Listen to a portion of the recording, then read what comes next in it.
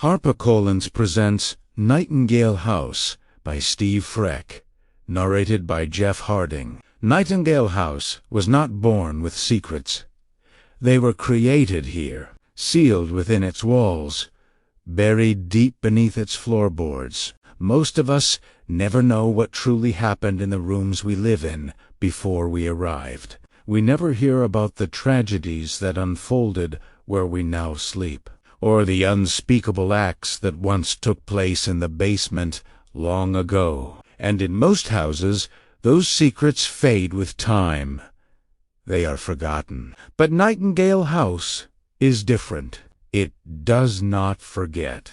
Its secrets still linger, hiding in the shadows at the top of the stairs, whispering at the end of the hall, and echoing in the faint sound of a little girl crying behind a door that opens to an empty room. They are still here, waiting. Chapter 1. With one hand I reach up and press my fingers to my chest, feeling the ring that's hanging from my neck, under my shirt. With my other hand, I reach out to my 8-year-old daughter, Caitlin, who is standing by my side. Gusts of wind kick and swirl around us. "Ready?" I ask. She takes a deep breath and grasps my hand. "Ready?" The Queen-styled Nightingale House, sitting on the shore of Willow Lake, stands before us. "Let's do it," I say.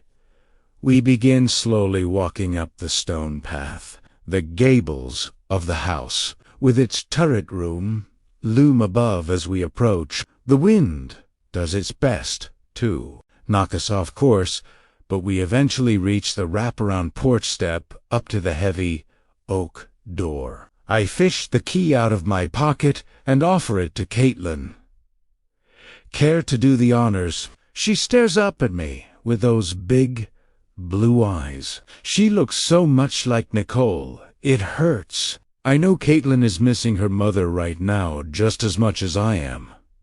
Okay, she takes the key and attempts to slide it into the lock, but her hands are shaking. "You want some help?" I ask. "No," she stubbornly sighs. I smile. She's so much like Nicole. She finally gets the key into the lock. "There. Say, I did it," she says, giving it a twist. She pushes down on the handle and leans against the door. The hinges sweetly groan as it swings open. We step inside out of the wind and are greeted by the smell of polish from the gleaming hardwood floors. To the left is the living room. The sofa and coffee table are surrounded by unpacked boxers. Directly in front of us are the stairs to the second floor. The door to our right leads to the study.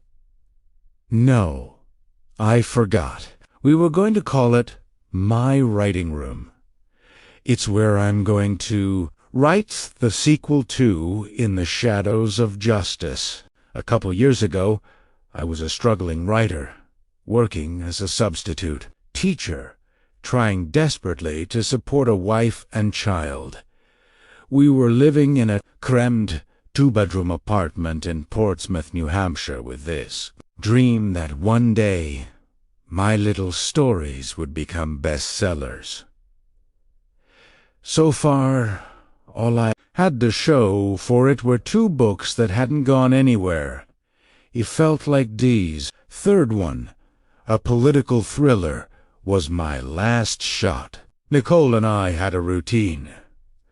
I would get up at 4 in the morning and start writing. Nicole would get up at 6 and get Caitlin ready for school. Then, over a cup of coffee, Nicole and I would sit at our thrift store, purchased kitchen table, and I'd read to her what I had written. I loved it. I knew that if by some miracle my political thriller became a bestseller, this would always be my favorite part. Just me and Nicole, sitting at the kitchen table, her eyes widening as the story unfolded. She was my best critic, cheerleader, and editor. I'll never forget the day we were sitting at the kitchen table, rain beating against the window, and I read the words, "The End." I looked up from the page, and she had tears in her eyes. Nicole took my face in her hands, kissed me, and said, "This is it. We got an agent." There was a bidding war, and we were off to the races. And I keep saying we, because I mean we. No, Nicole. No book. 14 months later, after a year of editing, tweaking, and finally, publication day, came the call. The book had been out for 2 months and sales were strong. The reviews were great. My publisher had already offered a 2-book extension to my contract, along with a handsome advance. Nicole and I tried not to talk about it too much, out of fear that we would jinx it. Then, one morning while we were getting Caitlin ready for school, my agent, Lana Gifton, called. "Have you seen the New York Times bestseller list this morning?" she asked. It took me a second or two, but I gradually grasped her meaning. "No way." "I really think you should," she said, and hung up. I flew from my chair and raced for the computer. I pulled it up on the browser because, of course, I had it bookmarked. My heart stopped. "Nicole!" I yelled. She ran over and stood behind me. "What's going on?" "Say, asked." I pointed at the screen. 8. "In the shadows of Justice Daniel Price, oh my God!" she screamed. I leaped up and we held each other as we both started crying. "Mom? Dad? What's wrong?" Caitlin asked from the doorway. I ran over and gave her a fierce hug. "Oomph, pumpkin. How would you like not to go to school today?" She eyed me suspiciously. "What would we do?" "Whatever you want." We spent the rest of the day bowling, going to the movies, and eating ice cream. That night, after Caitlin passed out in her bed from exhaustion, Nicole and I went to our room and made love more passionately than we had in years. It was a celebration of everything we had worked for. Afterwards, we lay side by side, sweating, and in total bliss. "Hey, Shakespeare," she whispered. It was her favorite pet name for me. "Yeah, I think it's time we start looking for some new digs." "Way ahead of you." "Oh yeah." "Yep." "What were you thinking?" She playfully bit her lip. Anything." "Well, we may have to skip the helipad in 20-car garage, but other than that, name it. I want to live on the water. Doesn't have to be the ocean, but maybe a lake?" "Done?" I nodded. She laughed. "I like this little fantasy." I took her hand. "It's not a fantasy anymore." I think that was the first time we both realized that it was finally happening. No more dreaming to take our minds off our desperate situation. No more trying to hide how broke we were from Caitlin. "I want to live in an old house," Nicole said, before quickly adding, "Not ancient, but something with character. Perfect. What do you want?" "Me?" She nodded. "I want..."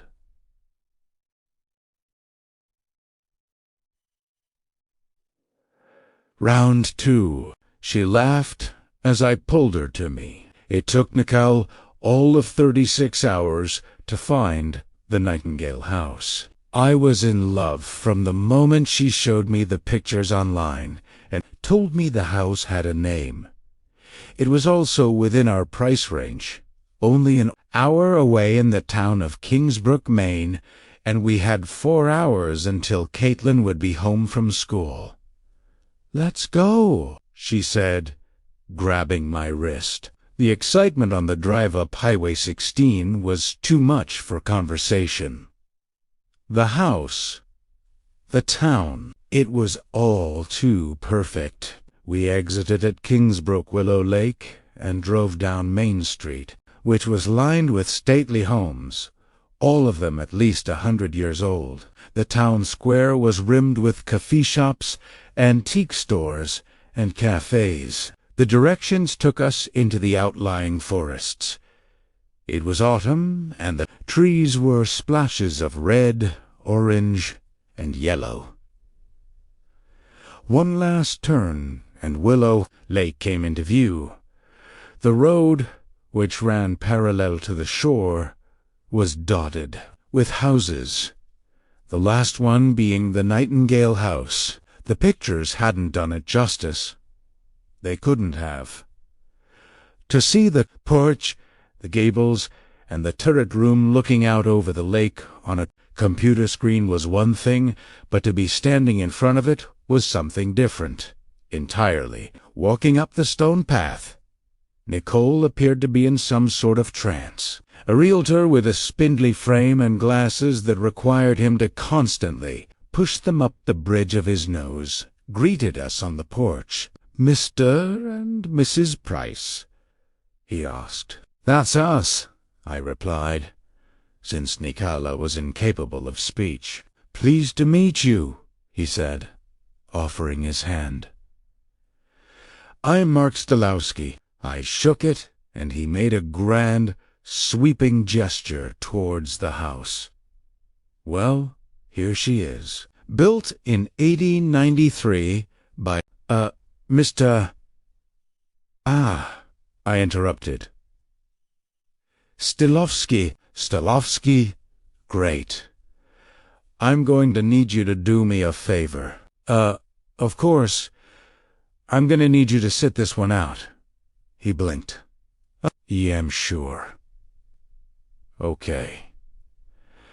"Thank you, Nicole," and I stepped inside. It was my turn to be speechless, but she suddenly came out of her trance. She glanced into the room on our right, which contained a large bookcase built into the wall.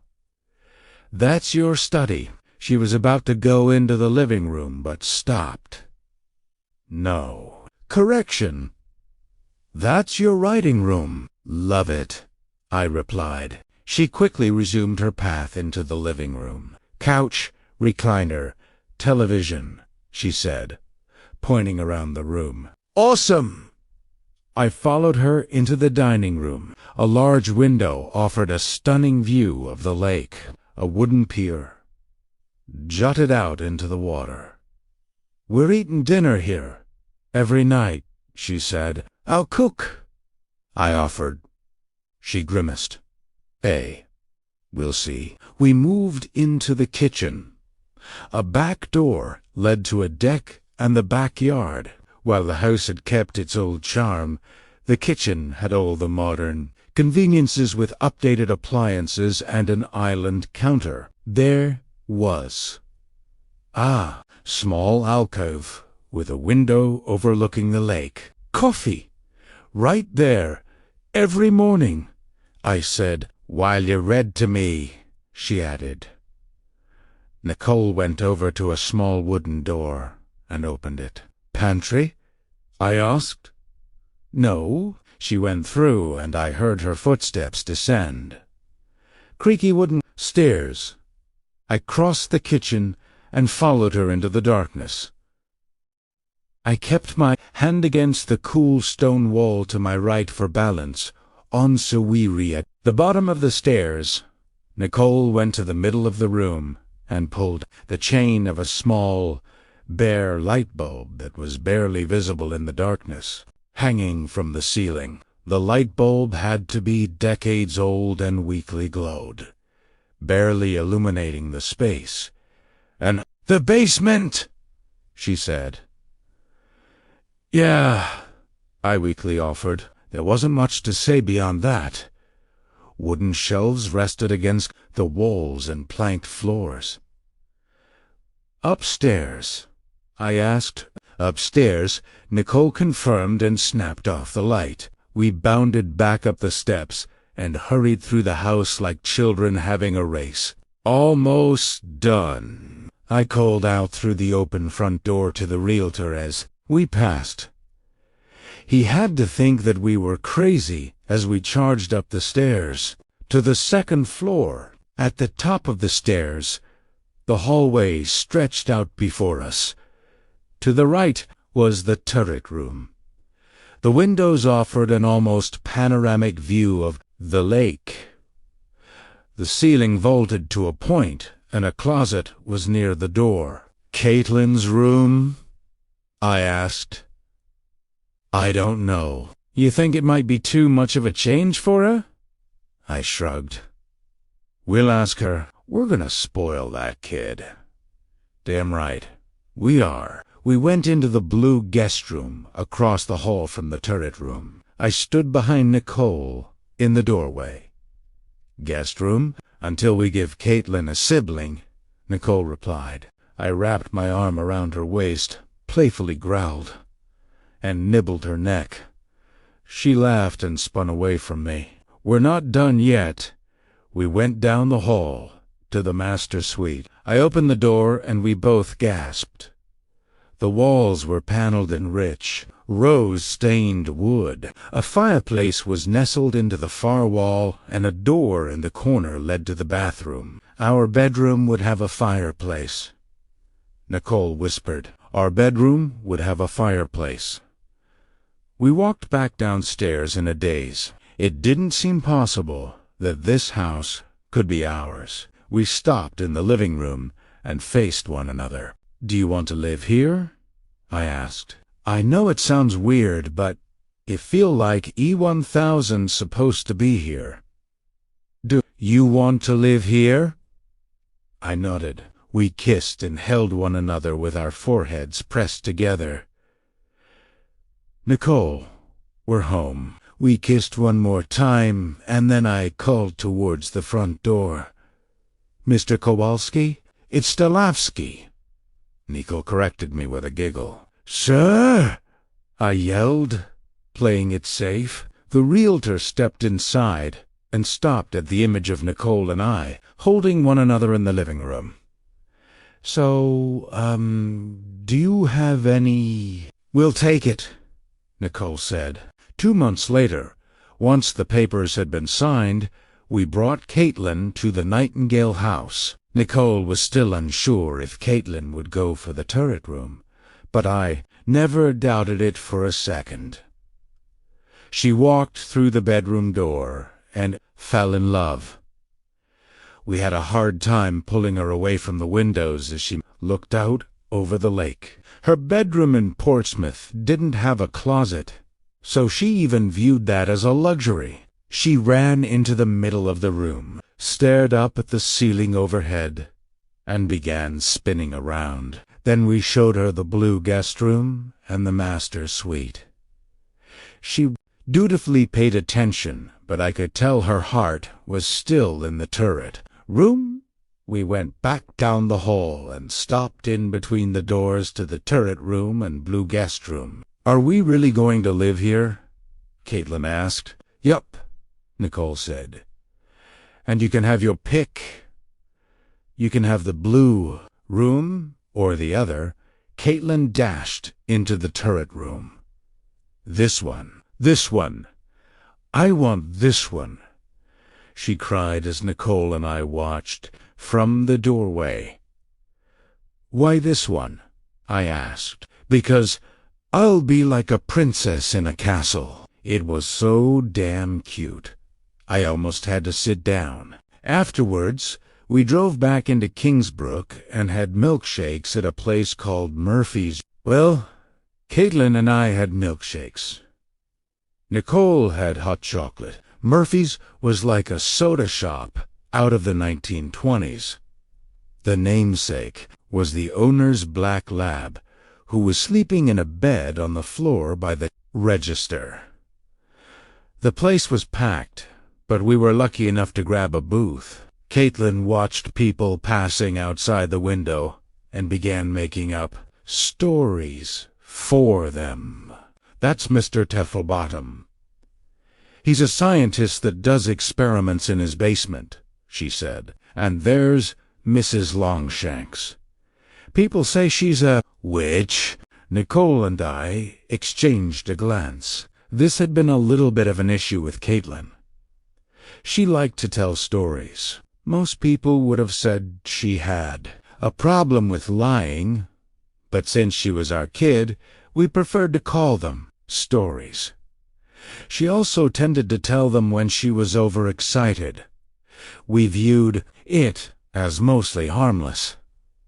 If pressed, she would usually admit that she was just making stuff up. Still, there had been problems at school. After the amazing day we had, neither one of us felt like correcting her. Instead, we tried to steer her back to conversations about the new house. After our milkshakes and hot chocolate, we got back in the car for the drive back to Portsmouth. No one was anxious to return to the apartment. We were halfway there when we pulled up to a red light. "When we move in, can we play hide-and-seek?" Caitlin asked. At Sarah's birthday party last year, we turned off all the lights in her house and played hide-and-seek. "You bet," I said. Caitlin beamed. Nicolette twisted herself to look at Caitlin in the back seat. "A princess in a castle, huh?" "Yep." Nicole gave me a wink. "Maybe we should get you a princess bed for your room." I watched in the rearview mirror as Caitlin's eyes widened. The light turned green.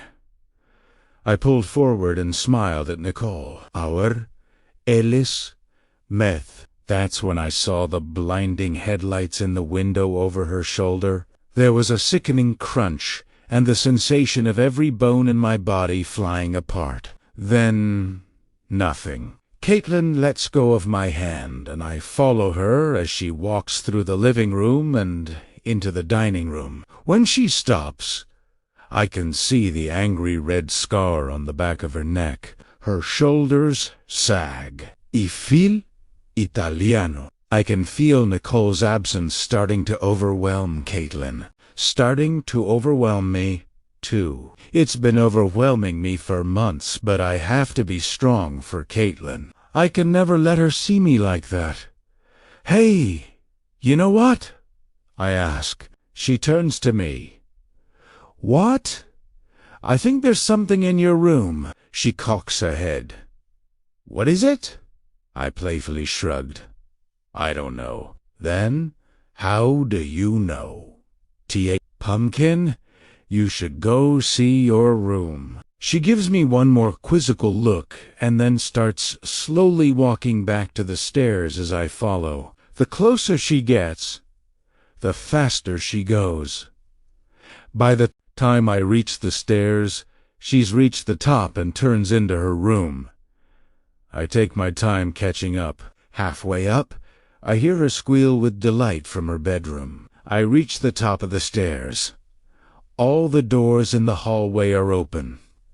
A steady, rhythmic sound emanates from Caitlin's room. I round the corner into her room and find her bouncing on her new four-poster canopy bed. My princess bed. She happily sings. "Hey! You're gonna break it!" I warn her, but not too sternly. She falls onto her back, laughing hysterically. "All right, enough of that. You little monster." I point to the cardboard boxers in the corner. Each one has Caitlin written in black marker on the side. "Start unpacking. Set up your room however you want. If you need me, I'll be down the hall, okay?" She nods. "Ego Toleb." But hear her hop off the bed and run towards me. I turn, just in time as she throws her arms around me in the strongest hug her arms can manage. "Thank you, Dad." I returned her hug. "You're welcome." sweetheart. I love you, she says. I love you, too. We hold each other, both missing Nicole. I kiss the top of her head. Okay, get to work.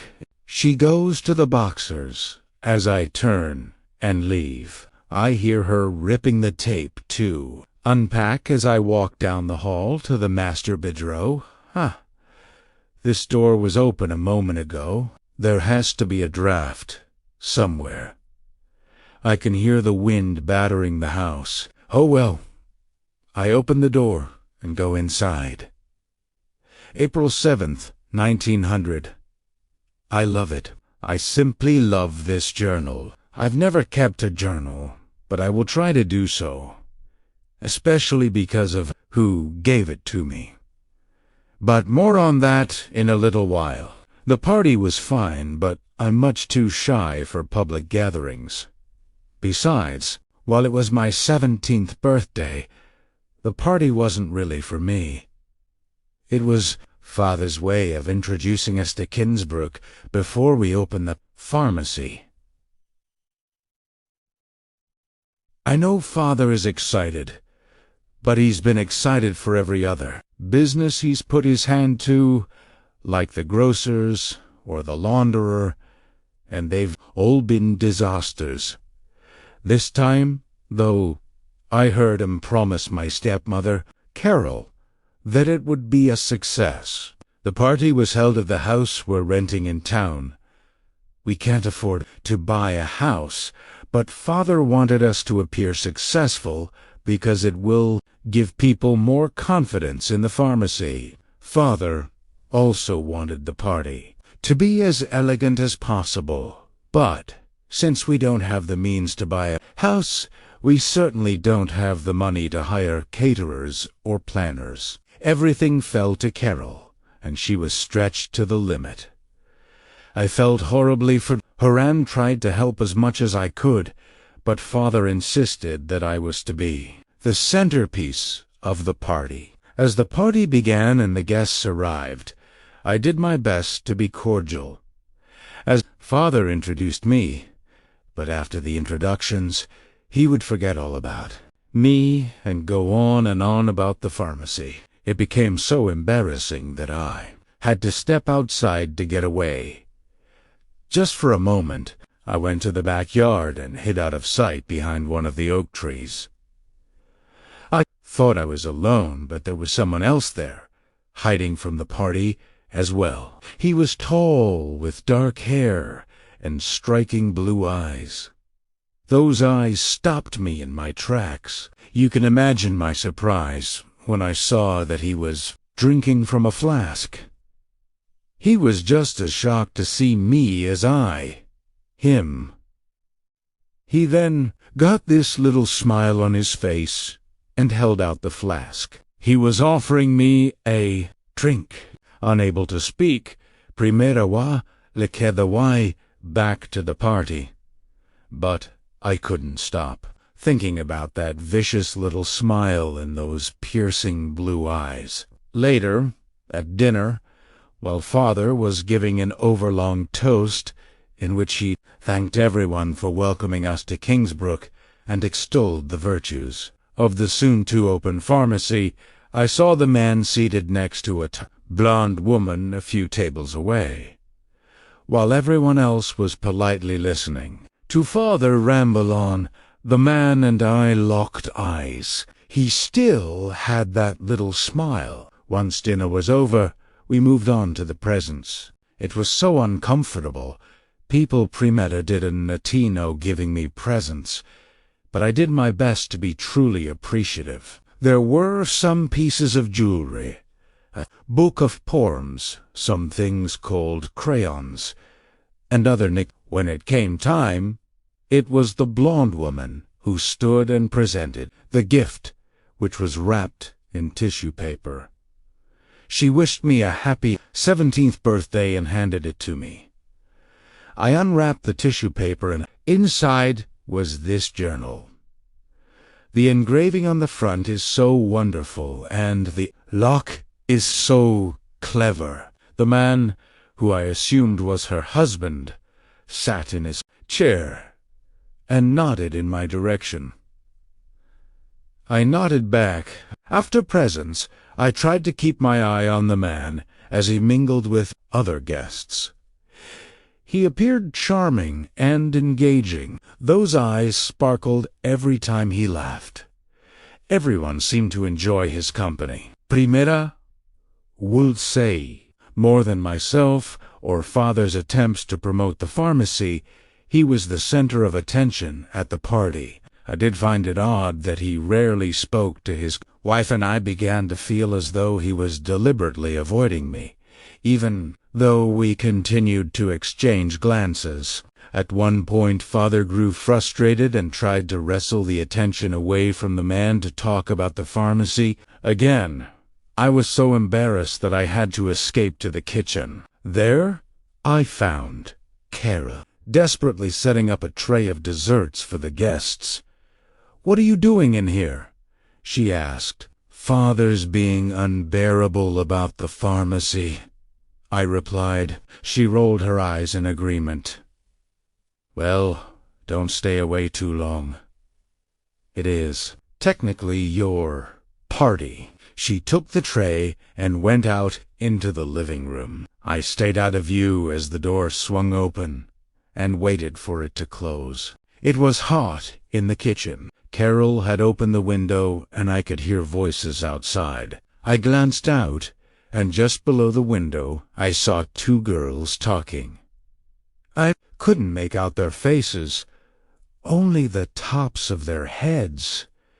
"Can you believe they're here?" one asked the other. "Why not? From what I understand, it's not the first time it's happened," the other replied. "What have you heard?" "Stories mostly, except this last one. I know for a fact he was caught with a young woman." "Who told you?" "Someone who knows their valet." "Can you blame the young woman, though he is handsome?" "Patricia, stop it." "What? He is. There's no denying it. Lots of women fancy him. And, as I said, I've heard stories. He's even told me that he fancies me. You really are a terrible gossip." "It's not gossip if you know." Just then, the door to the kitchen swung open, and father poked his head inside. "Darling, you're being rude.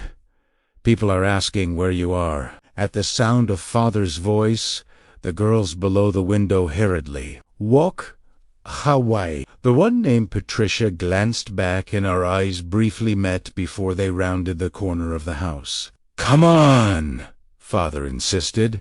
I went to join my party. Once the party ended, father and I waited at the end of the drive to see the guests off and individually thank them for coming. When I spotted the man towards the end of the line, I pretended as though I wasn't anticipating our formal introduction and farewell. That blonde woman hung on his arm. I tried to concentrate on the people to whom I was saying goodbye, but my attention kept flicking back to him. At last, they reached father and me. Father shook their hands and said, "Mr. and Mrs. Carrington, thank you so much for coming." The woman thanked him for the invitation to the party and again welcomed us to Kingsbrook. Then they turned to me. I thanked them for coming and for the journal. She took both my hands and said, "It was our pleasure." She let go, and I offered my hand to Mr. Carrington. "Thank you for coming, Mr. Carrington. So nice to meet you." He locked me with those eyes and gently took my hand. "And you?" he said. No one could see it, but when he said you, he applied the slightest pressure with his finger to the palm of my hand. It was distinct and deliberate. "You should come visit us sometime at the Nightingale House." Unable to help himself, father suddenly jumped in. "Well, if there is Anything you need from the pharmacy, don't hesitate to contact us. We'll even make deliveries." His attempt to casually insert business into the conversation went over like a stone. But the Carringtons remained polite. I couldn't prevent my eyes from rolling as father rambled. Mr. Carrington shot me a sideways glance and gave me a sly wink. Afterwards, father and I watched them ride off in their carriage, driven by a man I heard her address as Theodore.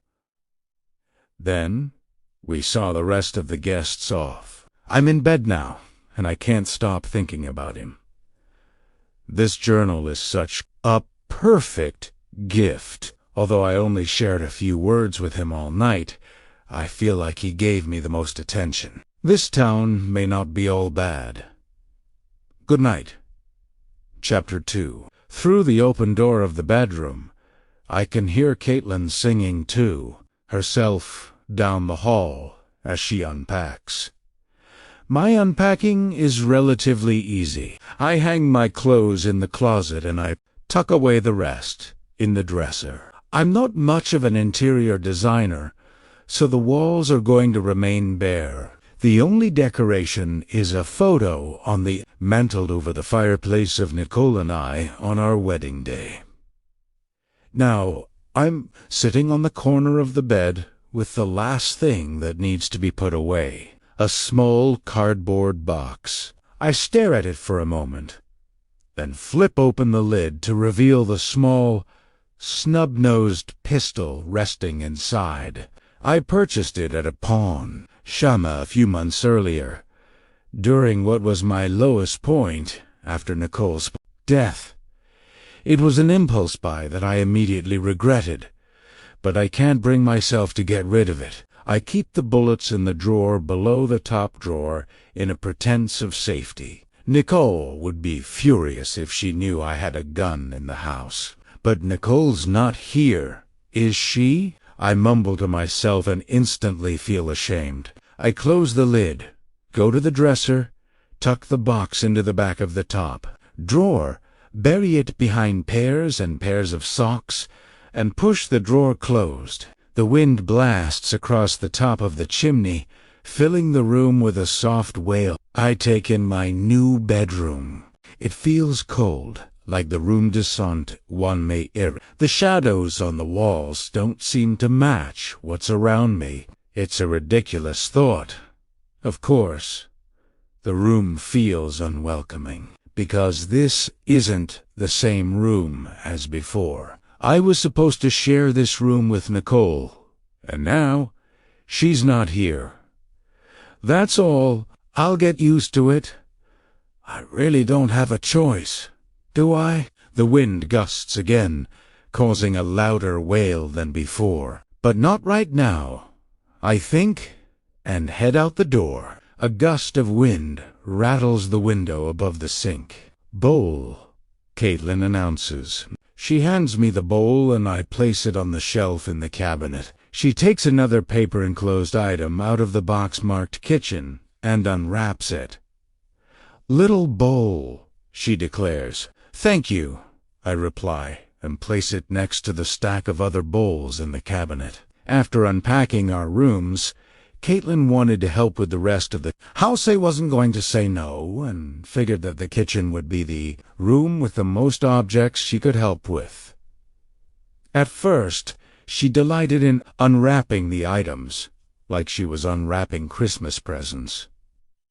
She would take them out of the box, tear away the paper, declare what they were, and hand them to me to put away in the cabinets she can't reach. However, that was an hour ago, and for her, it's no longer like Christmas. She lifts another item out of the box and unwraps it.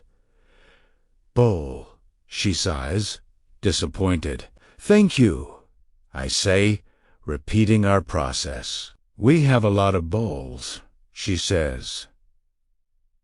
Well, maybe. I guess we do have a lot of bowls, but the real problem is that she's getting restless. The novelty has worn off. Caitlin looks at her hands and claps them together. "Gloves," she says. What's that? Pumpkin. I need gloves. The movers had gloves. I should wear gloves. She abruptly turns and walks away into the dining room, out of sight. Caitlin, be right back. She calls out, her voice heading upstairs. I lightly laugh, bend down, take another object out of the box, and remove the heavy wrapping paper. A bowl!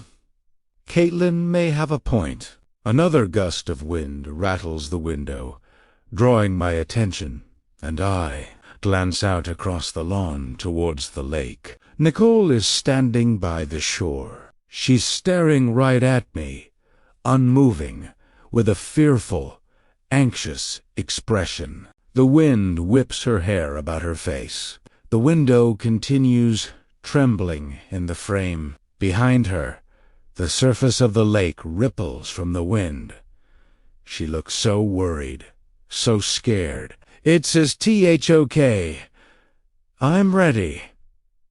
I drop the bowl. It crashes to the floor and shatters into countless shards of sharp ceramic pieces. Caitlin is standing just inside the kitchen doorway, wearing her big, bulky, red snow gloves. She looks just as startled as I am.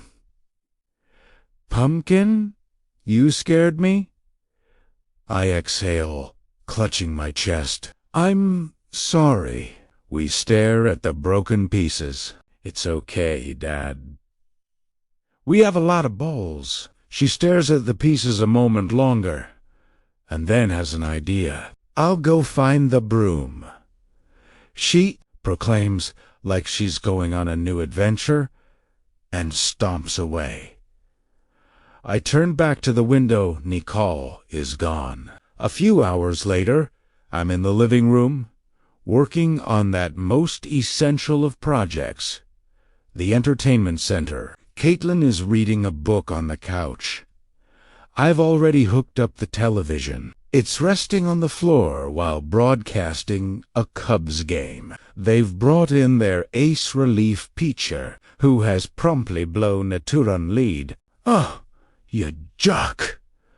I say, as the runner crosses the plate. Caitlin raises her head to look at me, but goes back to reading. The wind has died a little bit, but short gusts will occasionally rake across the house. I've gotten over the shock of seeing Nicole. Honestly, it's nothing new. I've been having dreams about her. They started the day after the accident. Sometimes they rain nightmares. Other times they're wonderful. Visions where we're living our lives like nothing had happened. I'll wake up right in the middle of the dream and try to fall back asleep as quickly as possible in the hopes that I can pick up right where I left off. But whenever I fall back asleep, we have really big heads and are watching sumo, wrestling fish, or something equally bizarre. I'll admit that this was different. It was the first time I've seen her while I was awake, but I'm not too bothered by that.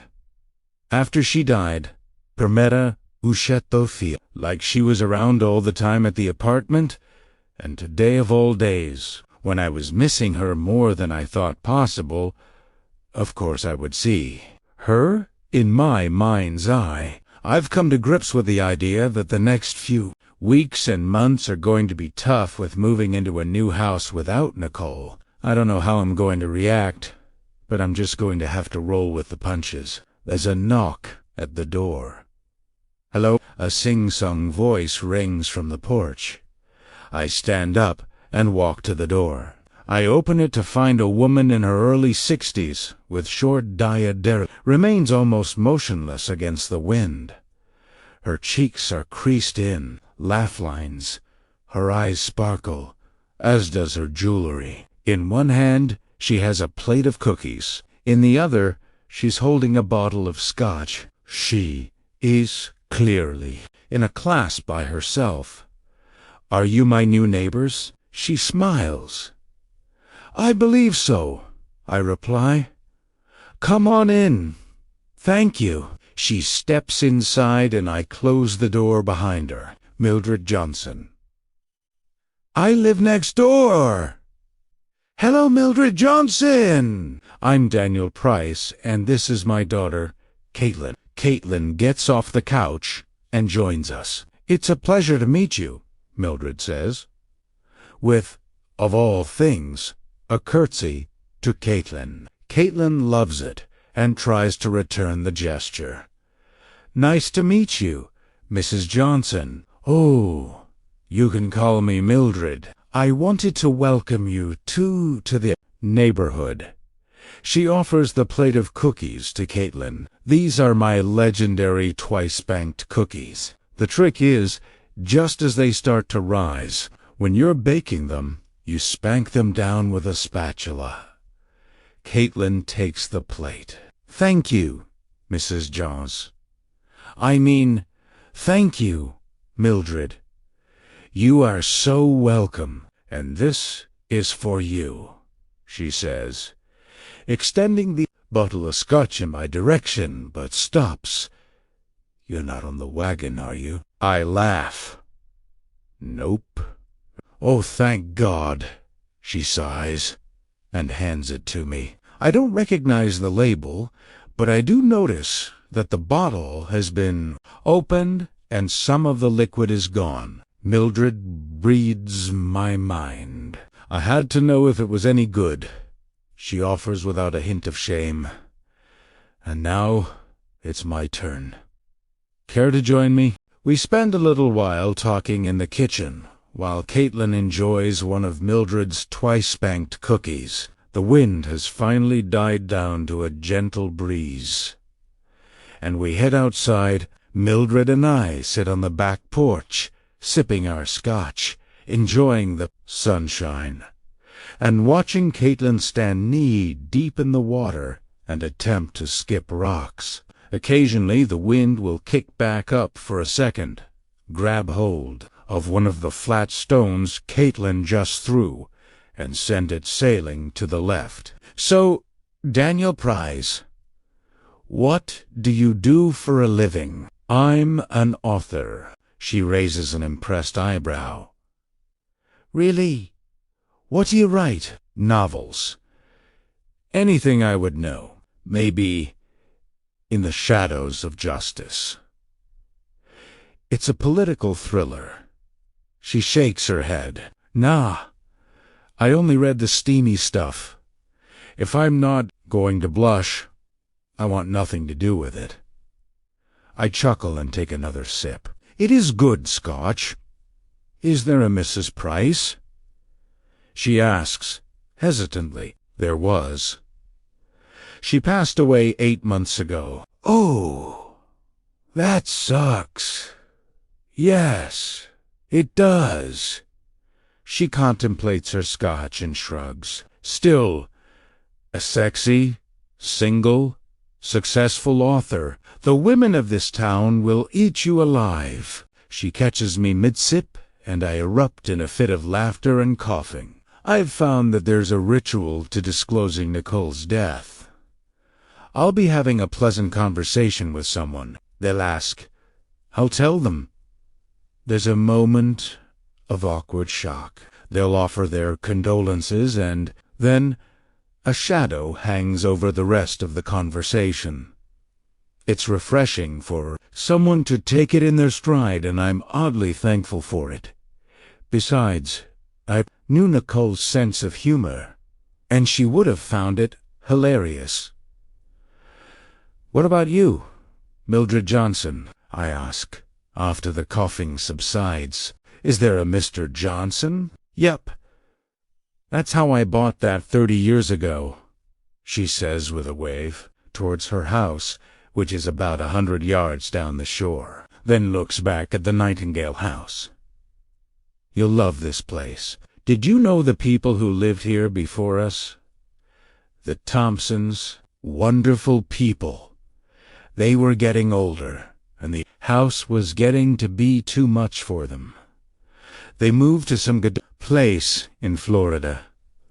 But if you ask me, all of Florida is got. We watch as Caitlin tries to sidearm another rock. She gets 2 skips before the rock disappears below the surface. How is she handling it?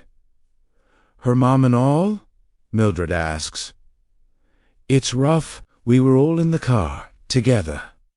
T-boned by a drunk driver. My wife died instantly. Caitlin was out for a few days. That really sucks, she says. Eyes still on Caitlin. Yes, it does. And the drunk driver, he died at the scene. That's too bad. Mildred looks down into her scotch and then adds, they should have kept him alive so you could finish him off. I'd be lying if I said that thought never crossed my mind. Mildred nods, as if I passed some kind of test. Well, let me know whenever you need someone to look after her. I'll spoil her. Rotten Mildred Johnson, you are my kind of woman. We clink glasses. Our inaugural dinner for our first night in the Nightingale House is pizza. While I paid the delivery guy, Caitlin sets the table. I know it's pizza, but I feel that we should observe some sort of ceremony and actually eat at the table. As I carry the pizza towards the kitchen, I see that Caitlin is setting out 3 plates on the dining room table. Who's the extra plate for? I ask, suddenly worried that she's setting a place for Nicole, like she's forgotten that she's not here. The pirate, Caitlin responds. I'm sorry, the pirate. Yeah.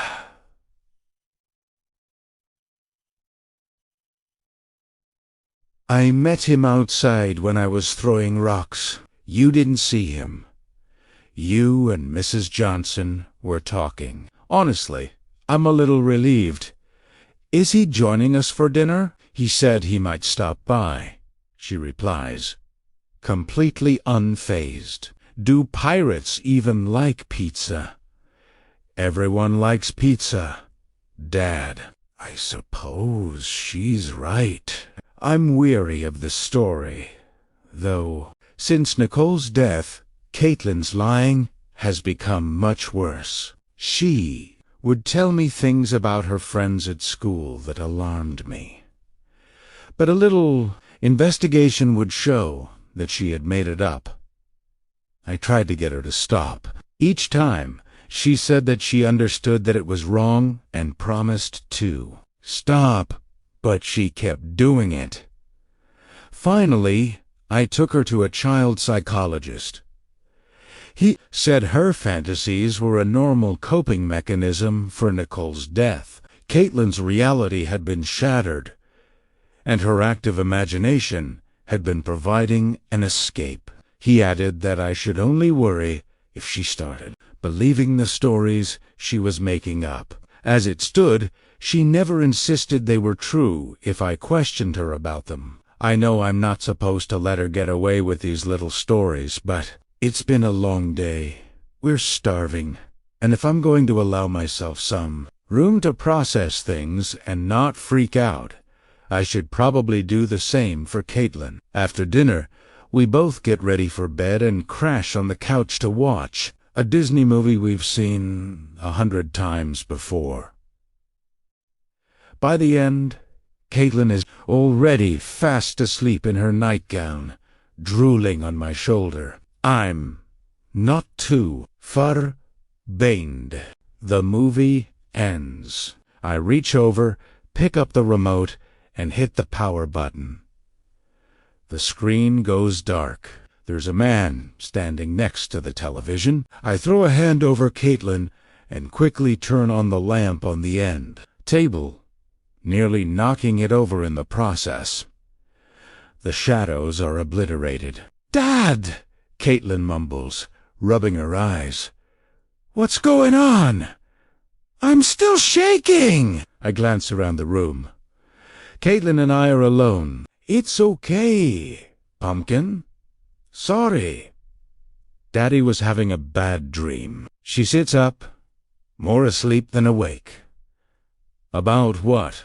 I finally take a deep breath and settle myself. Nothing. Come on! Time for bed! Instead of getting up, she leans over and falls back asleep on my arm. I smile. That's the way it's gonna be, huh? She doesn't argue as I gently lift her up. She only wraps her arms around my neck and rests her face against my shoulder. I carry her to the foot of the stairs. I can't help but look back one more time to the spot where I had seen the figure.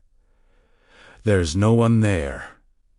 Chapter 3. This is the worst night since the night Nicole died. I'm lying in bed, sleeping on the left-hand side, because that's where I always slept when Nicole and I shared this bed, staring at the darkness overhead, and I can't stop crying. My muscles ache from the sobs that have been racking my body. I'm worried that I'll wake Caitlin, but I can't stop. I grab a pillow, go into the bathroom, and close the door. Using the pillow to stifle my cries, I sit on the cold floor and weep. I don't care how this looks. Ego is nothing in the face of crushing grief. When they told me Nicole was gone, it was surreal. I couldn't process it. I still can't. I've spent the past few months thinking that somehow, at any moment, she'll walk through the front door and life will go on the way we planned, the way we worked so hard for and finally achieved.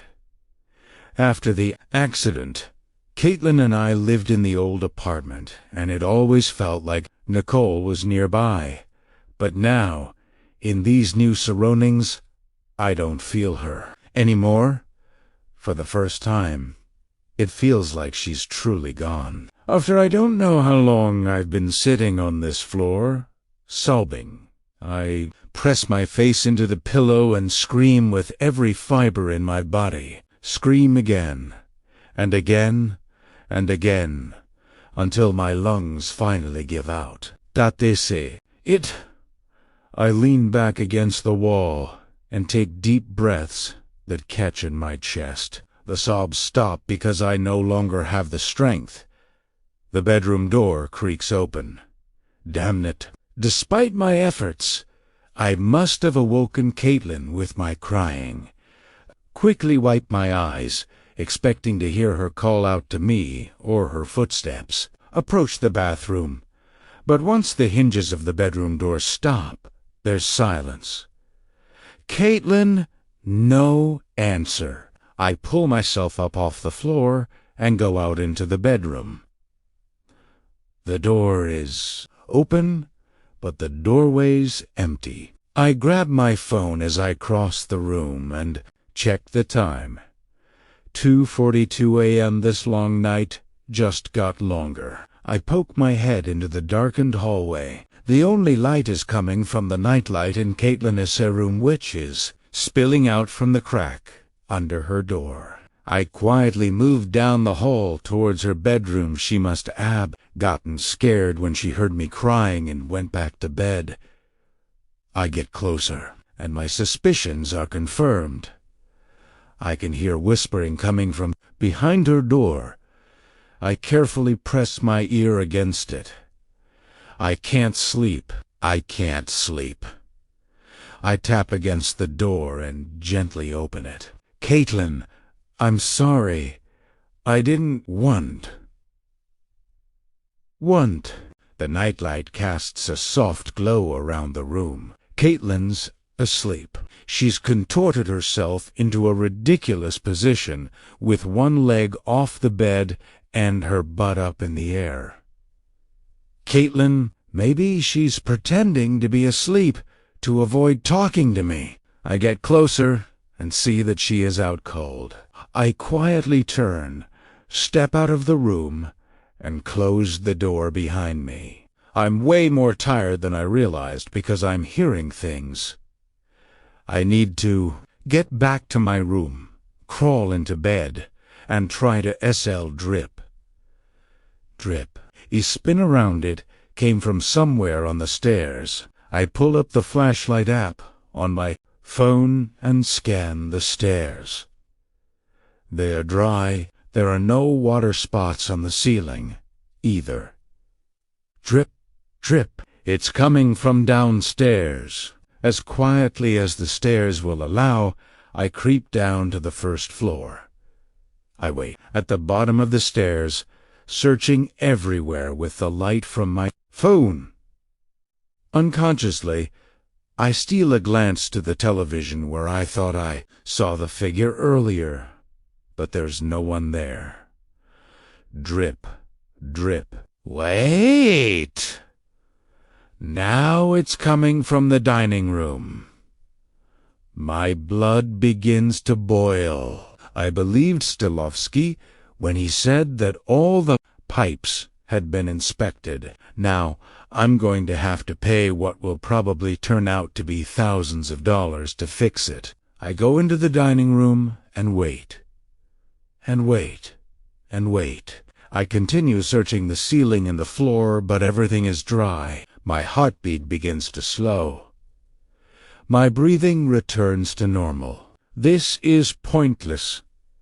There's nothing I can do about it tonight. I'll look tomorrow in the daylight. Since I've come all that way, I'll check out the kitchen, just to be thorough. I walk through the entranceway and sweep the light over the stove, counters, and fridge. I check the door leading to the backyard to make sure it's locked, which it is. Through the window in the door, I can see the moon's reflection in the black water of the lake. I have to get back to bed. Tomorrow, I'll call Stilovsky and have him send some drip, drip. It's right behind me. I swing around, sweeping the light in a wide arc across the floor. It sounded so close. I'm surprised that I didn't feel the water on my bare ankles, but the floor is dry. I check the ceiling. No watermarks. I stand absolutely still, holding my breath until my muscles begin to cramp and my lungs start to burn. The stillness wins out. The tension flows from me. A new house, way behind on the next book, stress, grief, lack of sleep. Of course I'm hearing things. I tell myself that I have to take it easy and roll with the punches. It's time to get back to sleep. I creep back through the first floor and up the stairs. I tiptoe past Caitlin's room and down the hall. I quickly hop into the bed, getting my freezing feet off the floor, and slide them under the covers. I punch the pillow, floofing it up, smooth it out, lay my head back, and wait for sleep to come. And wait, and wait, and wait. May 3rd, 1900. Today was the grand opening of the pharmacy. For the last month, Father's been talking about the crowds that were going to show up. In the end, there was only a handful of people. Most of them were other merchants from the town square and were more polite than enthusiastic. Father gave a ridiculous speech about how the pharmacy would provide for all of Kingsbrook's medical needs. He boasted of the tonics from the East and powders from Africa. Then he announced that he would be giving away samples to prove their effectiveness. Carol was livid. Afterwards, they disappeared in the back and left me to work the register.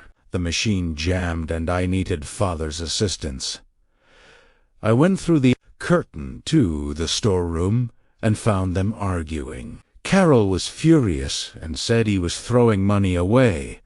Father said that once everyone sees how well the products work, they'll be back for more. Carell said that they didn't work, and that Father knew it back in Boston. That's when they saw me standing by the curtain. I told them about the register. Carol said she would take care of it, and left us. Isn't it wonderful? Father asked with a forced smile. Isn't what wonderful? The store, he replied. It's going to do such wonderful things for our family. He's said that before about the grocers we had in Boston and the laundrettes, and now this. Father and Carol continued to be hostile to each other and arguing in the storeroom. The stream of customers dwindled, and Father decided it would be best if I ran the store, and the two of them went home to talk. I was fine with the idea, anything to get them out of the store. There were some customers throughout the rest of the day, but nothing of the magnitude Father had predicted. Some of Kingsbrook's elite, who couldn't be there earlier for the opening, stopped in later. They seemed relieved when I told them that Father was gone for the day. Then they beat a hasty retreat, promising to return another time and congratulate Father on the pharmacy's success. One of the latecomers was Mayor Fleming. To my surprise, he was followed by the young woman I had seen under the window at my party, the one named Patricia. We recognized each other immediately. She smiled with false politeness as he introduced her as his daughter. He asked to speak to Father, and I told him that Father had gone, but that I would tell him that he had stopped by. As they turned to leave, you'll never believe who walked in. Mr. Carrington, he exchanged pleasantries with the mayor and a few words with Patricia before making his way over to the counter. Those eyes. Miss Harker, he said. It's good to see you, Mr. Carrington. He was pleased that I remembered his name, and winked at me again, glanced over his shoulder, and saw the mayor speaking to his daughter. I couldn't hear what they were saying, but it was clear that he was leaving, and she wanted to stay. Are you working here by yourself? Mr. Carrington asked. Father needs me to work, I told him. Can't he hire someone? Not yet, but hopefully soon. He looked around at the almost empty store. How is the grand opening going? He asked with a smirk. I didn't like. I also noticed that Patricia Fleming had drifted closer to the counter. I couldn't believe it, but she was unmistakably eavesdropping on our conversation. Father says once we're established, it'll get better, I answered. Do you believe that? I hope it will. I was shocked that he would speak so bluntly, but admired his honesty. Well, he needs to hire someone, he said. A shop girl is no position for a lovely creature like yourself. Yes, he did. He called me a lovely creature. I could feel my cheeks flush, and I faltered for something to say then.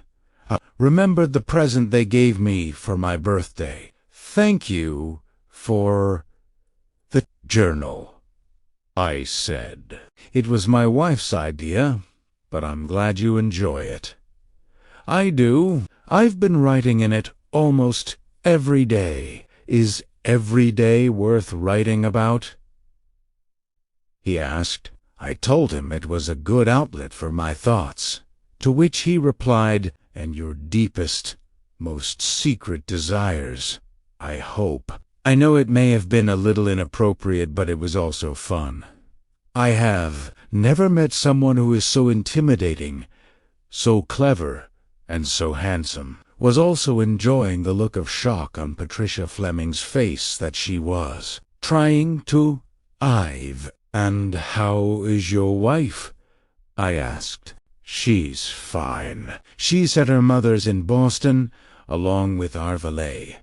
They'll be back for the 4th of July celebration, which reminds me, we have a picnic at the Nightingale House on the 4th of July as part of the celebration. The whole town is invited, but it would make me particularly happy if you would attend."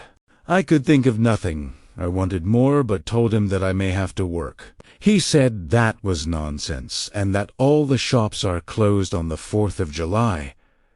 "And who knows," he said, "maybe business will be such that your father can hire someone else to waste their life behind that counter." He picked up a tin of lip balm from the display next to the register and laid it on the counter. "How much is this?" I told him it was 20 cents. He pulled out his billfold, removed a $5 bill, put it on the counter, and said, "Keep the change." "You want my father to open an account?" I asked. "I didn't say give it to your father. It's for you on one condition." "Yes." "You have to buy something for yourself, something pretty." I was speechless. "Thank you," I finally managed to say. He gave me that sly wink again. "See? Business is already looking up." He took the tin and walked out the door. I never took my eyes off him until he disappeared out of view of the window. Then I turned to Patricia Fleming. She was pretending to look at a shelf of tonics. "Can I help you find something?" I asked. She gave me another insincere smile. "No, thank you," she said. "It's all a little expensive for my tastes." I tried to match her insincerity with a false smile of my own. "Best of luck with the pharmacy," she said, then turned and walked out. The door? I was upset at her rudeness, but then I remembered called me a lovely creature, and that I should buy something pretty for myself. As I watched Patricia walk away, my gaze drifted towards the jewelers across the square. I think I shall have to pay them a visit. Good night. Chapter 4. I'm awoken by the sickening crunch of metal slamming into metal and glass shattering just outside my bedroom door. Then silence. I open my eyes and sit up. The room is filled with a faint black fog. I climb off the bed and listen at the door. There's a faint noise on the other side. Tick, tick, tick, tick. I open the door and walk through. The black fog blankets the intersection. The pavement is littered in broken glass and bits of metal. Small wisps of steam and smoke escape from the crumpled hood of the pickup truck that slammed into our car. The force of the impact has melded the two vehicles together into one disfigured, twisted heap. The traffic light above the intersection blinks red. Tick, tick, tick, tick. The black fog seems to guide me over to the wreckage. The bits of glass puncture my bare feet as I walk across the pavement, but I don't feel it. I can't see inside the truck, but I know what's in there. The body of the driver pressed against the steering wheel. I don't want this. I don't want to see this. But the black fog urges me forward. I get closer to the car. Through the remains of the shattered window, I see Nicole's mangled, decimated body. Her head is twisted at an unnatural angle. Her face is covered in blood. Her eyes are open. They stare straight ahead but see nothing. Why? Why did this have to be the last image I have of her? Image that has been burned into my mind. Nicole, my wife, the woman I loved, the mother of our child, broken, lifeless, grotesque. After I regained consciousness moments after the accident, I saw her and screamed, pleaded with her to wake up, knowing it was useless. Why did this have to be how I remember?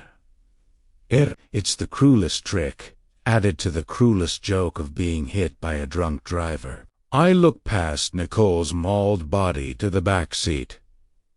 Caitlin, she's strapped in by her seatbelt, her body laying back. Like Nicole, her head is at a nauseating angle. Her eyes are open, lifeless. No. It wasn't like this. She was alive. I tried to help her. She was breathing, but I couldn't touch her because I was afraid that if she had a spinal injury, I would paralyze her. So I had to sit there, pleading, begging her to wake up. 12 minutes between when I called 911 until the ambulance arrived were an eternity. I couldn't touch my daughter. I couldn't do anything. The EMTs had to drag me away, screaming towards the ambulance as they began cutting into the door. Caitlin was alive, but now she's dead in the back seat. It wasn't like this. Caitlin, I scream and frantically try to open the crushed door. The handle won't budge. Through the remains of the window, I grab the edge of the door and pull. The shards of glass slice into my hand and work their way under my fingernails. I grunt, curse, and scream. Caitlin, somebody help me, please. In between my efforts, there's a faint whisper. It's your fault. I stop and peer into the black fog. A thin layer of snow lies on the ground among the black trees, but I don't see anyone. It's your fault, the whisper says again, somewhere near me. Why didn't you see the truck? It's your fault. I slowly turn back to the wreckage. Nicole's eyes stare lifelessly in front of her, but her lips move. It's your fault. No, Nicole. Please, I'm sorry. The rest of her body remains motionless, except her lips. It's your fault. Why did you let this happen? Nicole, I didn't see. It's your fault. Her whispers grow louder. Her voice is accusatory, sad, and terrified, all at once. It's your fault. It's your fault. You did this. You killed me. You killed us. Stop! Please! Hot tears begin stinging my eyes. It's your fault. It's your fault. It's your fault, Nicole. I love you. Please, stop it. Her voice and lips tremble, but her eyes and body remain lifeless. It's your fault. It's your fault. It's your fault. I can't take this. I turn away from the accident, but I still hear her. Why? Daniel, why did you let this happen to us? The door to my bedroom is sitting there, just off the road. The fog parts, clearing a path for me. It's your fault. It's your fault. It's your fault. Her voice follows, like she's walking right behind me. The doorknob feels like ice in my hand as I twist it open. I step into my bedroom and close the door behind me. The black fog blankets the floor. I can still hear Nicole's voice, as if she's standing just on the other side of the door. It's your fault. It's your fault. It's your fault. I crawl back into bed. Her voice trails away to nothing. I lie there in the silence of the room. Suddenly, the fog comes crashing into me. It races from every part of the room and every corner of the house. It enters my body through the pores of my skin, turning my blood into an icy, black sludge. I feel nauseous, like I'm rotting from the inside, and I'll never be clean again. Nicole's face appears right in front of me. Not the mangled image I've just seen in the car, but the concerned, fearful Nicole I saw through the window of the kitchen earlier today.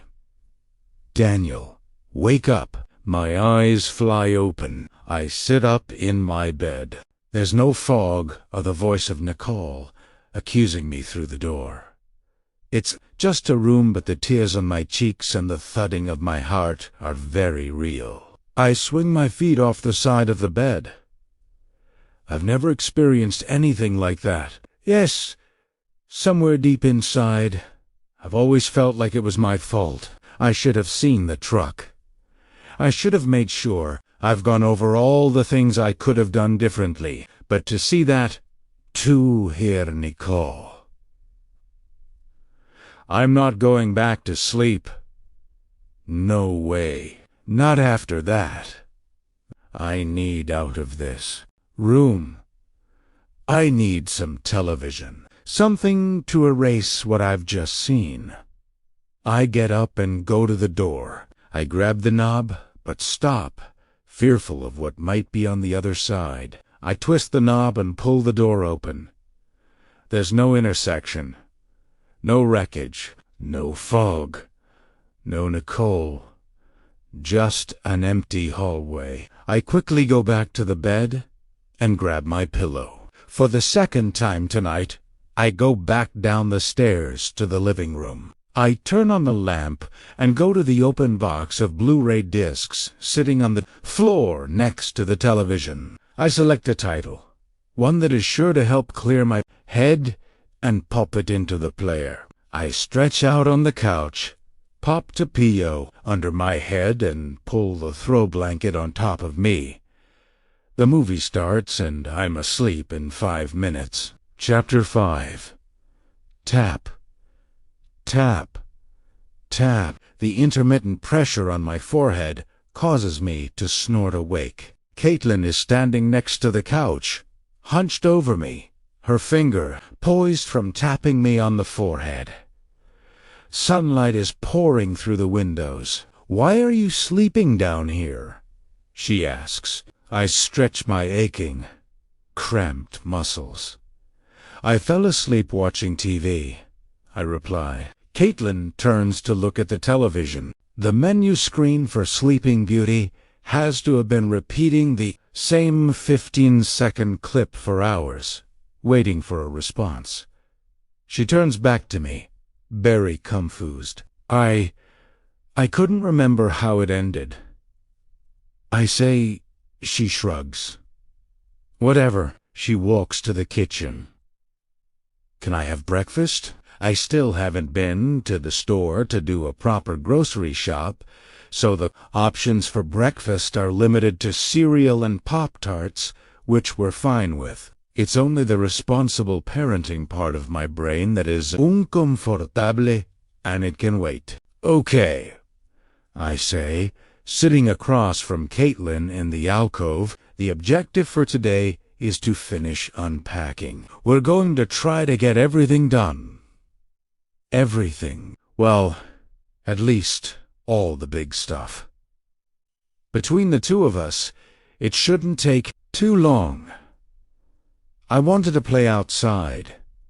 "You can, after you help me." She pouts, apparently less eager to help than yesterday. "Hey, that's what you get for waking me up by poking my forehead," I say with a wink. She tries not to laugh, and she does help. We take care of the last 2 boxes in her room that need to be unpacked and put them away.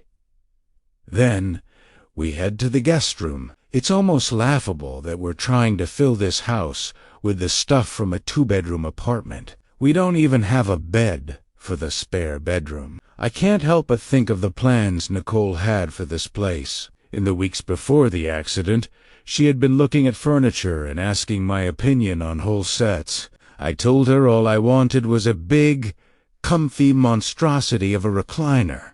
She had web pages of furniture sets bookmarked, but we didn't pull the trigger. Deciding that we would pull the trigger once we were in the house. After all, we would have so much time. Right? The pages are still bookmarked on the computer, but I can't bring myself to look at them.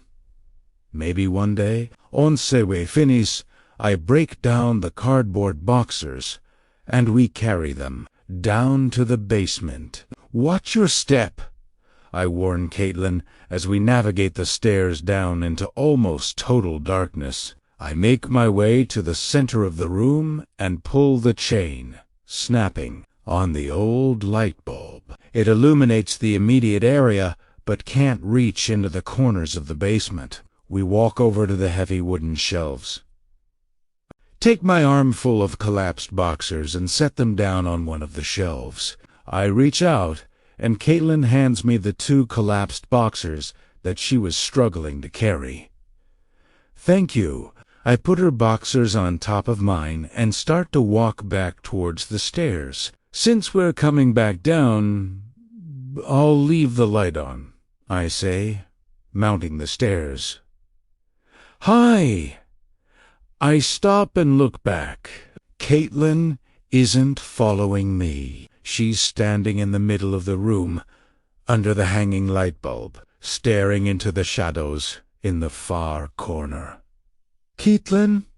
She turns to me, smiling. Pumpkin, what are you doing? Pop, pop, pop. The bulb flashes, illuminating Caitlin and the thing that is standing in the corner before plunging the basement into darkness. Caitlin, I frantically try to get my phone out and turn on the flashlight app. I'm okay, she calmly replies. I'm finally able to get the app up and find Caitlin with the beam of light.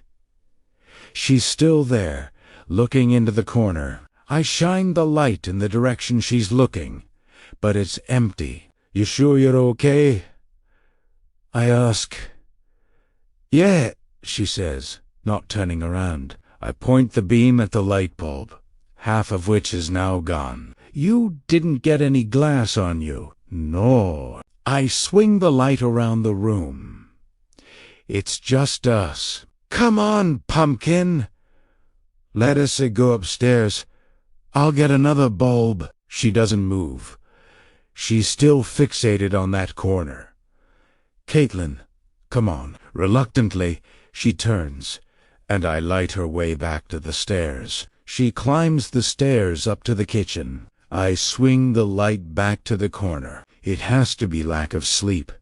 But when that bulb flashed, I thought I saw someone in that corner where Caitlin was looking.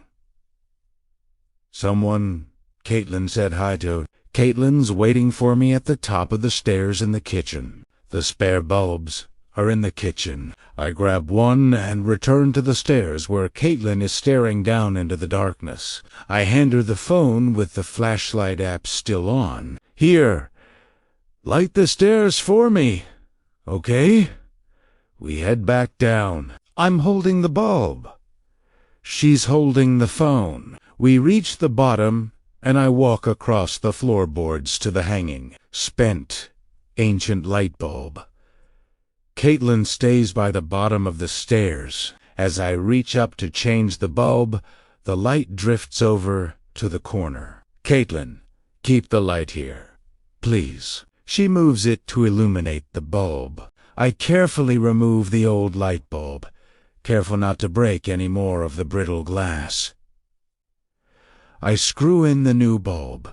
As soon as it's in, the bulb blinks. And it fills the room with a much more powerful glow than the old one. Can't help but sneak a glance at the far corner, but it's empty. I pulled the chain, turning off the light, and walk towards Caitlin. Let's go, I say, shepherding her up the stairs. Why did you turn it off? She asks. Aren't we coming back down? Nah, not today. By the time we reached the top of the stairs and emerged back into the sun-flooded kitchen, I already feel slightly stupid. It was a shadow, nothing more. I had an atrocious night of sleep and an exhausting day of unpacking. Yes, Caitlin is helping, but I am literally doing the heavy lifting. And this house, I love it. I do, but it's going to take a while to get used to it. It would be different if Nicole were here, and my subconscious knows that too. Why else would I be seeing visions of her? I'll get used to this, but I'm starting to worry about how long this adjustment will take. And not only for my own sanity, but for Caitlin's sake, too. I have to stay strong for her, because I'm worried that soon she'll start going through that same adjustment, if she hasn't started already. I have to accept that I'm a grieving widower who is all of a sudden raising a daughter on his own. And we've just moved into a big, old house. This is going to mess with my head a little bit. And if we're being completely honest, the basement's creepy. All basements, inherently, are. There's something about them that suggests isolation, or even a grave. What's next? Caitlin says, clapping her hands like she's all business. Living room, I suggest. She turns on her heels and points commandingly to the entranceway. Living room, she calls out and stomps away. Okay, she might be adjusting much better than I am. Chapter 6. We've conquered the dining room and the living room. It took less time than I thought, and that's including the times we stopped to have a popping fight with the bubble wrap. But that was all that Caitlin's concentration could take, and I'm unpacking the writing room on my own. Since I'm not a big fan of going back into the basement, the large cardboard boxers remained in the living room, and Caitlin has found a million uses for them. Sometimes they're spaceships that she pilots around the galaxy and suddenly cry out, "Asteroid field," which is Maikwe, to come over and shake the box. Other times, they're race cars, and she's flying round the track. Last time I poked my head out of the writing room to check on her, they were laid end to end across the floor, creating a vast system of underground caves. From the writing room, Primera KNA loudly announce her encounters with bats, lava, and trolls as I place some treasured paperbacks on a shelf in no particular order. It used to drive Nicole nuts. My books covered almost an entire wall of our apartment in Portland. One night, we were sitting on the couch with a glass of wine after Caitlin had gone to bed. Alphabetically. By year, she asked, waving her glass at the wall of books, ranked in order of your favorite. Is there any method to your madness? Nah, I replied. Then how do you expect to find any particular book when you need it? I won't need to find any particular book. They're just there. Then why have them? You know how hunters have the heads on their walls?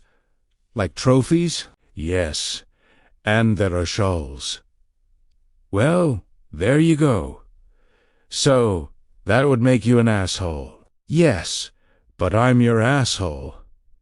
She gave me a look. No other way we can phrase that, huh? I laughed. We kissed and thump. What the hell was that? It was soft, almost inaudible, and sounded like it came from the bookshelf, and not in my memory with Nicole, but here, in the writing room. Maybe it was just a book sliding to the back of the shelf after I set it down. I transfer the books in my hand to the shelf and wait to see if it'll happen again. When it doesn't, I bend down to grab more books. Thump. I stand up and stare at the bookcase. It definitely sounded like it was in the bookcase. I know it can't be. Behind it, the bookcase is built into the wall. I step out of the writing room and inspect the wall on the other side, but there's nothing remarkable about it. Maybe Caitlin is playing a prank on me. After all, I don't hear her playing caves anymore. I stick my head into the living room. The boxers still span the floor. I'm about to call her name when I hear her whispering from inside the box at the far end of the room. No, I don't want to play with you. Right now. You have to move. You're blocking my cave. Why? Why is he upstairs? Pumpkin? Who are you talking to? She doesn't answer. Kate Lee.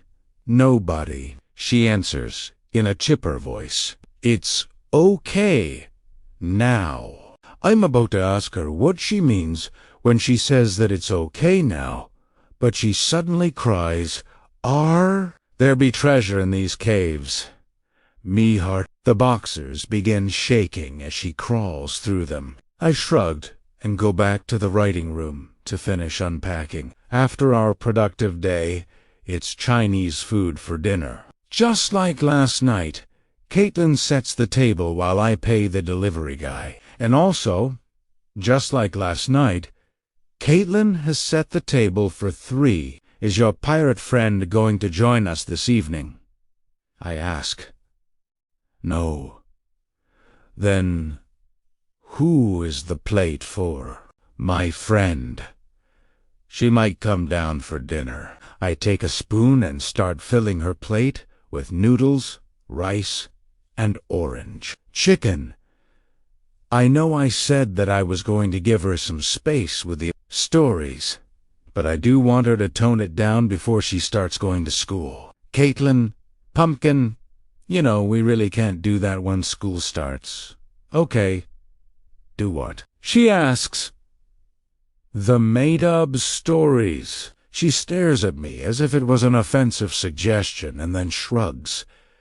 We sit down and dig in. Caitlin struggles mightily with her chopsticks. I offered her a fork, but she flatly refused. Towards the end of the meal, she's finally starting to get the hang of it, once again proving that she's inherited Nicole's stubborn streak. How's your friend enjoying the meal?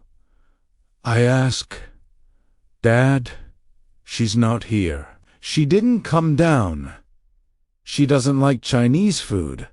No, she's hiding. I wait for her to elaborate, but she goes back to struggling with the chopsticks. Listen, this is our last night of junk food, I say, hefting the last of my sweet and sour pork from my chopstick to my mouth. Tomorrow, going to go to the store, explore the town, and visit your school.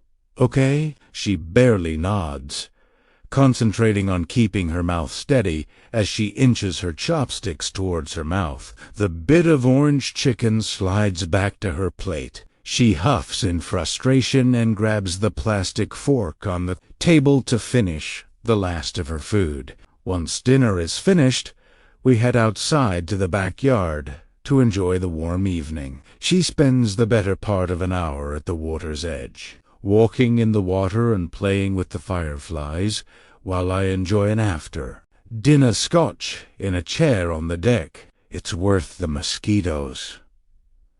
My gaze drifts through the star-pocked sky, down to the trees, and to the other houses along the shore. Nicole would have loved this. Thinking about her gives me a sense of warmth, which is completely different from last night. But that's grief for you. Sometimes it makes you inconsolable. Sometimes it makes you enraged. Other times it makes you feel at peace, and you never know which one you're going to get. But Nicole would also point out that it's hitting. Latte. I push myself out of the chair. All right, Caitlin, time to get ready for bed. In the moonlight, she suddenly whips around to look at me, keeping her hands behind her back. "Pumpkin, did you hear me?" "Yes." "Okay. Well, come inside." She stands motionless, as if she's trying to make a decision. Then she suddenly brings her hands to her chest and begins running towards me. "Don't forget to brush your teeth," I say as she races past me.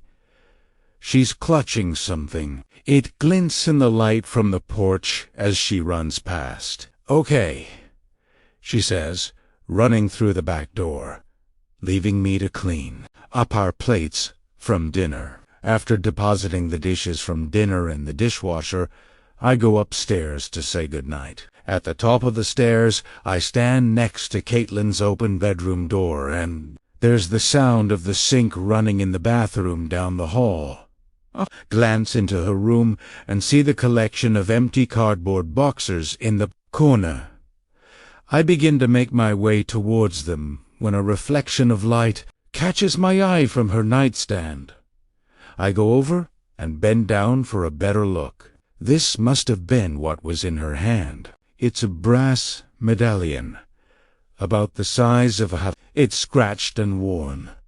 I pick it up and turn it over in my hand. On one side are 3 small pegs of different lengths.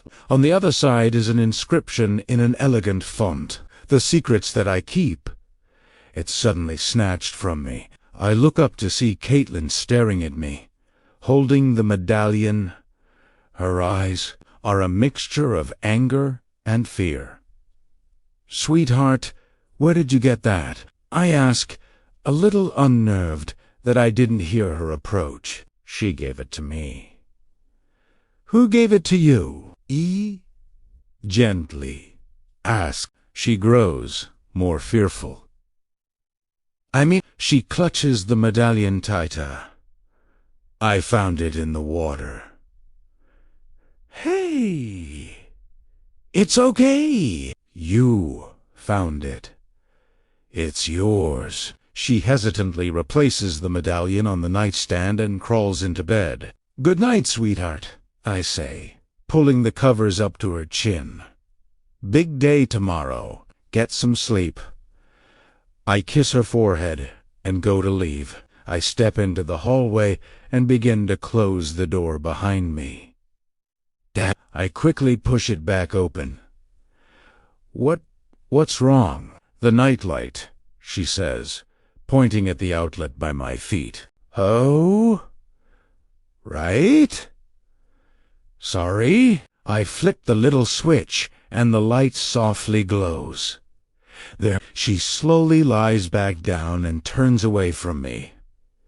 "Good night, Pumpkin," I say, closing the door. "Daddy." I'm awake in an instant. Caitlin is screaming. They are the desperate, terrified screams that fill every parent's heart with panic. I spring out of bed and race into the hallway. Caitlin's door is open. I sprint down the hall and into her room. Her bed is empty. She's not here, but her screams continue. "Caitlin!" I take a step towards the bed and my foot lands in a small puddle of water. Her screaming stops. In the light from the nightlight, I can see that there are wet tracks, like footprints, leading back out into the hall. I follow them down the stairs, through the living room and dining room and into the kitchen. The back door is open. "Caitlin," I rush out the back door and onto the deck. It's unnaturally quiet.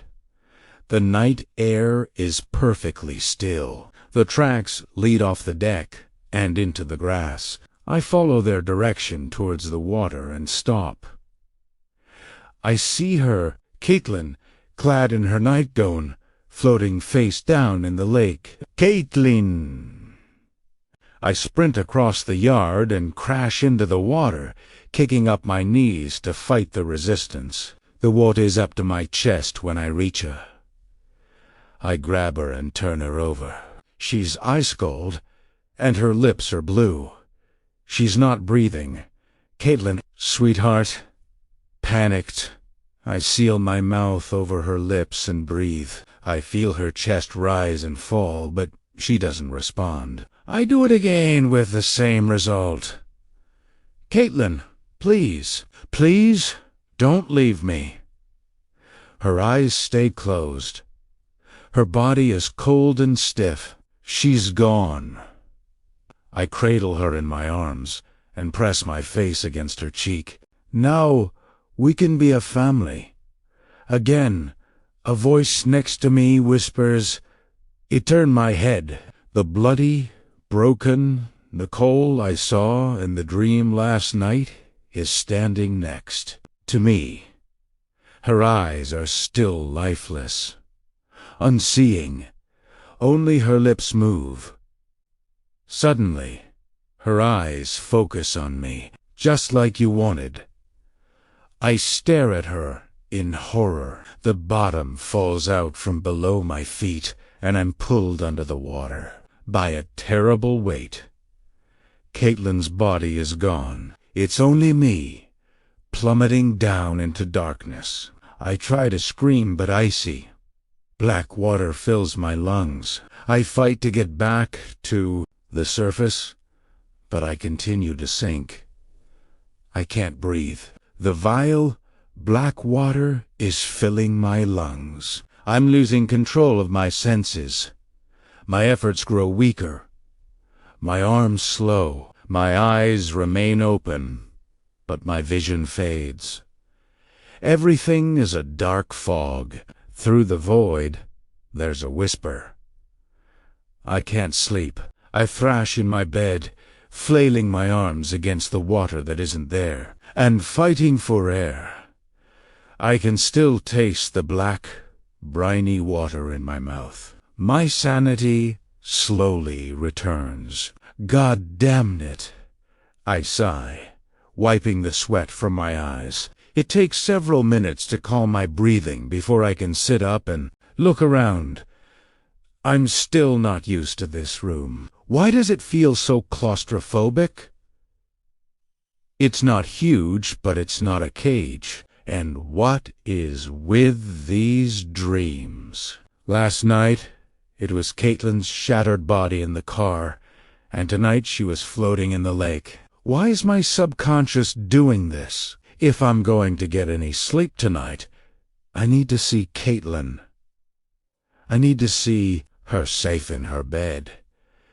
It's the only thing that can counter the lingering image of cradling her cold, dead body. I climb out of bed and make my way down the hall. I open the door to Caitlin's room, and my heart starts racing. Her bed is empty. Caitlin. I go over to the bed and throw back the covers. She's not there. No! Oh! Please! No! I start searching the floor for wet footprints. Caitlin! I cry out. There's a noise behind me. Snoring. It's coming from the closet. I tiptoe over and open the door. Relief washes over me. There she is, curled up into a ball, wrapped in a blanket, airhead on pillow, and sawing logs. Sweetheart, what are you doing in there? You okay? She doesn't stir, only continues snoring. I gently pick her up and put her back in her bed. I pull the covers over, her cassette on the forehead, and back out of the room. I glance towards the open door to my bedroom.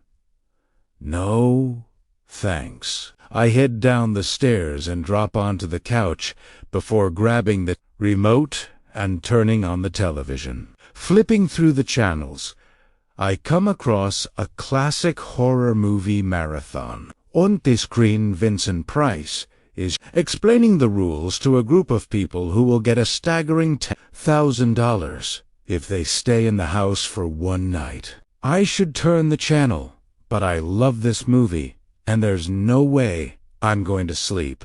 Anyway, Chapter 7. 2 classic horror films and 1 early morning sunrise. Later I'm just drifting off to sleep when I'm jolted awake by the sound of Caitlin coming down the stairs. "Back and we can play later," she's saying as I blink my eyes open. She freezes, surprised to find me on the couch again. "Hey, Pumpkin," I say, rubbing my face. "Hi, you hungry?" "Yeah." She hurries off to the kitchen. I can't keep doing this. In the past 48 hours, I think I've had a grand total of 4 hours of sleep, and today is going to be a long day. I sit back on the couch and close my eyes.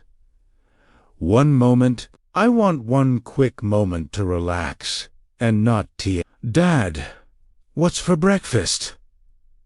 I sigh and get up to feed the little monster. After breakfast, we set off into town. Our first stop is the main square. We park on a side street and spend the next hour or so strolling among the antique shops and occasional clothing boutique. Caitlin spots Murphy's, the old-fashioned soda shop on the main square, and asks if we could go in. "How can you be hungry?" I ask. "We just ate breakfast." "Because it's ice cream," she replies. Her logic is airtight, and I'm too exhausted to argue. Murphy's has just opened, and we are the only customers. I'm hit by the memory of our last meal. Milkshake here with Nicole. If Caitlin remembers, she makes no sign. She's too preoccupied with petting the owner's black lab while we wait for our milkshakes. When they arrive. Plain vanilla for me, peanut butter and chocolate for Caitlin. We sit in a booth by the window and watch Kingsbrook come to life. "Nari's Dad. I snort awake and sit up in the booth. I dozed off. It was only for a second. My head had drifted back, my eyes closed, and I was out. My milkshake sits undisturbed on the table in front of me, while Caitlin's is almost halfway gone. "I'm sorry, sweetheart." "What did you say?" "Do you want to have a race?" "A race? A race to where?" "To see who can finish their milkshake first." I'm still trying to get my senses in order. "I don't think that's a good dingo." Caitlin clamps her lips around the end of the straw and starts pulling it through. She closes her eyes tightly with the effort. I leave my milkshake untouched and watch. "You're going to get brain freeze," I warn her, but she's almost done. The level of milkshake in her glass falls to the bottom. She reaches the end, and the remains of the milkshake slurp through the bottom of the straw. Caitlin gulps it down and opens her eyes.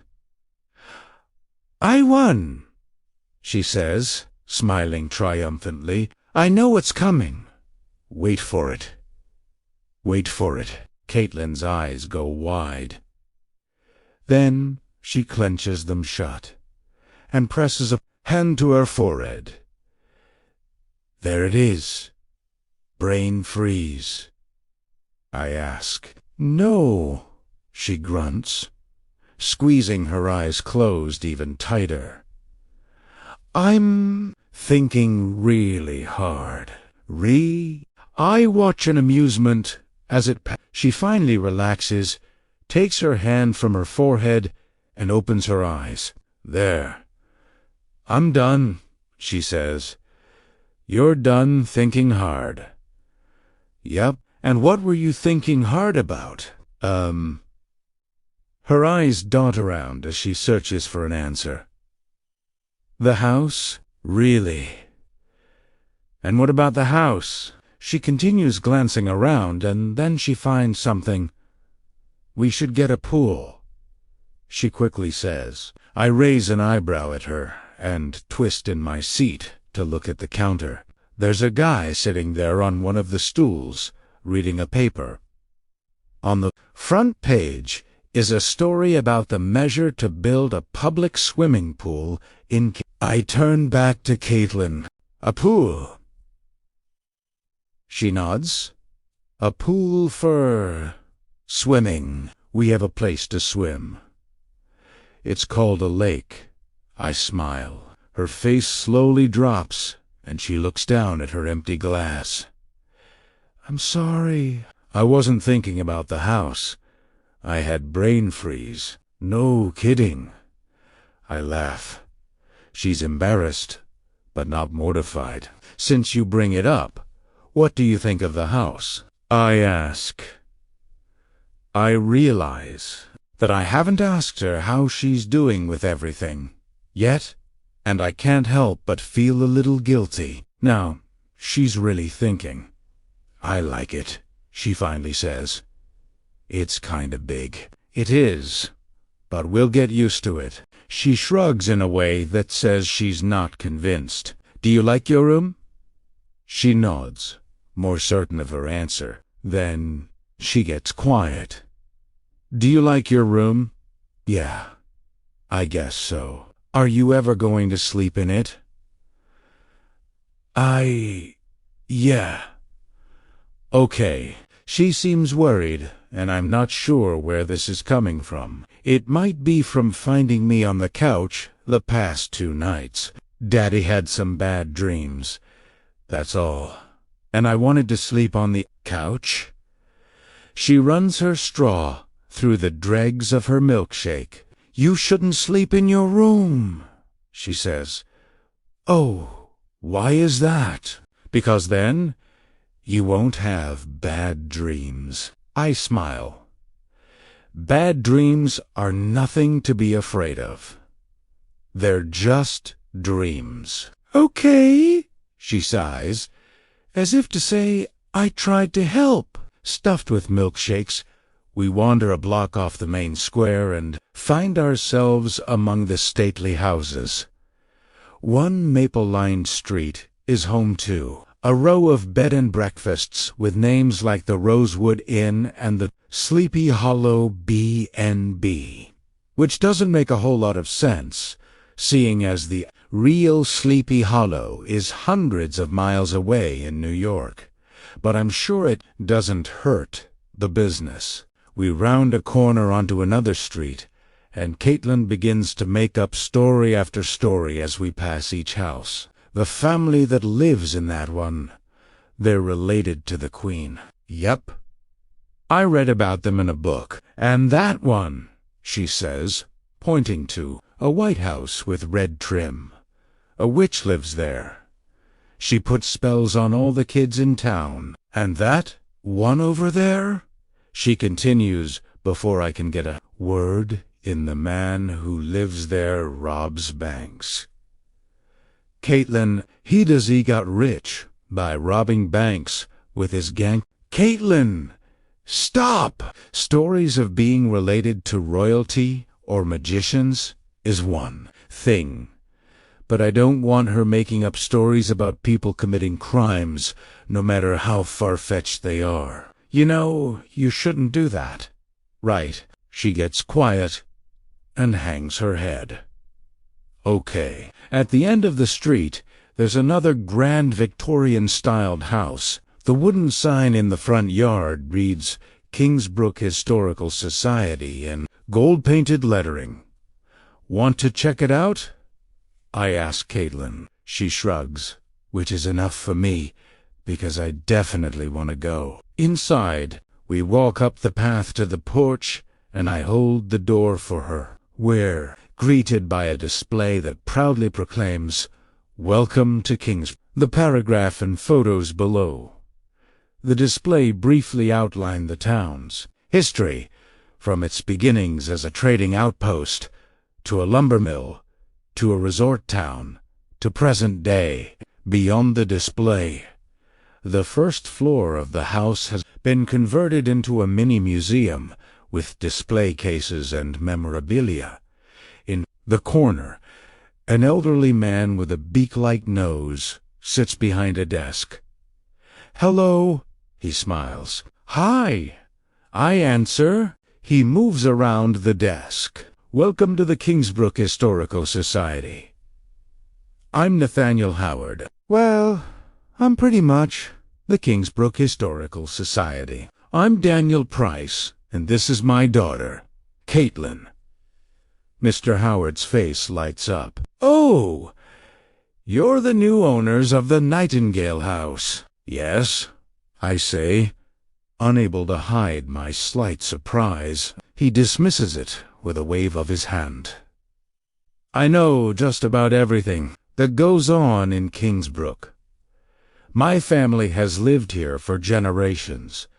I know all the stories, and the Nightingale House is one of our prized jewels. He shakes my hand. It's a pleasure to meet you. He turns to Caitlin, and you as well. Kingsbrook welcomes you both. Thanks. We're doing a little exploring today. Excellent. This is the place to start. He leads us around the museum, giving a spiel he has to have given 100, if not 1,000, times before, but still takes immense pride in. He shows us maps and artifacts from when it was a trading outpost in the wild frontier of Maine. Then there are photos from when it was a lumber mill.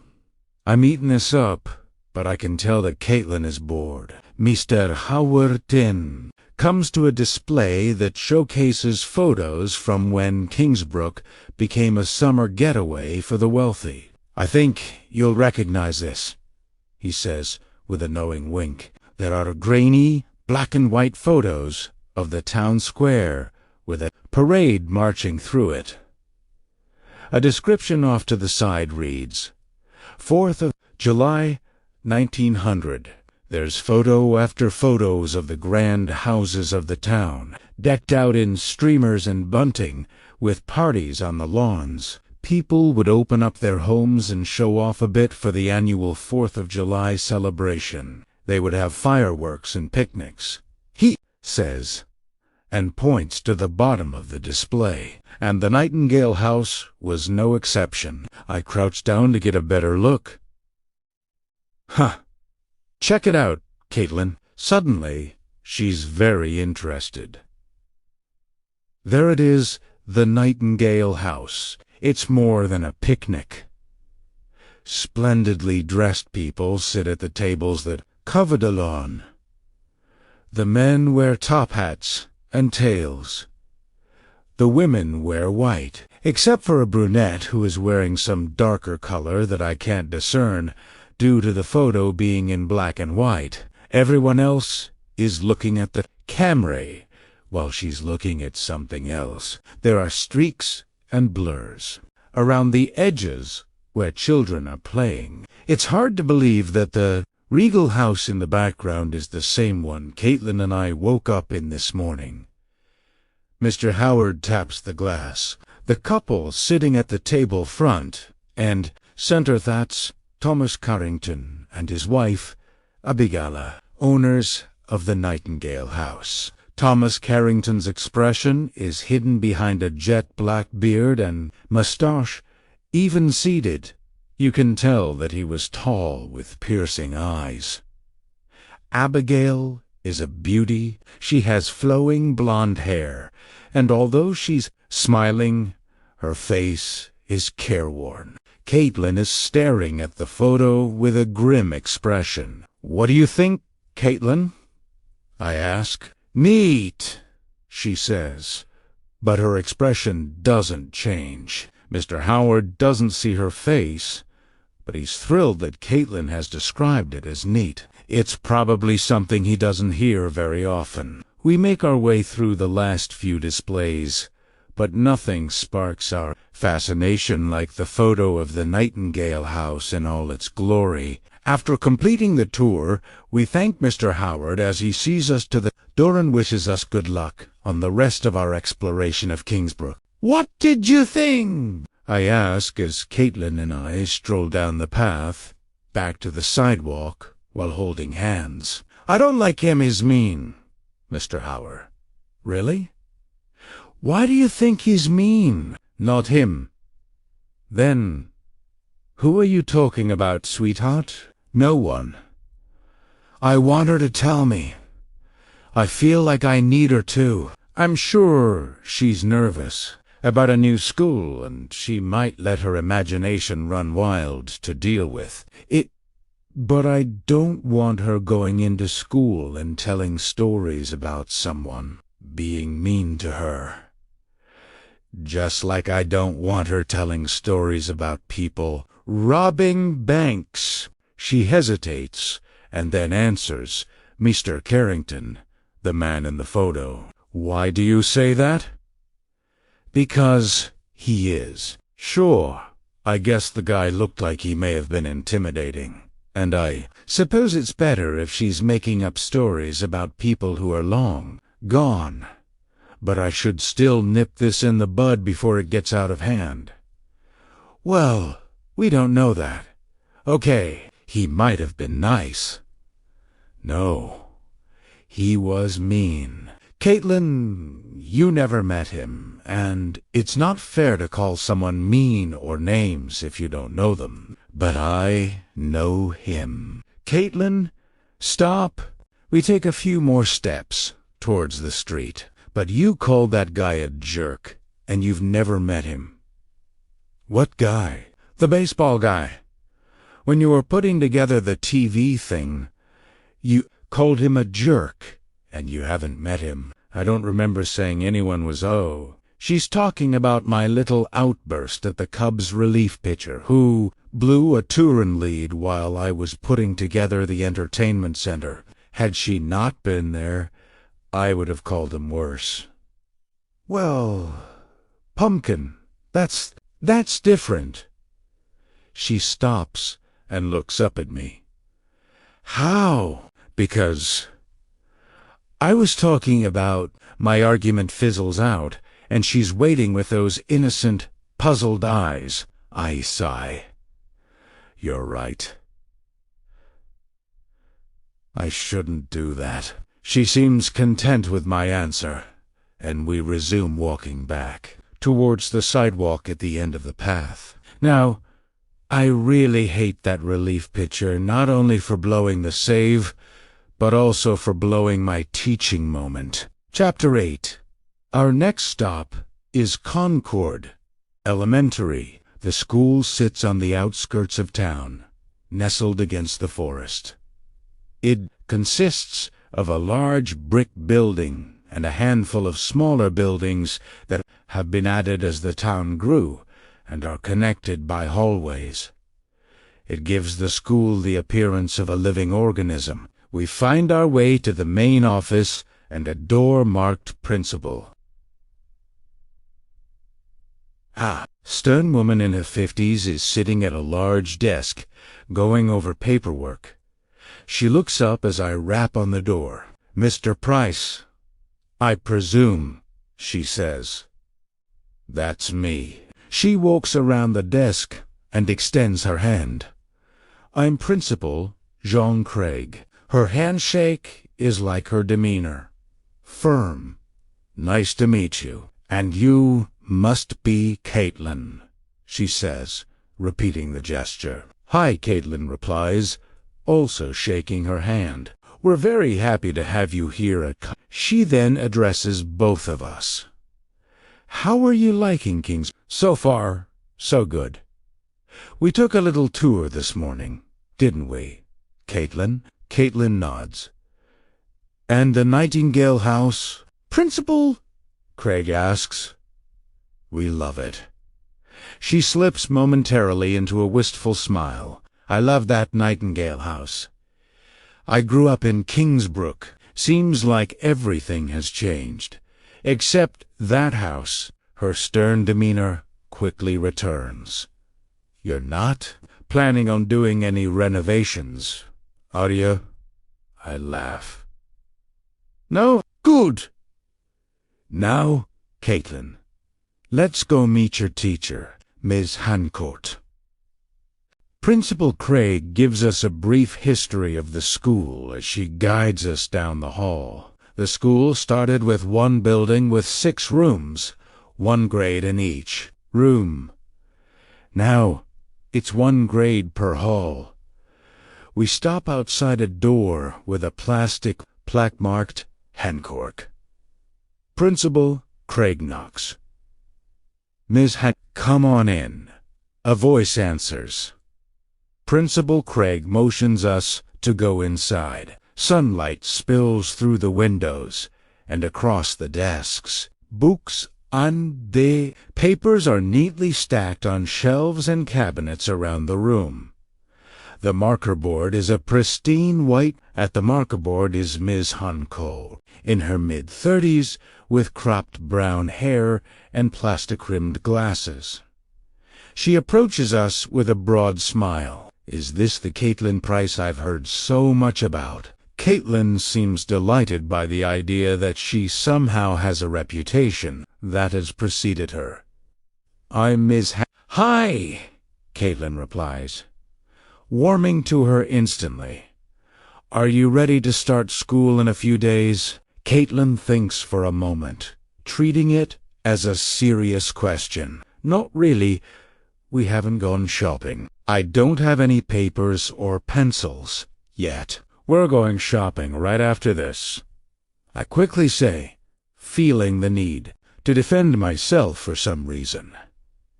Ms. Hancock laughs. "Well, I can't wait to have you in my class." I glance at Principal Craig, who takes the hint. "Caitlin," she says, leaning down to her, "why don't you come with me, and I'll show you the rest of the school?" Caitlin looks at me, and I confidently nod. "Okay," she enthusiastically answers. Principal Craig leads her out of the room. We can hear her asking Caitlin about her favorite subjects as they walk down the hall. I turn back to Miss Hancock. "Thank you for meeting with us, Miss Hancock. I really appreciate it." "Of course. And please, call me Denise. I'm Daniel. Principal Craig told me what happened. I'm really sorry for your loss." "Thank you. How is Caitlin doing?" "That's what I wanted to talk to you about. Just so you know how she's, coping."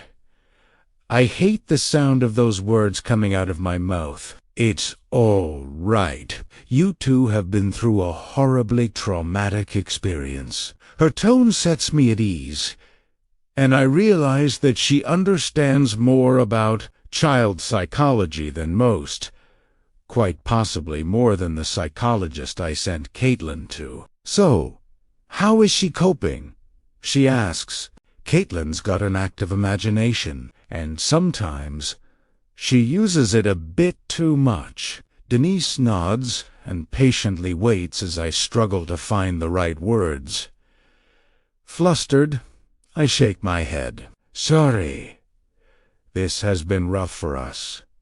And I guess I wasn't ready to try to explain what's going on with her. I would say that I can only imagine what you're going through, but I can't." Her answer stops me in my tracks. It's perfect, like she completely understands. Most people say something like, "I know what you must be going through," and give some advice or insight they have no right in giving, but not her. "You said she had an active imagination?"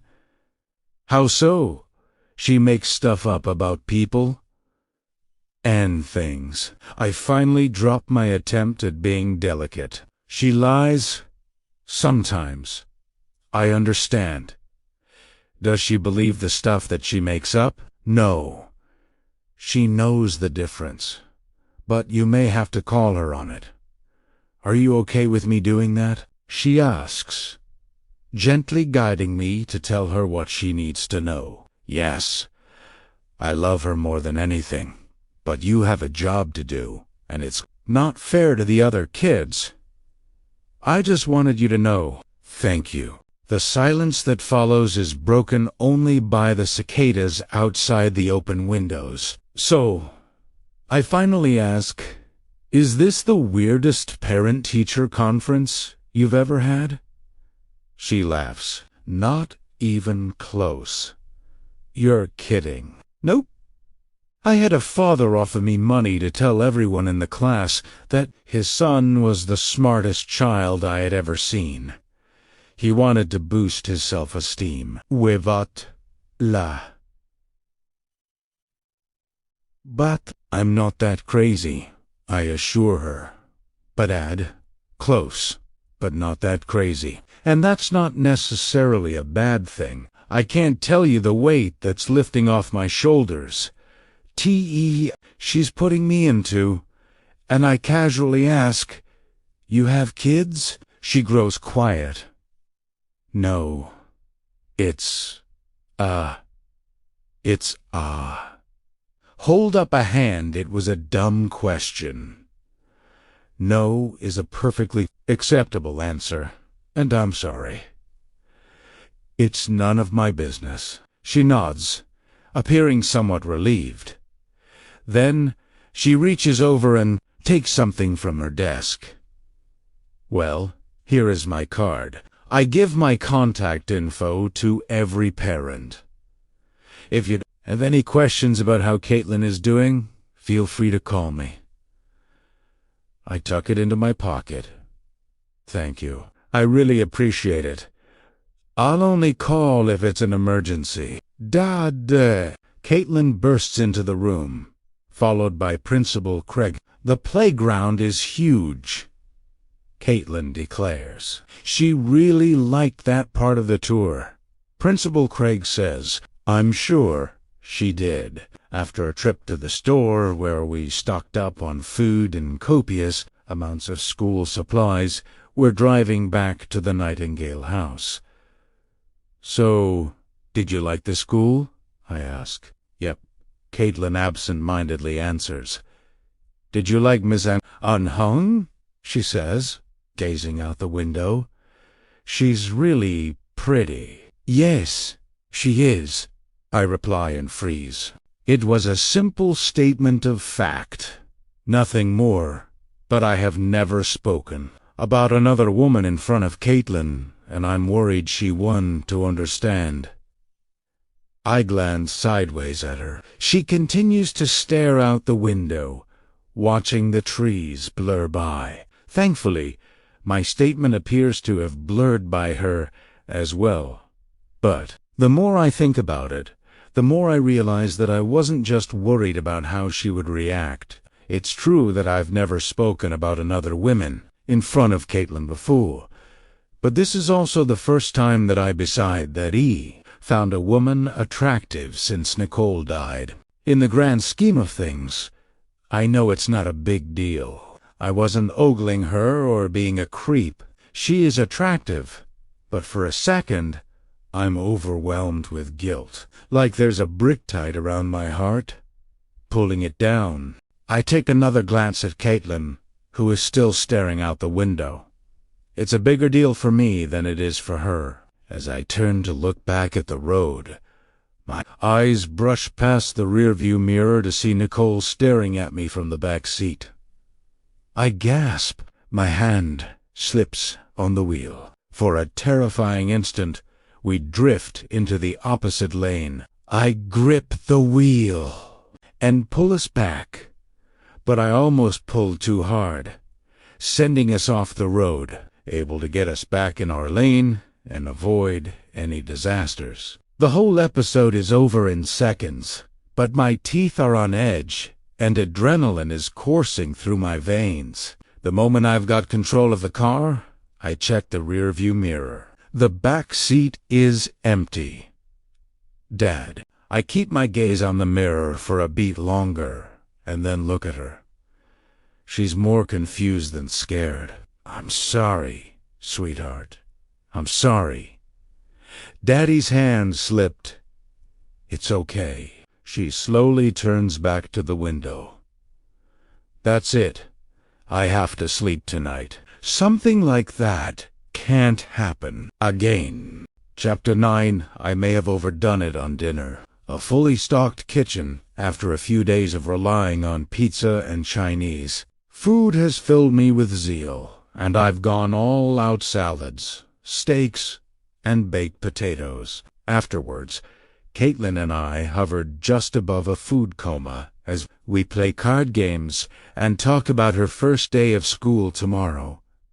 I don't want to let on, but I'm worried about how it will go. Caitlin, however, is taking it in her stride. By the time I get her tucked into bed, I'm an absolute zombie.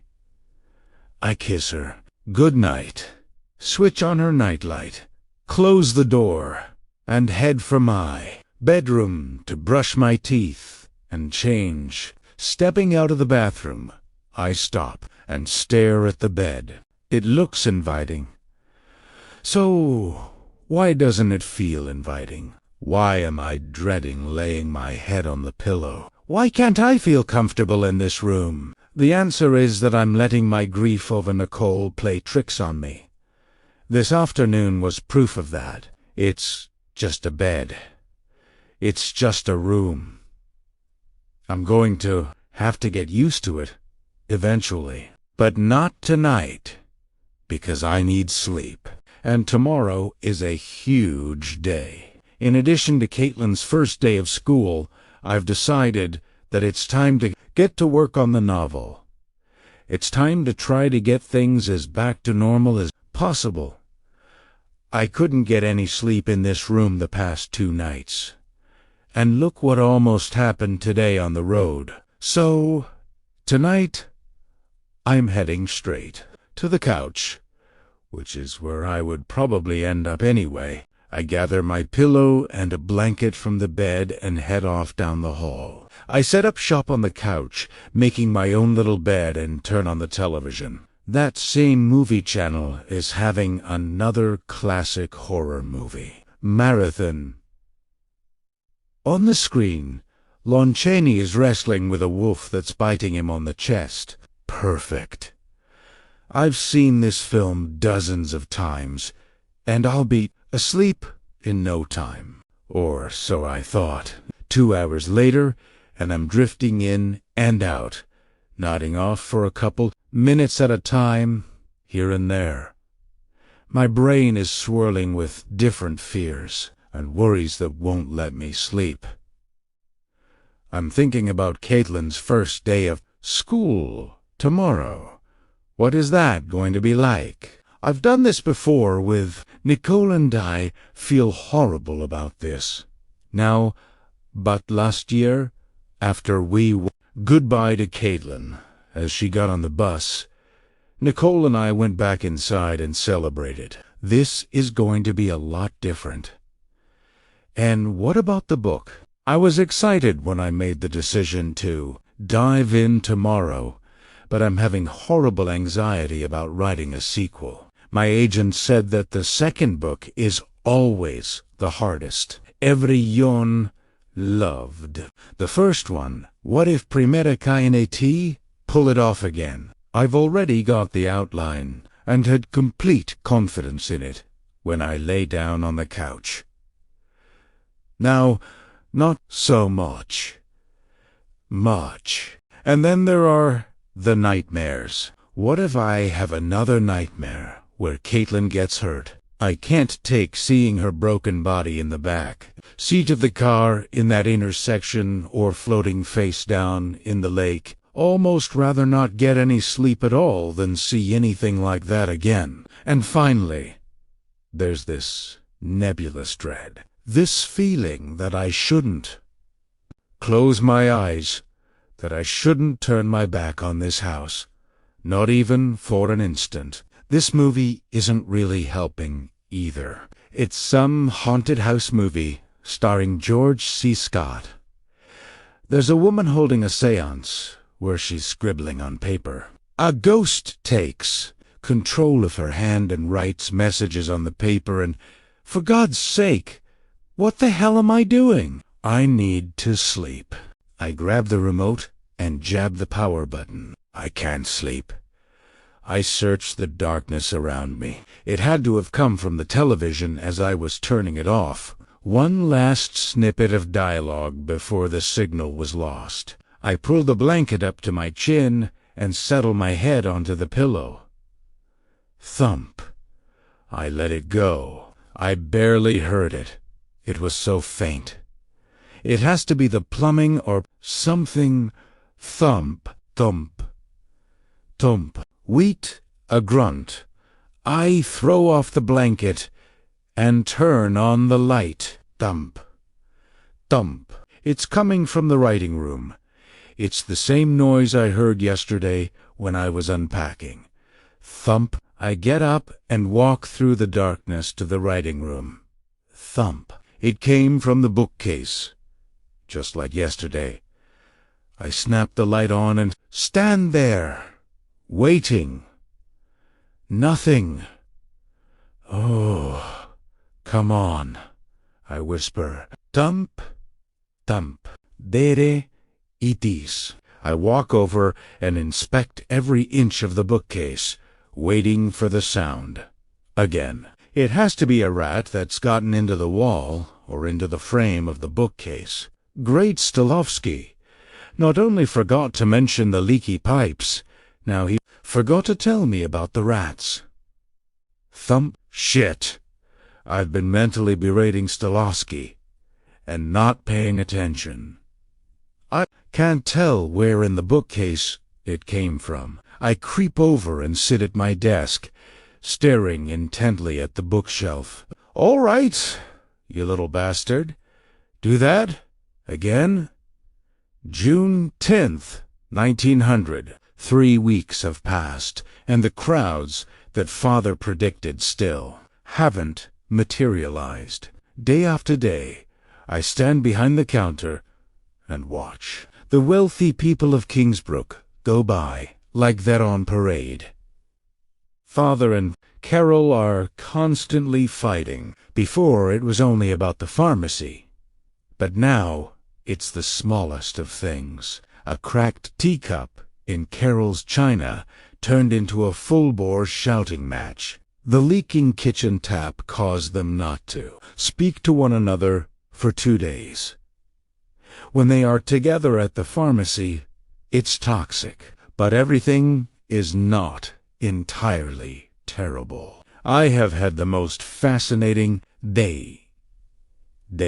We received a telegram at the pharmacy this afternoon. It was delivered by a courier shortly after we opened. It was from Mr. Carrington.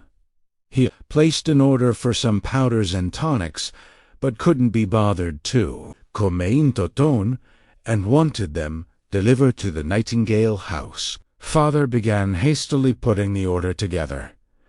I begged him to let me make the delivery. I was certain that Mr. Carrington had placed the order in the hopes that I would be the one to deliver it. At first, Father said that was nonsense, and that he would go. I persisted, and he asked why I was so eager. I told him that I'm stuck at the pharmacy all day, every day. I wanted to go out for a change. I told him I could take the bicycle and be there in 20 minutes. When he hesitated, I tried to appeal to his business sense. I told him that people know me as working at the pharmacy and that I could be a sort of advertisement. He's been trying to be the face of the pharmacy, and it wasn't working, so I argued that he should let me try. It worked. I put everything in the basket of the bicycle. I also took some change from the register and rode out to the Nightingale House. I have heard people in the pharmacy talk about the Nightingale House and Mr. Carrington. It sounds like Mr. Carrington is not well regarded. It can only be because they are jealous of him. How could they not be? He lives in one of the grandest houses in town, and it's only his summer home. I've heard that he has homes in New York and Richmond, not to mention the fact that he is the handsomest man in Kings. As I passed beyond the limits of town and into the grassy fields on the way to Willow Lake, I wondered if Mrs. Carrington would be there. Primera lie. Hoped that she wouldn't. I also became aware of the sweat that was running down my back in the summer heat, very unladylike. All was forgotten, though, when I saw the Nightingale House. It really is beautiful. It looked like it was lording over the lake and surrounding hills. I stopped in the street, at the beginning of the stone path that led to the front door. I rested the bike against the bushes, gathered the powders and tonics from the basket, and carried them to the porch. I had to, awkwardly, shift them to my right hand to pull the chain. The bell rang from somewhere inside. "Come in," a voice answered. His voice. The interior of the house was gorgeous. I made my way through the living room, which had backed chairs, and a sofa arranged around the fireplace, and found him in the dining room, sitting at the table, gazing out at the lake. He looked at me and smiled. No, it wasn't a smile. It was that vicious little smirk he wore at my party. "I see my little plan worked," he said. I tried to hide my satisfaction at being proven right. He wanted to see me. "I have the items you requested. Where would you like me to place them?" "Over there is fine," he said with a wave to the dustbin. I wasn't sure if he was serious, which he found amusing. He told me to put them on the table. "How is the pharmacy business?" Asked. I told him it was good, and he scoffed, saying that his order probably doubled Father's business. "Your home is lovely," I said. "More so now that you're here." "So wicked." I blushed and asked when Mrs. Carrington would return from Boston. "In a few days. She'll be back for the 4th of July celebration, and then she returned to Boston. My mother-in-law's health isn't well." "I'm sorry to hear that. I guess I'm stuck here, all by myself. So lonely." I'm not versed in flirting or innuendo, but I felt I understood his meaning and found myself enjoying it. "Would you like to see the house?" he asked. "Very much so," I told him. He guided me through the kitchen, the living room, and dining room, which was fine, but then he led me to his office. His desk was in the middle of the room, and there was a large bookcase with wooden panels on the side against the wall by the door. "This is my little sanctuary," he said. "It's lovely. Would you like to see a secret?" I didn't know what he meant, but the gleam in his eyes said that he wanted to show me. "All right." He went around to the side of the bookcase and waved me over. He popped one of the wooden panels off the side to reveal a hidden compartment. Inside was a bottle of whiskey and the flask I had seen him drinking from at my party. He took it out and gently shook it at me. I could hear the liquid inside. "Care for a drink?" "No, thank you." "Are you sure?" "Yes, but don't let me stop you." "Of course not."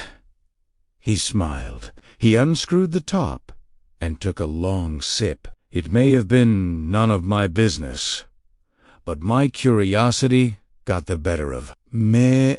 "If I may ask, why do you hide your whiskey in there?" "My wife doesn't approve of me keeping liquor in the house." There was a trace of anger in his voice as he answered. "Does she set the rules?"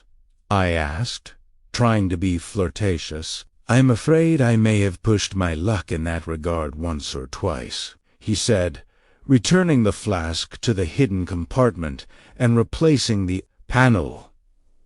"Come, let me show you the rest." He led me out of the office and to the stairs. He made some pretense of not wanting me to lose my balance and offered his hand.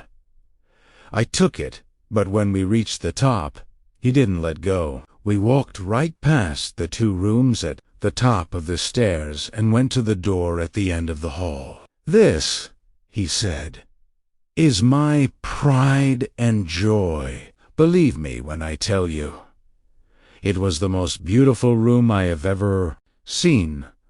The walls were paneled in rich wood. There was a settee, a writing desk, an ornate dresser, and a massive bed. The room even had a fireplace. On the mantel above, there was a framed picture. "What do you think?" he asked, still holding my hand. "Well, at least you have a fireplace for those cold nights." He smiled that wicked smile and pressed my hand. "That's not the warmth I seek. Don't you have a wife for that?" He pressed my hand tighter and drew me a little closer and repeated, "That's not the warmth I seek." I understand that I had tried to be flirtatious earlier, but standing there in his bedroom, just the two of us, I felt that we may have gone too far. I told him that it was a lovely house, but then I began to feel like a fool for putting an end to our fun. He appeared disappointed and led me back downstairs. He showed me to the front door, and we stood on the porch. "If there's anything that you need, let us know, and we'll bring it straight away," I said. He took out his billfold and extracted a $10 bill. He held it out to me. I reached for the bill, but he pulled it back. "On one condition," he said. "Whenever I make an order, I want you, and only you, to deliver it." I was feeling flirtatious again, and anxious to make up for my behavior upstairs. "I think that can be arranged," I said, giving him my own wicked little smile. In that moment, I remembered and brushed my hair from my shoulders to reveal the silver butterfly necklace I had purchased with the money he gave me before. I could tell that all was forgiven when he extended his hand. "Thank you for your business, Mr. Carrington," I said, taking the money. "Please call me Thomas." "Well, thank you, Thomas." I deposited the money in my pocket and held out my hand to shake his. You'll never believe what he did. He gently took my hand and raised it to his lips.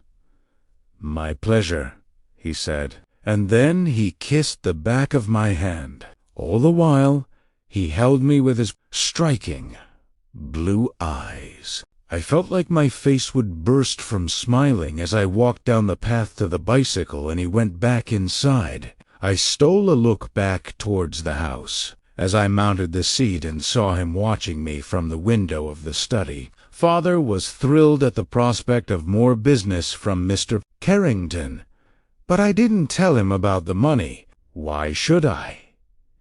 He was clear that it was for me. I may have to pay another visit to the jeweler's. It's been a long, wonderful day. Good night.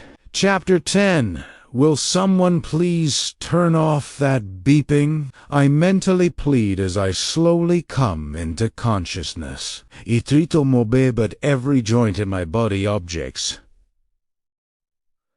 I groan and lift my chin off my chest. My head weighs a ton. Please, make the beeping stop. You open my eyes. The bookcase fills my field of view.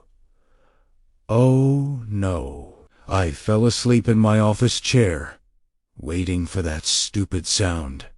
My back is in agony and there's a wonderful spot of drool on my shirt. The beeping is coming from the living room. It's the alarm on my phone. Please, don't tell me I've overslept.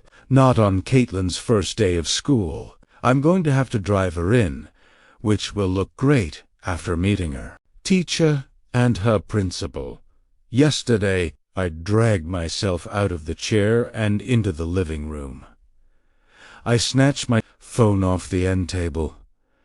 Thank God. I've only overslept by 20 minutes. It's not the end of the world.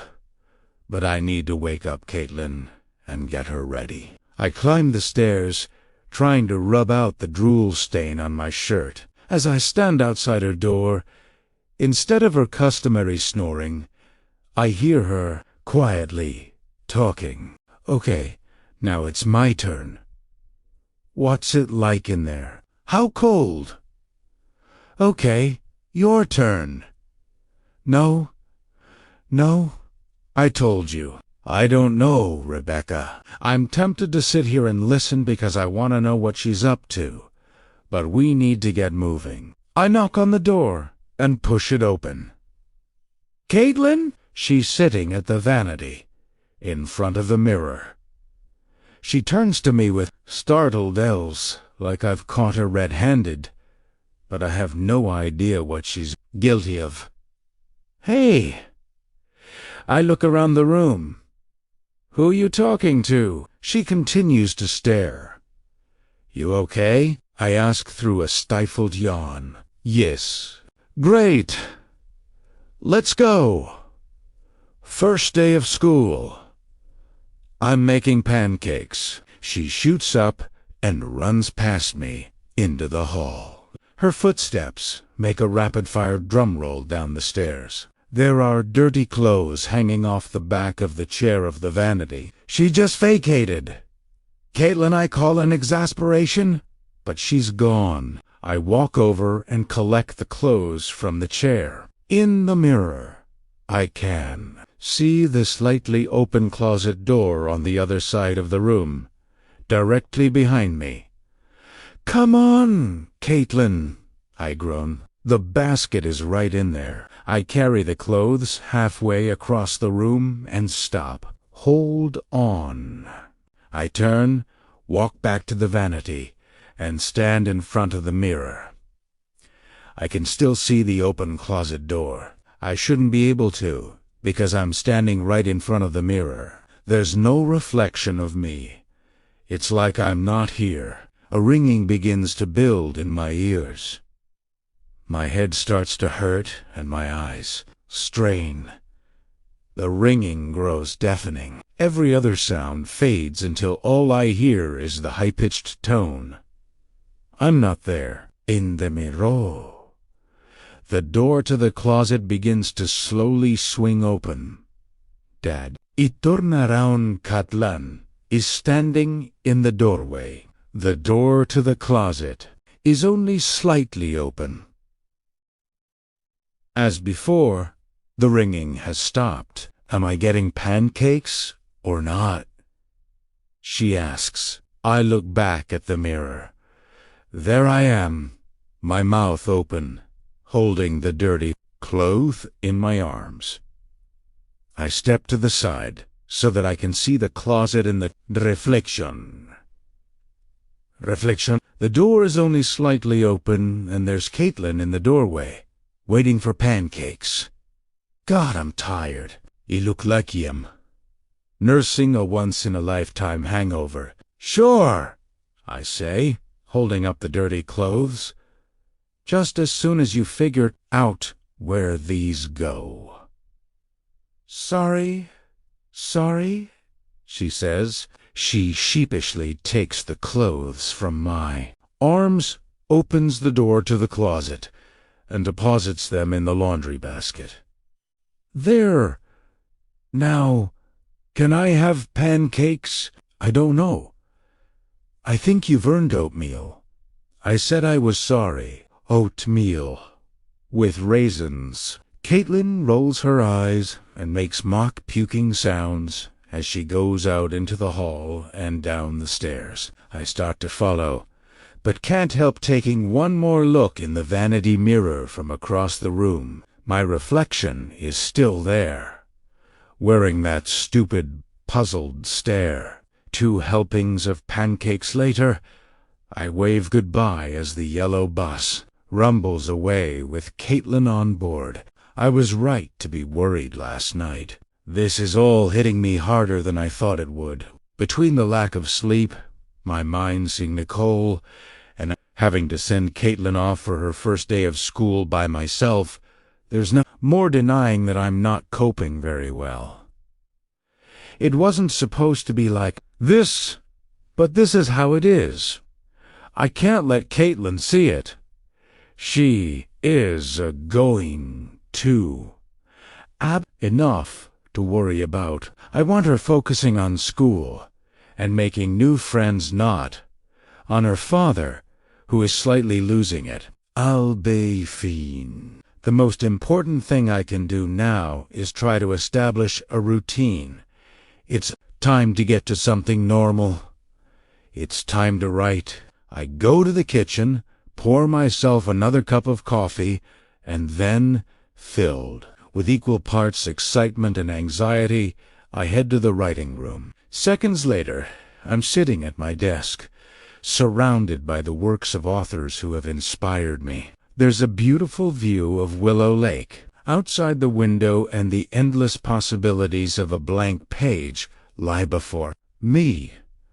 My particular method is to write everything out longhand in notebooks. It makes editing a lot easier.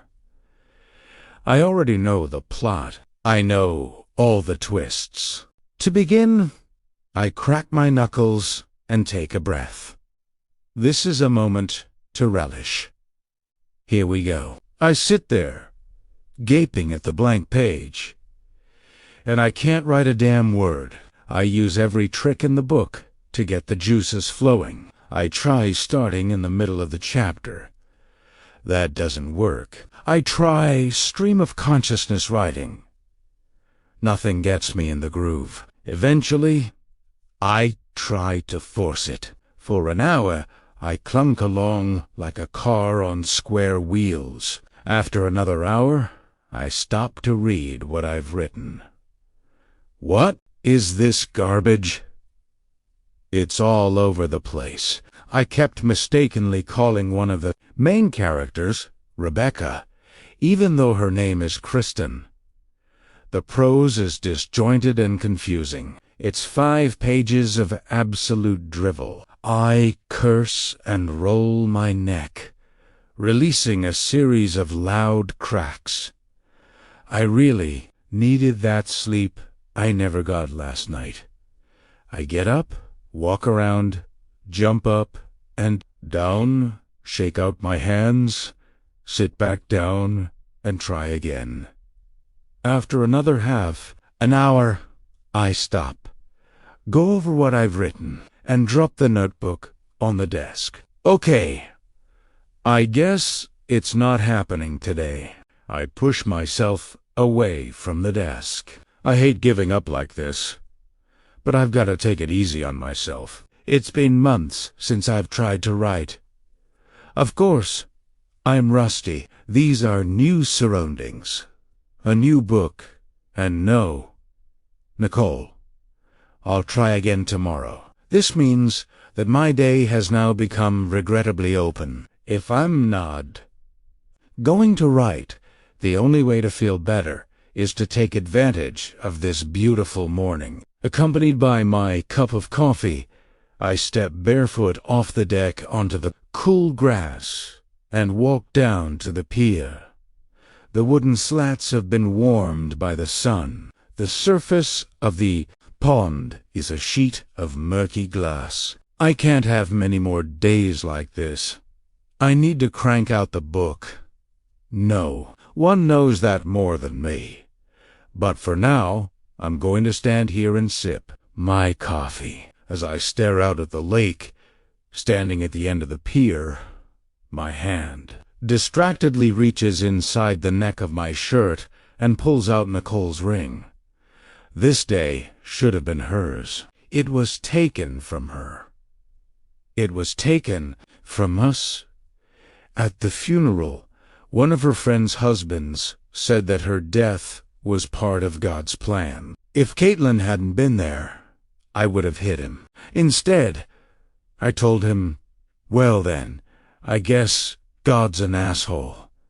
Thankfully, Caitlin didn't hear that. Before Nicole's death, I believed that there was a God, some sort of benevolent hand, watching over the world, guiding things, intervening with small miracles here and there, but afterwards, no way.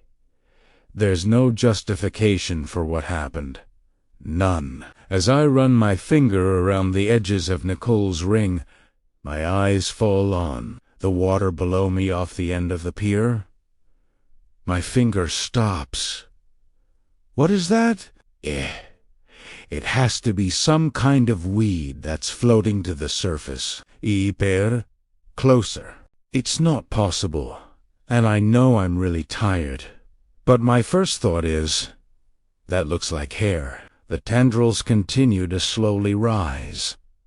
It has to be a weed, right? But I swear to God, it looks like a blonde hair is rising up out of the depth, and any second I'll see ahead. Okay. I need to know what this is. I lie down on my stomach and reach off the pier towards whatever is rising from the darkness below. I grunt as I strain. It's only inches from my outstretched fingers. I'm about to touch it when suddenly it sinks, as if violently pulled back under by some unseen hand. I'm so startled that I quickly pull my hand back and stand up to get away from it. There's a light pressure on the back of my neck and a faint snap. I take deep breaths and instinctively put my hand under my chest. I can feel my heart racing. Wait, I can feel my heart. What I can't feel is Nicole's ring. No, I look down. Nicole's ring and the chain are gone. No, through my panic, I know what had to have happened. As I was lying on the pier, the ring was dangling over the water.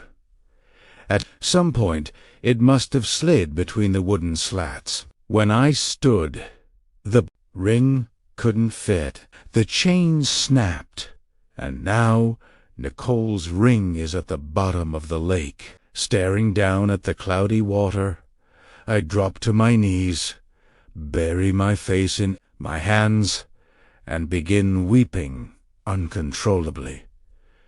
Chapter 11. Do you sell magnets? The guy behind the help desk at the hardware store looks up from the car magazine he's reading. Sure. What kind of magnets are you looking for? Well, the magnetic kind? What are they for? You need them for some cabinets or doors. You mounting something? We've got neodymium discs, pull magnets, magnetic, tape. I'm trying to fish a ring off the bottom of a lake. A ring, J? He sucks air through his teeth and shakes his head. Magnet ain't gonna do it for you. Gold and silver aren't magnetic. They don't stick to magnets. Why not? Because they don't. You're kidding. Sorry. Shit. How deep is the lake? It's deep. He puts down his magazine. All right. Let's see what we can do for ya. I grunt and begin pulling the rope. It's a lot deeper off the end of the pier than I thought. It has to be close. 240 feet. I keep pulling. The rope piles up on the wooden slats next to my feet. There's resistance on the other end. I've lost count of the number of attempts I've made. My clothes are soaked in water and sweat. The butchered head of the rake appears at the surface, covered in weeds. I cut off the wooden handle so it would sink. I haul it up onto the pier and begin sifting through the stinking, slimy tendrils. There are some flecks of mud, but most of it has come off on the rise to the surface. After I inspect each handful, I toss the weeds into the water off the side of the pier. Once I go through all the weeds I've pulled up, I hold up the head of the rake and inspect the teeth, praying that, by some miracle, I've managed to snag Nicole's ring. Just like every previous attempt, there's no ring.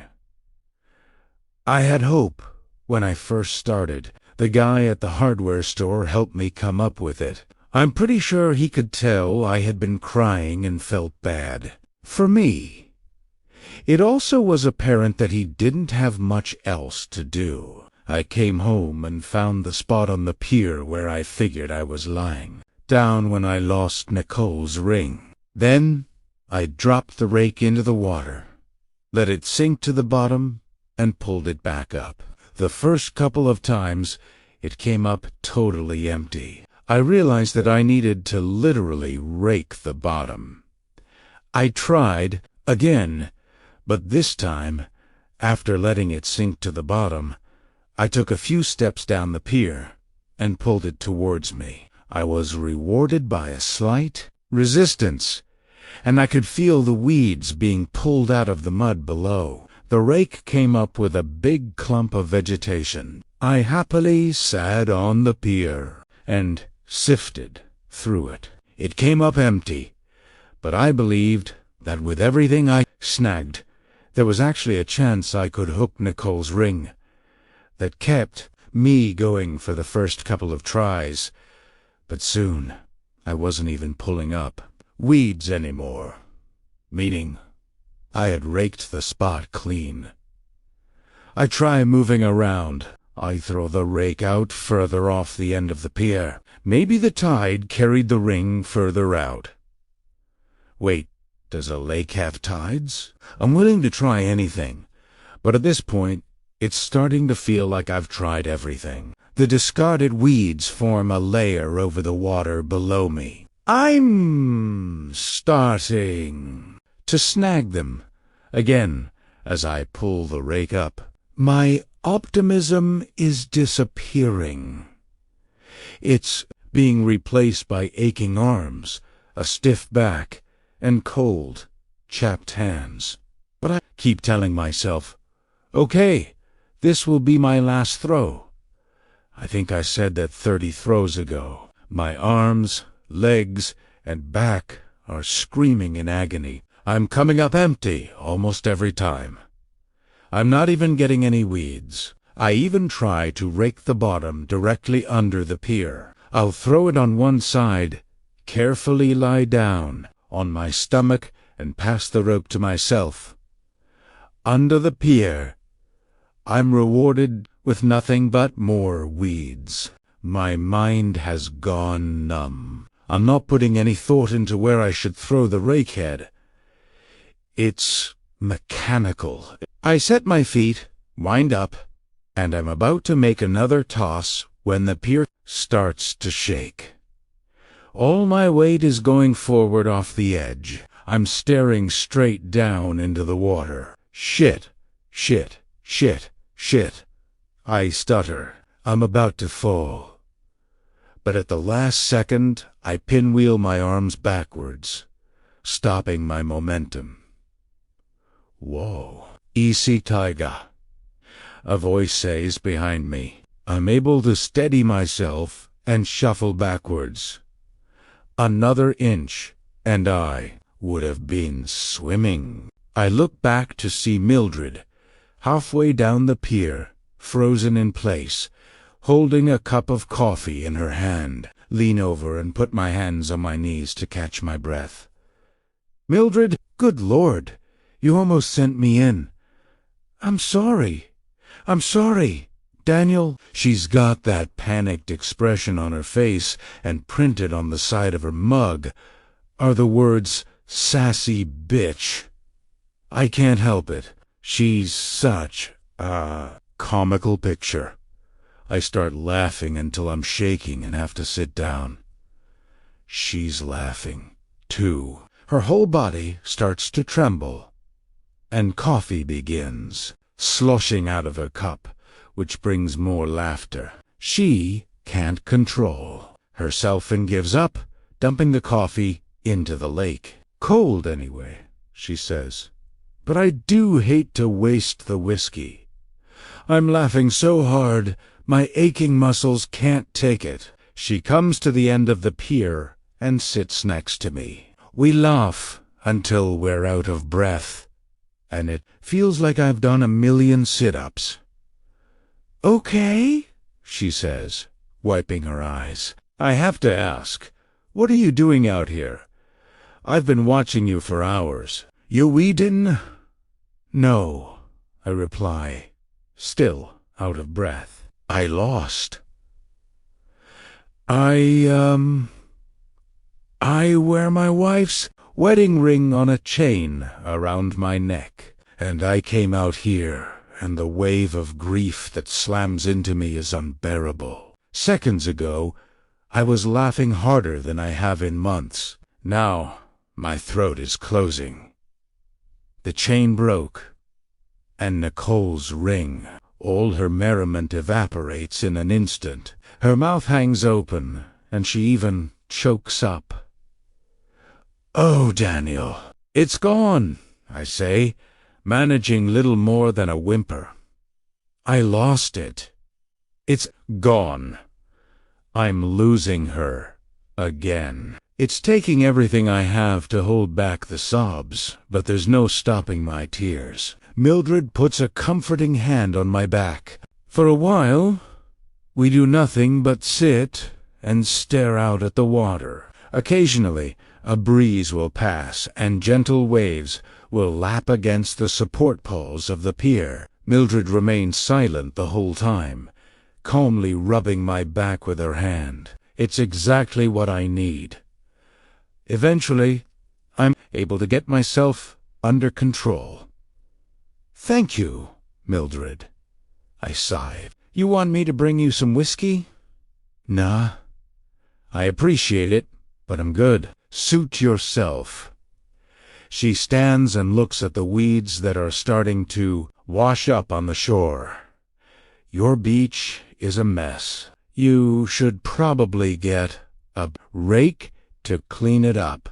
I stare at the butchered rake head in my hand. She jokingly nudges me with her knee. Don't worry, you can borrow mine. She walks back down the pier and heads towards her house. I'm gonna sit out here for a little while longer. After a few minutes, I'm back at it. I feel like if I stop, then I'm giving up on Nicole. I toss the rake out from the pier, and it sinks into the water. The rope gradually slides off the pier after it. It takes almost a minute for it to stop as the rake reaches the bottom. There's no way Nicole's ring is that far out, but I don't care. I start slowly pulling it in. There are brief moments of resistance as it rips the few remaining weeds out of the mud. I keep pulling, careful not to go too fast so that it stays in the mud. It finally arrives at the bottom off the edge of the pier. I keep pulling. There's almost no resistance as it begins to rise. I'm already scouting where to throw it next. Just one more time. Wonder if there's some way that I can get it under the rope stops. I pull, but it doesn't budge. Slowly, it begins sinking back into the water, like there's a massive weight on the other end. I tighten my grip and piece it. The rope yanks me down. I strain, and with all I've got, but the rope starts to slide from my hand, straight down into the water. I further tighten my grip and kneel down, bracing myself on the pier, but I'm still being pulled towards the water. Hand is inches above the layer of discarded weeds, floating on the surface. I have to lie down on the pier, but it's no use. Still clutching the rope, my hand is pulled below surface up to my elbow. The rope stops. There's still tension, but I can't see past the layer of weeds. Something touches my wrist. I let go. The rope rapidly slides off the pier into the water. I sit back, stunned, watching the rope go. Whatever is on the other end of the rope reaches the bottom. There's about 3 feet of slack, floating on the surface among the weeds.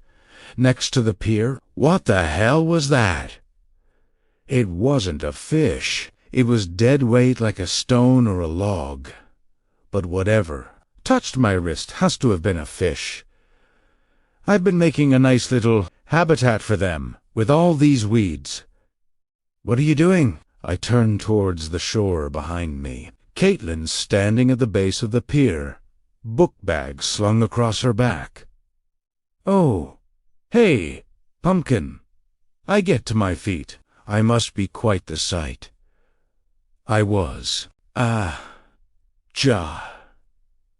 have to tell her the truth. Well, sweetheart, I lost Mom's ring. The chain broke, and it fell in the water, and I was trying to see if I could get it back. I don't know what she's going to say. I was inconsolable when it happened a few hours ago. I'm worried how it might affect her. She surveys the floating weeds that have washed up on shore and surround the pier. Do you want me to help? No, that's okay, Pumpkin. Thank you. I might try again tomorrow. Okay, I clap my hands. All right. Let's go inside. I'm gonna take a shower, make a West dinner, and I want to hear all about how your first day went. She shrugs and begins walking back to the house. You can be happier about that, you know. I call after her. She waves her hands and sarcastically drawls. Yeah, I'm not mad. That was objectively funny. I look down at the end of the rope floating in the water.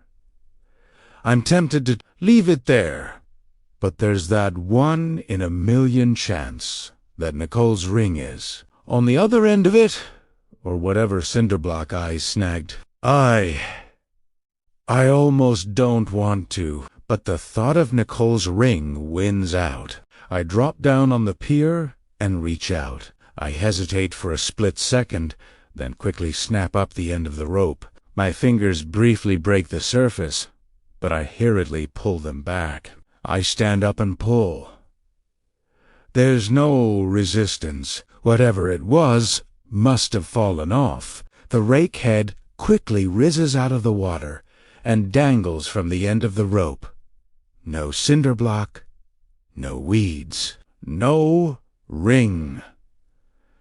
Damn it. After a quick shower, I change my clothes and get started on dinner. I'm taking it a little bit easier than yesterday with some chicken and veggies. Caitlin sits at the alcove, scribbling in one of her new notebooks. How was today? I ask while sauteing some vegetables. It was okay, she says in a manner that suggests it was not. I stop tossing the vegetables. What happened, sweetheart? Nothing. No. Not nothing. Come on. Tell me. She fidgets and puts down her pencil. Caitlin, a boy was making fun of me at recess. A boy was making fun of you. Yeah. Peter Sanders. What happened? She fidgets again. I turn off the burner and go and sit across from her in the alcove. Sweetheart, he was making fun of someone, and I told him to stop. That's good, Caitlin. That's what you should do. Did he stop? She's trying not to look me in the eye. No. Did you tell Miss Hancourt? No. Do you want me to talk to Miss She quickly shakes her head. Are you sure? She nods. Okay, but you tell me if you want me to talk to her.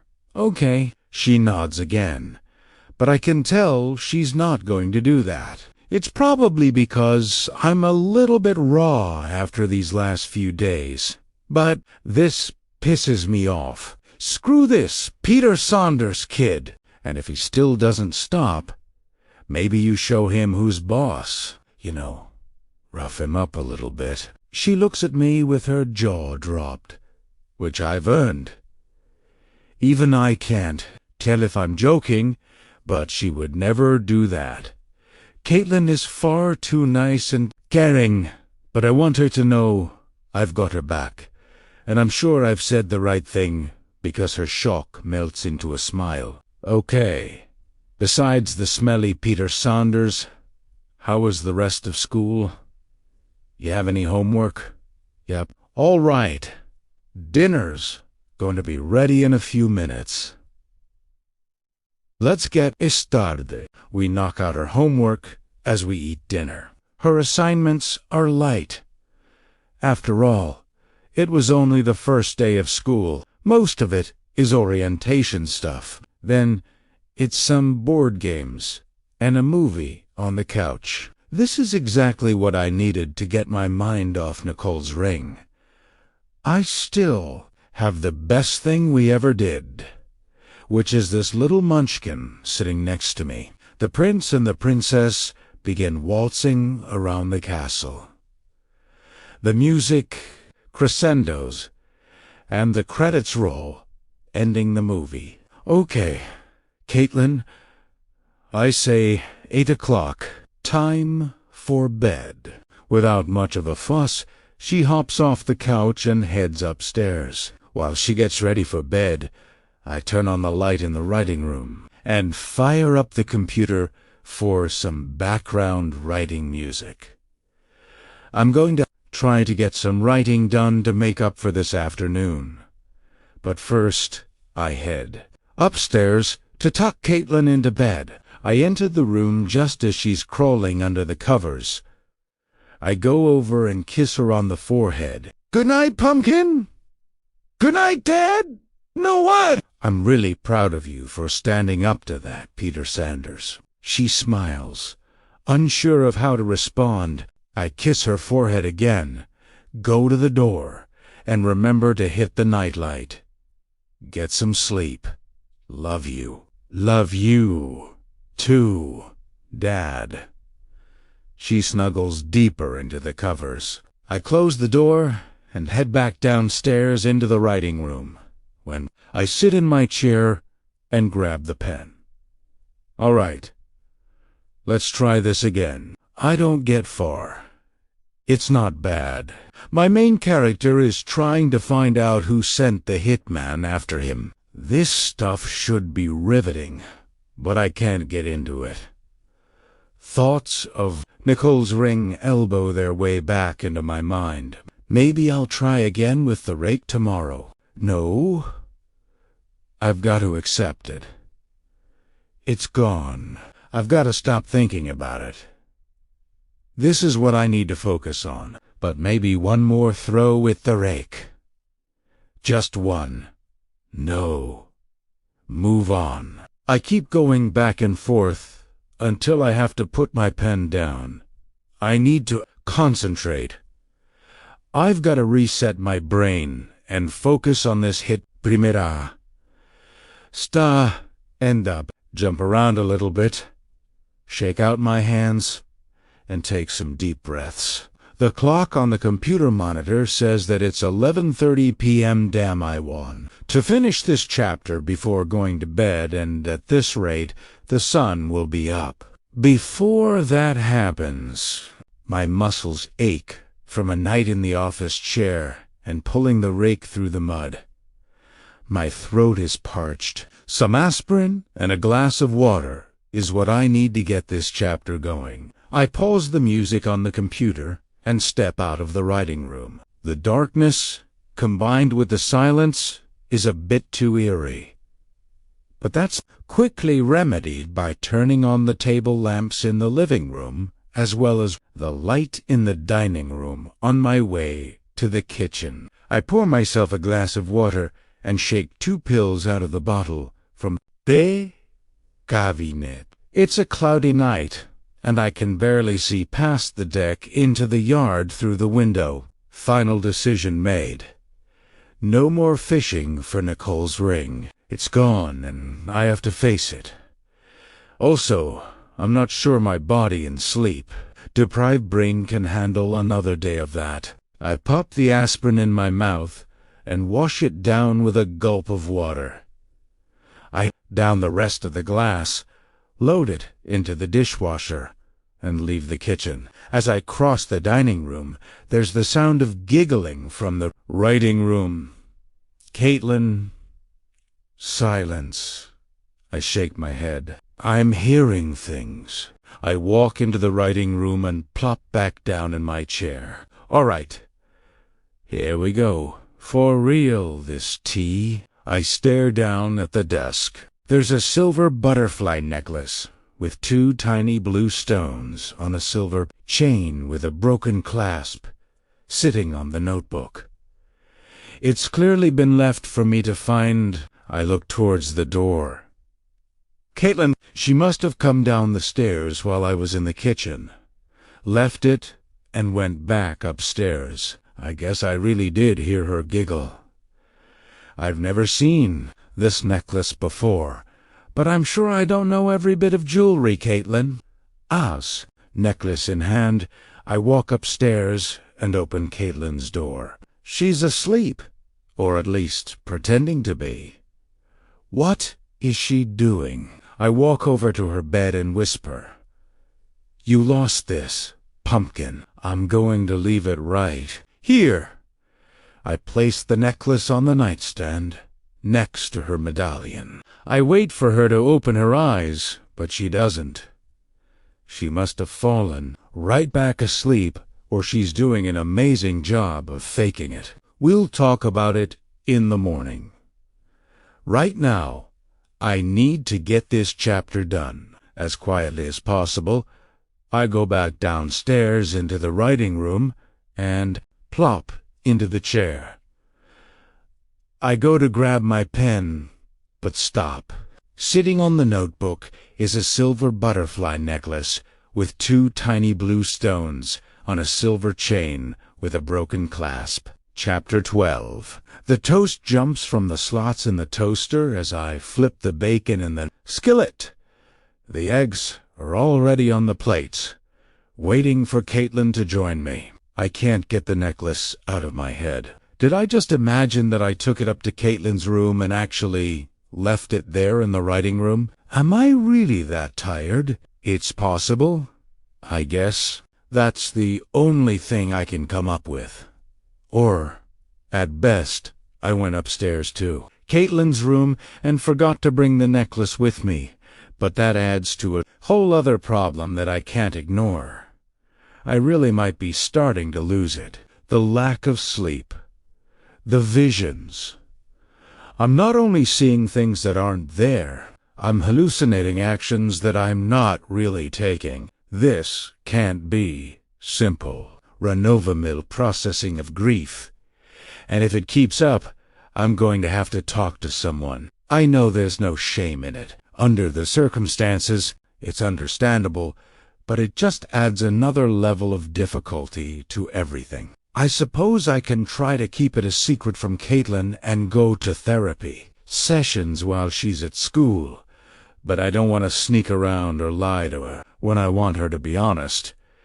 Merely thinking about it is giving me a headache, and I'm not there. Yet, I'm simply allowing myself that option. If Tease keeps up last night, I slept on the couch. Again. I got some sleep, but only 3 or 4 hours. That chapter that I wanted to finish before going to bed. Yeah, that didn't happen.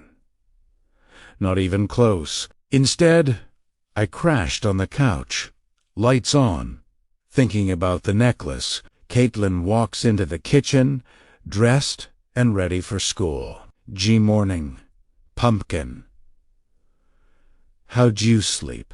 Good, she replies, sliding into the alcove. I've got scrambled eggs, bacon, and toast. You want juice or milk? Juice, please. You got it. I pour her a cup from the fridge and set it on the table. Thank you. You're welcome. I bring our plates over from the counter by the stove and sit across from her. Listen, I say, scraping some butter across a wedge of toast. That necklace you left on my computer, I really appreciate it. But why did you leave it there for me to find? She bites off the end of a strip of bacon. I didn't leave it there. It was, "My friend, she said you were sad about losing Mom's ring. She said you could have the necklace and wear it like Mom's ring. She's making things up again. But how can I be upset? She's trying to do a nice thing. I have no problem letting this one slide." "Well, you can tell your friend." "That's very sweet, but I'll be okay," I say, with a knowing nod. She can have the necklace back. Caitlin just munches her bacon and takes a sip of juice. I take a bite of my toast. "So, what's going to happen on your second day of school?" "I don't know." "You gonna learn how to be a rocket scientist?" "Dad, I told you I want to work with animals." "Rocket animals? What are rocket animals?" "I don't know. I guess today you have to learn how to build them. They don't teach you how to make rocket animals in second grade. Einstein made rocket animals when he was in second grade." "Who's Einstein?" I'm clearly failing as a parent. "Are you going to make some friends?" I tentatively ask. "Primera, wainete tunush." Her in the direction of making some real friends, as opposed to the imaginary ones. "I don't know." She shrugs with a little more uncertainty than I'd like. "You should try," I say, attempting to be encouraging without being pushy. "It's exciting, getting to meet all these new kids, a lot of them, probably like the same things you do." "Maybe," she replies, looking down at her glass of juice. "What if Peter Sanders makes fun of me again? Hey, pumpkin, look at me. Say, though, is. You don't worry about what Peter Saunders says. Okay, he's just a bully. Bullies try to make other people feel bad, and do you know why? No. Because they feel bad about themselves. You are amazing, Caitlin. Nicole Price. Peter Sanders ain't got nothing on you." She smiles. "And if you work hard this week, and we get your homework done right, when you get home, we'll go swimming in the pool this weekend." "The pool?" "Yeah," I say with a nod towards the window. "You mean the lake? I thought you said it was a swimming pool." "I didn't say that." "I'm pretty sure you did." "No, I didn't." She laughs. "Oh, no. You called it a puddle, Dad." Okay, fine, let's finish up breakfast. The bus is on its way." I close the front door as the bus pulls away. After talking and joking with Caitlin over breakfast, this morning is a lot easier than yesterday. Before getting to writing, I grab the necklace off my notebook in the writing room. Finding it there when I thought I had taken it upstairs last, night had really messed with my head, so I decided to have nothing more to do with it. I carry the necklace up the stairs and into Caitlin's room. The place is a mess. Again, all it took was one day for some dirty clothes to find their way back to the vanity. Pick them up, taking a second to check my reflection in the mirror, and then toss the clothes into the closet. Holding the necklace in my hand, I scanned the room. I don't even know where Caitlin keeps her jewelry. I've never shown jewelry box or anything of the sort. There's not one on the vanity, window, seat, or in the closet.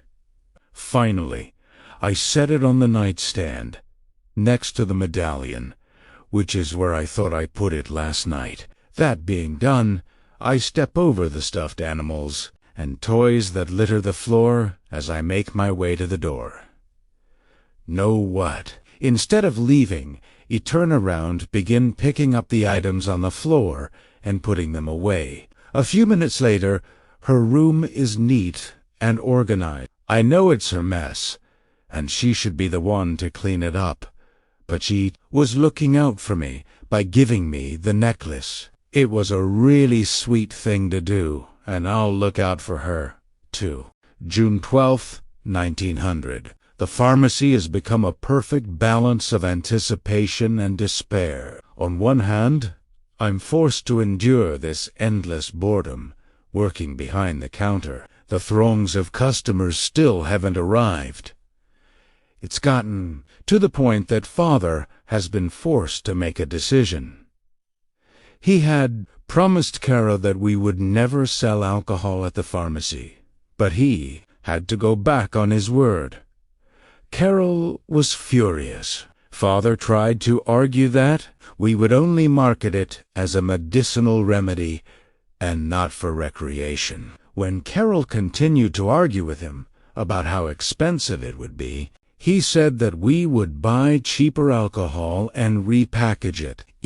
Know all of this because their voices easily carried through the curtain that separates the storeroom from the store. They only stopped when a potential customer opened the door, was startled by their voices, and promptly turned and left. Finally, Father said that we didn't have a choice if the pharmacy was to survive. After that, Carol left without saying a word. The only joy I get from the pharmacy is the anticipation I feel at the possibility that Mr. Karen Thomas will place another order, giving me an excuse to go to the Nightingale House to see him, or that he may drop by the store. Throughout the day, I constantly watch the window, hoping my wishes will be answered. Instead, almost every day, I have to see Patricia Fleming and her herd of friends take their lordly stroll across the green. I have to watch as they stop and speak to the nobility of Kings. I can imagine her put-upon tone in her laughing as she spreads what I'm sure is unfounded gossip about the person she spoke to only moments ago. Why should someone so horrid be blessed with such a leisurely life, while I'm stuck here in this hell? I often dream of what it would be like to have wealth, stature, and peace. To have Thomas. He is all those things wrapped into such a striking package. That's exactly what he is to me. Everything that I want. I find myself constantly fiddling with the necklace, wishing it was a magical amulet that could summon him at my will. But I guess I shall have to wait. It's all I can do, besides dream of Thomas and the Nightingale House. Chapter 13. Come on, Dad! Caitlin cries as she races towards the water's edge. I'm coming, I call after her. I'm really dragging. It's Sunday. At least, I think it's Sunday. The days are starting to blur. I'm honoring my promise to Caitlin that we would go swimming today, but I made that promise before I had endured endless sleepless nights, and before I spent this morning clearing the weeds from my search for Nicola ring. But Caitlin held up her end of the bargain with her homework throughout the week. She runs into the water and falls down with a laugh. I gingerly dip my foot in the water and pull it back. It's freezing. No, it's not, Caitlin says, slapping her arms on the surface. It's Iskold. You polar bear. You promised. Ah, fine. I'm not joking. It feels like it's I hesitantly ease myself forward, hissing as the water creeps up my legs, and let out an audible gasp as I submerge my waist. The sand below my feet is coarse, but gradual, becomes a soft mud. As I advance, I continue my theatrics of adjusting to the water as Caitlin slowly swims up behind me. Come on, Dan. You've just got to go under real quick, and it'll be over. It won't be cold. Yes, it will. No, it won't, she says, creeping closer. I point a finger at her. "You stay away from me." She giggles and swims, like a shark approaching its prey. "Stay away, No." I pretend like I'm going to run for the shore, but I go really, really, really slowly. "Leave me alone." Caitlin swims up behind me and launches onto my shoulders. I cry out as I allow her to push my head under the water. Oh my God, it's so cold. But Caitlin's right. The shock is brief. I can hear her muffled laughter through water. I bob back to the surface. She's still hanging on my shoulders. I can stand on the bottom, but she can't. "You're mean," I tell her. "I was helping you." "Yeah, some help you are," I say, wiping my eyes and nose. Caitlin spends the next hour or so jumping off the pier. She doesn't go all the way to the end. The pier goes out about 60 feet, so it'd be a bit of a swim back every time. She could do it. I have no doubt of that. Our apartment back in Portsmouth was terrible, but the one bright spot was that it had a swimming pool. Caitlin spent almost every day of her summers splashing around. Whenever Nicole and I wanted some alone time, we'd encourage her to go swimming so she'd be tired and go to bed early. Caitlin is a fantastic swimmer, but until she's used to swimming in the lake, I don't want her jumping off the end of the pier, where it is serially deep. However, she seems perfectly content to jump from the side. Eventually, she gets bored of it and swims up to my side. I know what's coming. "Through me, Dad!" She screams as she leaps up at me. I catch her under the arms and hurl her away into deeper water. Her arms flail and she laughingly screams as she flies through the air and splashes down. This was our favorite game when I would join her in the pool in Portsmouth. Before she resurfaces, I duck down and swim a few strokes underwater. She's going to try to find me. This is how our little game works. I hold my breath for as long as I can and then burst upwards. She tries to catch up to me as I go back under and swim away slowly so that she can catch up. When I resurface, she's right next to me. She leaps up. I grab her arms and throw her again. We would play this every day in the summer at the apartment pool, and I can tell you that every year it gets more and more exhausting. I'm getting older and she's getting bigger, which is why I wouldn't miss this for anything, no matter how tired I might be, because one day I won't be able to do it.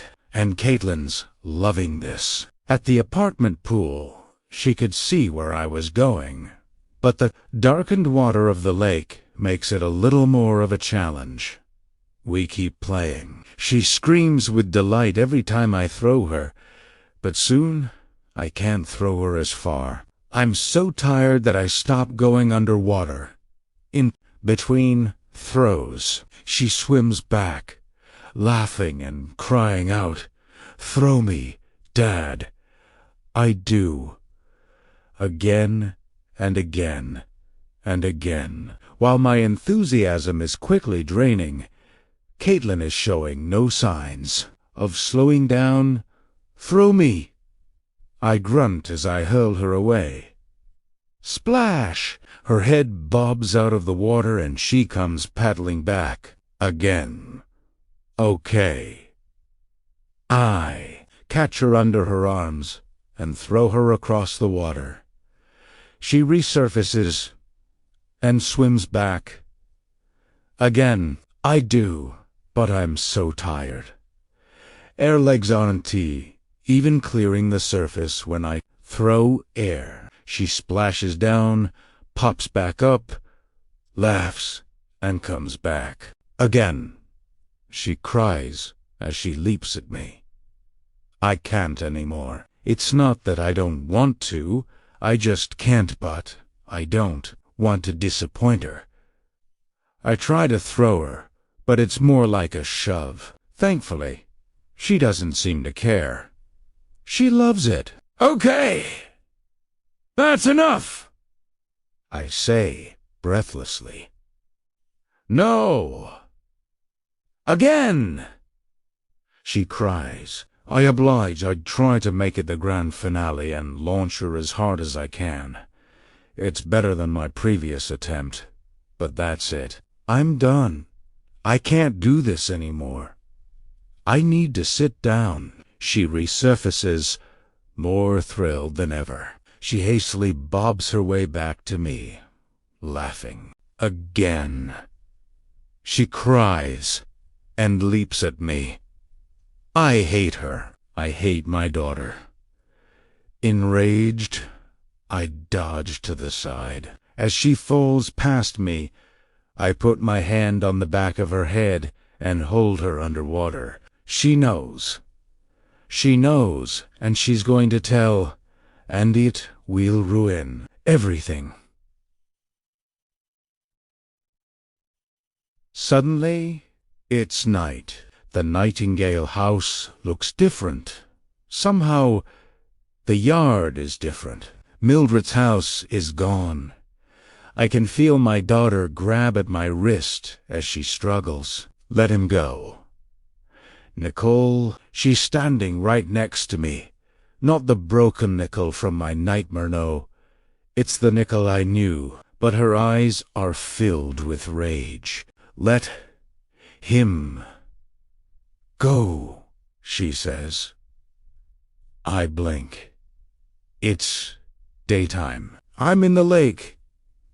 My hand is still on the back of Caitlin's head, holding her underwater as she struggles. I quickly pull it away. Caitlin bursts out of the water, hacking and coughing. Caitlin, oh my God. I'm so sorry. She shakes her head, coughs again, and smiles. She leaps up at me and playfully screams. She hangs on my shoulders and tries to push me underwater. She thinks it's a game. I can't do this. What just happened? What did I just do? Sweetheart, stop, please. Stop. Stop. Caitlin falls off my shoulders and back into the water. I start walking back towards the shore. Dad, where are you going? She asks, disappointed. Dad's tired, I say. I'm gonna sit down for a minute. You keep playing. My legs are going to give out. I go to the porch, grab a towel and a chair, and bring them down onto the lawn to be closer to keep an eye on. Caitlin!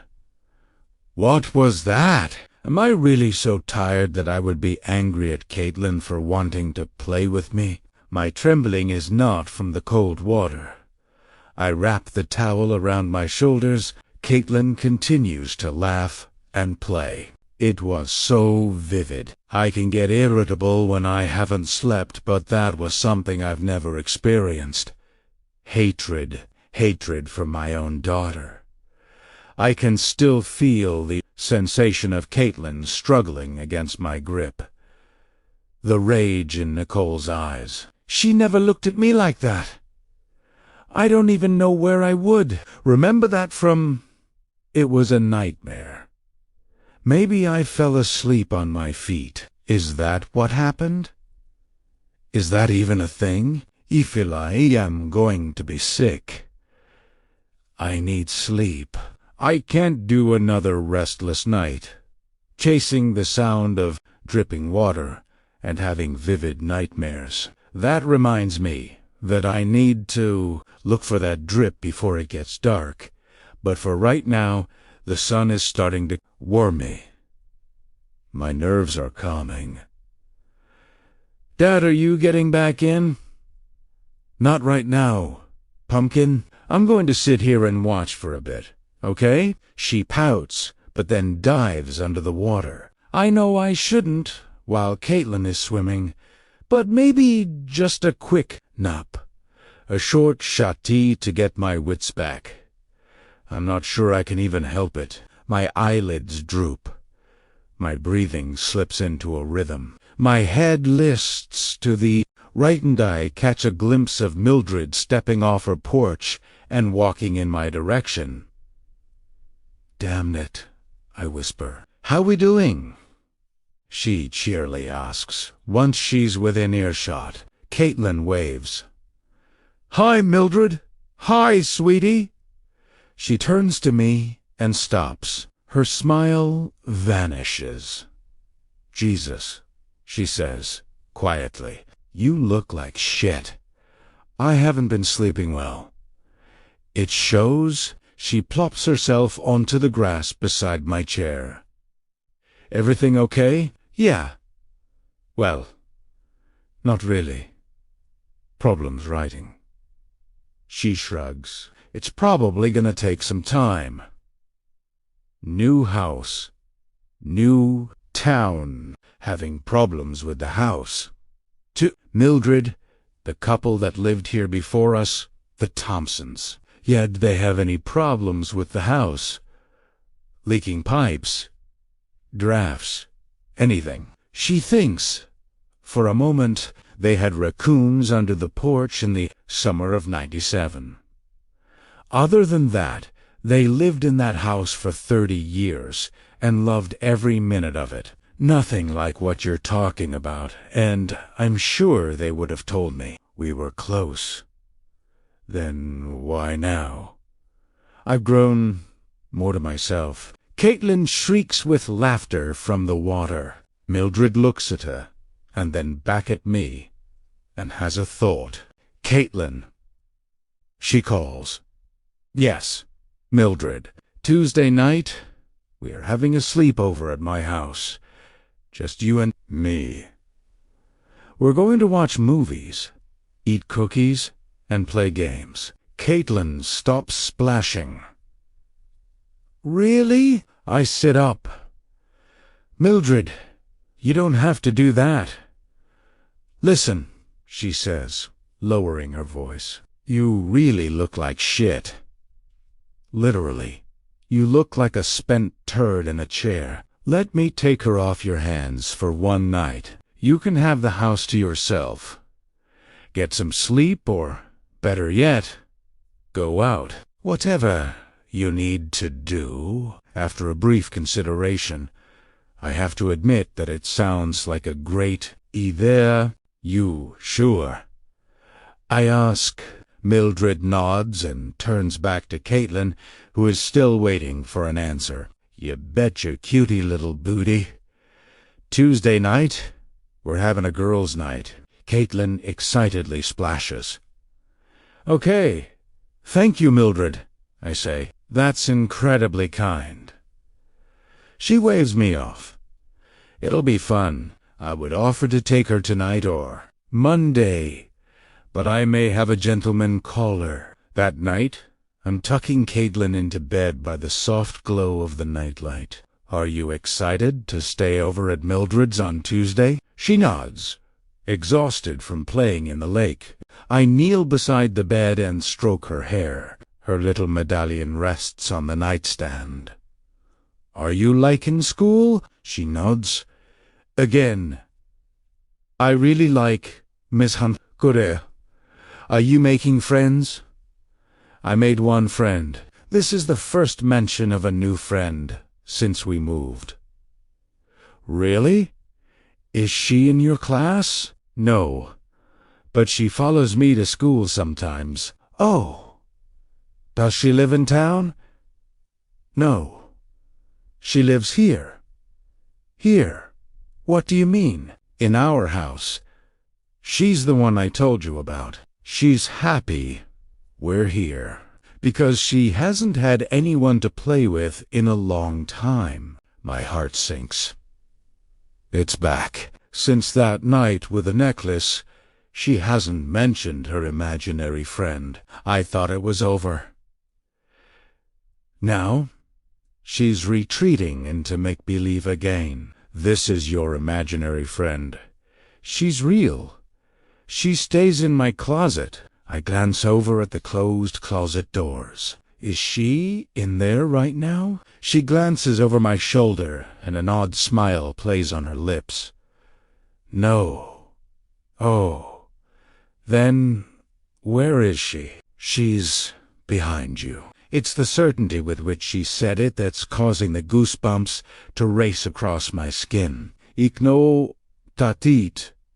It's the power of her suggestion, but it suddenly feels like there is someone standing behind me and I can turn around. It would only encourage her behavior. Okay, I say, quietly. That's enough for tonight. I kiss her forehead. Get some sleep. I lean back, and her eyes are already closed. I stand, motionless. Finally, unable to resist, I turn around. A man is staring at me. I catch my scream mid-throat. It's my own reflection, staring at me from the mirror of Caitlin's vanity. I look back at Caitlin. Her eyes are closed, but she's lightly smiling. I can't tell if she's asleep. As I walk across the floor, I can't shake the feeling that there's someone else in the room. Fighting the urge to look back, I step into the hallway and close a door. Chapter 14. The next morning, after another night of troubled sleep on the couch, Caitlin and I are discussing her upcoming sleepover while I make waffles for breakfast. She's excited, but something is gnawing at my chest. It finally hits me as the bus rumbles away with Caitlin on board. Tomorrow night will be the first night that Caitlin and I have spent apart since Nicole's death. Granted, she's only going to be next door, but the idea of us not sleeping under the same roof casts a shadow over my afternoon. I spend another day staring at the blank page, unable to write. I even stupidly get emotional over the idea that one day Caitlin will move out and I'll be alone. Yes, I'm perfectly aware that she's 8. I'm attributing my heightened emotions to my lack of sleep. So, throughout the course of the day, I decide that tonight Caitlin and I are going to have some fun. I'm waiting to pounce when she comes in through the door after school. Do you have any homework? I ask. A little, she answers, apprehensively. Let's do it. Let's get it done, right now. Why? Because you and I are hitting the town. We rifle through her reading and math assignments. I try not to help her too much, but I want our evening underway and make my math hints entirely too obvious. Once we finish, we head out to the car. What do you feel like for dinner? Anything you want? Anything? Anything. Can we have waffles? She asks.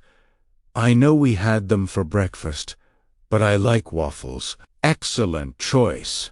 We find an IHOP just outside of Kingsbrook and feast on Belgian waffles, swimming in syrup and piled high with whipped cream. After that, we go roller skating, which is painful on such a full stomach, but she holds my hand as we skate around the rink, so it's worth it. I'm treating it like I won't see her for months, rather than a simple 24-hour period where she'll be next door. By the time we make it back to the house, I'm wiped out, but Caitlin is wired. Okay, that is a wrap. Go get ready for bed, I tell her. I'm still awake. How? How is that possible? Because I'm beat. That's because you're old, she laughs. Hoddy-hara, little missy. Get ready for bed. You need a good night's sleep for Mildred's. Tomorrow? Ugh. She rolls her eyes and heads upstairs. I sort through the mail as water begins to run through the pipes in the wall on its way to the upstairs bathroom. There's some junk mail for Nicole.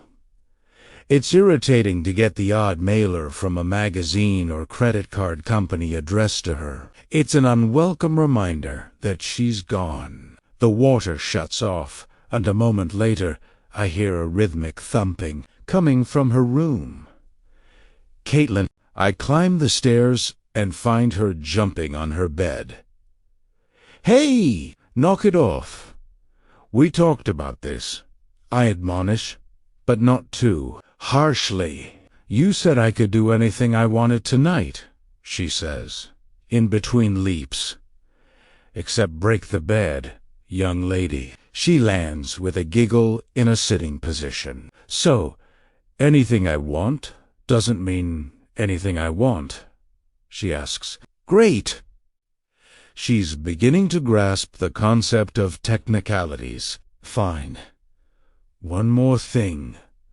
But I have to approve it.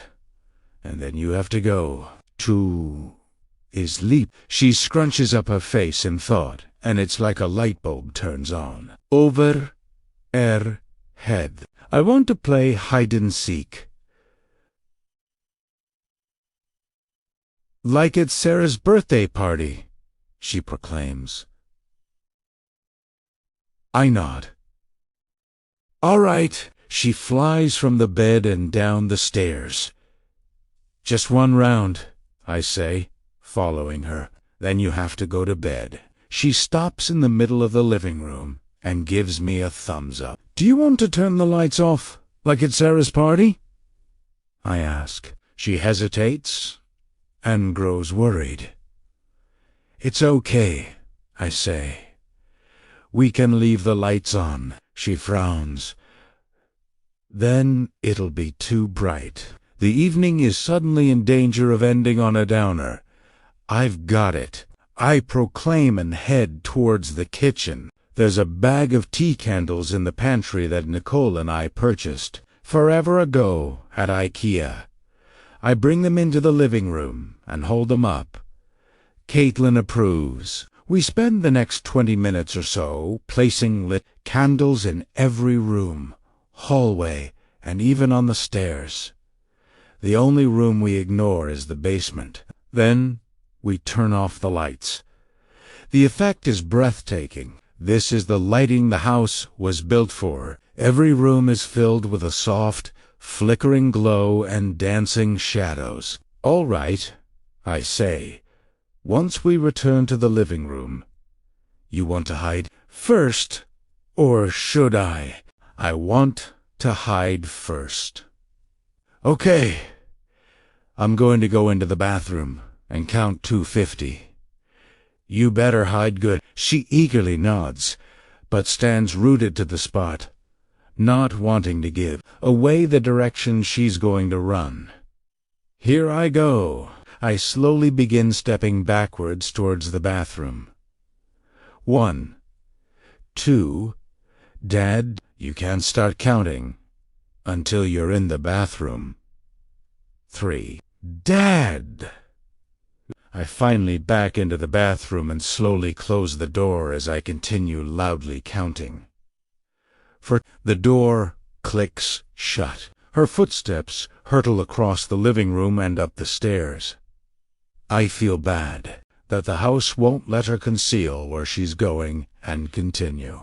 Counting her footsteps run down the upstairs hall and suddenly stop right above me. Then, in between the numbers I'm calling out, Primera KNA, talking, but it's too muffled to understand. Her tone sounds like she's quietly pleading with someone. I wait, straining to hear. She stops talking. What is she waiting for? Oh, shit. I've stopped counting. Primera, el, out. Immediately, her footsteps resume down the hall, and as best as I can, stop in the upstairs bathroom. I continue counting, speeding it up to reach the end. 48, 49, 50. I open the door and step out. Ready or not, here I come. I begin stalking through the rooms on the first floor, pretending to be a giant ogre who is genuinely mystified as to where she could be. Where is Caitlin? I say in a deep, gravelly voice as I roam the living room and poke my head into the writing room. Where is she? I turn and begin stomping up the stairs. Fee, fo. I stand at the top and stare down the hallway. Caitlin.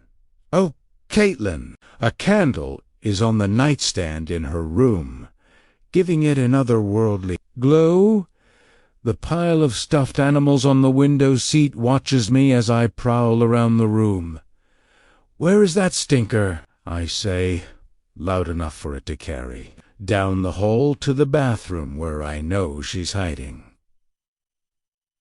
I stomp over to her closet. Is she in here?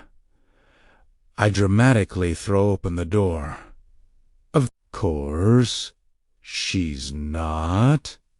I leave the closet open and stomp out into the hall. I think I smell her. I start walking towards the bathroom. I smell her in the room where all stinky girls go and hide. I reach the bathroom door and grasp the handle. There's a sound behind me. Startled, I turn just in time to see the hem of Caitlin's nightgown as she disappears into her room. Then there's the sound of her closet doors closing. You, little lady, are quite the scamp.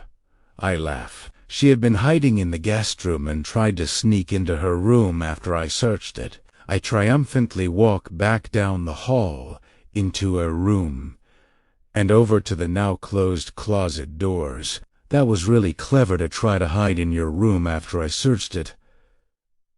I grasp the knob. But now, I've got you. I throw open the closet doors. The clothes hang from the rack, and the basket is on the floor. But Caitlin's not here. Caitlin? I can't wrap my head around this. I kneel down and push the closed basket aside. I turn on the closet light. It's empty. Caitlin, Dad. I jump and pull myself out of the closet. Caitlin is standing in the doorway, looking disappointed and hurt. Where were you?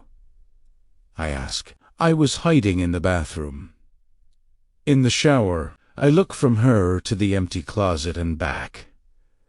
But you ran across the hall. I saw you. I realize her hurt and disappointment aren't directed at me. Caitlin looks around the room. Catherine, I told you not to play, she says. I glance around, trying to figure out who she's talking to. Sweetheart, who's Catherine? Her eyes find me. The candlelight flickers across her face. For the first time in my life, I'm afraid of my daughter. It's like she knows something I don't, and she's trying to protect me from it. I don't want to play anymore, she mumbles and goes downstairs, leaving me alone in her room. June 5th, 10th, 1900. Today, my wish was granted. Well, not all of it, but I finally go to see him. I won't bore you with more of my miserable situation.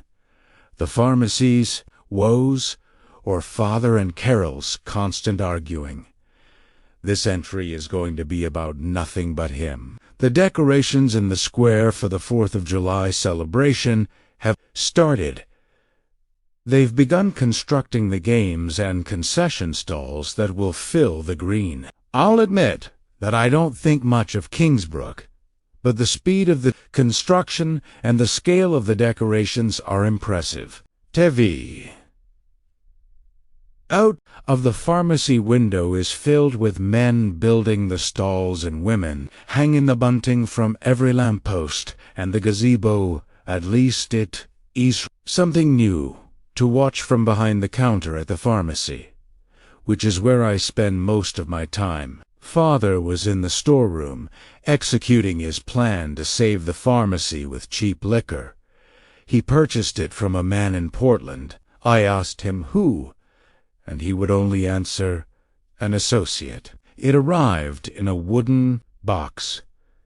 The bottles were big, bulky, and unlabeled. Father also received a shipment of smaller, sample-sized bottles. He had already made a sign, advertising it as one of the finest cognacs from Paris.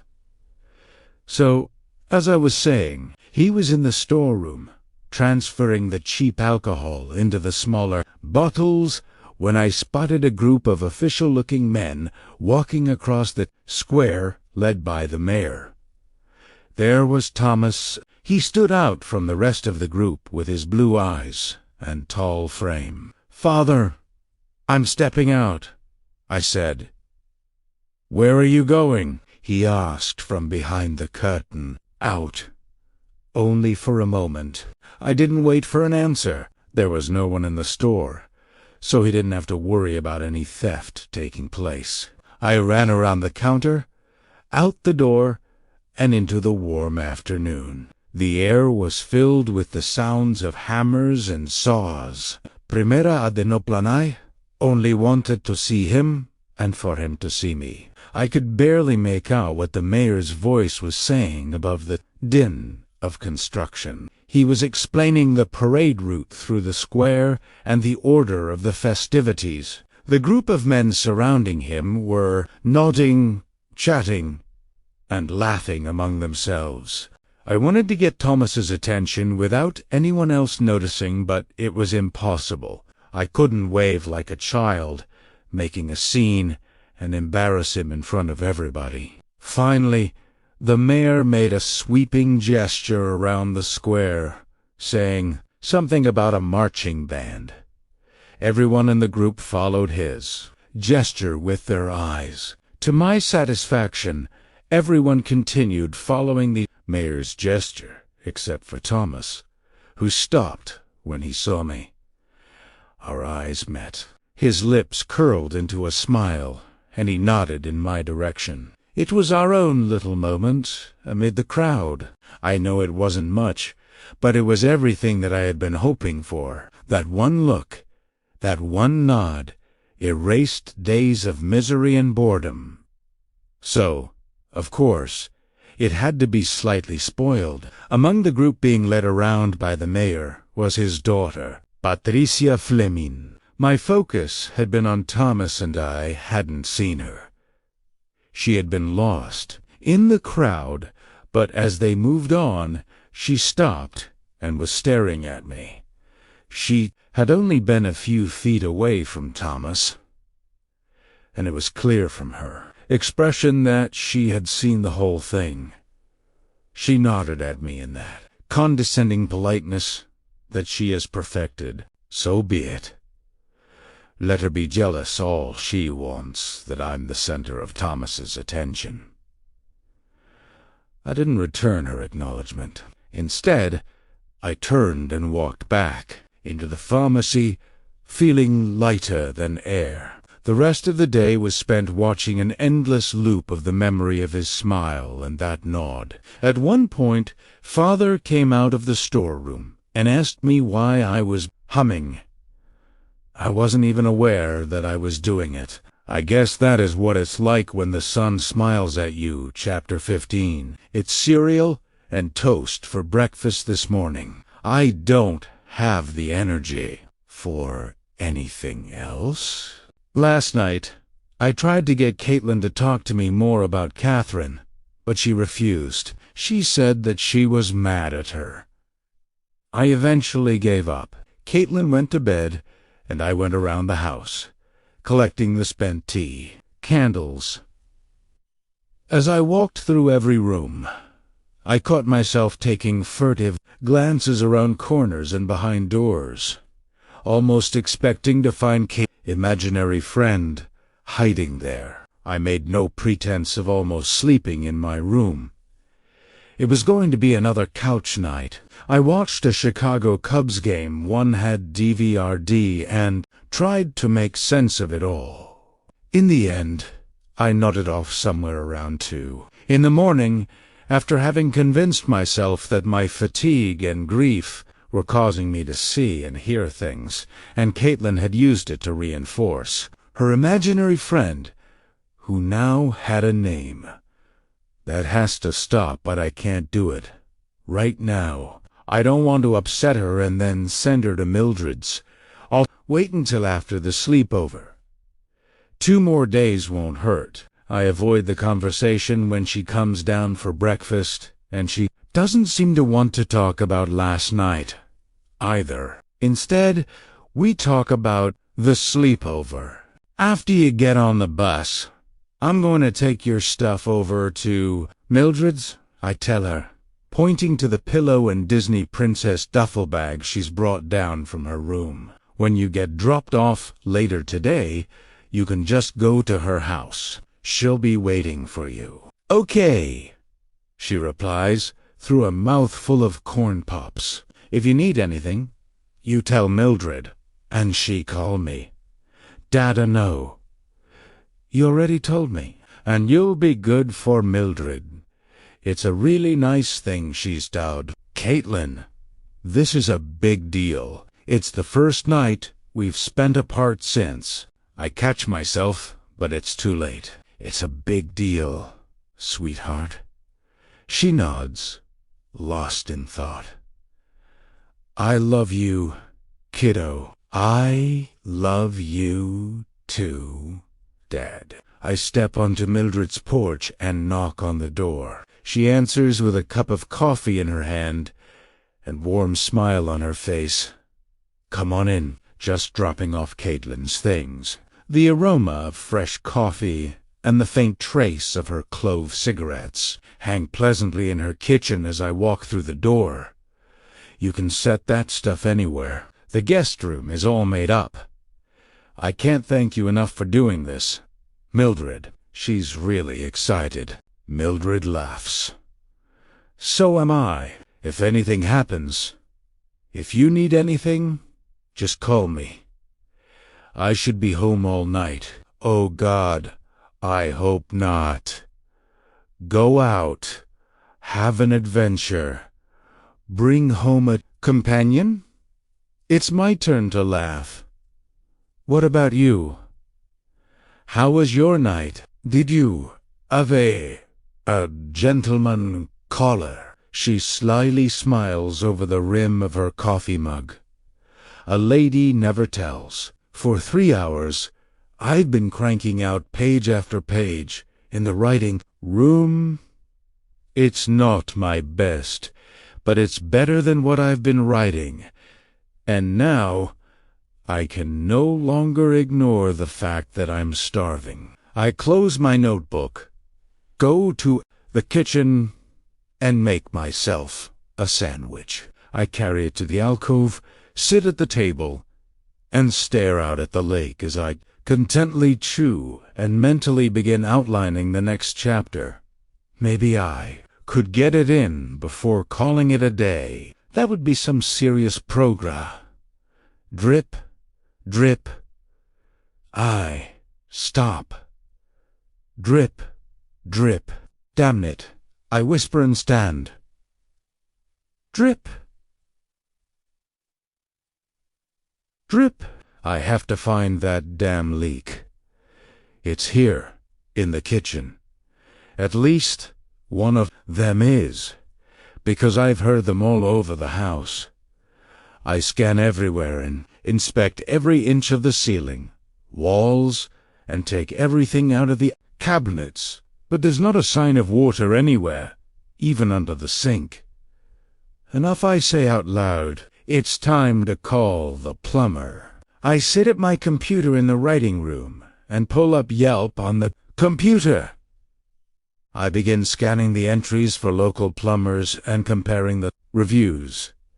I dial the number of the one with the highest rating. So, you're hearing the dripping, but you haven't seen any signs of water damage. A man with a heavy New England accent asks, after I complete my rambling description of the problem. Yeah, I've searched everywhere.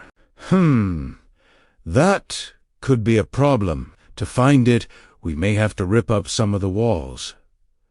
Fantastic. I suddenly feel a migraine coming on. Do you know when they've done any I can find out. I have Stolowski's phone number here on my desk. Somewhere. You think they may have done a shoddy job? It's possible. More likely that they haven't changed all the plumbing in the place. Who knows how many patch jobs they've done? Might be something as old as the house. This is getting more expensive by the moment. Shouldn't be too hard find out about the You said the house was old, he asked. Yeah, if it's historic, you can sometimes find some of that stuff online. Give me a second, I say, and began typing. Oh, you don't have to look. Now, hold on. Let me see. I'm on a mission. If there's more damage happening in the walls every moment that I can't see, I want to take care of it. Now, I enter Nightingale House into the search bar. There are hundreds of hits, mostly real estate listings, and some photos. This could take some time. I sigh in defeat. I'm not even sure what I'd be looking for. No worries. It'll be in the public records, which I think Kingsbrook has, online. What we can do is run a scope through the walls, along the pipes, and see where it's coming from. He continues laying out his plan while I continue scrolling. This is going to be an ordeal. He's asking something about how attached I am to the hardwood floors. I try to find older articles, hoping to get lucky. There's a society piece from the Kingsbrook Herald that's dated 1900, announcing the arrival of the Carringtons at the Nightingale House for the summer holidays. I recognize the names from our tour of the Kingsbrook Historical Society. I distractedly click on the link. The page loads. Suddenly, I'm not breathing. Mr. Price, the plumber asks, "You still there?" Yeah. Yes. Sorry. I'm going to have to call you back. I hang up the phone before he has a chance to answer. A photo accompanies the article. On the screen, a photo of the Carrington family. The caption below reads, Thomas and Abigail Carrington and their daughter, Catherine, June 17th, 1900. Every morning, I've been waking and getting to the pharmacy early, hoping that it will be the day that Thomas places another order. And today, just like my wish to see him, I was finally rewarded. When I went out to the kitchen for breakfast, I found Father sleeping on the sofa in the parlor. I tried to be quiet, but he awoke. He made some excuse about staying up too late and accidentally falling asleep on the sofa, as if I don't know what's going on with him and Carol. They hardly ever talk anymore, and I think Father has started drinking. Working at the pharmacy has become somewhat of an escape for me. I can't stand to be around either Father or Carol. It isn't much of an escape, but at least I'm away from the house. I'm incredibly lonely. But there's always the hope of a letter from Thomas. This morning, I opened the pharmacy a full hour before our posted time. There wasn't much to do, so I took one of the local newspapers and read for a while. Father arrived at the normal hour. He tried to sound upbeat, as he always does, but the bags under his eyes proved too heavy.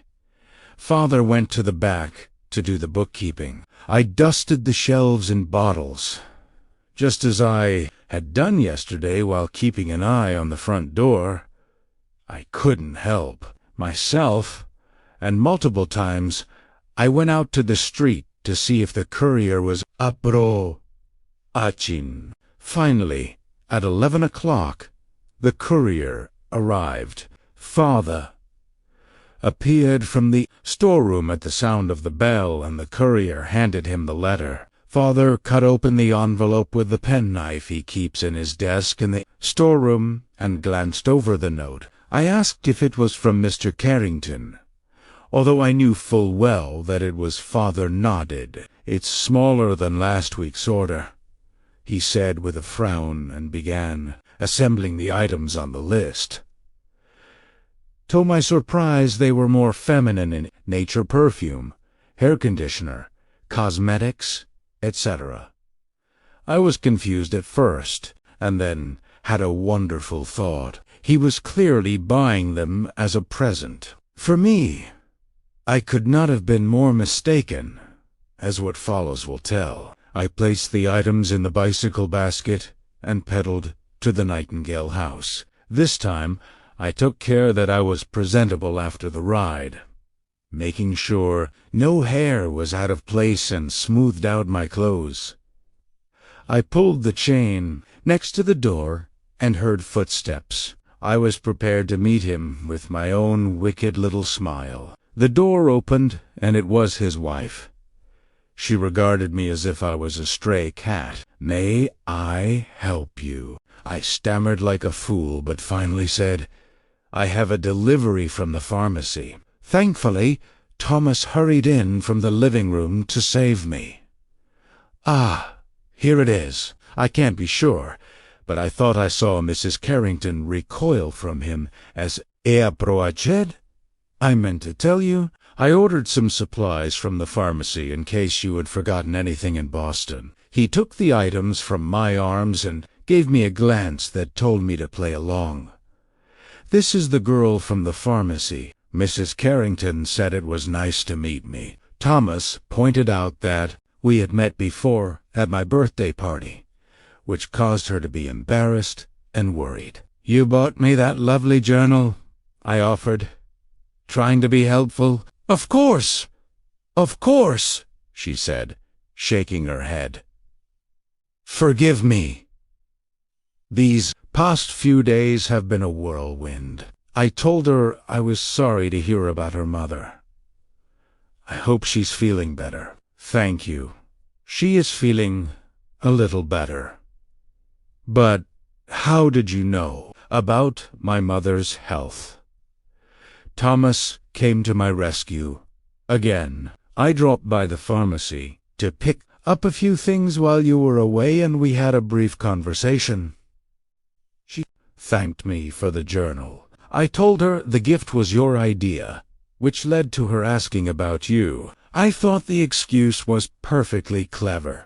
There was the sound of the back door in the kitchen banging open and small, frantic footsteps approaching. Through the dining room burst a young girl with long, straight blonde hair and wearing a very pretty dress. Was laughing but stopped when she almost crashed into Thomas.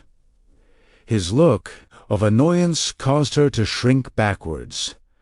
She shrank even further when she saw that there was a stranger in the room. She drifted towards Mrs. Carrington and clung to her leg. Then a man entered from the kitchen, out of breath. I recognized him from the party as the driver of the Carringtons' carriage. "I'm sorry, sir," he said.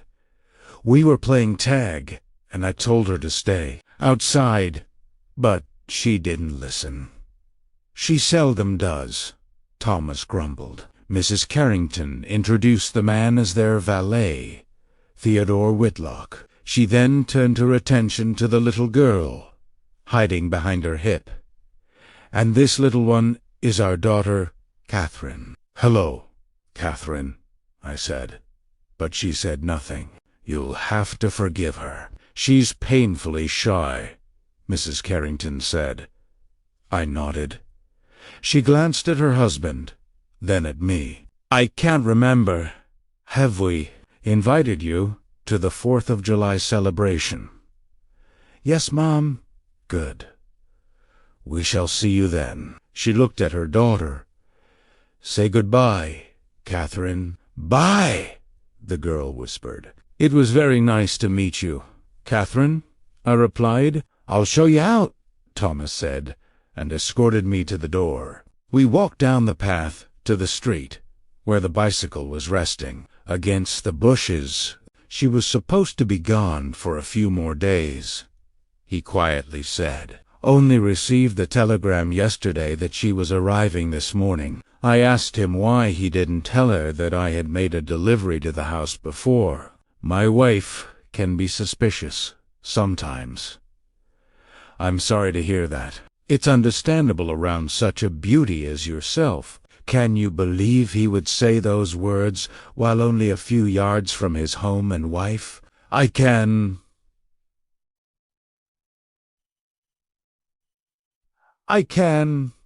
and I relished it. "You'll forgive me if I don't kiss your hand as before, but there might be eyes watching us." I told him that I understood. "If I had my way, I'd kiss more of you," he said. I fought to keep from smiling, but lost. "There also won't be a delivery next week. I'm worried she'll grow more suspicious, but I do expect to see you at the 4th of July celebration." "You may count on it," I said.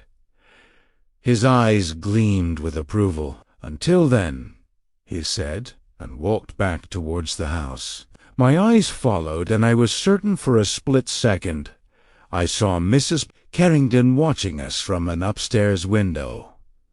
The curtain fluttered and she was gone. I know it's dangerous. I know it's wrong, but I don't care. It's harmless fun. Besides, I have no friends.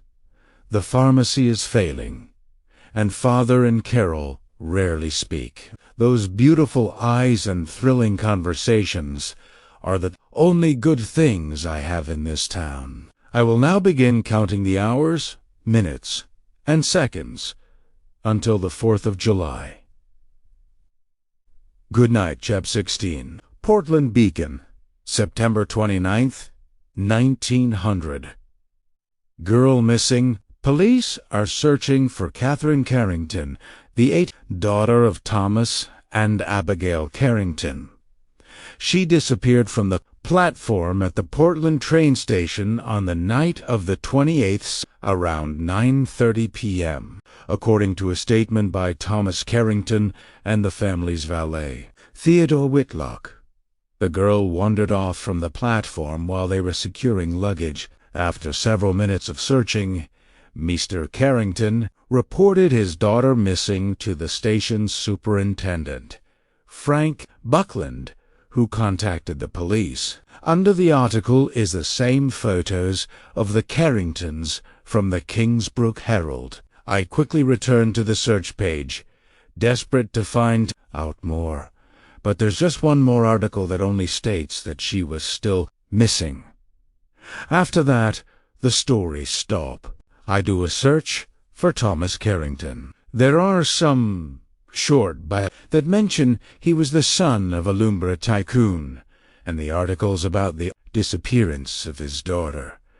But nothing else until I come across one. More mention in the Kingsbrook Herald, dated October 2nd, 1900. Thomas Carrington, son of Adolphus Carrington, was found dead of a sudden illness early yesterday morning in the bedroom of his home, the Nightingale House on Willa Lake.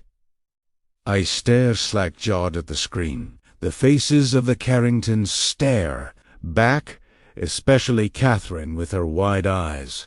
The silence of the house becomes unbearable. I'm rethinking everything that I've dismissed over the last 2 weeks. The noises, the visions, the girl I saw last night in the hall. What if I look up, half expecting to see someone in the room with me?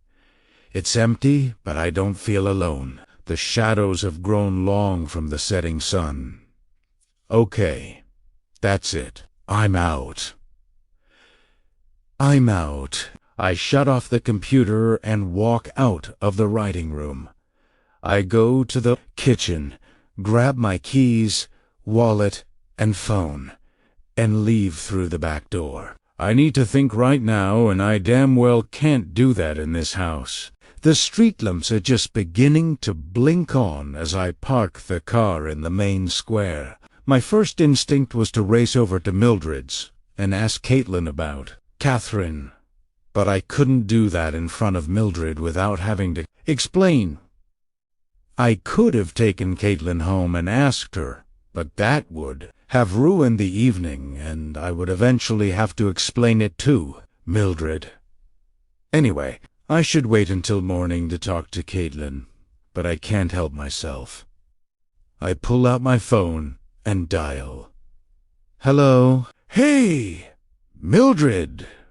It's Daniel. I just want to make sure Caitlin's doing okay. Yep, she's fine. We're eating pizza and watching movies. Great. Can I talk to her real quick? Sure. The phone changes hands. Hi, Dad. Hey, Pumpkin. How was school? Fine. Just fine. Yes, she answers confidently. Did your friend Catherine follow you to school today? I can hear her fidgeting. Caitlin, did Catherine come to school with you today? There's a long pause. Dad, yeah, I don't want to talk about that. I'm still mad at her. Okay, I desperately need to know, but I don't want to upset her while she's at Mildred's. Can I go back to watching movies with Mildred now? Of course, sweetheart. Can you put Mildred back on? Okay, good night, Pumpkin. I love you. Love you too. Dad, the phone changes hands again. Everything okay? Mildred asks. Yeah, I just wanted to hear her voice. Don't worry, I'll take good care of her. Thank you, Mildred. And Daniel.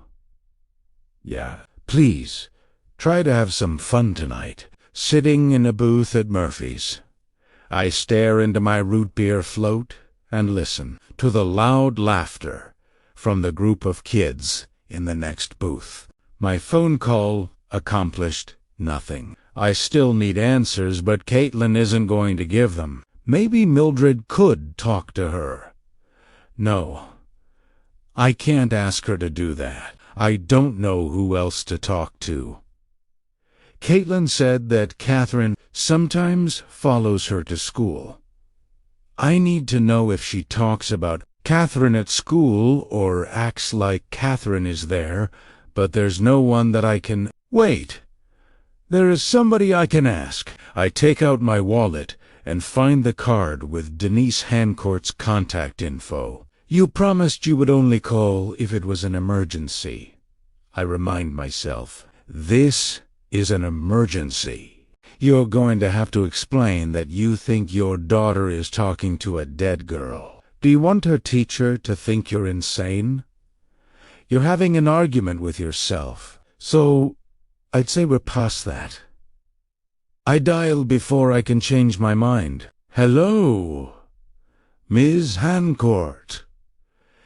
Yes. Hi. Hi. This is Daniel Price, Caitlin's daughter. I mean, her. I'm Caitlin's dad. I wince in a manner that has to be audible through the phone. Oh. Hi. How are you? Good day. How are you? I have not thought this through at all. I'm good. Everything all right? Well, look, I'm sorry for calling you outside of office hours, but I'm a little worried about Caitlin, and I wanted to talk to you to see. The group of kids in the next booth erupts in laughter over something on one of their phones. If she was acting strangely, I'm sorry. I didn't catch that. Sorry. It's a little loud in here. Where are you? That ice cream shop on the square? Murphy's, she asks. Yeah, I love that place. I live right around the corner. Oh, my mind quickly comes up with a plan to buy myself some more. Time to figure out what to say. Care to join me? There's a pause, and then a light laugh. Sure. Minutes later, she walks through the door and spots me. I hastily stand as she approaches. Thank you so much for coming to talk to me, Miss Hancourt, of course. And please, it's Denise. We talked about that. Right. We sit in the booth. Actually, I should be thanking you, she says, casually removing her jacket and tossing it onto the seat beside her. I had to get out of my place. Grading, paperwork, filling out forms. The first couple weeks of the year are always a mess. I really needed a break. One of the high school kids working behind the counter waves to Denise. The usual Miss Hancourt. She nods and smiles. You bet. She notices my expression. I told you. I love this place. To the point that you're a regular guilty. So, what's up? I wanted to know how Caitlin was doing. As far as I can tell, she's doing fine. Is she making friends? She keeps to herself, but that's not surprising for a kid in a new school. And after what happened, I think she's handling it well. The high school kid steps out from behind the counter with a foamy cappuccino and sets it down in front of Denise. Thank you, she says, reaching for a purse. I hastily get out my wallet. No, I got this. Daniel, you really don't have to. What's the total? I ask. $4.75, the kid replies. I hand him a 10. Keep it. Thanks. The kid smiles and heads back to the counter. Denise raises an eyebrow as she brings the cup to her lips. Are all best. Selling authors such big spenders. Only until their first flop, she snorts, sending puffs of foam in every direction. She tries to cover her mouth, but it's too late. The joke, compounded with the foam on the tip of her nose and glasses, causes us to burst into laughter. Once we get ourselves under control, she relaxes. Okay. Now that the ice is sufficiently broken, what's on your mind? You're worried that Caitlin's not making any friends? It's slightly crazier than that. She leans forward, elbows on the table. Intriguing. Go on. I proceed with my plan, which is to tell her everything, starting from the day we moved in, to Caitlin's friend, to our visit to the Historical Society, to our game of hide-and-seek, to my discovery this afternoon of Catherine Carrington's disappearance, and that's when I called you. She's been listening in rapt attention, her mouth hanging open. For a moment, I wonder if she believes the crazy theory that has been building in the shadows of my psyche, that my daughter might be talking to a ghost. Then her lips curl into a smile. That is amazing, she says. But dull? Well, I mean, Daniel, there's a perfectly logical explanation for all of this. That's what I thought, too, but I'm having a hard time finding it. How could she have just happened to pick the name of a girl that lived in that house who disappeared over 100 years ago for her imaginary friend? Denise ponders it over a sip of her cappuccino. She could have seen something at the Historical Society.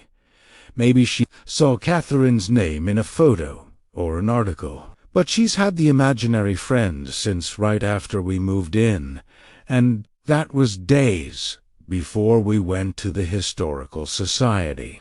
Yeah, but she didn't use the name Catherine until last night, right?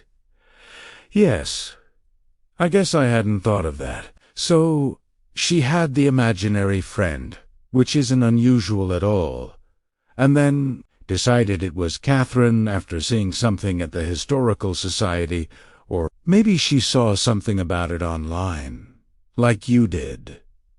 My anxiety is quickly evolving into embarrassment. As it grows, I look down at the table to avoid making eye contact with her. Doesn't that sound more likely than your daughter talking to and you seeing a ghost? She's being nice, and I'm an idiot. Here is a grown adult telling me that there are no monsters under the bed. I shake my head. I'm so sorry that I called you out here. No, it's okay. You have to think that I'm crazy. Not at all. Danya, raising her on your own. After what happened? A new town. You said you're not sleeping. And if you'll excuse me for saying, but you look it. Something like this was bound to happen. I appreciate you letting me off easy, but I've wasted your time. Knock it off. This is so much more fascinating than the other calls I got from parents today. And I got my usual, she says, lifting a cup and taking a sip.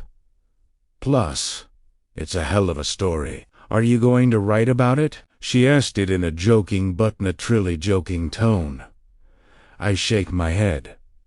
Not my genre. I'm more of a political thriller type of guy. I know. I read In the Shadows of Justice. Really? Oh yeah. It's not every day a best-selling author moves to your town. Did you like it? I did. When am I getting a sequel? I need a good night's sleep first. Best-selling author. She muses. What's that like? I'm dying to tell her. This has turned into one of the first conversations in a while with someone that's not about Nicole's death, and it's taking my mind off the house. It's taken a pleasant turn, and I'm in no rush to have it end. I glance out the window, across the square. You know what? I haven't eaten anything since early this afternoon, and I'm starving. As a way of saying thank you, and for putting my mind at ease, can I buy you dinner? Chapter 17. After an initial hesitation, she agrees to my offer. We walk across the square to La Piazza, Kingsbrook's fanciest and only Italian restaurant. I'm a meat and potatoes man. I've been learning to cook because I want to make sure Caitlin eats well. I'm still a novice, but Denise is an outright foodie, which was the product of a semester studying in Tuscany. That sounds terrible, I say with mock sympathy. Yes. Vineyards and cafes. It was truly awful. And this was towards your degree in political science. I've always wanted to be a writer, she says, over her glass of wine. They say everyone has at least one good book in them. Well, I hope that's not true, or I'm out of a job. She picked out a bottle of wine, insisting that we split it, but I reminded her that I haven't had my first flop yet. She chuckles, but then grows quiet. Listen, I really do appreciate you buying me dinner, but I need to be clear that I don't want to seem ungrateful. But no. Please, I completely understand. I wanted to know what was going on with Caitlin. That's all. And after the weeks that I've had, I needed to get out for a night. This is my way of saying thanks for helping me with Caitlin, and for reminding me that there are no such things as ghosts.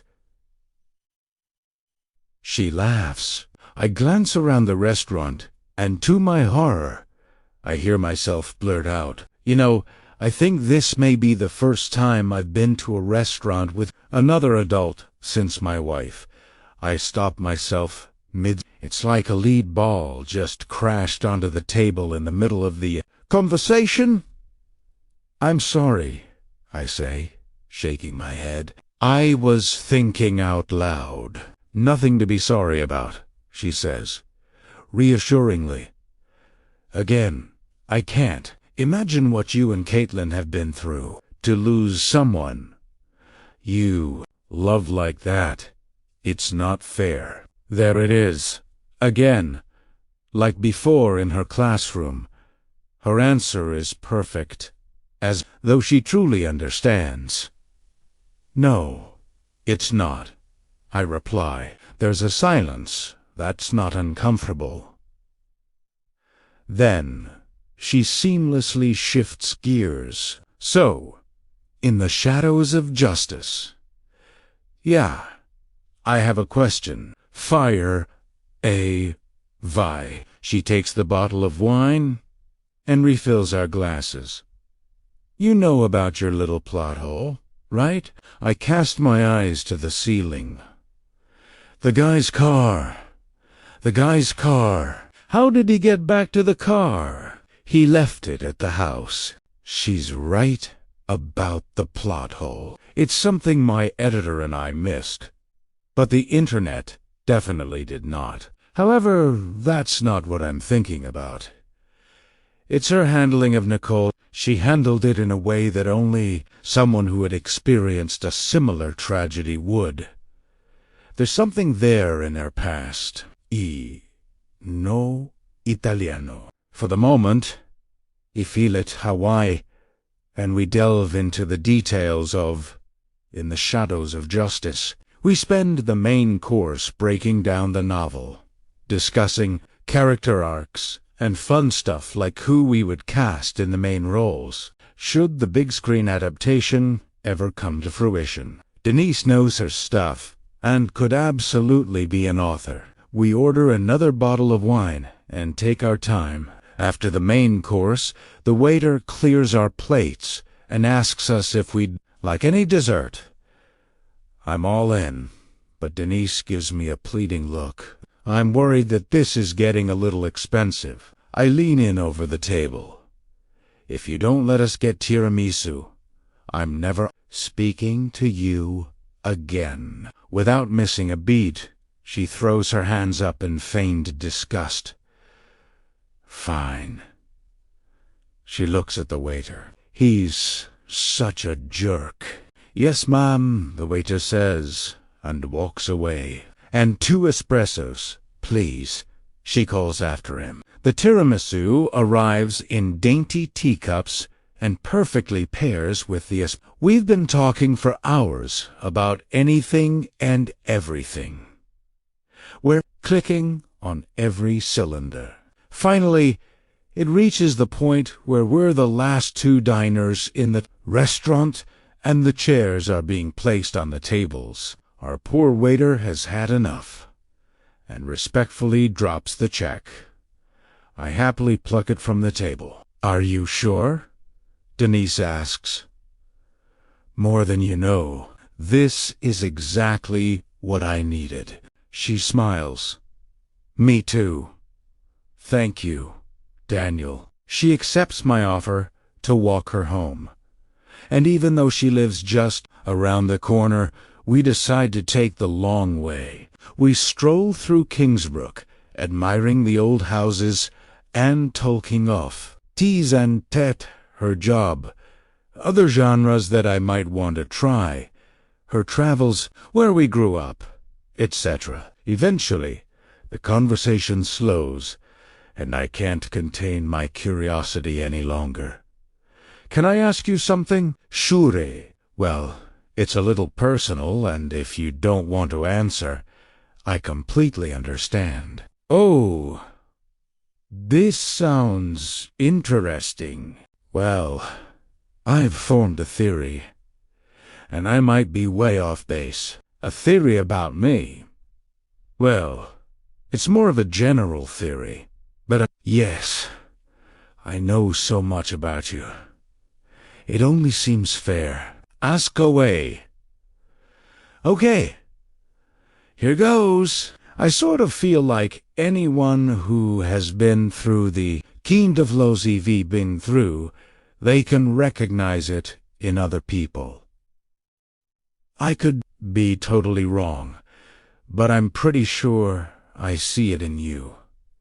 She stops and stares at me. Oh no.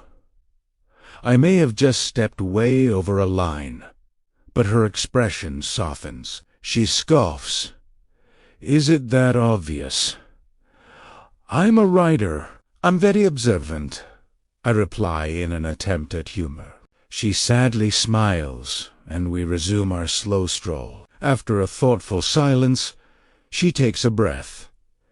It was back in Boston. I was married to a man I loved, and he loved me. We wanted to start a family, and we had a son, Toby. When he was 7, he started getting really weak. We took him in 4 tests. He had something called aplastia anemia. His bone marrow wouldn't. We lost him. And it wasn't quick. It took a year of helplessly watching him suffer. After that, our marriage disintegrated. We were scared to have another child because we worried what would happen. We couldn't move on. We were stuck in that horrible place. We couldn't be together anymore, even though we still loved each other. I'm sure we still do, but I haven't spoken to him in years. I don't even know where he is. She shakes her head. I think that's why I became a second-grade teacher. Being around children the same age as Toby when he left, it's like I get to experience that part of him. You know, we continue walking in silence.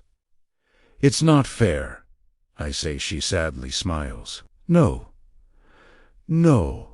it's not. Thank you for telling me. Not too many people know that story, so consider yourself lucky. In that moment, I feel closer to her than I've felt to anyone in a while. She stares down at the sidewalk, lost in her own tormented world. World of what could have been, what should have been, but will never be. I know that world well. Man, how great is tiramisu, though? I dramatically sigh. She laughs and lightly nudges me with her elbow. This is me. We stop in front of a large Victorian home that has been separated into units. Daniel, I had an absolutely amazing time. Thank you. Denise, this was a perfect evening. And if you ever need a break from grading and paperwork, let me know. We'll do this again. And you can tell me all about the novel you're writing. Deal, she laughs. Then she grows somber. Listen, I know tonight was nothing but harmless. And we're adults, but let's keep it to ourselves. Okay. It's not technically against the rules for a teacher to see the parent of a student socially, but Principal Craig really frowns on it, and I'm still relatively new to Concord. If it got around, it could make things kind of difficult for me at work. Our secret. My lips are sealed. Scout's honor. She smiles. Good night, Daniel. Good night, Denise. We hug. Thank you. Again, she says next to my ear. Thank you. She turns and walks up the path to the door. I wait on the sidewalk as she gets out her key and opens the door. She looks back at me and gives me a slight wave. I wave back. Once she closes the door, I begin walking back to the main square, calmer and more content than I've been in months. The smile hasn't left my face by the time I pull into the driveway of the Nightingale House. I walk through the front door and flip on the light, filling the living room with a warm glow. With a flourish, I toss my jacket onto the couch. I've got the place to myself, and I'm going to enjoy it for a while before I go to bed. I stride into the kitchen and grab a beer from the fridge, and then make it two. I take my beers out into the living room and plop down onto tea. Couch. Firing up the television, I find the Cubs game that I DVR'd this afternoon. I kick off my shoes, prop my feet up on the coffee table, crack, open a beer, and settle in. Look, I know this may not seem like the height of cutting loose to you, but for me, it's kind of a big deal. For the next few hours, with the place to myself, I get to belch as loud as I want. I can swear at the television as loud as I please, and it's the Cubs, so it will happen frequently. And best of all, I can fast forward through the commercials and the pitching changes. This is the most at home I've felt since we moved in. I'm halfway through my second beer, sitting forward on the couch as the Cardinals mount a rally in the top of the ninth. Bases loaded, one out, and the Cubs are clinging to a one-run lead. The Cardinals' batter slaps one on the ground towards the hole between short and third. I cursed because it's going into the outfield, but at the last moment, the shortstop snags it, pivots, and throws to second. The second baseman bare-hands it, drags his foot across the base, and fires to first. The ball pops into the first baseman's glove a fraction of a second before the runner reaches the bag. Double play. Game over.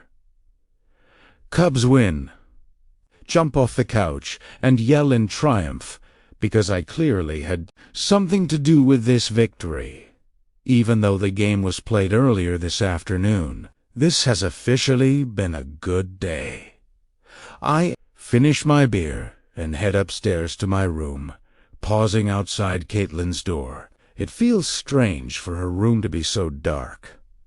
I can't tell you why. Maybe it's the slight buzz I have going from the beer, but I quickly step inside, reach down, and flip on the nightlight before walking down the hall to my own room. I change into some pajama pants and a tee while scrubbing my face and brushing my teeth in the bathroom. I start making plans for tomorrow. Let's shoot for 3 chapters. It's an ambitious goal, but in my current mood, I'm confident that I can get it done. I hit the light, step out of the bathroom, and climb into bed, taking up my customary side. The moon is visible through the window. The silvery light cuts sharp angles across the fireplace. It's unbelievably quiet. How long should I wait before asking Denise to grab dinner again? Not romantically. That's not what I'm looking for. It was just such a great night, and it's been a while since one of those, and I wouldn't mind doing it again. In the not-too-distant future, I sigh, roll onto my side, and see Nicole. She's there, in the bed, lying next to me. Her body is shattered. Blood runs down her face and seeps into the bed. Her open, lifeless eyes stare blankly ahead. I tumble out of the bed onto the floor and back away until my back slams into the wall. I reach up and hit the light switch. The bed is empty. I remain on the floor with my back against the wall. My hands and legs are violently trembling. It's grief. I know it's just grief. It's some part of my sleep-starved brain, laying a guilt trip on me for spending an evening with another woman and not thinking about Nicole. I press my hands against the side of my head and wait for my body to stop shaking. Finally, I stand up and grab my pillow from the bed. It's going to be another night on the couch. And maybe another beer. July 4th, 1900. My hands are shaking so hard, it's difficult to write, because Father insisted on being open during the 4th of July celebration. One of us had to work. Carol left yesterday to visit her sister in Philadelphia. At least, that's what Father told me. So, one of us was going to have to work, and one was going to the picnic. He wanted to go so that he could talk up the pharmacy. I argued that I had been offered the invitation, and it would be rude if he attended without me. It took some convincing, but Father finally allowed me to attend the Carrington Isse Fort of Huli celebration, but only after I promised to mention the pharmacy to everyone at the picnic. It was a lie, but I don't care. I spent far too long in front of my mirror. I tried on 3 different outfits and settled on a green summer dress. I also wore the butterfly necklace. The day could not have been more perfect. There was red, white, and blue bunting on every house and ribbons on the trees in the square. Parade wouldn't start for another 2 hours. But people had already begun to stake their claims on the sidewalks to watch. The main square was beautiful. There were games and concession stands. I ventured close enough to the pharmacy to peer inside. Father was behind the counter, reading a newspaper. There were no customers.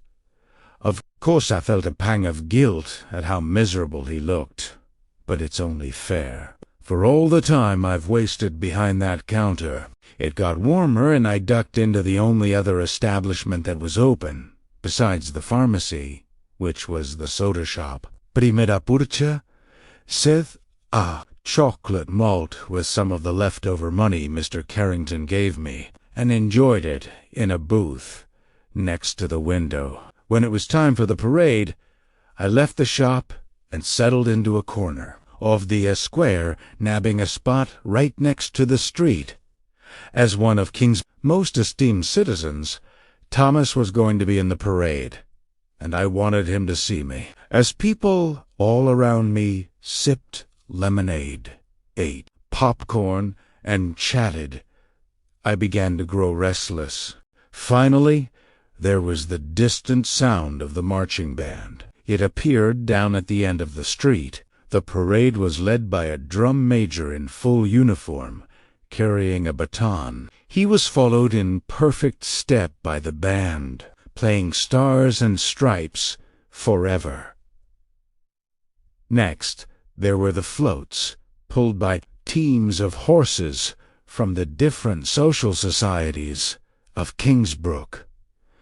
The Order of the Elks Lodge, Sons of Union Veterans, Woman of Mine, and the Fire Brigade. Then came the most illustrious residents of Kingsbrook, riding in open-topped carriages and dressed in their finest. There was the mayor, his wife, and of course, his daughter, the gossip Patricia. She saw me and waved, as if I was part of the peasantry. I waved back, while touching the necklace with my other hand, hoping that she remembered Thomas's instructions she heard while eavesdropping, that I should buy something pretty for myself. To my satisfaction, she stopped waving and glared at me for a moment before the carriage carried her away. Some of the other residents I recognized from my birthday party, such as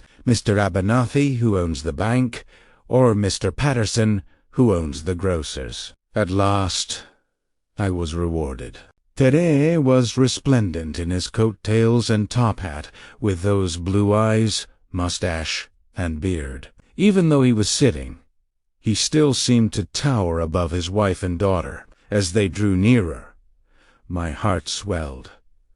I couldn't wait for him to see me. They came even with my spot. I waved and smiled. He saw me. He looked right at me.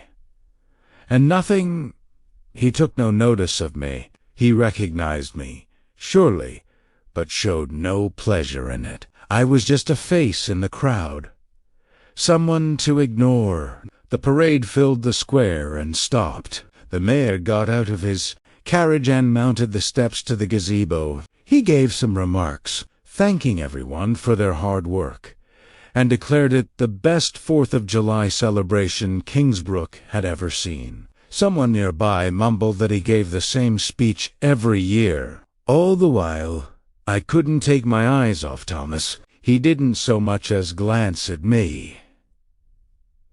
After his speech, the mayor got back in his carriage. The band started up, and the parade marched out of the square. I couldn't understand it. Had I done something wrong? I wasn't expecting anything grand. Just a small acknowledgement that he was happy to see me. One of our shared, knowing glances. He had no problems with sly winks or smiles before. Why was he ignoring me now? Then, I was furious with myself. I was behaving like a child. What could I really expect of him? His wife and daughter were there.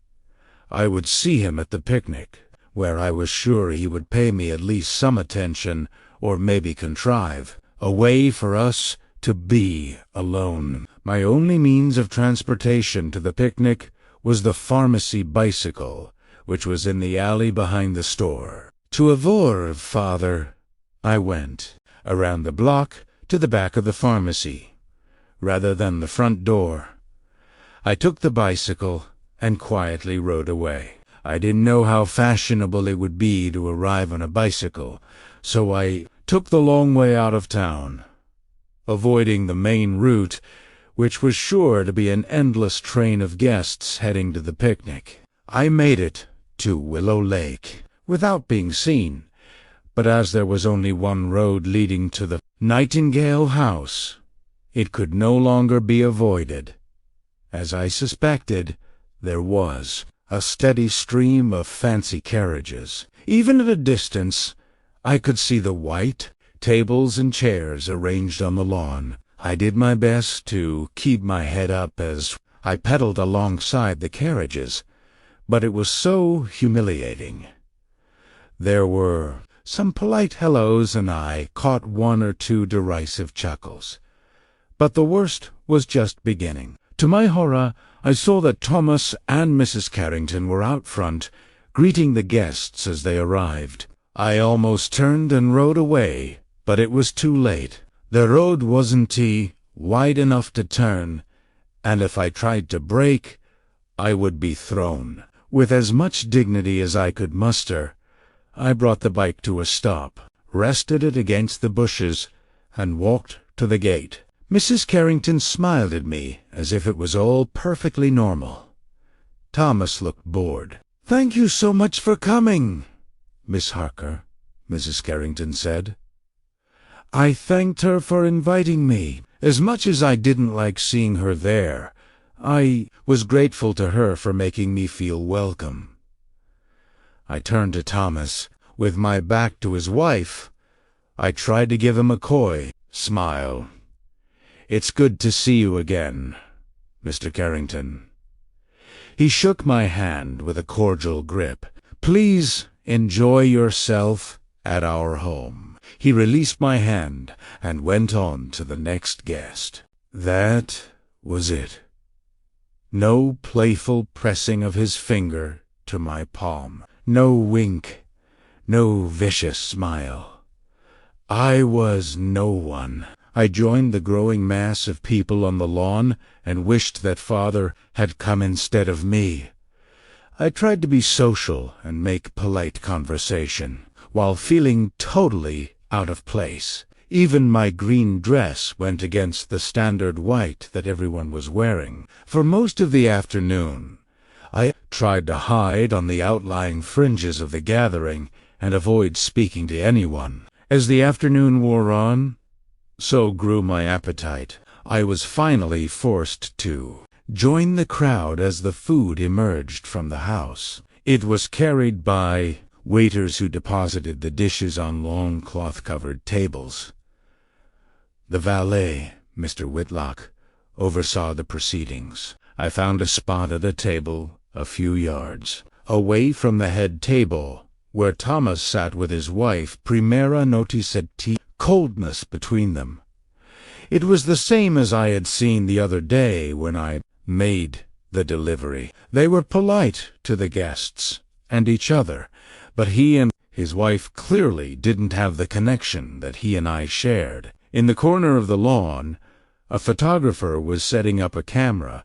After the food had been set on the serving tables, Mr. Whitlock conferred with the photographer, who nodded. Mr. Whitlock held up his hand to the crowd. "Ladies and gentlemen, before dinner, we'd like to take a photograph to commemorate this occasion. The exposure will take 20 seconds, so if you could please remain very still." "Ready?"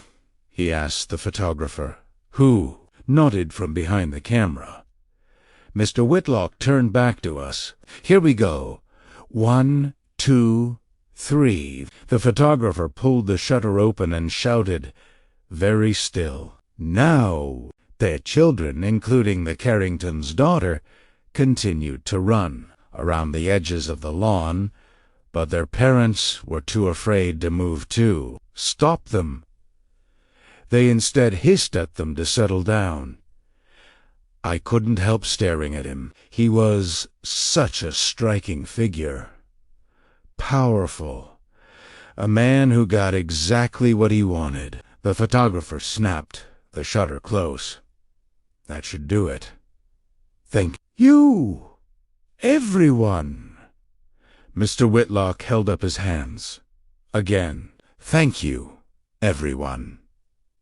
And now, dinner is served. I ate, but couldn't taste the food. I was wrapped up in my own misery. I wanted to leave, but it would have been a spectacle to get up during dinner, go to the bicycle, and ride away. I was trapped. It was then that I formulated a plan. After dinner, everyone would go to the backyard to watch the fireworks. I would follow, but then slip away while everyone was watching the display. I no longer cared about seeing him, since he clearly didn't care about seeing me. The sunset and cake was served. People relaxed into their chairs, stuffed with food. Conversations slowed as daylight waned. Mr. Whitlock announced that the fireworks would begin shortly and that everyone should go to the backyard. The Carringtons went first. Once they disappeared around the side of the house, everyone slowly rose to their feet. I stalled for as long as I could and stayed towards the back. Mr. Whitlock waited for everyone to clear the front yard, and I noticed that he did not seem happy to see me. I could stall no longer and began following the crowd. The backyard was beautiful. Lighted torches had been placed around the perimeter, giving it a soft glow. Rows of chairs had been arranged on the grass, with the lake spreading out before them. People were settling in, pleasantly chatting. In the water there were 2 floating platforms, where the silhouettes of 2 men were at work.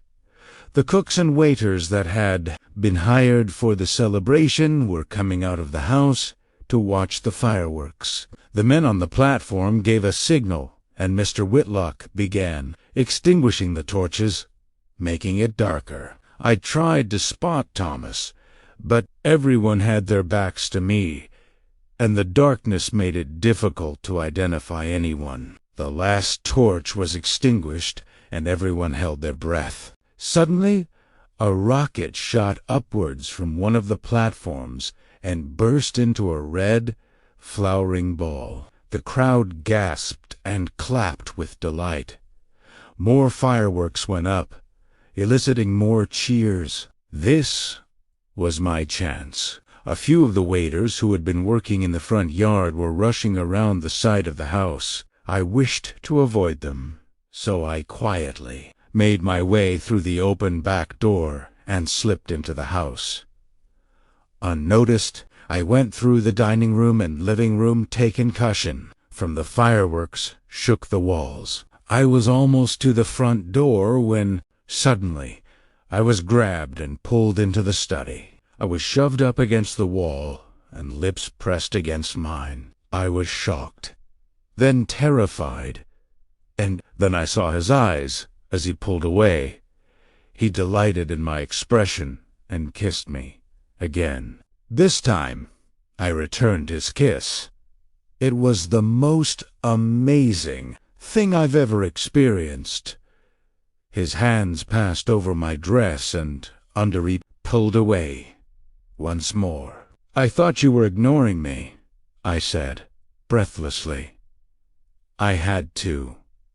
"My wife is suspicious." We kissed again. "Why is she suspicious?" He smiled. "History." I wasn't sure what he meant, but stopped caring when he kissed me again. "After the celebration," he said, "she'll be going back to Boston." "Then we can, Father?"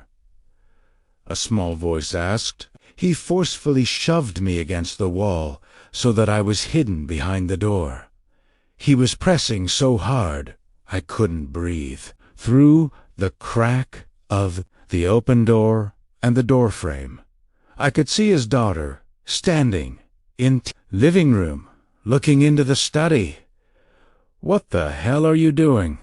he growled. She cast her eyes down to the floor. "The fireworks scared me, and Mother told me to go inside and wait until they are over. Then go up to your room." She hesitated, because going to the foot of the stairs would bring her closer to him, but she relented and went up the stairs. His hand, which was pressed against my chest, gradually relaxed. "Did she see us?" I asked. She better not have. It was the first time I had seen him truly angry, and I was a little fearful for myself. "You should go. I'll send for you when they're gone." I wanted to set his mind at ease and put my hand on his cheek. "Do you promise?" He smiled. "We leave a key under the table on the porch. I'll place an order, and you can use the key to let yourself in." He pulled me closer. "But I warn you, only use the key if you're ready," he said, and kissed me. "Again? For what?" I asked. He chuckled. "I need to get back to the guests." He kissed me one last time before going back through the living room and towards the kitchen to rejoin the party. I went out the front door, past the empty tables and chairs, and grabbed the bike from the bushes. I was shaking the whole ride back to town. When I arrived at the house, the light in the parlor was on. I found Father sitting in the chair by the fireplace. There was a half-full decanter on the table beside him and a glass in his hand. Angel, how was the picnic?" His words were slurred, and the air stank of liquor. I've never seen him like that. I told him it was fine, and that I had talked up the pharmacy. I asked him how business had been. He said it was fine, making liars of us both. "I'm going to bed," I told him. "Good night," he drunkenly mumbled. I dressed for bed, but there is no way I can sleep. My heart is still pounding. My stomach is turning. I thought I was tired, but I'm not. So I decided to pour out these words. But now, it's really late, and I'm going to try to sleep and dream of what is to come. Good night. Chapter 80. I'd groan and stretch out, pressing my feet against the opposite armrest. It was another night on the couch, but if I'm being honest, it may have been the best night of sleep I've had in this house. Of course, the image of Nicole had been disturbing, but I think my body decided that I was getting sleep, no matter what. Feel good. Not great, but better than I've felt in a while, and I keep playing last night over in my mind, conveniently leaving out the part about going to bed upstairs. I get up and make myself a full English breakfast and brew a strong cup of coffee. For our honeymoon, Nicole and I took a trip through the UK and stayed at nothing but B&B. And now, I love an English breakfast. I sit at the alcove and enjoy my breakfast while I stare out the window at the lake. For the first time, I feel at peace here. The house holds no menace or sense of dread like before. It's just a house. My house. After breakfast, I go upstairs, strip down, and jump in the shower. I even catch myself whistling, which is weird for me. My thoughts turn to the novel. I can't wait to hold myself up in the writing room and get to work. But first things first, I towel off, pull on a pair of jeans and a sweater, and head over to I tramp across the dew-covered grass towards her house, step onto the porch, and knock on the door. A breeze kicks up off the lake. I turn my head. Nicole is standing there near the water. The concern in her face, the worry. "Good morning, Mr. Author." Mildred has opened the door, wearing a wide grin. I glance back to the lake. Nicole is gone. "Hi, Mildred. Come on in." "How'd it go?" I ask, stepping into the kitchen. "It was great. We played games. We watched a movie." "Which one?" I ask, gathering Caitlin's things from the floor by the table. "The Wizard of Oz." We both knew the words to every song. "That's my girl." "So," she says, casually, taking a sip of coffee, "what did you get up to last night?" "Nothing. I just had a quiet night at the house." Her eyes widened and she points an accusatory finger. "Liar." "What?" "Liar, liar, liar. The lights were off at your house almost all night." "You went out?" "No. I look. It wasn't. It was nothing." My stammering causes her eyes to widen further. "Something happened." "No. Nothing happened," I reply. "It did. Something had to have happened. Why else would you lie about being home?" My face is burning. "Look, Mildred, I had a great night, and I don't want to." Her hand flies to her mouth. "Oh my God! Oh my God! You had sex, Mildred! You did! You got laid!" "No, Mildred, I did not have sex." "Then you at least had a date." "It wasn't a date." "Oh, I see. But you were with a woman. Okay. Yes, Sherlock.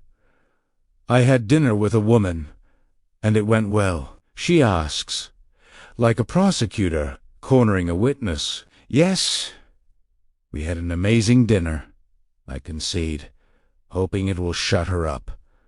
I'm so wrong. You had a date, she cries out triumphantly. She puts her coffee cup on the counter and proceeds to do an aged victory dance. Mildred, please stop. She goes to the cabinet and pulls out another mug. Put those down, she says, pointing at Caitlin's things. She fills the mug with coffee, carries it to the kitchen table, sits in a chair, and pats the seat next to her. Sit down and tell me everything. Mildred, I don't think... She pats the chair again and repeats with a little more insistence, everything. There's no escape. Fine. I sit in the chair and take the coffee. But you have to promise not to tell Caitlin because it could cause a lot of problems at her school. She blinks. Caitlin. Why would I tell Caitlin? What does this have to do with her school? What problems? Goddamn. I try to hide my face by looking at the table. Well,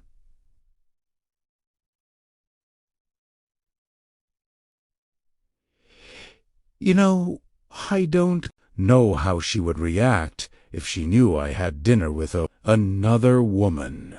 She's not buying a word of it. Daniel, I reluctantly raise my eyes to meet her stare. What does this have to do with Caitlin? I sigh. It was her teacher. I'm worried Mildred's jaw is going to crash through the table. But, Mildred, please, I'm serious. It wasn't a date, it was a very pleasant dinner, and Caitlin can never know because it could get her teacher in a lot of trouble at school.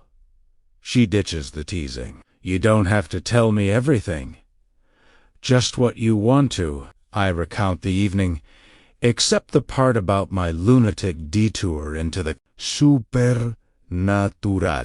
I tell her how we connected and about Denise's son, which I know there's no danger she'll repeat to anyone. Once I'm done, Mildred sits back with her coffee. You going to see her again? I hope so. I wouldn't mind us having dinner from time to time. Think it might grow into something more serious? No, just friends. You sure? You don't think it might grow into something a little more naked? Mildred, I'm kidding. I'm kidding. She laughs. I sip my coffee and wait for her to settle down. She wipes her eyes and catches her breath. Daniel, I'm so glad. I can't tell you how much better you look. I feel a lot better. Good. She shrugs. And I'm just saying that if nudity should happen, Mildred, stop. She smiles. I've been at it for hours, and I'm cranking out page after page in the writing room. After a few more jokes at my expense over at Mildred's, I came home and set to work in my notebook. It took me about an hour to hit my stride, but now I'm on fire. The characters are emerging out of the fog of my mind and coming to life. The dialogue is cracking. I'm turning some nice phrases in my descriptions. I haven't felt like this since the accident. I'm completely immersed in a world of my own creation. Jake Solomon is prowling the streets of Washington, D.C. late at night on the trail of the hitman who nearly killed him. Only a jump from a rooftop spared him from the assassin's bullet. Now, with the help of an intrepid reporter who Jake doesn't entirely trust, he has the hit cornered, but he thinks the reporter might be working with him to get Jake to thunk. I'm so caught up in my writing It takes a repetition of the noise to register. Tunk, thunk. There it is, again, in the bookcase. I'm tempted to let the rat or whatever critter is living in there to have its day. I don't want to leave my characters in the lurch. With an exasperated sigh, he dropped my pen, swiveled my chair, get up, step around the desk, and over to the bookcase. I stay absolutely still. 1 minute passes. Then 2. Come on, Mickey. If we're going to do this, let's do. There, at least, I think it was there, on the side of the bookcase. I carefully crouch down and hold my ear to the cold wood. Ferry S. Dot. Ocean sound you always hear when you press your ear against something. A low, distorted rumble.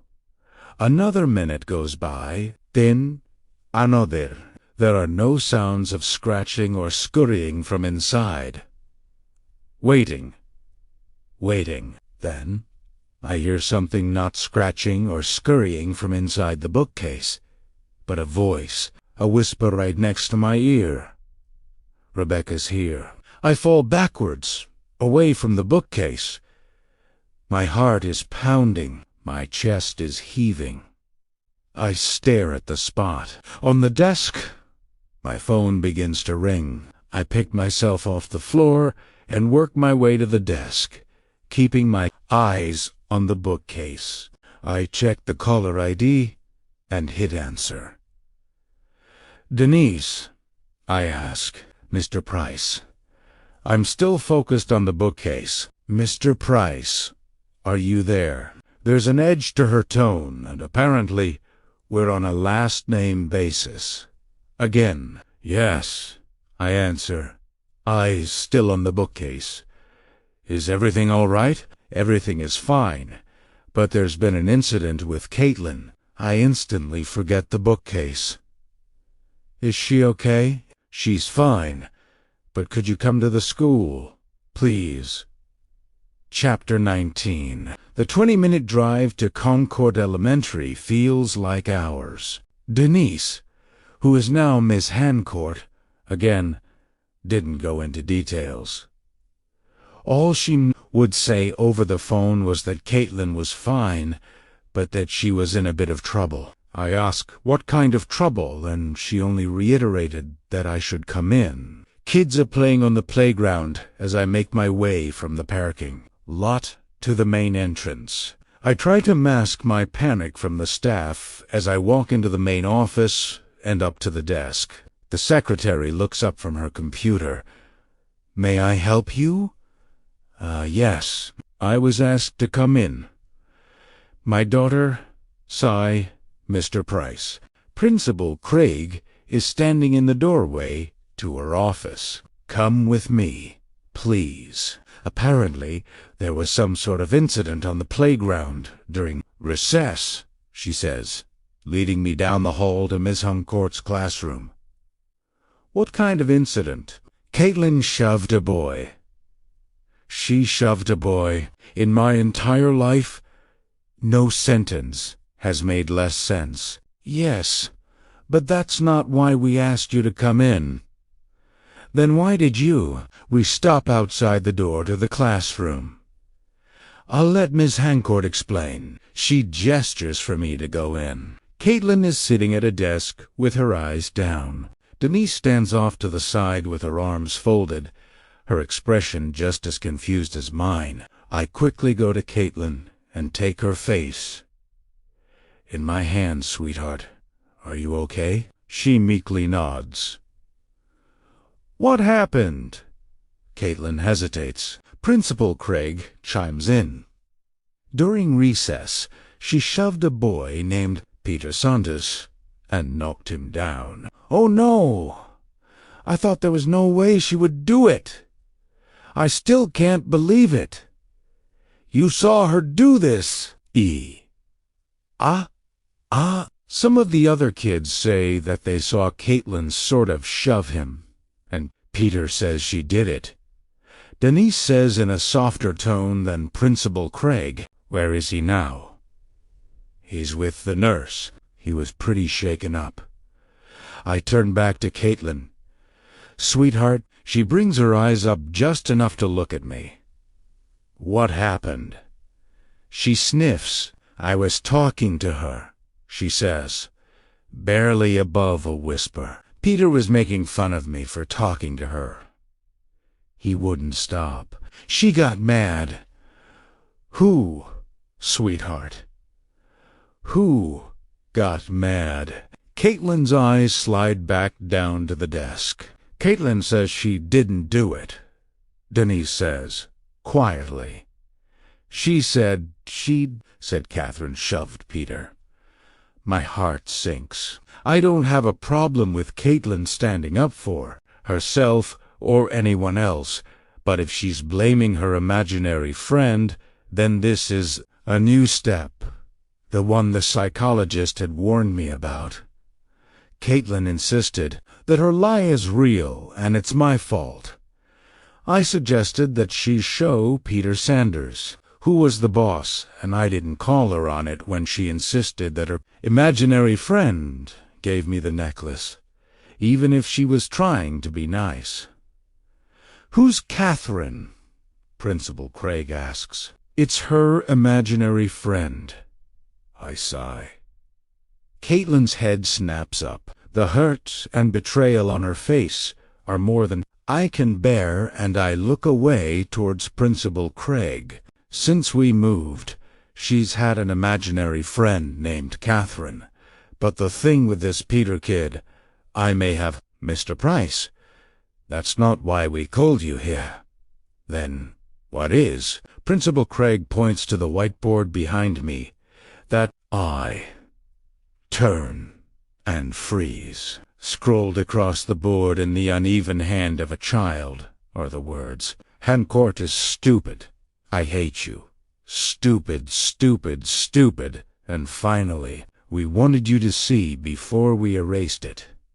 Principal Craig says after a long silence, I can't believe it. That's why we wanted you to see it. Principal Craig replies and nods to Denise, who picks up an eraser and begins wiping away the writing. Stunned, I turn to my daughter. Caitlin, I didn't do it, she weakly pleads. Caitlin, don't lie to me. Not now. Her face springs up again, and the words come out in a frightened torrent. It was Catherine! I told her not to, but she wouldn't listen. Didn't like that Peter was making fun of me for talking to her, so she pushed him. Caitlin. Then she got mad at Miss Hancourt for saying that I was in trouble. Told her not to write that, but she said that's what her dad called Rebecca. Caitlin. And that Miss Hancourt was going to ruin everything between you and Mom, because last night you and Caitlin, stop it! I yell. Denise stares at me in shock. A tense silence fills the room. I desperately try to convey with a glance to Denise that I haven't told Caitlin anything about last night, but her thoughts are clear. She believes that I did, and now Principal Craig will know. I can already see the suspicion growing behind Principal Craig's eyes as she looks from Denise to me. I have to get both Caitlin and myself out of here. I look at Denise and Principal Craig. I'm going to take her home for today. We think that would be best, Principal Craig replies through tightened lips. I hold out my hand. Come on, sweetheart. Let's go home. Keeping her eyes to the floor, Caitlin slides out of her chair, takes my hand, and we begin walking towards the door. We pass into the hall, followed by Principal Craig and Denise. Children began entering from the doors leading to the playground. Their voices echo off the walls, and their shoes squeak across the floor. We arrive back at the main entrance. I turn back to Denise and Principal Craig. I'm really sorry about this. Principal Craig nods, somewhat sympathetically. It'll be fine. We know that this is a rough time. Thank you for coming in. She looks down at Caitlin. We'll see you tomorrow. Okay, Caitlin. Caitlin doesn't respond. Caitlin? I ask. It's okay, Principal Craig says, with a consoling smile. Again, thank you for coming in. She turns and begins walking back towards her office. As she walks away, she says over her shoulder, Miss Hancourt, if you can come see me in my office, please. And continues walking. Primera fa, said Denise. I didn't say anything to Caitlin. I swear to God, her wounded expression doesn't change. You'll let me know if there's anything else you need, Mr. Price? Sure. I'm sorry. I don't know what to say. What else can I say? Thank you for coming in, she replies. She shakes her head and begins walking towards the office. Chapter 20. Caitlin, please tell me what happened. I did, she says, staring out the car window. No, you have to tell me what really happened. It's okay that you stood up for yourself if he was picking on you, but you can't blame your imaginary friend, okay? Caitlin, that's the extent of our conversation on the drive back to the Nightingale House. As soon as I open the front door, she makes a beeline for the stairs and up to her room. Caitlin, please come back here. She doesn't stop. She goes into her room and slams the door. I should go up there and demand that she opens the door and speaks to me instead. I sit at the dining room table and stare out over the lake for an hour. The rejuvenation I felt this morning is gone. I'm back to being tired, frustrated, and now embarrassed over what happened with Denise. How am I going to fix that one? I can't, right now. That's a problem for later. I need to figure out how to talk to Caitlin. I need to be comforting but firm, understanding but strict. What I really need is some backup primera. Need Nicole. We used to say that there should be a questionnaire or some kind of test to prove that you could raise a child before you had one, but joked that we'd fail it. I really wish I had taken that test right now. I really wish Nicole was here. Well, Nicole's not here. I'm on my own. The first thing that is going to happen is that Caitlin is going to have to admit the truth and take responsibility. I'll sort out the rest later. Caitlin, can you come down here, please? I call towards the stairs. To my surprise, Caitlin pokes her head around the entrance to the living room. Pumpkin, how long have you been standing there? She shrugs.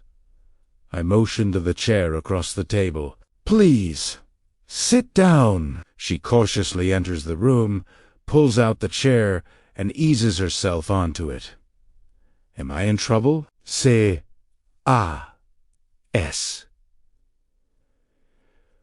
Una alita? You're going to tell Ms. Hancourt that you're sorry, and I want to know where you heard that word. But right now, I want to know what's going on. Tell me what happened with the boy you shoved. I didn't push him. It was Catherine. Okay. Just tell me what happened. She glances towards the living room. Her eyes lock onto something. Try to follow her gaze to see what she's looking at. But the room is empty. Caitlin! She squirms in her seat. At recess, Catherine wanted me to draw a picture of us. So I did, and I was showing it to her, and then Peter asked what we were doing. What was the picture? It was me and Catherine. He asked who Catherine was, and I said I was the only one who could see her. He said that was dumb and started making fun of it. Catherine got mad and pushed him. Peter started crying because Catherine pushed him so hard. Miss Hancourt came over and Peter said I pushed him, but I didn't. It was only because he was standing so close to me, and it looked like I pushed him, but it was Catherine. I had hoped that talking to her alone would get her to admit that she was making it up. Instead, she's insisting that her lie is real, and it's my fault. There were multiple times I could have checked this behavior, and I didn't. She's coping with Nicole's death in a way I'm not able to handle. Okay. Listen, Caitlin, you can't. Miss Hancourt told me to go inside and wait for her. So I did. But Catherine was really mad at her. When we got in the classroom, Catherine started writing on the board. Sweetheart, you have to. And I told her to stop, but she wouldn't.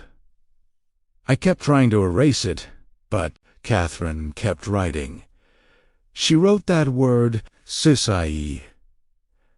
That's what Dad called the other girl. And that's what Miss Hancourt was.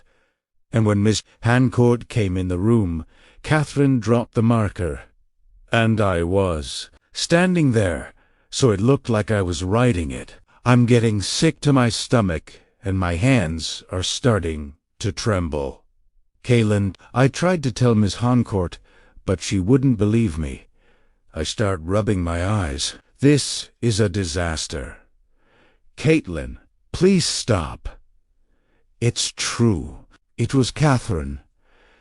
I take my hands away and glare at her. You have to stop lying.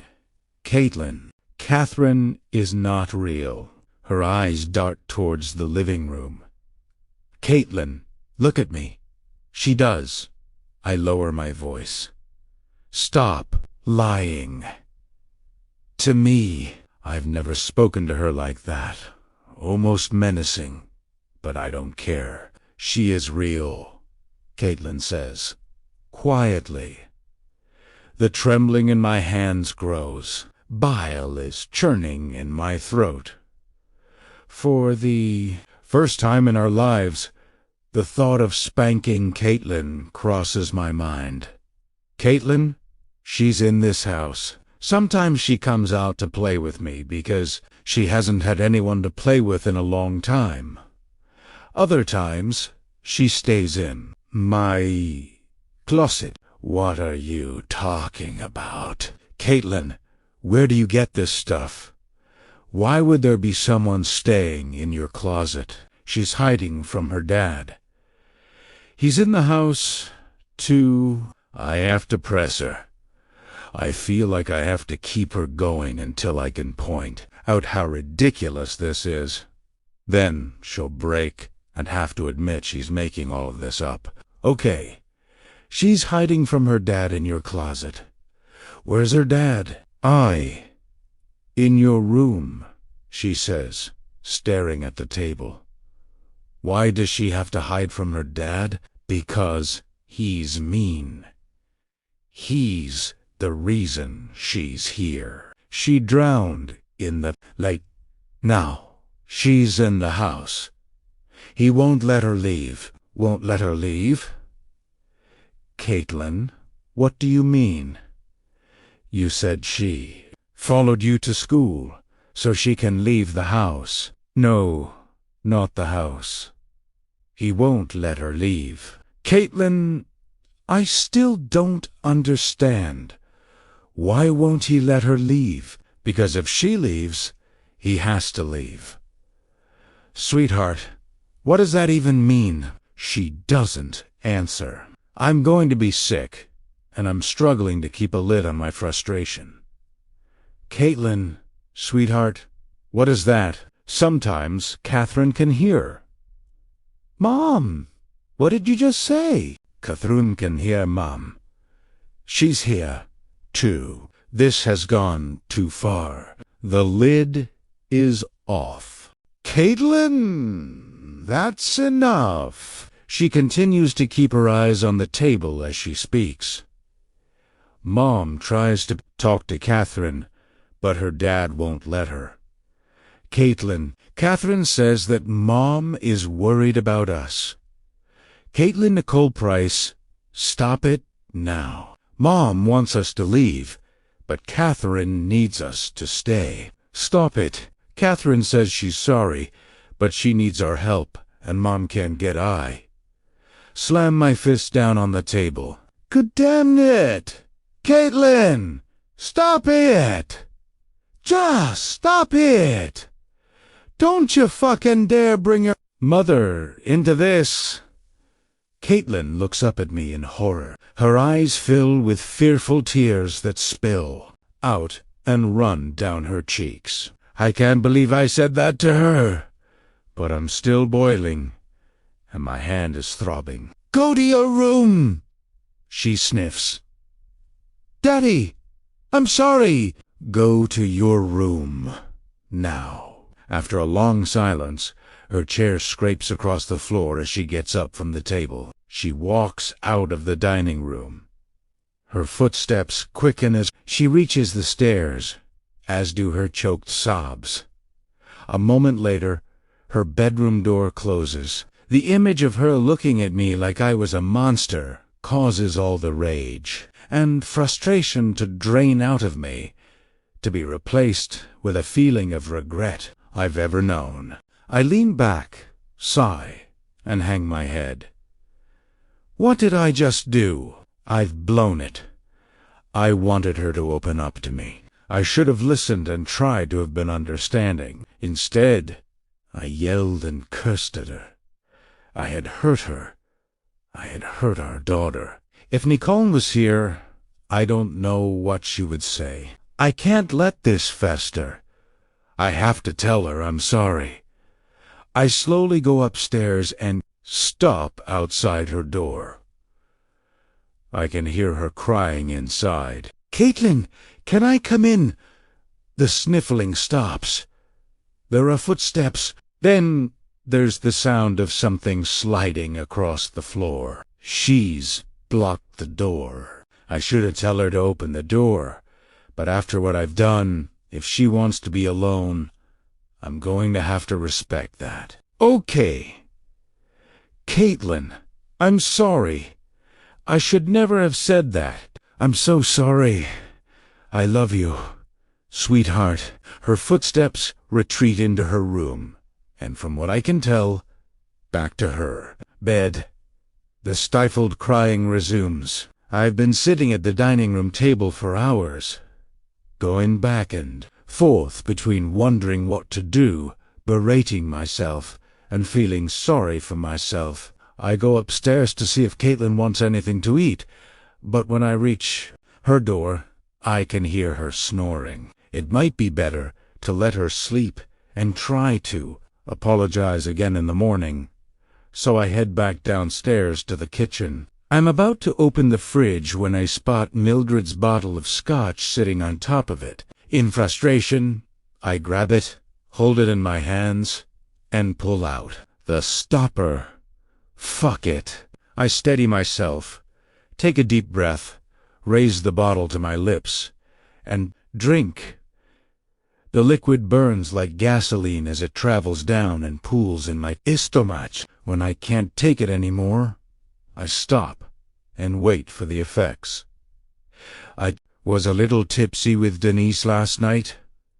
My God, was that only last night? But I haven't been drunk since Nicole and I enjoyed our last date night, while Caitlin was at her grandparents'.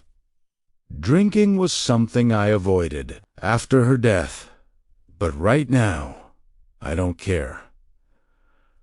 I failed Caitlin, and I failed Nicole. After another gigantic swig from the bottle, I'm seized by a fit of coughing as it ignites my throat. Once it passes, I put the bottle back on the fridge. I've drunk more than half of what had been left in a matter of minutes. This is going to be bad. I go to the sink and pour myself a glass of water. I down it in one gulp, trying to put out the fire in my gut, and grip the side of the sink. After a few minutes, I'm already getting slightly dizzy and lightheaded. On my empty stomach, the effects of the scotch are almost immediate. My fingers are growing less and less responsive. I lean against the counter, no longer feeling happy or sad. I just don't feel, which is what I want, but this was a mistake. The effects are still coming, and it's going to get worse. I need to get to bed right now. Grabbing a glass of water, I head upstairs. Steal a moment outside Caitlin's door to listen to her rhythmic snoring. "I'm so sorry," I whisper before glancing down the hall. The door to my bedroom is open. I'm pretty sure that I closed it. I always keep it closed. I go down the hall and step inside. For the first time, the room feels warm and inviting, but not in a cozy way. It's as though I've somehow won its approval, like it finally wants me. In here, I stare at the big, warm, welcoming bed. My balance starts to go. Teeter for a few seconds, take a deep breath, and blow it through my lips like a horse. I turn around and close the door behind me. I go downstairs, shuffle over to the couch, collapse in a heap, and pass out. July 20th, 1900, 2 weeks, and no word from Thomas. I'm more confused than ever. I know he must be waiting for his wife to depart for Boston, but I need to see him. I need to talk to him. I shouldn't doubt his affection for me. I don't, but it's that Patricia Fleming's fault. This afternoon, I was working at the pharmacy. Father stayed home. He said he was not feeling well, and after all the whiskey he drank last night, I don't doubt it. I was happy to work alone at the pharmacy. It gets me out of the house. There's been no word from Carol. Father said that she is still at her sister's in Philadelphia, but I'm beginning to doubt that. He is constantly in a foul mood. I almost miss his foolish optimism. So, as I said, I have no problem working at the pharmacy on my own. Gives me some time to myself and to keep an eye out for the courier. My heart leaps at every shadow that passes in front of the store window, only to fall when it's not someone carrying an order from Thomas. The pharmacy is in trouble. We've only done a fraction of the sales that Father was so certain the summer crowd would bring. There's the odd straggler who wanders in out of curiosity, or the vacationer who has forgotten something in New York.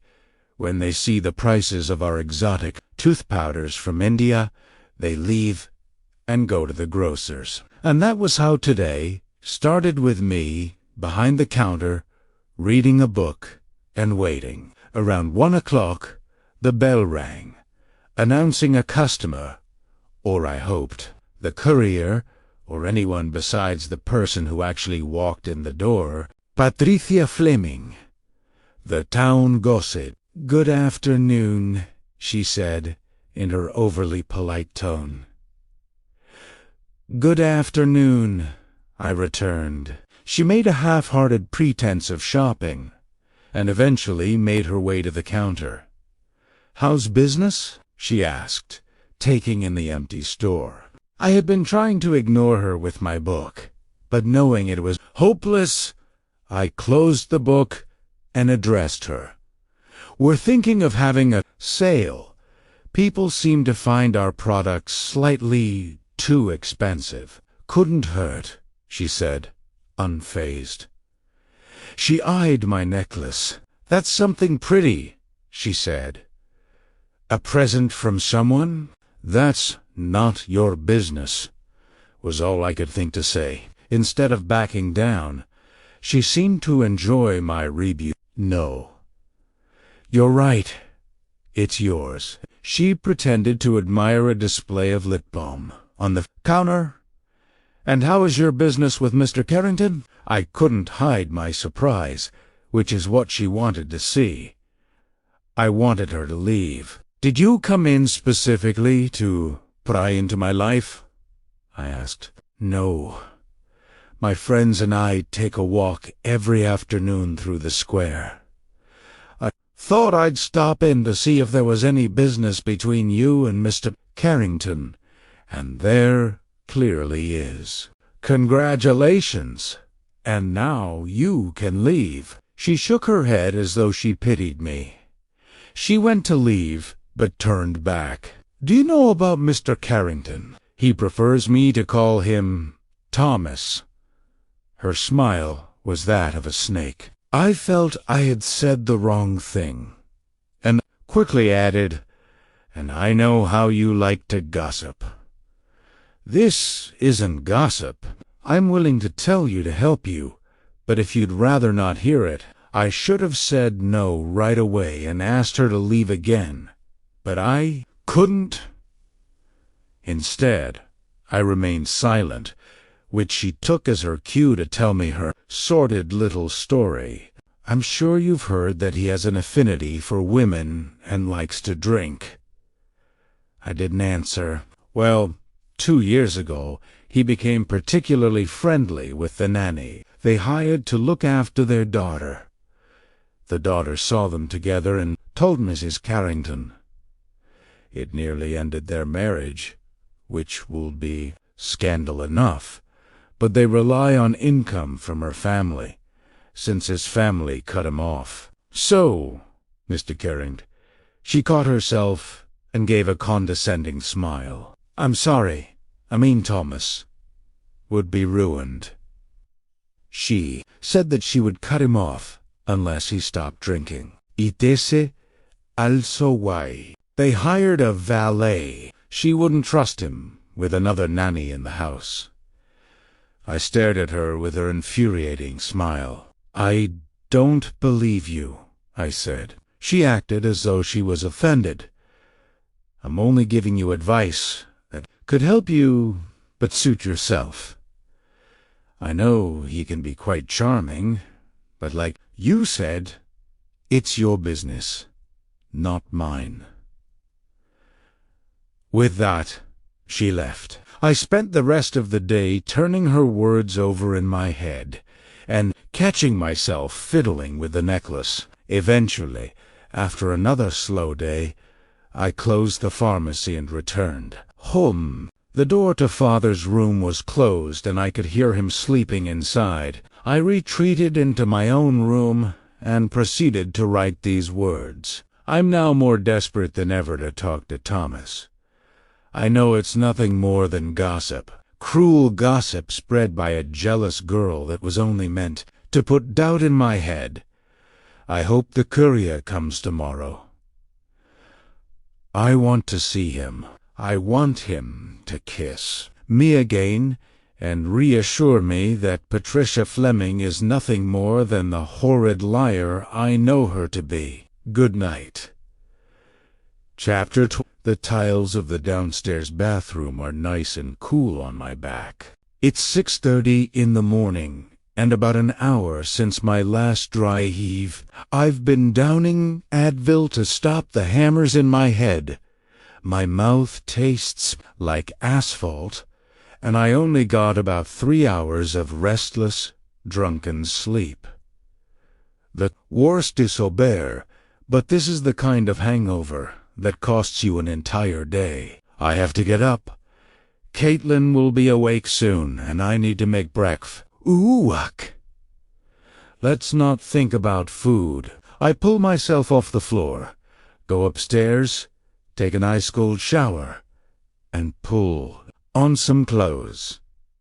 The shock to my system makes me feel semi-human. I walk down the hall and gently knock on Caitlin's door. "Caitlin!" There's no answer. so I slowly opened the door. "Caitlin, I want to talk." She's not in her room. "Caitlin, I'm down here," she responds from the kitchen. I find her sitting in the kitchen alcove, with a bowl of Fruit Loops in front of her that she's not eating. She's only pushing her spoon around in the now discolored milk. "Hey!" she continues, stirring. "You want me to make you anything? Toast? Waffles?" She shakes her head. "Caitlin, listen, I'm really sorry for what I said." "It's okay," she says, in a flat, unconvincing tone. "No, sweetheart, it's not. Not at all. I'm having a really hard time right now, and I know you are, too. I was a jerk last night, and I'm sorry. You don't have to pretend that your imaginary friend talks to Mom. If you want to talk to me about Mom, you can. I want you to." Without a word, she gets up and walks out of the kitchen, mumbling something about getting ready for school. She goes through the living room and up the stairs. "You need to apologize to Miss Hancourt Toda," I call after her, but her door shuts. I make some coffee and wait for her to come back down. But as the minutes wear on, I realize she's running out the clock until the bus arrives. Sure enough, her footsteps hit the stairs just as the bus pulls up at the end of the driveway. I get up and walk through the living room, but only catch a glimpse of her back as she opens the front door. "Have a good day, Pumpkin." I love. The door closes behind her. The house is silent. "Damn it," I whisper, and head for the writing room. For 2 hours, I try to get the words out, but I'm distracted. I'll scratch out a few lines and then I'll see Caitlin's wounded expression flash through my mind. I'll wait for it to pass, scratch out a few more lines, and it happens again. And I'll remember the horrible things I said to her. Finally, I curse and hurl my pen against the wall. It's going to be another non-productive day. I can't write, but I need to do something active. I don't want to sit on the couch and wallow in the misery of this hangover or the memory of last night. The only solution I can come up with is to get some housework done. To make the best use of my time, I'll get some laundry going while I clean. I collect the dirty clothes from my room and then head to Caitlin's room. I open the closet and grab the clothes basket. I'm about to close the door, but instead, I stare at the empty space under the hanging clothes, imagining a little girl hiding there, smiling up at me. "So, this is where you hang out, huh?" My frustration suddenly spills out. "You know what? I'd really appreciate it if you left my daughter alone and not get her into trouble at school. And while you're at it, leave my wife out of it. It's bad enough Caitlin thinks you're real, but telling her that you speak to her dead mother, what sort of friend does that? And I don't give a damn if you're sorry." Silence. I'm standing here, berating an empty closet, like an idiot. Basket in hand, I closed the closet door and began walking to the clink. I stop. It came from inside the closet, like a coin dropping onto the floor. I turn back and wait. Nothing. Putting the basket down, I go back and slowly open the closet door. There, sitting on the floor of the closet in a small puddle of water and flecked in mud like it's just been pulled from the bottom of the lake, is Nicole's wedding ring. July 28th, 1900. I'm lying in bed. I don't know what to write, or even if I should write. It had been weeks since I'd heard from him. Days of sitting and waiting. Carol hasn't returned. I asked Father about her, and he said that she sent a telegram that said she was staying in Philadelphia for a few more days. I think he's lying. There was no telegram. He doesn't know where she is or when she's coming back. He's quieter and continues to drink. Mr. Carrington's promise that he would send for me when Mrs. Carrington was gone was the only thing sustaining me. So, this morning, I nearly sprang over the counter when the courier arrived. I tore open the letter. Mr. Carrington had made good on his promise. I went about putting the items on the very short list together. I was about to head through the storeroom to the bicycle in the alley when Father called out to remind me to have Mr. Carrington pay his account.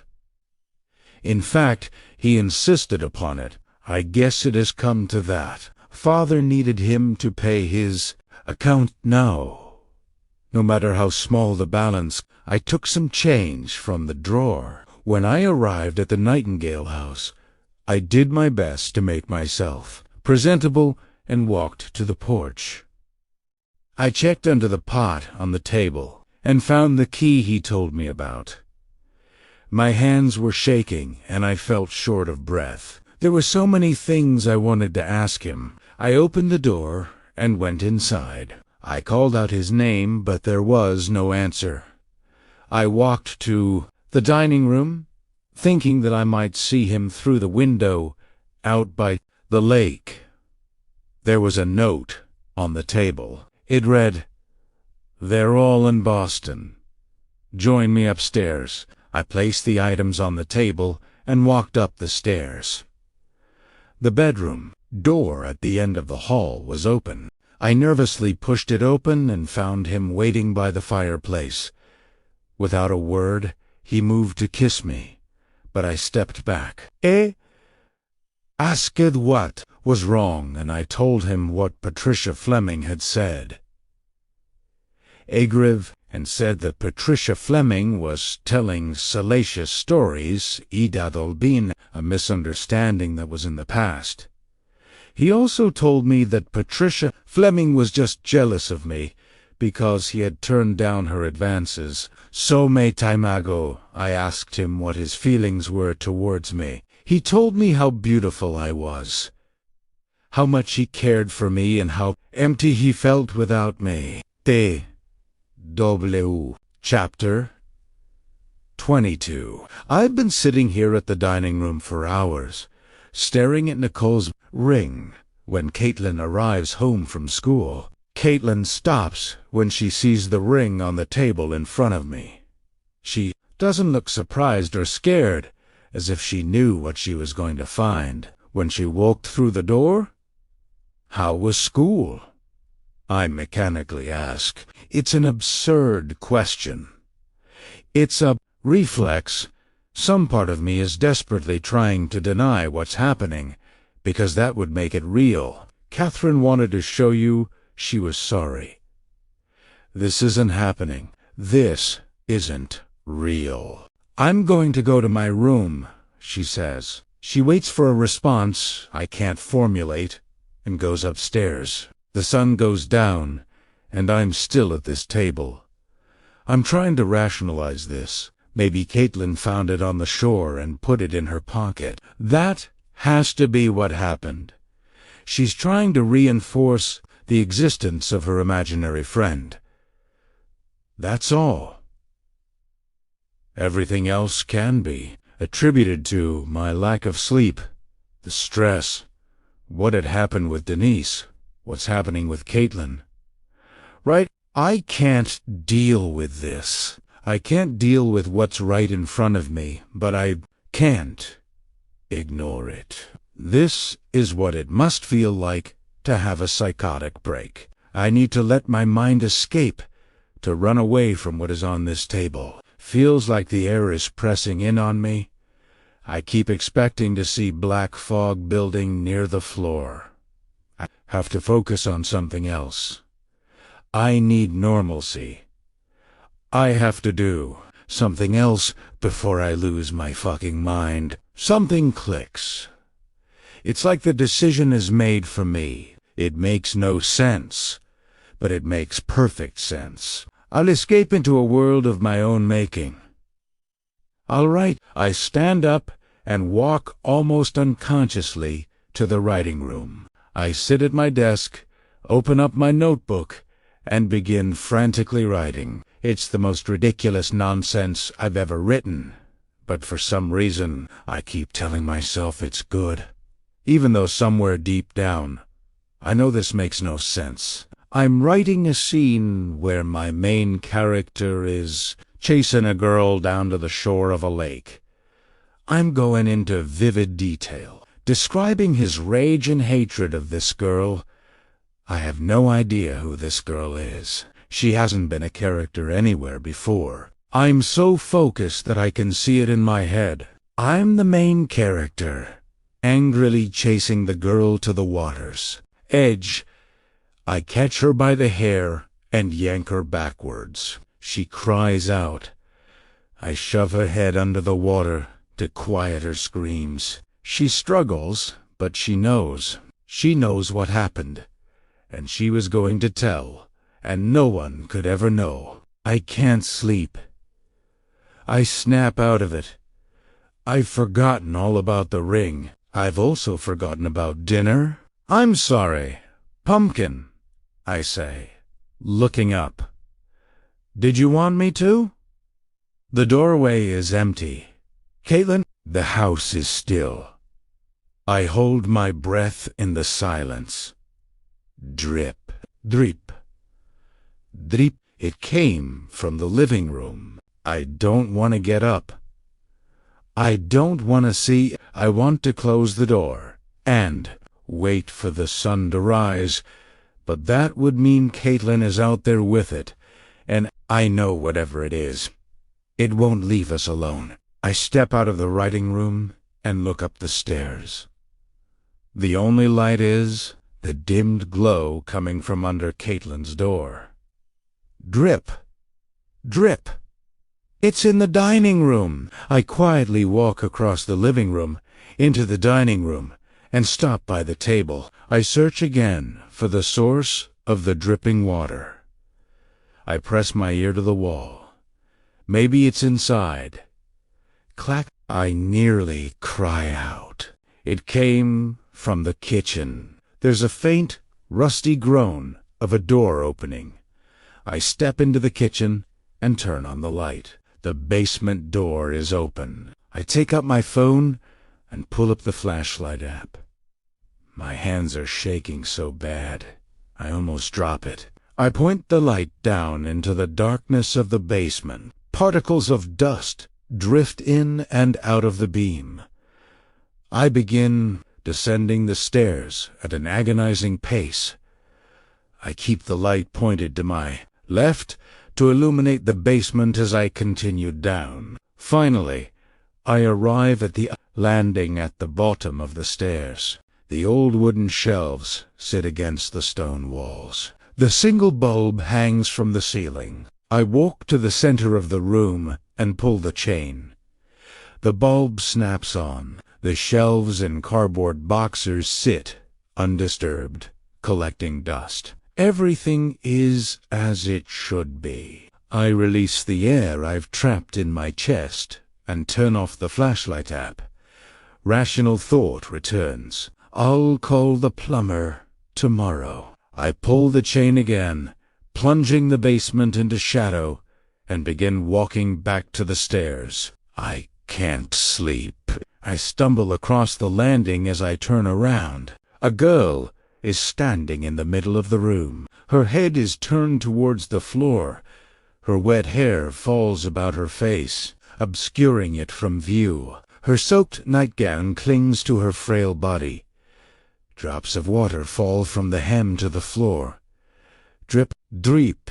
I scramble back against the wall and try to bring the light back up on my phone, but the image of the girl begins to fade.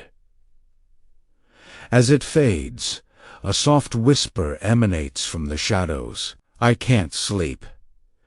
August 2nd, 1900. I'm sorry that my last entry ended so abruptly.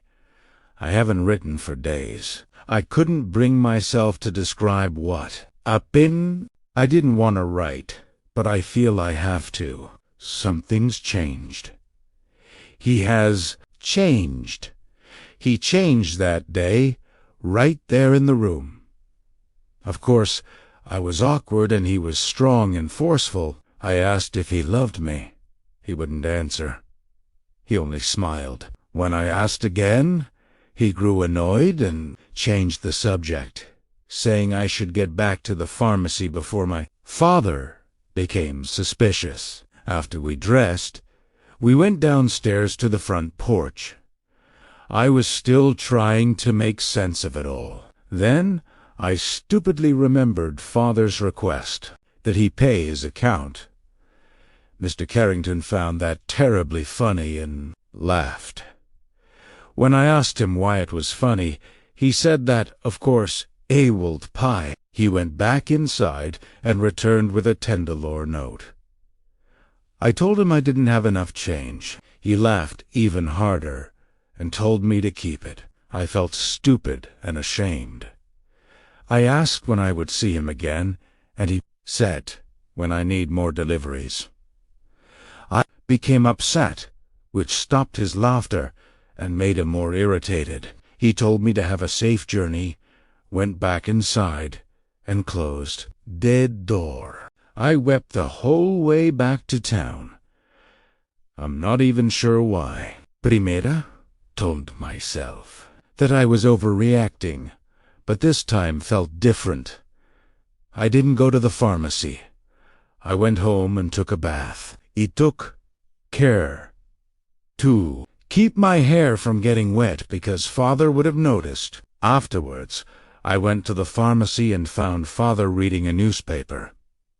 There you are, he said. I was beginning to worry. I told him that it was such a lovely day that I had taken a longer route back. He asked about my bloodshot eyes, and I told him that a bug had flown into my eye while I was riding to town. I gave him the $10 bill and told him Mr. Carrington had paid his account. It made him happy. I felt myself growing upset and asked if I could have the rest of the day off. He said I could. I went home and didn't leave my room for 2 days. Primera told Father he wasn't feeling well, which wasn't a total lie. More days passed. I felt more distant from Father than I ever have. Not that we've ever been particularly close. One afternoon, I made the mistake of asking when Carol might return. I thought that she might be someone to talk to. But Father spat back. I don't know, and frankly, I do not care. He's spending less and less time at the pharmacy and more time at home, drinking, leaving me to run the store. He's also warned me not to include our home address on any correspondence about the pharmacy. I can only assume it's because of debt collectors. There's been no further word from Thomas, no orders or stops to the pharmacy. And today, I had the most unwelcome visitor of all. A group of young women were walking past the store window, and one of them looked in. It was Patricia Fleming. We locked eyes. I could see her tell her friends to go on without her, and she came in through the door. "Good afternoon," she said. I was in no mood to play her little game, so I simply glared at her. "Is that any way to treat a customer?" she asked. "If you're not making a purchase, I must ask you to leave." All right, she said, in a way that indicated I was no fun. "Only wanted to know how your business was with Thomas." "It's fine," I replied, "and there's no point in lying about him to me." He told me what happened. She appeared shocked and angry. "Told you what happened?" I nodded. "And what exactly did he say happened?" "That you tried to become overly familiar with him, and that he turned you away." Her shock and anger melted into a smile. "Oh, that's what he told you." "Yes." "And you believed him?" "Of course," I answered, defiantly. She began to laugh. "I can assure you it was quite the opposite. It was at their last 4th of July celebration. The handsome lecher tried to corner me in his office. I laughed in his face and told him I wasn't his. Nonny, it's only out of respect for his wife that I haven't told anyone." I could feel my stomach sinking into the floor. I didn't want to believe it. "You're lying," I said. "Believe what you like. It appears you already have." "Why would Thomas lie to me?" I asked, trying to fight back tears. "Yes," she said, mockingly. "Why would he lie?" She knew as plainly as if I had told her. I was stunned, mortified, but deep down, I knew she was right. I had suspected it as soon as I left the Nightingale House. She shook her head in pity. "Well, I'll leave you to your work and your little bliss," she said, with a nod to the necklace. She turned and walked out of the pharmacy. Thankfully, there were no other customers, because I spent the rest of the day weeping in the storeroom. I'm such a fool. Such an idiot. After closing the pharmacy, I came home and locked myself in my room. I never want to leave. Chapter 23. I watch through the windshield of the parked car as the sun begins to rise above the hills surrounding Kingsbrook. Caitlin is sleeping across the back. Once I regained my senses in the basement, I ran upstairs to Caitlin's room to find her sitting up in her bed. "Get your things," I said. "We're going for a drive." In the 5 minutes it took to pack up some of her things, the house remained still. I stayed by Caitlin's side the entire time. When she was done, I picked up her duffel bag, took her hand, and led her out into the hall and down the stairs. I didn't bother turning off the lights. I wasn't going to let the shadows anywhere near us. Caitlin didn't say a word. She was resigned to my decision and didn't protest, but stopped at the door. "Wait, I forgot my medallion. It's by my bed." She went to go back upstairs, but I gently but firmly grabbed her wrist and led her out the door. "We're not going back into this house for a while, okay?" "But go to the car, please." It was more of a command than a request. His shoulders sagged, but she obeyed. Ironically, she had reminded me of Nicole's ring, which was still sitting on the dining room table. I almost went in to grab it. I started to go through the door, but was stopped by what sounded like a little girl crying at the top of the stairs. I turned around, walked out, and shut the door behind me. It was late, and I could have gotten us a hotel, but for some reason, I felt safer being on the move in the car. It had followed Caitlin to school. I worried that it might find us if we stopped, so I kept driving. As we aimlessly drove around Kingsbrook, I tried to get her to talk. "Caitlin, you have to tell me what happened to Catherine. I told you, and you didn't believe me." "I know, Pumpkin, and I'm sorry, but I need to know right now." "I don't want to talk about it," she mumbled. "Caitlin, please." She looked at the back seat. "Can I lie down?" I couldn't put her through any more. "Not tonight." "Okay." She clumsily climbed to the back seat and lay down.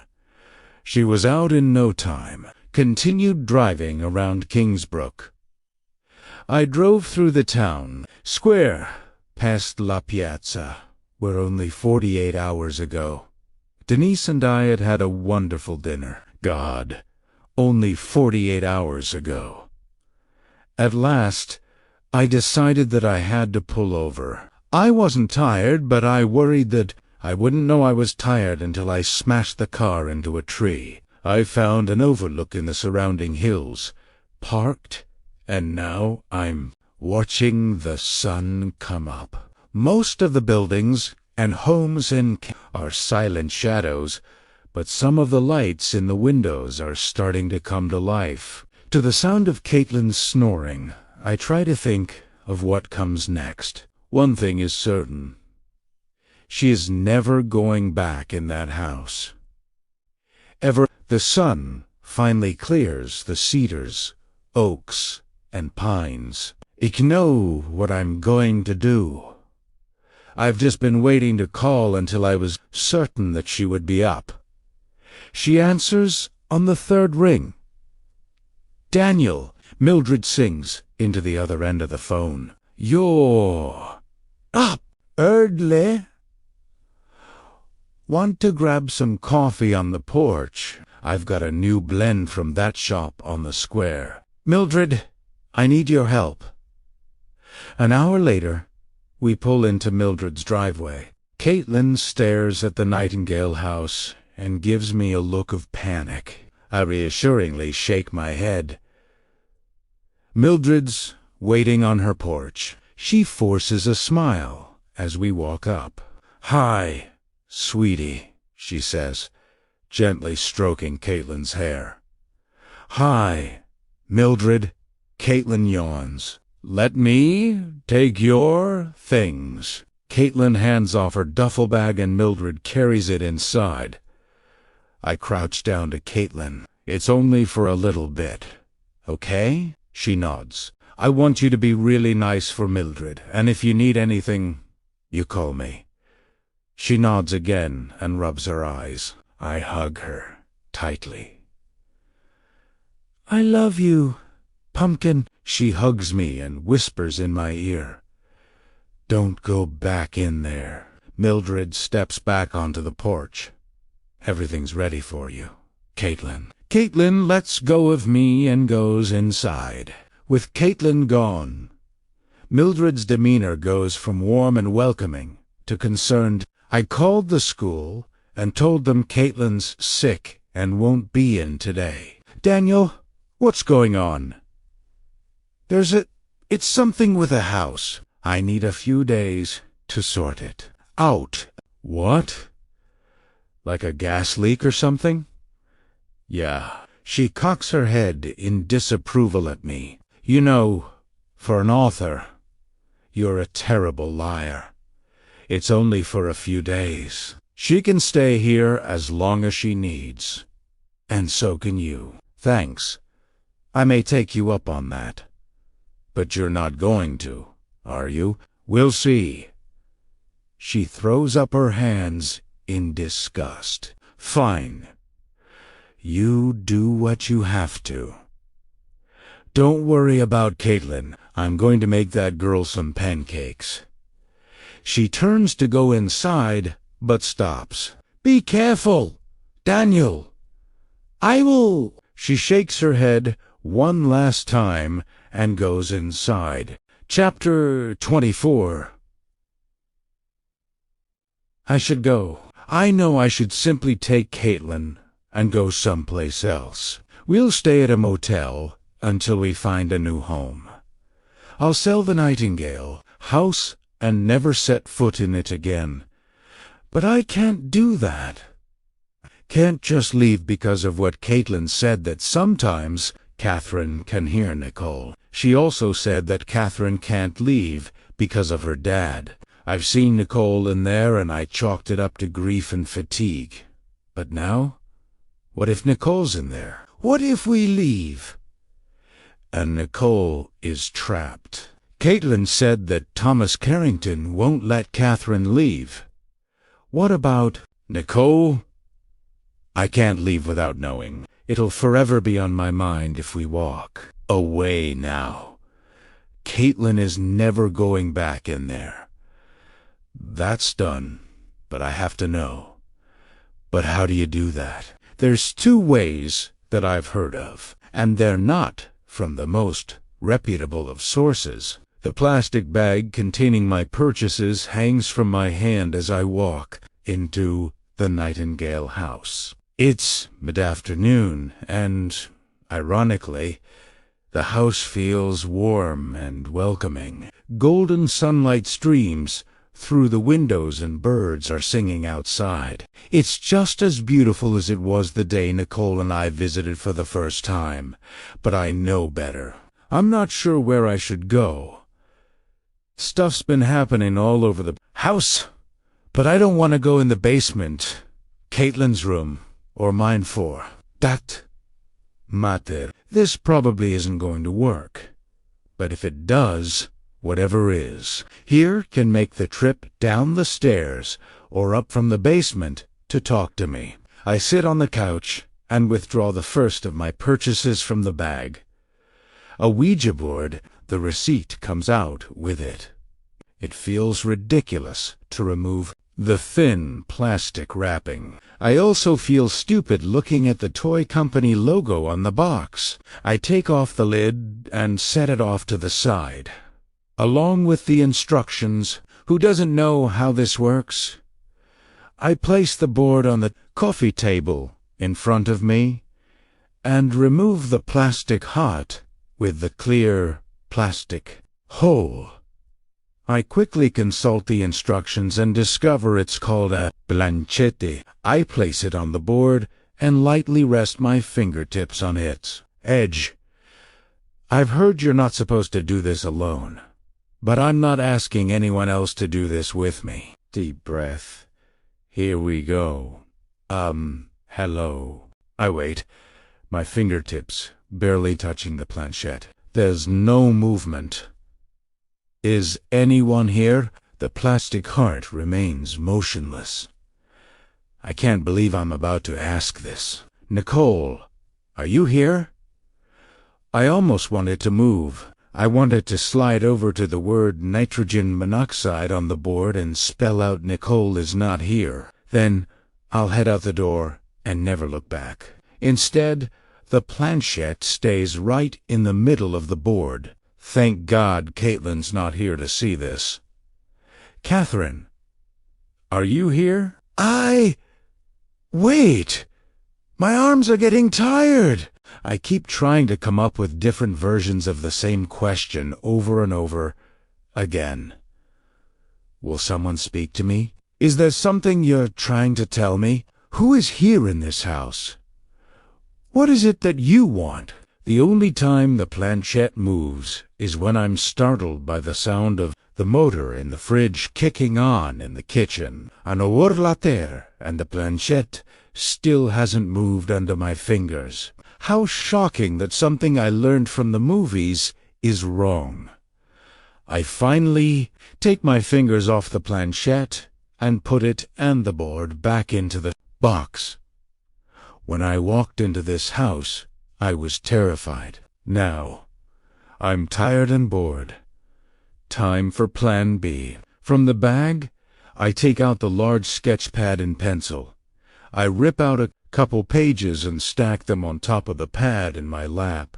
I'm going to try that spirit writing thing I saw in that George C. Scott movie. Am I going to have more luck than with the Ouija board? Of course I know, but I feel like this is more my style. When I'm writing some of my best stuff, I feel like I'm in a trance, and the writing is coming from somewhere else. It sounds strange, I know, but I'm willing to give it a shot. I take the pencil in my right hand and touch it to the paper. I start making scribbles and long loops. There's no pattern, no rhyme or reason to it.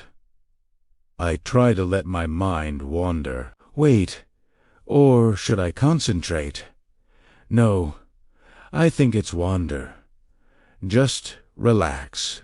I close my eyes and allow my hand to roam across the large sheet of paper. I don't know how long I'm supposed to allow this to go on.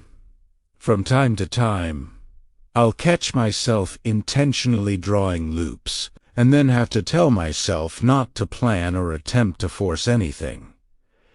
The pencil continues to hiss across the paper. I finally open my eyes. The paper is covered in scribbles, swirls, and loops. The side of my hand is coated in graphite. Tossing the paper aside, I start again on a clean sheet. Deep breaths. I let my hand flow. Closing my eyes might be a bad idea. I can't tell if I'm becoming ultra zen-like, or if I'm falling asleep. Without opening my eyes, I swipe the second scribbled covered sheet of paper from the top and start on the next one. The sound of the pencil moving across the paper and the flowing movement is hypnotic. I try visualizing the room while keeping my eyes closed. Twitch! Not because some spirit has seized hold of me, but because, for a brief second, I did fall asleep. Can't do that again. The last thing I want is to fall asleep on this couch in this house, alone. I open my eyes just a bit, but I can't open them more than that, even though I'm trying really hard. This feels weird, and my eyes refuse to open. Further, the pencil is still moving, but it's miles away.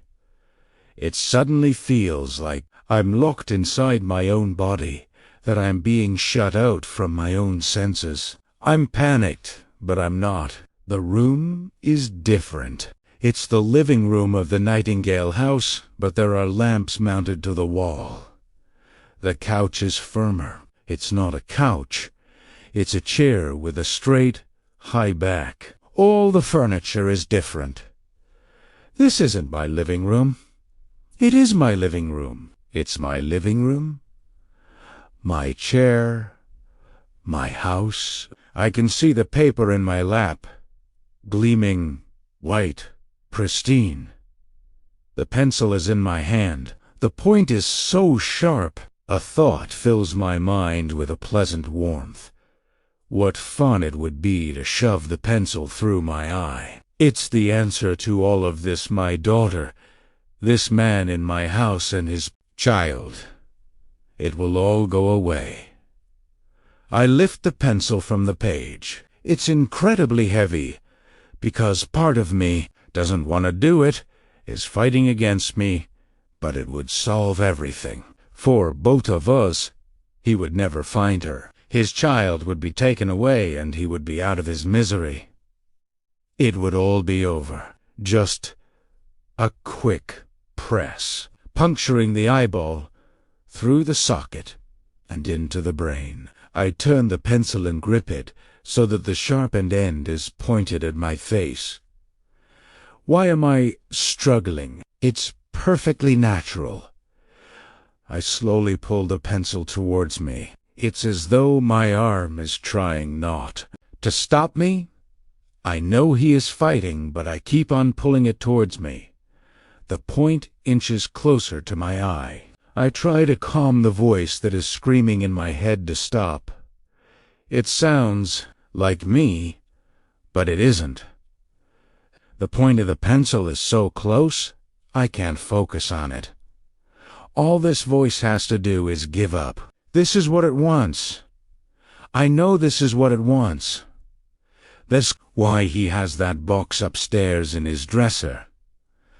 Just as I did. Closer. Closer. Just let go. Let go and you can be in this house forever. I smile as the tip of the pencil touches my eyeball. One last speck of pressure should do it. The woman is there, standing before me, filled with a white-hot light. Her eyes are brimming with rage. "Stop it," she says. "No, only one more inch. One more. Let him go." Almost. Let him go. Now. She flies at us. I sit back and gasp. I feel repulsive, like I'm covered in filth. I'm pouring sweat, but I'm freezing. Every muscle is shaking. I glance around. I'm in the living room of the Nightingale House. The Nightingale House. I know. The pencil is still clutched in my hand, the point turned upwards towards my face. I'm gripping it so hard that it snaps in. Two. I don't know if what just happened was real or if I fell asleep, but I've written something. Among the angry scratches and looping swirls, 2 words stand out.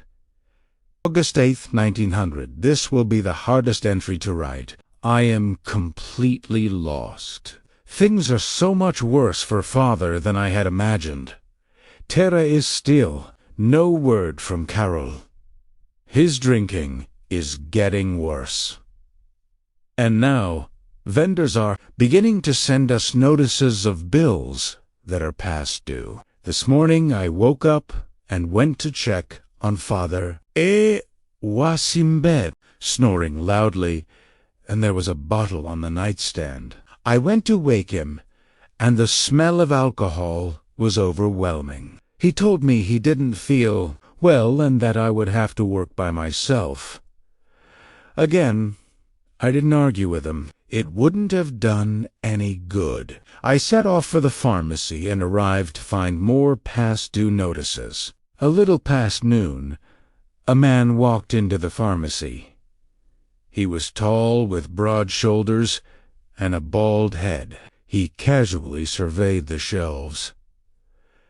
"Can I help you find anything?" I asked. "Is Mr. Harker here?" The tone with which he asked about Father worried me. "No, he's not," I replied.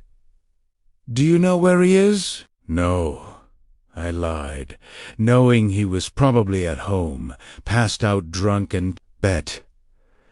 "Do you know when he'll be back?" "No." He eyed me for a moment.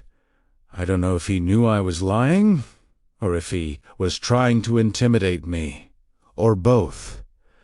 "What's your name?" "Susan," I said, not wanting him to know that I was his daughter. "Well, Susan, you don't seem to know much about your employer." I was too afraid to speak. "When he does come back, can you give him a message?" I tried to nod without letting the rest of my body tremble. "Tell him Mr. Lloyd dropped by to discuss his delinquent accounts." "Can you do that for me?" I nodded again.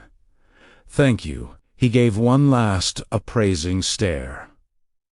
"Good day." He turned and walked out. Once he had disappeared out of sight, and I was no longer immobilized. With fear, I ran to the door and locked it, fearing more visits from collectors. I went into the storeroom and began pacing.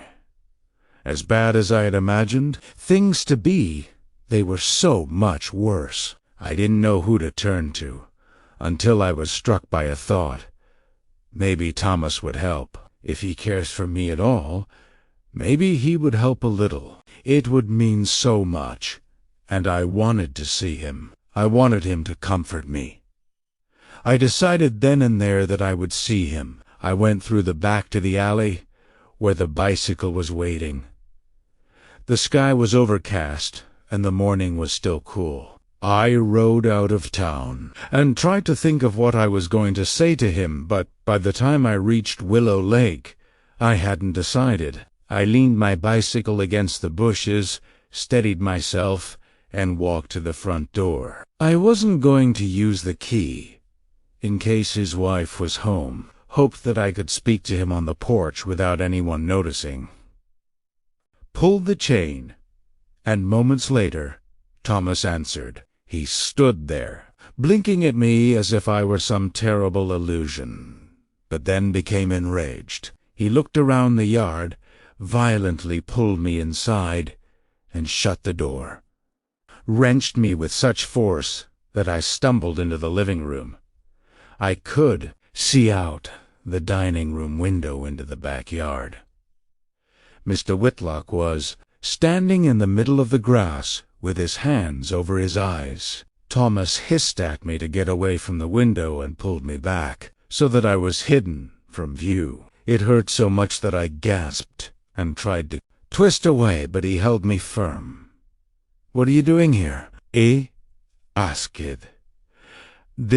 I was so stunned by his actions that I momentarily forgot my entire purpose for coming to the Nightingale House. I needed to talk to you. We have nothing to discuss." "But I thought you shouldn't be here. I told you my wife was becoming suspicious.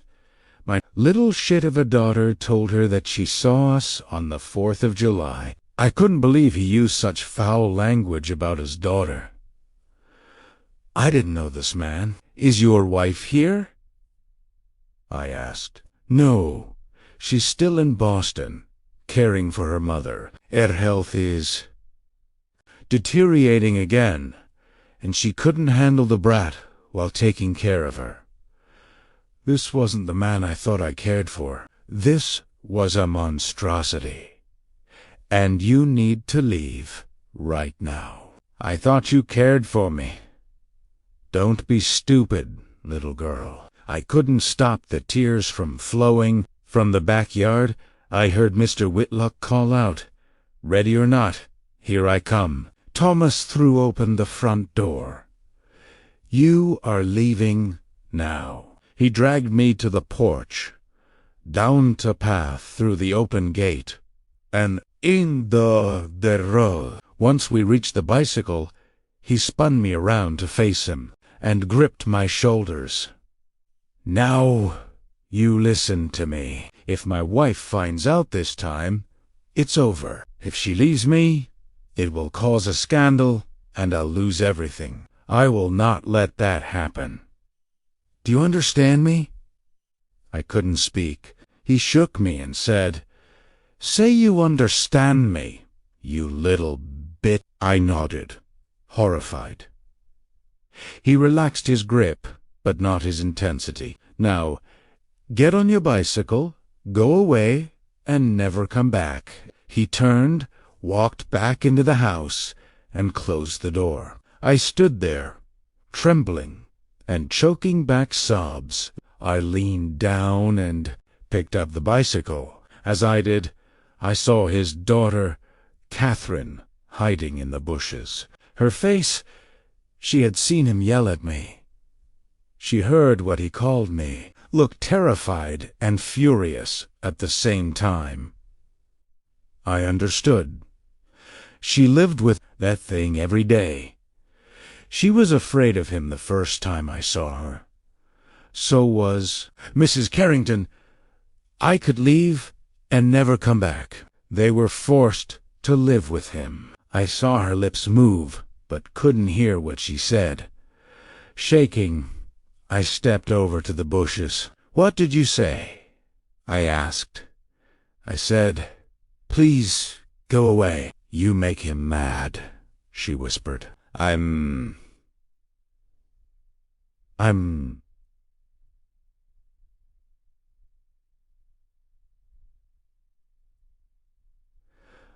sorry. Please, go away," she whispered again. "Catherine, where are you?" A voice playfully called. I turned to see Mr. Whitlock come around the corner of the house. He saw me and stopped. "Now, you've given me away," Catherine said, pouting and disappointed. Mr. Whitlock and I stared at one another. Without a word, I picked up the bicycle from the bushes and rode off. I didn't return to the pharmacy. I rode around the countryside all day. When I returned home, Father was still in bed, asleep, and more whiskey from the bottle on the nightstand was gone. I'm in bed now. I haven't heard him get up. I don't know what to do. This journal is turning into nothing but sorrow. Chapter 25.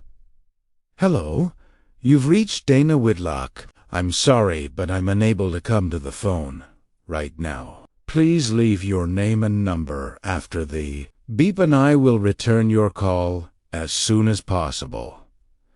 Thanks, beep. Hello, Miss Whitlock. My name is Daniel Price. I know this might sound crazy, but I'm actually calling to see if I could talk to your grandfather, Benjamin. I live in Kingsbrook, in the Nightingale House, where his grandfather used to work, and I had some questions about Catherine Cart. Well, I'll be able to explain better if I could speak to him. I leave my contact info and hang up. I got their number by doing a ton of research on my phone and also paying some money to one of those stalker services online. I try to do more research online, scrolling through the various links that lead to nothing of value. I toss the phone onto the passenger seat. This is infuriating. I need my computer, but that's at the house, so it's out of the question. And unlike every other author I've ever seen at Starbucks, I don't own a laptop. I'll have to go to the library or a Kinko's or some other place that has computers that you can rent for an hour. I start the car, put it in drive, and begin rolling forward, but slam the brakes. What am I doing? I've got something so much better than the internet. Something that should be able to tell me everything I want to know.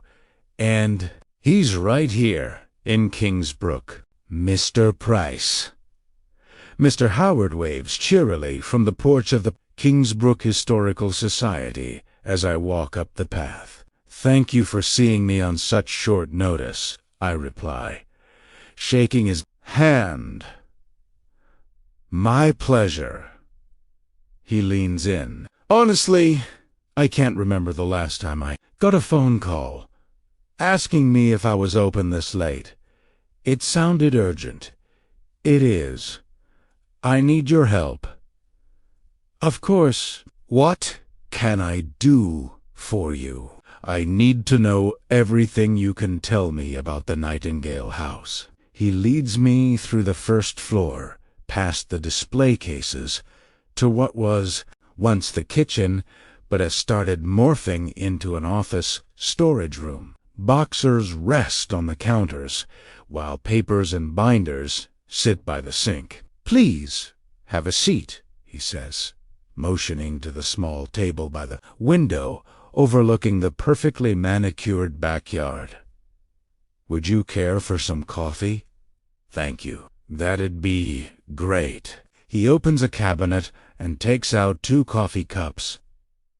So, what is it you'd like to know? He asks, taking a pot from a coffee machine that's so old.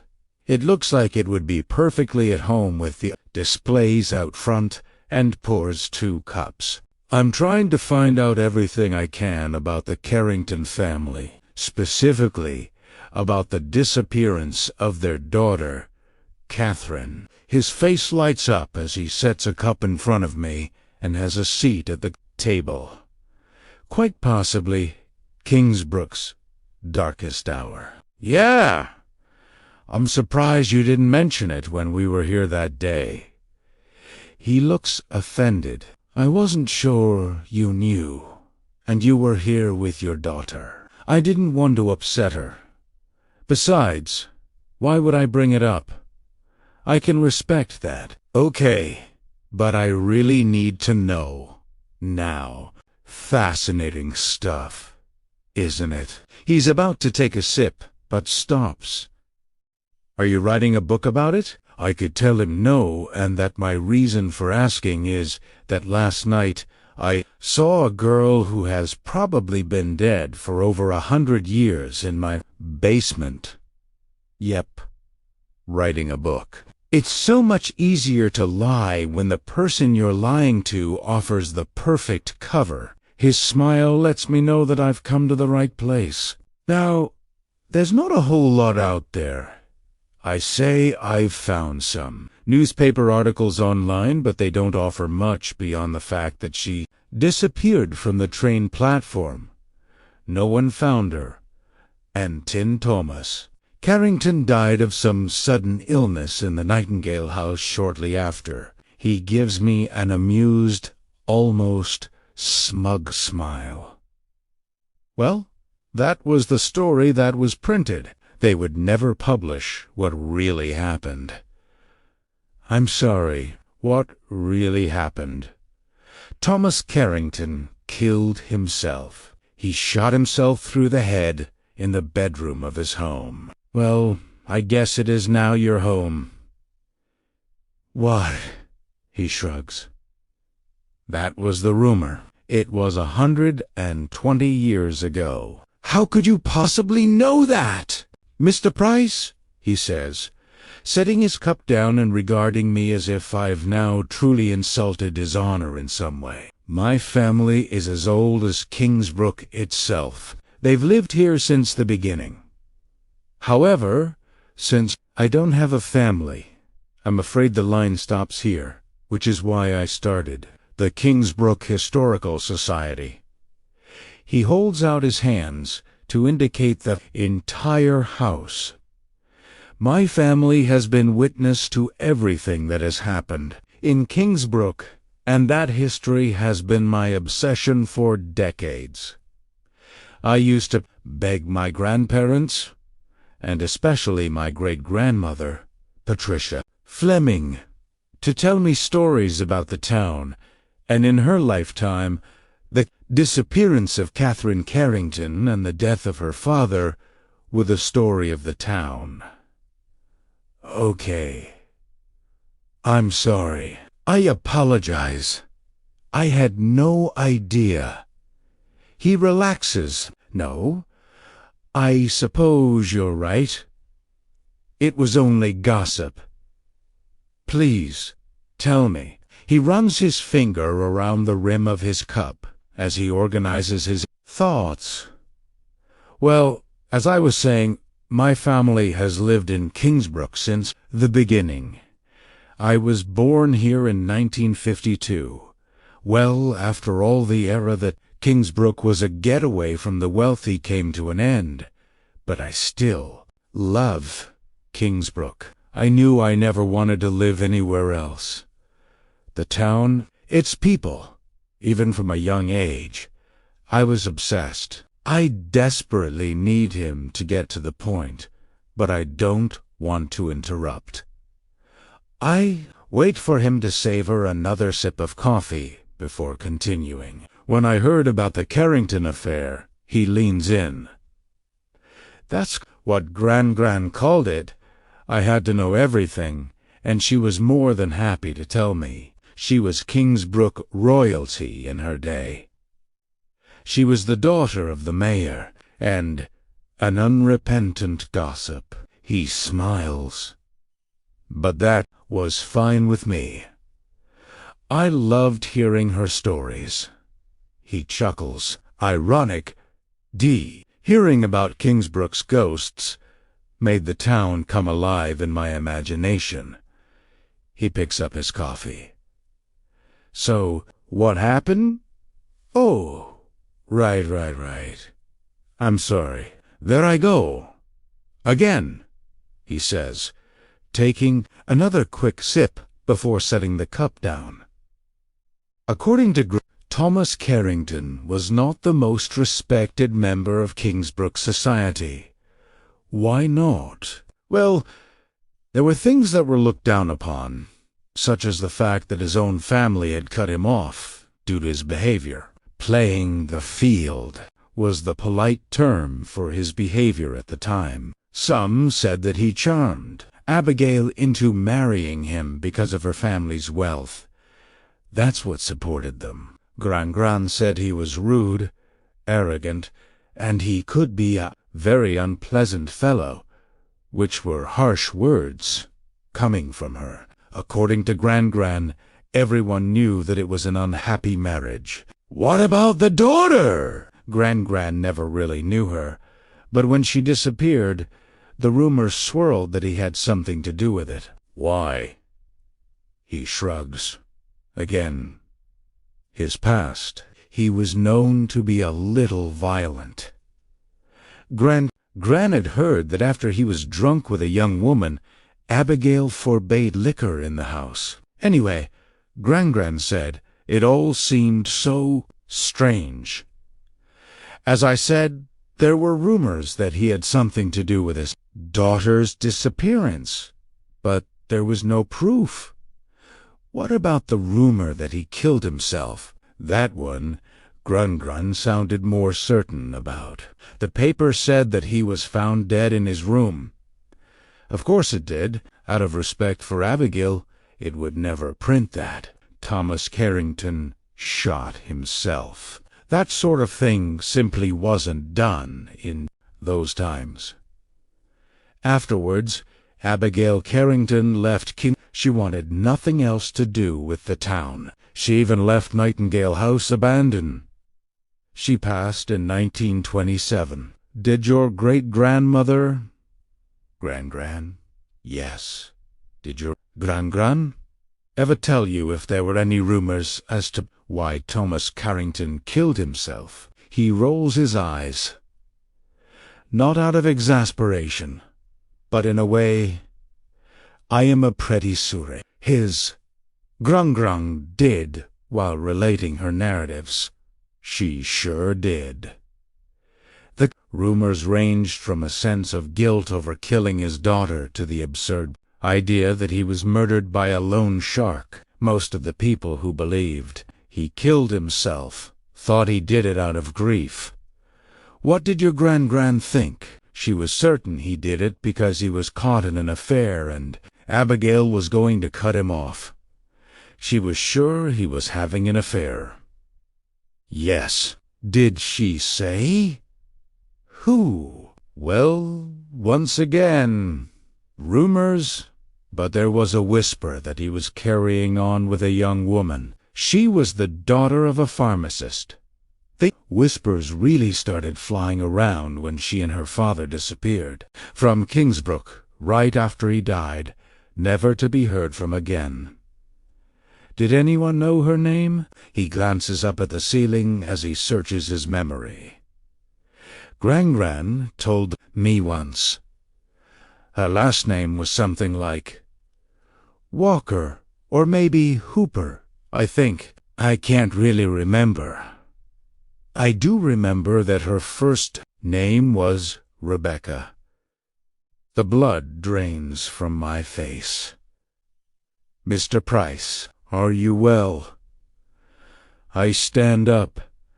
I have to get back to the house. Thank you for your time, Mr. Howard. Of course. Is there anything else I can do for you? No. You've been a great help. The porch light of the Kingsbrook Historical Society goes dark as I get in the car and close the door. I turn the key and the motor comes to life. The Nightingale House is 10 minutes away. I can do it in 5. I need to get to the writing room, because a whisper in that bookcase once told me Rebecca's here. September 18th, 1900. No. Please. No. Chapter 20. The door to the Nightingale House slowly swings inward. The lights are still on from when we left yesterday. Primera esta anint. Threshold. Waiting and listening. There are no sounds of crying from the stairs and no dripping water. I step inside, close the door behind me, and make my way to the kitchen. The basement door is also still open. Without looking down into the darkness, I press it closed and go to the pantry. There I find the small toolbox tucked away on the top shelf. I bring it down and set it on the island counter. It's one of those El Cheapo tool sets you find at Walmart that only has the basics. A few screwdrivers, adjustable wrenches, a box cutter, a leveler you'll probably never use. The only thing I'm interested in is the Amir.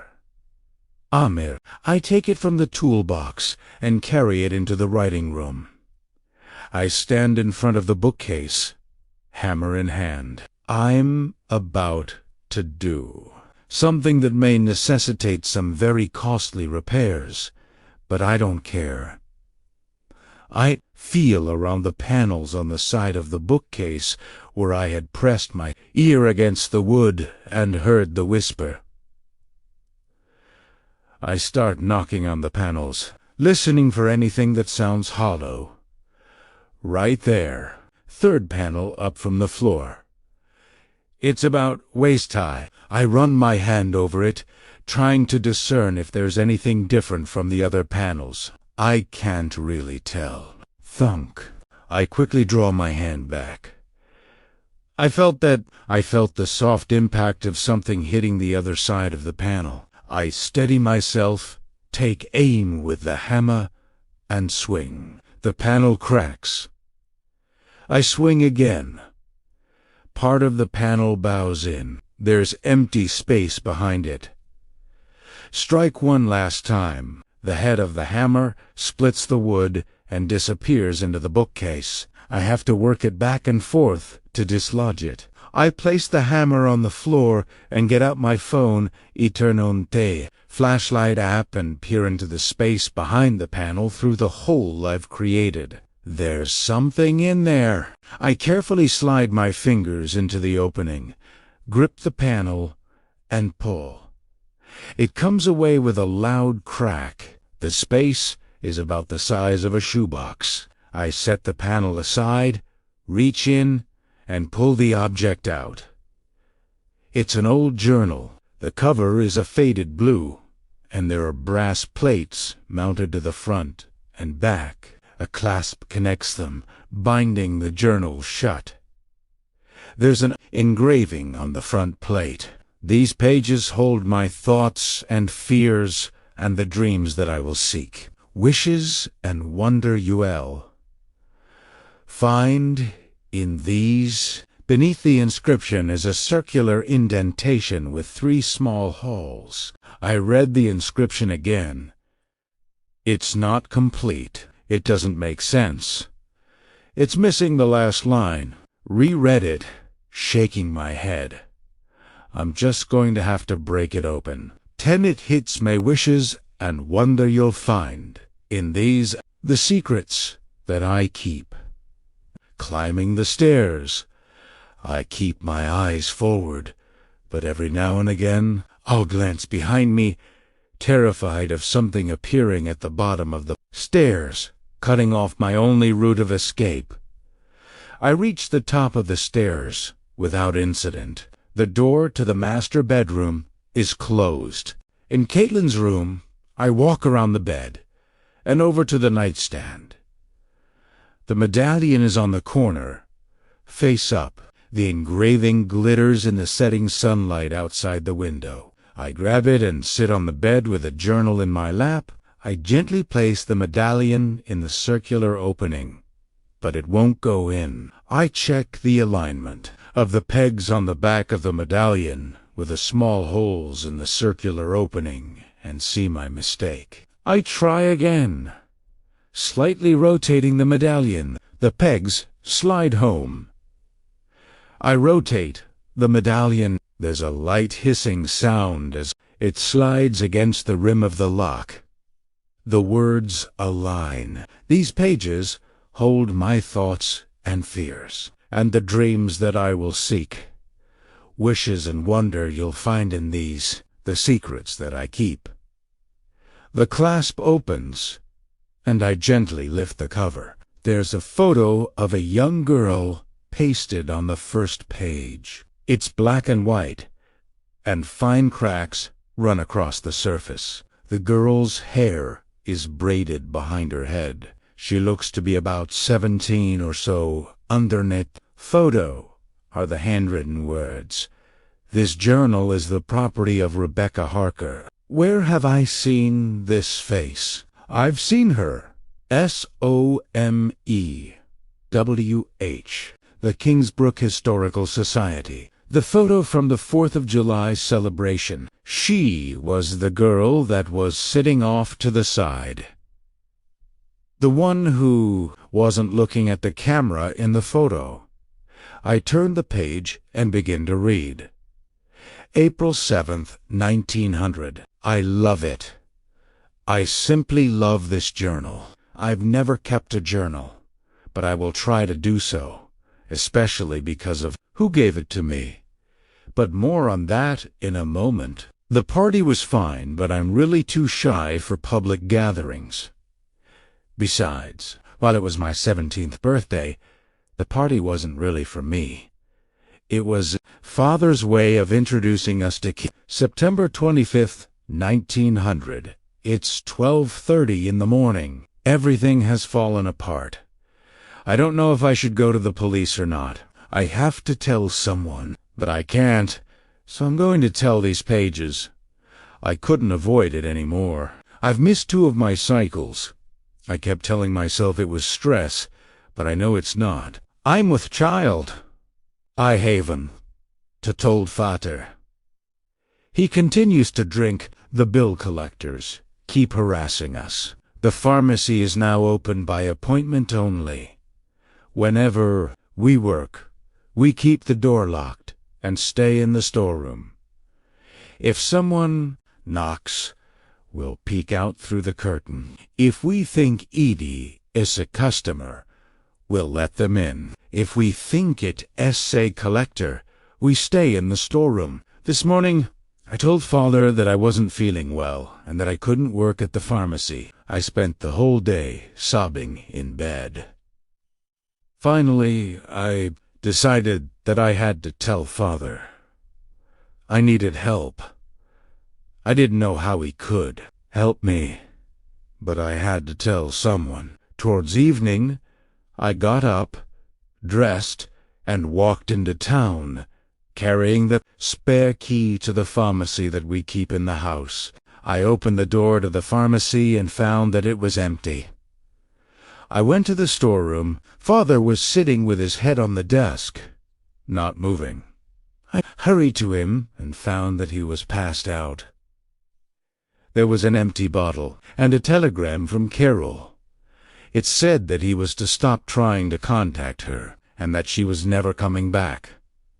She said that she was sorry for me, but that I was his daughter and not hers. I had nowhere else to turn. I took the bicycle from the alley and rode through the town, cursing. Kingsbrook, the pharmacy, Carol, Father, and Thomas. But now, Thomas was the only one who could help me. He had to help me. I'm carrying his child. The moon was bright and illuminated the countryside for my journey to the Nightingale House. I once again parked the bicycle by the bushes at the end of the path to the porch. I was already in tears and my hands trembled as I pulled the chain next to the front door. I heard footsteps descending the stairs. Thomas had to have seen me from the side window because he threw open the door, quickly stepped onto the porch, and shut the door behind him. What do you think you are doing? I had to see you.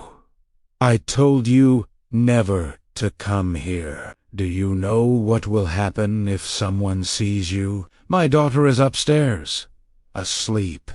For God's sake, please, listen to me. No, you need to go. Right now.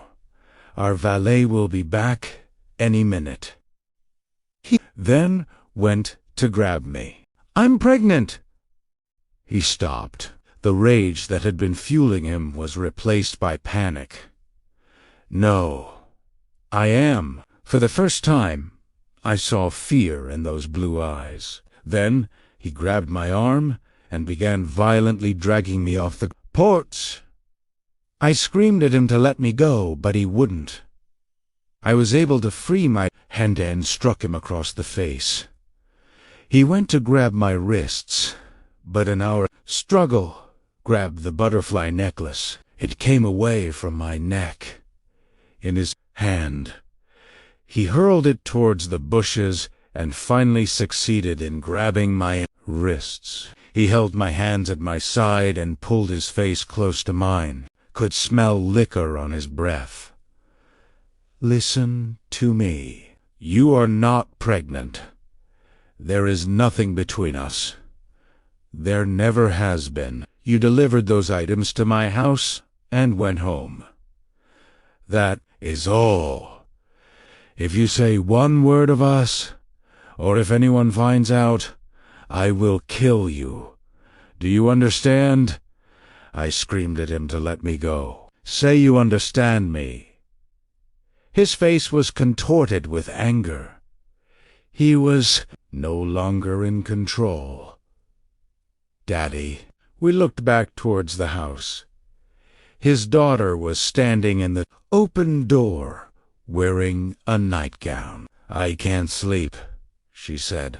The fear, rage, and fury that had been building in him exploded. He hurled me to the ground with such force, my head struck the stone path. I was dazed. My vision swam. I was barely aware of him running away. Heard the girl scream as she fled back into the house. I pulled myself to my knees.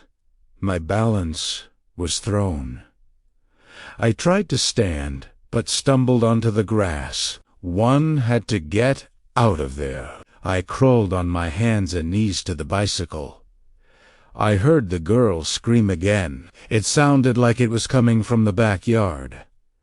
Finally, I was able to get to my feet. Slowly, my balance returned, enough that I started walking towards the road. I heard another cry from the girl, but it was cut short.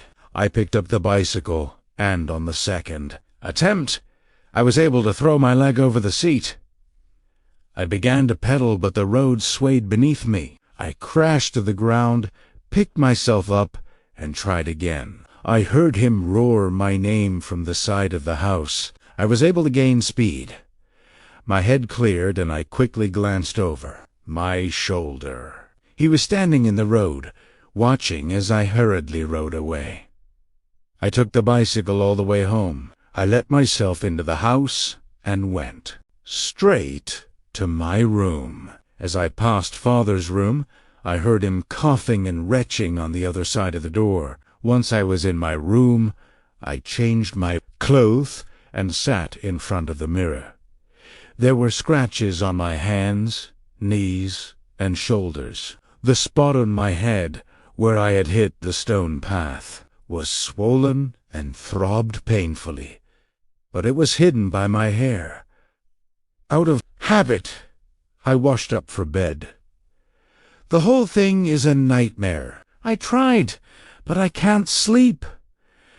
I don't know what to do. I don't know what happened.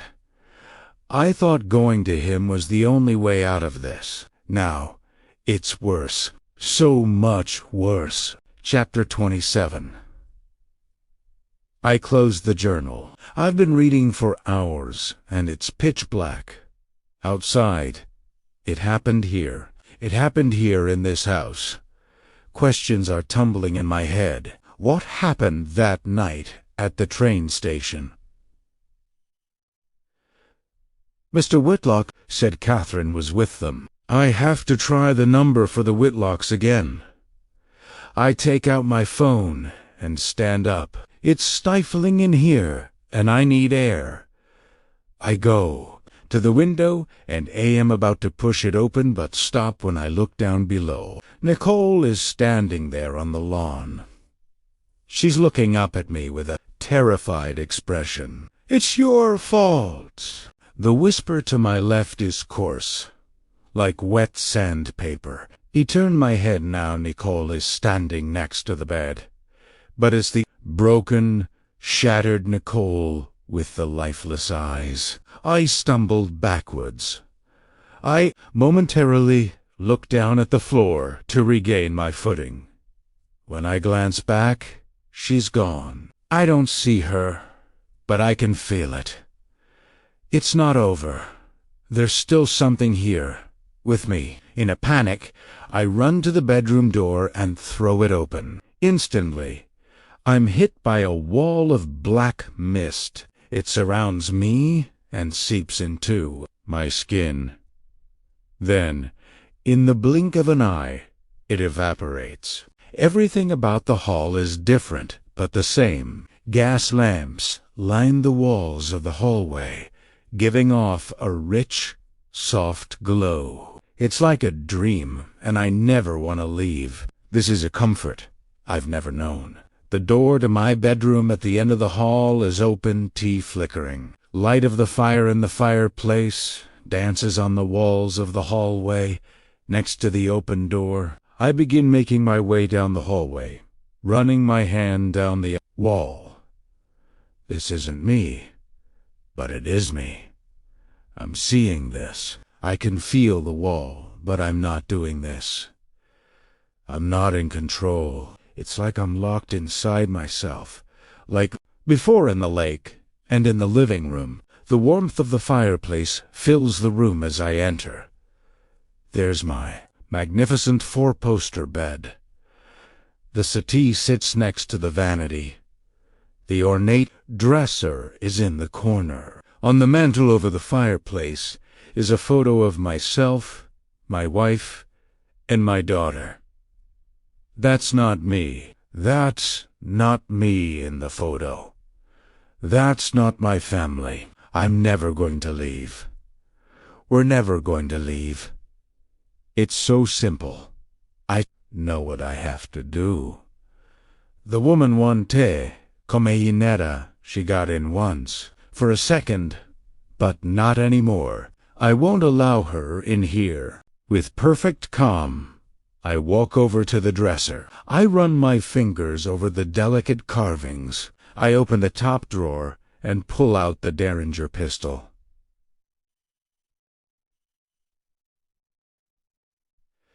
I open the drawer below and remove the bullets.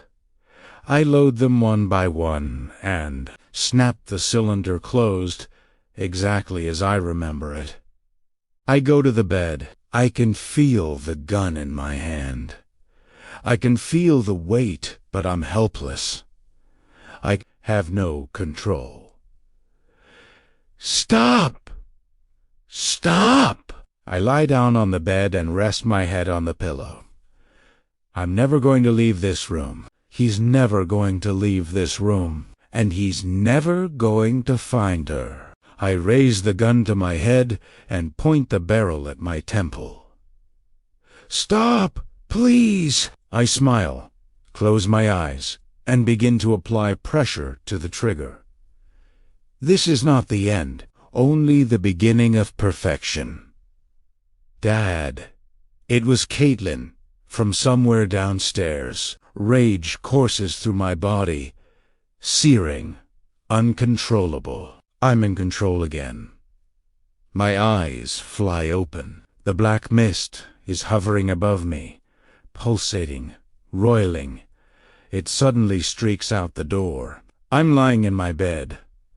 The fireplace is cold and dark. Dust has settled over everything. The only picture on the mantel is that of Nicole and I on our wedding day. I look towards the dresser. Both the top drawer and the one below it are open. I turn and see the gun in my hand, pointed at my head. I drop the gun and spring from the bed into the hall just as the black mist goes down the stairs, out of sight. I sprint down the hall to the stairs. Dad? Caitlin is in the basement. I make it down the stairs to see the black mist go through the living room and dining room into the kitchen. It's moving too fast. It's going to reach her before I do. I turn the corner into the kitchen. The back door is open, as is the basement door. Caitlin! I yell! Racing down the basement stairs. The light is on. I reach the bottom of the stairs. Caitlin is kneeling on the floor in the exact spot where I saw Catherine. The shadowy fog is behind her, like a beast waiting to strike. Caitlin stands, facing the mist. She slowly turns to me. Her eyes are filled with terrified tears. Dad? She chokingly whispers, Caitlin, don't move. Dad, please. Don't let it get him. I take a step towards her. The mist bursts outwards. A split second before it envelops Caitlin, There's a brilliant flash of light, so blinding that I have to shield my eyes. I can feel the cold swirl around me. Everything goes quiet. I lower my arms. The black mist is gone. So is Caitlin. I'm alone. Caitlin. I spin around and search the shadows. Caitlin? She's not here. I quickly check the corners and crannies, calling her name. I run upstairs to the open back door, still calling her name, but there's no response. She was here. I saw her. I run through the dining room and living room. I look behind every bit of furniture and in every possible hiding place. Caitlin? I run up to the second floor and check all the rooms. She's here. She has to be here. Somewhere. I end up in her room, almost unable to breathe. It's like I'm having a heart attack and I'm still yelling her name. I can't keep my hands still as I look around her. There's condensation on the mirror of her vanity. The air grows colder as I get nearer. I stand in front of the vanity and look in the mirror. My reflection isn't there, but Catherine is. She's wearing her soaked nightgown, and her head is inclined towards the floor. Her wet hair hangs down, obscuring her face. The condensation on the lower half of the mirror is growing. I can see my breath in the air. Where is Caitlin? I ask. There's an excruciating silence. Catherine doesn't move. Then, in the condensation, a line appears, drawn by a finger I can't see, but can hear as it moves across the glass. The line become a letter, and then another letter, and another, written in a hand I've seen before on a whiteboard in a classroom. The message becomes clear. I start shaking my head and whimper. No, no, no, no. My phone rings. Shaking, I answer it. Hello? Daniel, It's Mildred. I'm sorry to call so late, but is Caitlin with you? I heard the door slam and it woke me up. I went to check on Caitlin, but she's not here. Please tell me she's with you. I can't tell her what happened. I can't tell her the truth. Yeah, I stammer. She's here. Really? Yeah. She got a little homesick. I pray. The unsteadiness in my voice. One tihibe me why. She blows a sigh of relief. Oh, thank God! She, yeah. Sorry she worried you. I told her she shouldn't do that, but she was really shaken up. I keep my eyes on the mirror. It's okay. I just wanted to know that she's safe. She's fine. She's getting into bed now. Daniel, are you okay? Yeah, she startled me when she came home. I hate lying to Mildred, but I have to. Okay. Her stuff is still here. If you want to pick it up tomorrow, I will. Thanks, Mildred. Again, I'm really sorry about that. It's fine, as long as she's safe. Good night. Good night. She hangs up. I begin taking in rapid gulps of air. I stare at the answer to my question, written in the fading condensation in the mirror. Chapter 28. Morning sunlight streams through the living room window as I lift my head out of my hands. From my spot on what's left of the couch, I glance around the room. The place looks like a bomb went off. The whole house looks like this. After hanging up with Mildred, I continued staring at the mirror in disbelief. Was I losing my mind, or was I dreaming? I needed proof that what just happened had really happened. I went to the bedroom. The gun was there, lying on the bed, exactly where I had left it. I went downstairs. The back door was open, as was the basement. I checked the call log on my phone. There it was. Mildred had called me. Yes, this was happening. Uncontrollable terror set in. I went to the basement and searched everywhere. No Caitlin. I went outside into the backyard and called her name, but quietly enough that it wouldn't carry to Mildred's. I even waded into the water. She wasn't outside. I went back into the house and began turning the place inside out, double-checking every corner and behind every piece of furniture. I took everything out of the closets and threw it on the floor. I cleared out the cabinets in the kitchen. The whole time, I kept calling her name. At some point, I wasn't just looking for Caitlin. I was looking for any type of clue that would tell me where she was. This went on for hours. At last, I stood in the wreckage of the living room and was seized by paralysis. I sank down on the couch and held my head in my hands, forced to accept a horrible truth. Caitlin's gone. As much sense as it doesn't make, I have to accept it, and I have no idea how to get her back. I need help. I have to call someone. But who? The cops. I know Caitlin is here, somewhere in this house. But if I tell them what happened, they won't believe me. They'll just lock me up. I could call Mildred. She can help me look, but what if she comes over? Unsays Tish, she might call the cops anyway. I have to take that chance.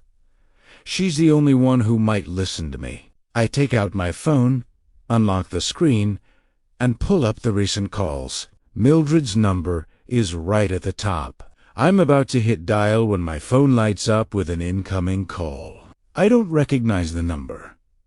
I hit accept. Hello, Mr. Price. A woman's voice asks. Yes. Yes, I'm Dana Whitlock. I'm sorry to call so early, but you left a message yesterday. You wanted to speak to my grandfather? My mouth hangs open. Mr. Price, are you still there? Yes. Yes, I did call. Can I ask what it's about? Well, it's about his grandfather, Theodore Whitlock. Yes, you said that, and that it has something to do with your house. Can you tell me more specifically what this is about? It's kind of a long story, but it has to do with something that happened in Kingsbrook concerning his grandfather's employers, the Carringtons. Yes, I understand that. It's just, she's making no attempt to hide her frustration. He wants to speak with you. Oh, okay. Can you put him on the phone? Mr. Price, he's 95 and very weak. He doesn't do phone calls. He said he will only speak to you in person. There's no way that I'm leaving this house. Not now. I'm sorry. I can't do that. He said it was the only way. Then, I'm afraid. He also told me to ask you a question. Oh, okay. I don't know why, but he wouldn't leave me alone until I promised I would ask you. What's the question? He wants to know, she still can't sleep, can she? Chapter 29. My knuckles go white on the steering wheel. What am I doing? Why am I leaving the house? Caitlin's in there, somewhere. But where? I've taken the place apart. The only place she could be is in the walls. I suddenly have a horrible vision of Caitlin trapped in a wall of the house, and I nearly swerve off the road. No. The only way to get Caitlin back is with answers, and this guy sounds like he has them. Still, the voices in my head are screaming at me to turn around and get back to the house. I grit my teeth, grip the steering wheel, and wait for them to pass. I keep trying to rehearse what I'm going to say, but every attempt sounds more ridiculous than the last. When I see the exit for the town of Redmill, I have a crushing thought that causes my body to go limp. I lost Nicole, and now I'm going to lose Caitlin. The blaring horn of a semi-truck barreling towards me as I drift across. The yellow line snaps me out of it. I wrench the wheel to get myself back into the proper lane. The butterfly necklace, journal, and medallion slide to the side of the passenger seat next to me. I punch the dashboard and take a deep breath through clenched teeth. I can't give up until I hold Caitlin's lifeless body in my arms. There has to be a chance. I have to believe that, or else there is nothing else but madness. The Whitlock house is a simple, one-story ranch with a concrete porch. On a lonely road, surrounded by fields, on the outskirts of Redmill. It has a sprawling, featureless front yard. The driveway is paved, but only just. I can feel every crack and depression as I drive over them. Primera, Parric, behind an ancient Ford Explorer. And take a moment to check my reflection in the rearview mirror. I'm pregnant! He stopped. The rage that had been fueling him was replaced by panic. No, I am. For the first time, I saw fear in those blue eyes. Then he grabbed my arm and began violently dragging me off the porch. I screamed at him to let me go, but he wouldn't. I was able to free my hand and struck him across the face. He went to grab my wrists, but in our struggle, grabbed the butterfly necklace. It came away from my neck. In his hand, he hurled it towards the bushes and finally succeeded in grabbing my wrists. He held my hands at my side and pulled his face close to mine. Could smell liquor on his breath. Listen to me. You are not pregnant. There is nothing between us. There never has been. You delivered those items to my house and went home. That is all. If you say one word of us, or if anyone finds out, I will kill you. Do you understand? I screamed at him to let me go. Say you understand me. His face was contorted with anger. He was no longer in control. Daddy. We looked back towards the house. His daughter was standing in the open door, wearing a nightgown. I can't sleep, she said. The fear, rage, and fury that had been building in him exploded. He hurled me to the ground with such force, my head struck the stone path. I was dazed. My vision swam. I was barely aware of him running away. Heard the girl scream as she fled back into the house. I pulled myself to my knees. My balance was thrown. I tried to stand, but stumbled onto the grass. One had to get out of there. I crawled on my hands and knees to the bicycle. I heard the girl scream again. It sounded like it was coming from the backyard. Finally, I was able to get to my feet. Slowly, my balance returned, enough that I started walking towards the road. I heard another cry from the girl, but it was cut short. I picked up the bicycle, and on the second attempt, I was able to throw my leg over the seat. I began to pedal, but the road swayed beneath me. I crashed to the ground, picked myself up, and tried again. I heard him roar my name from the side of the house. I was able to gain speed. My head cleared, and I quickly glanced over my shoulder. He was standing in the road, watching as I hurriedly rode away.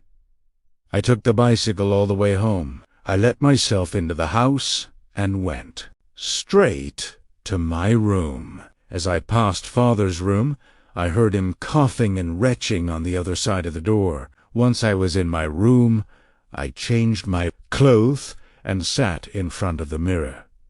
There were scratches on my hands, knees, and shoulders. The spot on my head where I had hit the stone path was swollen and throbbed painfully, but it was hidden by my hair. Out of habit, I washed up for bed. The whole thing is a nightmare. I tried, but I can't sleep. I don't know what to do. I don't know what happened. I thought going to him was the only way out of this. Now, it's worse. So much worse. Chapter 27. I closed the journal. I've been reading for hours, and it's pitch black. Outside. It happened here. It happened here in this house. Questions are tumbling in my head. What happened that night at the train station? Mr. Whitlock said Catherine was with them. I have to try the number for the Whitlocks again.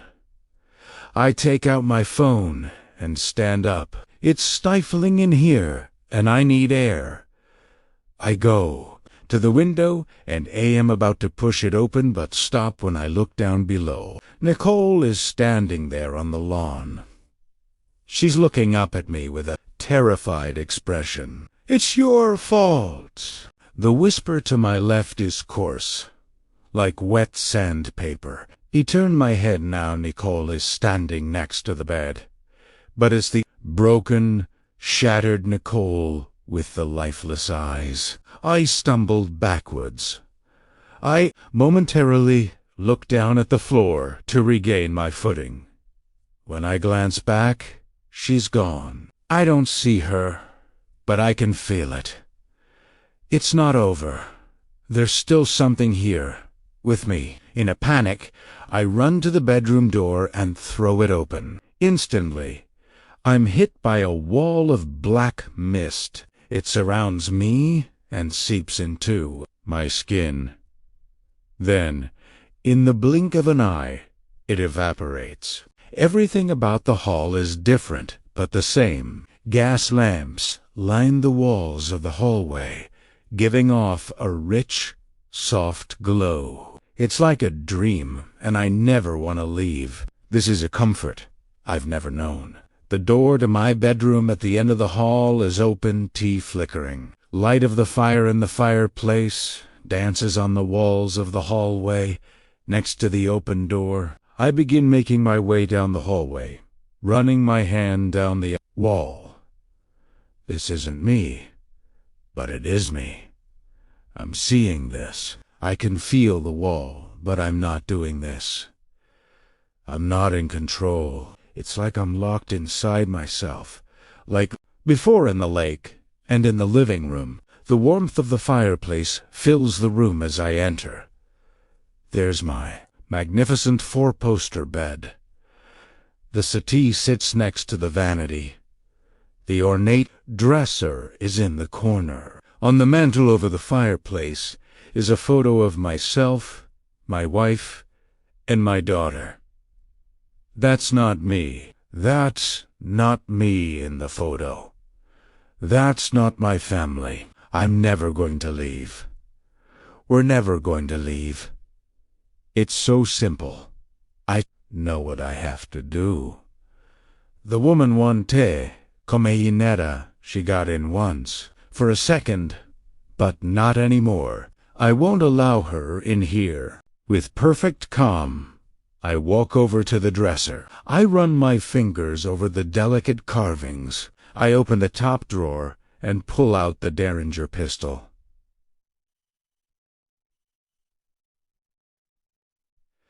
I open the drawer below and remove the bullets. I load them one by one and snap the cylinder closed, exactly as I remember it. I go to the bed. I can feel the gun in my hand. I can feel the weight, but I'm helpless. I have no control. Stop! Stop! I lie down on the bed and rest my head on the pillow.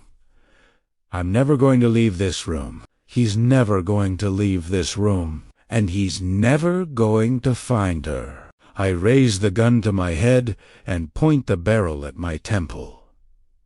Stop! Please! I smile, close my eyes, and begin to apply pressure to the trigger. This is not the end, only the beginning of perfection. Dad. It was Caitlin, from somewhere downstairs. Rage courses through my body, searing, uncontrollable. I'm in control again. My eyes fly open. The black mist is hovering above me, pulsating, roiling. It suddenly streaks out the door. I'm lying in my bed. The fireplace is cold and dark. Dust has settled over everything. The only picture on the mantel is that of Nicole and I on our wedding day. I look towards the dresser. Both the top drawer and the one below it are open. I turn and see the gun in my hand, pointed at my head. I drop the gun and spring from the bed into the hall just as the black mist goes down the stairs. Out of sight. I sprint down the hall to the stairs. Dad? Caitlin is in the basement. I make it down the stairs to see the black mist go through the living room and dining room into the kitchen. It's moving too fast. It's going to reach her before I do. I turn the corner into the kitchen. The back door is open, as is the basement door. Caitlin! I yell! Racing down the basement stairs. The light is on. I reach the bottom of the stairs. Caitlin is kneeling on the floor in the exact spot where I saw Catherine. The shadowy fog is behind her, like a beast waiting to strike. Caitlin stands, facing the mist. She slowly turns to me. Her eyes are filled with terrified tears. Dad? She chokingly whispers, Caitlin, don't move. Dad, please. Don't let it get him. I take a step towards her. The mist bursts outwards. A split second before it envelops Caitlin. There's a brilliant flash of light, so blinding that I have to shield my eyes. I can feel the cold swirl around me. Everything goes quiet. I lower my arms. The black mist is gone. So is Caitlin. I'm alone. Caitlin. I spin around and search the shadows. Caitlin? She's not here. I quickly check the corners and crannies, calling her name. I run upstairs to the open back door, still calling her name, but there's no response. She was here. I saw her. I run through the dining room and living room. I look behind every bit of furniture and in every possible hiding place. Caitlin? I run up to the second floor and check all the rooms. She's here. She has to be here. Somewhere. I end up in her room, almost unable to breathe. It's like I'm having a heart attack and I'm still yelling her name. I can't keep my hands still as I look around her. There's condensation on the mirror of her vanity. The air grows colder as I get nearer. I stand in front of the vanity and look in the mirror. My reflection isn't there, but Catherine is. She's wearing her soaked nightgown, and her head is inclined towards the floor. Her wet hair hangs down, obscuring her face. The condensation on the lower half of the mirror is growing. I can see my breath in the air. Where is Caitlin? I ask.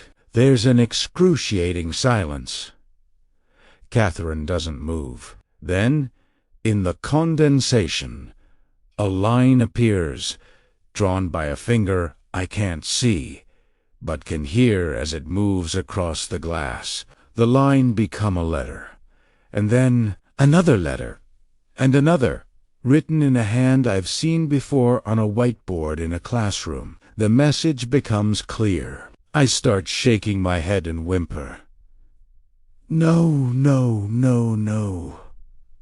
My phone rings. Shaking, I answer it. Hello? Daniel,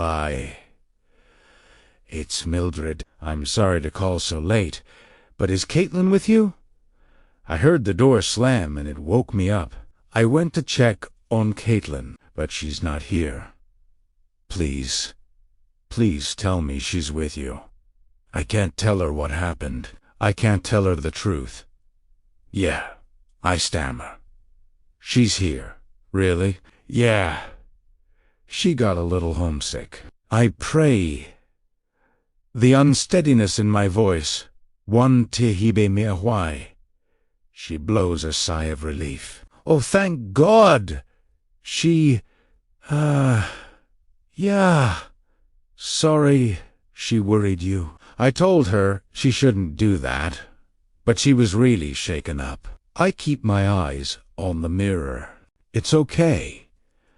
I just wanted to know that she's safe. She's fine. She's getting into bed now.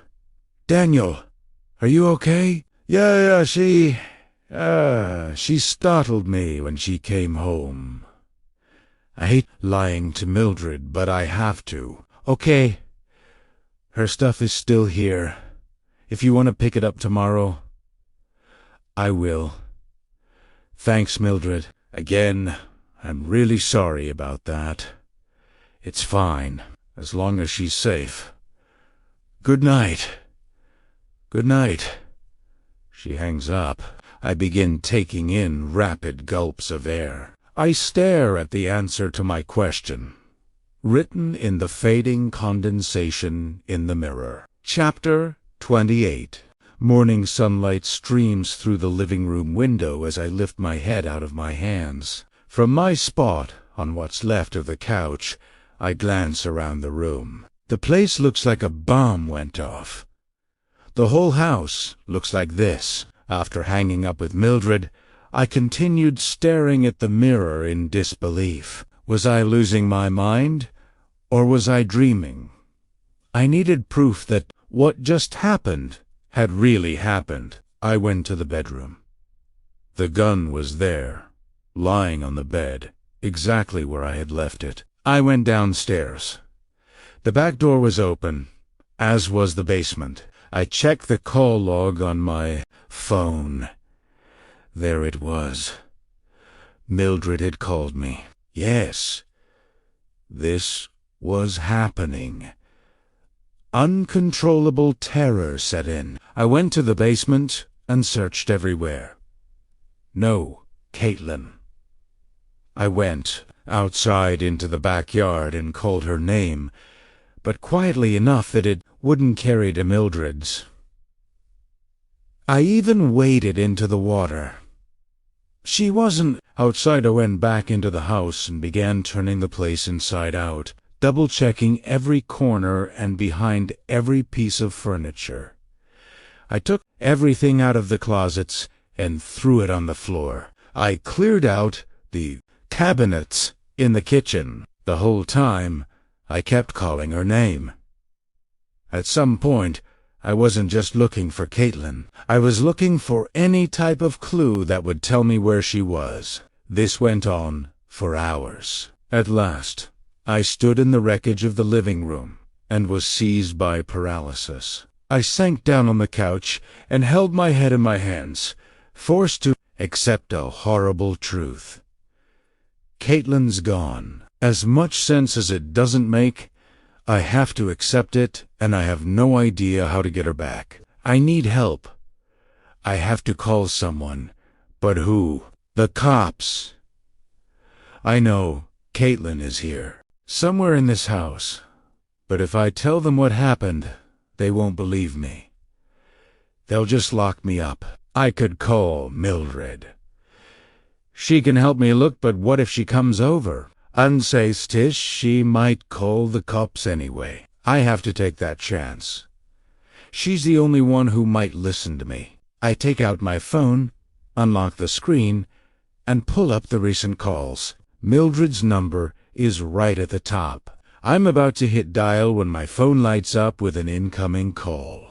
I don't recognize the number. I hit accept. Hello, Mr. Price, a woman's voice asks. Yes. Yes, I'm Dana Whitlock. I'm sorry to call so early, but you left a message yesterday. You wanted to speak to my grandfather? My mouth hangs open. Mr. Price, are you still there? Yes. Yes, I did call. Can I ask what it's about? Well, it's about his grandfather, Theodore Whitlock. Yes, you said that, and that it has something to do with your house. Can you tell me more specifically what this is about? It's kind of a long story, but it has to do with something that happened in Kingsbrook concerning his grandfather's employers, the Carringtons. Yes, I understand that. It's just she's making no attempt to hide her frustration. He wants to speak with you. Oh, okay.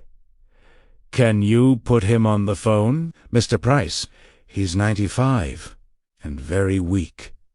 He doesn't do phone calls. He said he will only speak to you in person. There's no way that I'm leaving this house.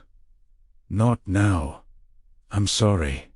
I can't do that. He said it was the only way. Then, I'm afraid. He also told me to ask you a question. Oh, okay. I don't know why, but he wouldn't leave me alone until I promised I would ask you. What's the question? He wants to know, she still can't sleep, can she? Chapter 29. My knuckles go white on the steering wheel. What am I doing? Why am I leaving the house? Caitlin's in there, somewhere. But where? I've taken the place apart. The only place she could be is in the walls. I suddenly have a horrible vision of Caitlin trapped in a wall of the house, and I nearly swerve off the road. No.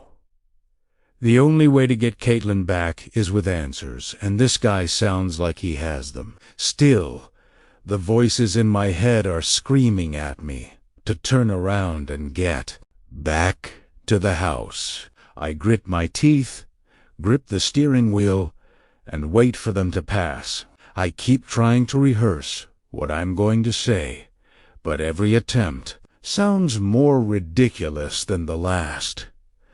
When I see the exit for the town of Redmill, I have a crushing thought that causes my body to go limp. I lost Nicole, and now I'm going to lose Caitlin. The blaring horn of a semi-truck barreling towards me as I drift across. The yellow line snaps me out of it. I wrench the wheel to get myself back into the proper lane. The butterfly necklace, journal, and medallion slide to the side of the passenger seat next to me. I punch the dashboard and take a deep breath through clenched teeth. I can't give up until I hold Caitlin's lifeless body in my arms. There has to be a chance. I have to believe that, or else there is nothing else but madness. The Whitlock house is a simple, one-story ranch with a concrete porch. On a lonely road, surrounded by fields, on the outskirts of Redmill. It has a sprawling, featureless front yard. The driveway is paved, but only just.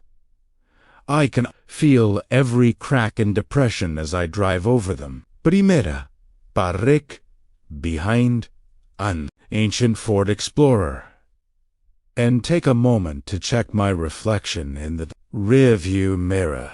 I look like shit. I'm worried that my appearance might scare the granddaughter off the whole thing, but what choice do I have? I get out and walk up the stairs of the porch to the weathered screen door.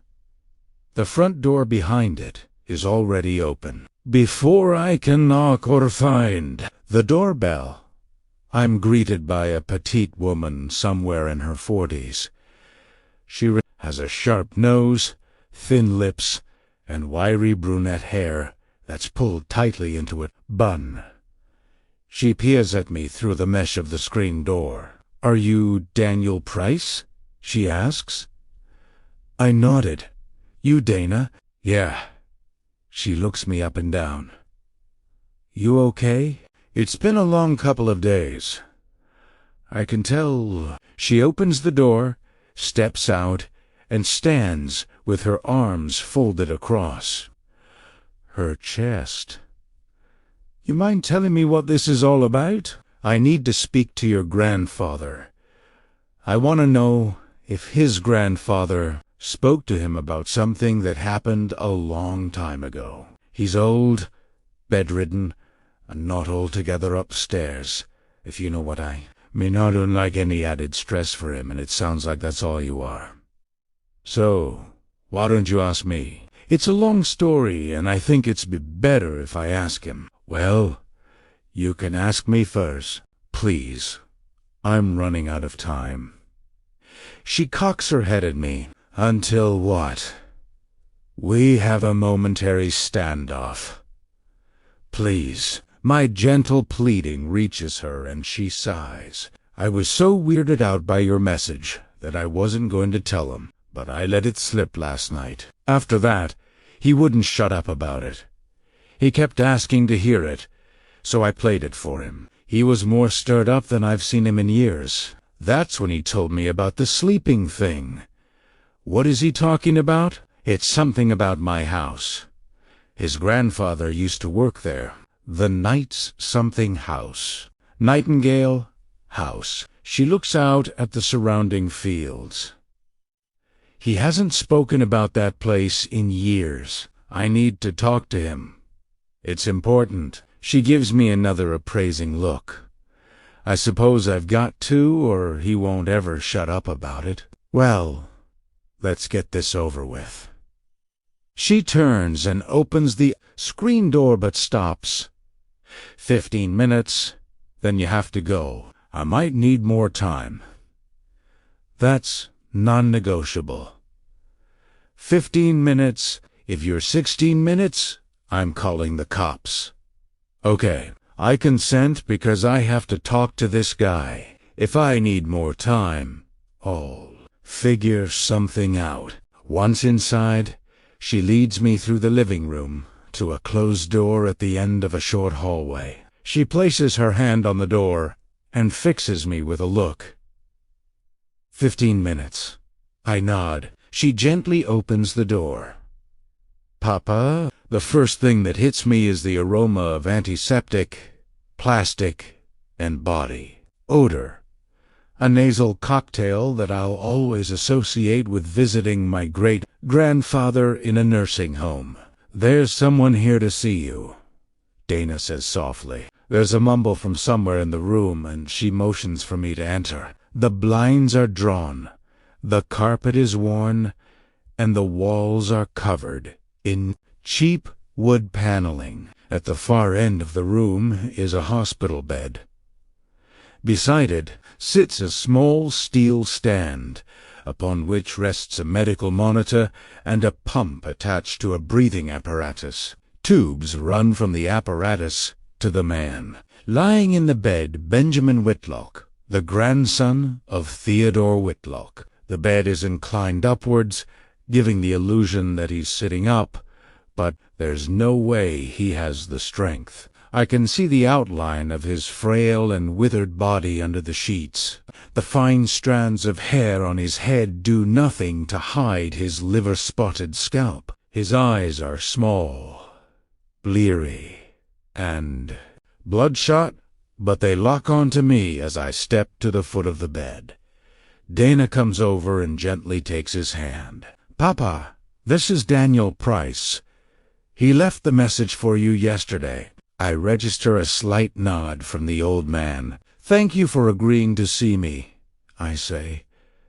"All right, Mr. Price."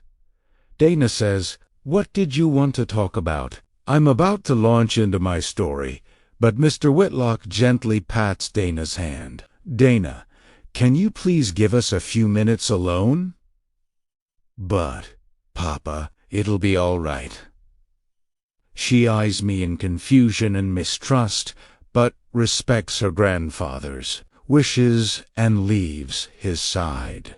"Press the button if you need anything," she says. 15 minutes, she whispers to me before going into the hallway and closing the door. Once she's gone, the only sound in the room is the old man's rhythmic, labored breathing. The corners of his lips lift slightly in what I think is a smile. "I can only assume you're about to tell me some stuff my granddaughter, bless her, might not understand. Please, have a seat." He indicates the wooden chair next to the bed. I accept and sit down. It creaks as it takes my weight. Now, my granddaughter usually gives my guests 15 minutes so as not to overexcite me, but I'm not sure I even have 15 minutes left, so you'd better hurry up. He starts to laugh, which sounds more like a quick succession of coughs. "Well, again, thank you for seeing me." I say, "You from Kingsbrook?" "Yes. I live in the Nightingale House." "How are you liking it?" I don't answer. He shrugs his shoulders by raising them a fraction of an inch. I figured. "What is it you want to talk about?" "You told your granddaughter to ask me something. She still can't sleep, can she?" "What did that mean?" His sense of humor vanishes, and he shakes his head. "You know damn well what I meant. Ask me what you called about in your message." I took a breath. "Your grandfather was the Carringtons' butler, correct?" "I wouldn't call him their butler. He was their valet. He didn't cook or nothing, but he helped around the house and the yard, and he drove them around." "Did you know?" "Your grandfather?" "I did. He died when I was 15, but I knew him. He lived with us for a while towards the end." "Did he ever talk about the Carringtons?" "Sometimes." "What did he say?" "Not much, but I guess he liked them enough." "Well, some of them." He looks at me. "He loved the girl, Catherine." "Yeah, Catherine. What about Abigail?" "Sure, and Thomas Carrington." "Not his favorite." "Wasn't anyone's favorite, as far as I could tell. The Carringtons were long gone when he talked to me about them, and like I said, he didn't say much." "Why not?" "It was hard for him." I decide to cut to the chase. "Mr. Whitlock, your grandfather was there the night Catherine disappeared." He closes his eyes. "Yes, he was there." "Well?" "He said he was there. He told the police that he drove Thomas Carrington and his daughter to the train station in Dover. That's what he told them." "Mr. Whitlock, did your grandfather ever talk to you about what really happened that night?" There's a change in Ema's resignation. Like a weight is sliding off his chest. My grandfather was a sad man. At least he was when I knew him. Was broken. Towards the end of his life, he lived with our family, my parents and me. It was awful. He was going crazy. He would mumble all the time in his room. He kept shouting in his sleep. One night, I was outside the door, trying to hear what he was saying, and it sounded like, "She can't sleep. She can't sleep." Other times, he would just cry. The older he got, the worse it got. The littlest things upset him. It was like he would see something or someone who wasn't there, and he would apologize over and over. Finally, my parents decided that he couldn't live with us anymore. They made arrangements for him to stay at an asylum. The night before he left, I was outside his room, again, just listening to him mumble and cry. Got quiet, and then, all of a sudden, he opened the door, grabbed me, and pulled me into the room. I was scared out of my mind. He took me by the shoulders and kept saying, "She wasn't there. She wasn't there." I asked him, "Who?" And he kept saying, "Catherine can't sleep. Catherine can't sleep." I started crying, and that snapped him out of it. He said, "I'm going to tell you something, and you can never tell anyone. I only wanted out of that room, so I said yes." He said, "That girl was never there." I asked him, "What girl?" But he was so upset that he didn't answer. Then he said that Thomas Carrington had given him $1,000 to tell the police that she had been with them at the train station. Carrington said that if he didn't, he'd ruin him. But the daughter was never there. He's been growing more and more agitated as he's been speaking. He releases a series of coughs and tries to calm himself. Then my grandfather reached under the mattress of his bed, pulled out an envelope, and stuffed it down my shirt. He told me to hide it, but never spend it. That it was cursed. He said she was coming to him in his dreams, and that she couldn't sleep. I tried to get out of the room, but he grabbed me and told me that she's still in that house, and that she can't sleep. I started shouting and crying. My parents came running. They hauled my grandfather off to the asylum right then and there. That was the last time I ever saw him. Later that night, when I was alone, I opened the envelope. It was full of money, premeditated, and my parents never knew. At the time, I didn't know what he was talking about, but that night stayed with me. Nothing ruins a childhood like holding on to a dark secret. Years later, I started looking into what he meant. That's when I put it together. Thomas Carrington did something to his daughter and paid my grandfather to be his alibi. The guilt drove my grandfather crazy. By the time he asked, done with his story, he's gasping for breath. I can understand why he didn't want his granddaughter in the room for this. Would have been escorted out long ago. His breathing returns to what passes as normal, and he looks at me. The clock is ticking. Mr. Price, did your grandfather tell you what happened? No. What do you think happened? Probably the same as you. Thomas Carrington killed his daughter. She never left that house. Why didn't you tell anyone? He's seized by another fit of coughing. What good would it have done?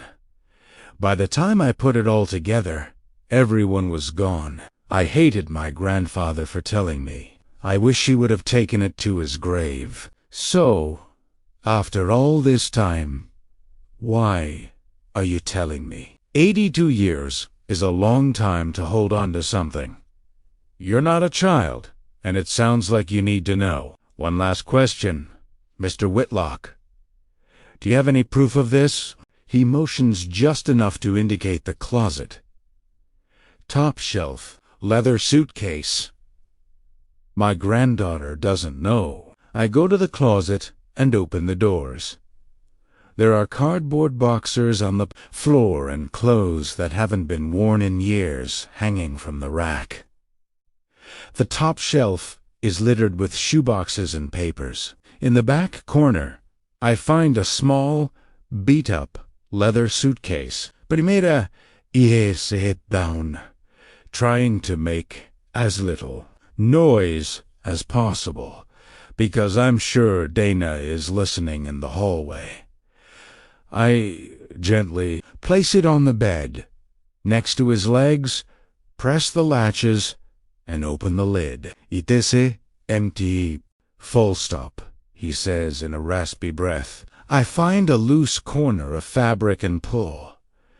It rips away. Underneath the fabric, fastened with a pin to the underside of the lid, is a yellowed envelope. I pull it off and open it. It's stuffed with bills. They vaguely resemble dollar bills, but these are bigger and feel like fabric rather than paper. Printed on them are words like gold certificate and silver certificate. Proof enough for you? He asks. I nod. The last piece is in place. Between his story and Rebecca's journal, I know everything now. I could never spend it. Never wanted to. It's blood money. You want it? He asks. I return the bills to the envelope, close it, and stick it back to the underside of the lid. I secure the latches of the suitcase and return it to its resting place on the top shelf of the closet. I close the closet door and turn back to him. Thank you, Mr. Whitlock. I thought my grandfather was crazy, the way he babbled about those dreams. He was talking about her, wasn't he? Yes. He looks down at his feet. When they took him that night, he just kept screaming, "She can't sleep. She can't sleep." I'll never forget that. I thought he was crazy, but last night I saw her in my dreams. She told me she couldn't sleep. He looks back up at me. Can she sleep now? Not yet. Sure enough, Dana backs away from the door as I open it. She's been listening. So, are you going to tell me what this was all about? He'll tell you, himself. I don't have time. I walk past her, down the hall through the living room, and out the front door. I get in my car and start the engine. I back out of the driveway, slam it into gear, and stomp on the gas. The tires scream, and the car lurches forward, carrying me off in the direction of the highway. I know everything now, and she's been trying to tell me from that first night. The drips, seeing her in the lake by the pier when I lost Nicole's ring, the basement. Mr. Whitlock was the last piece of the puzzle that's made it all clear. She was never at that train station the night Rebecca Harker told Thomas Carrington she was pregnant. He panicked. He worried that his daughter would tell his wife, and that would be the end. He'd be cut off. He chased her through the house to the backyard. That's where it happened. That's where he did it. He drowned her, and had to hide the body somewhere it would never be found. Like Thomas Carrington had told Rebecca Harker, she was somewhere that she would never be found. Then he paid Theodore Whitlock for an alibi. The more I think about it, the more furious I become. Not only had Catherine been trying to tell me, but so had Caitlin. She tried to tell me after the incident at school, and I didn't believe her. Catherine was trapped. Her father won't let her leave, because if she leaves, he has to go to Hust as before. He would lose everything. I whip the car onto the exit before Kingsbrook and drive to the hardware store on the outskirts of town. I park in a handicap spot, not caring about the scolding looks I receive.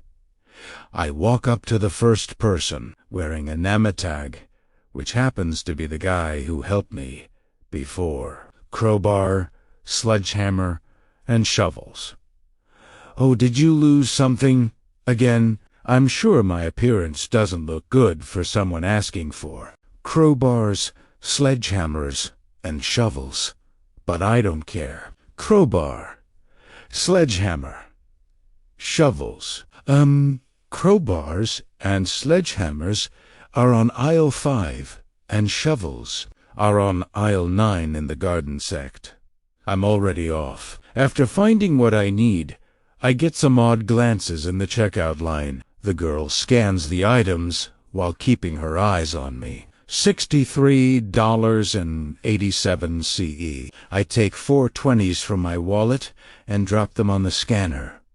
Without a word, I grab the tools and start walking. "Sir, your change."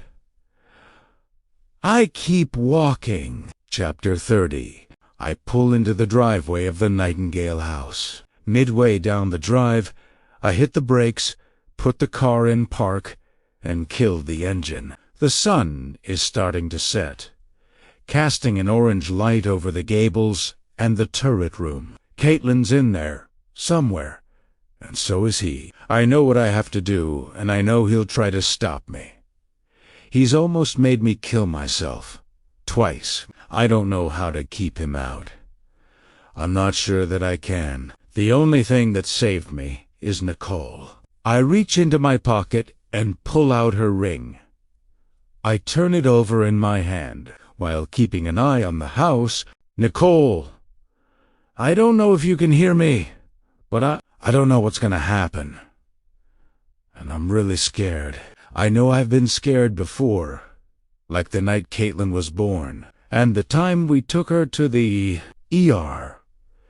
Because of that flu. I know you said you were just as scared as I was, but you always did a better job of hiding it.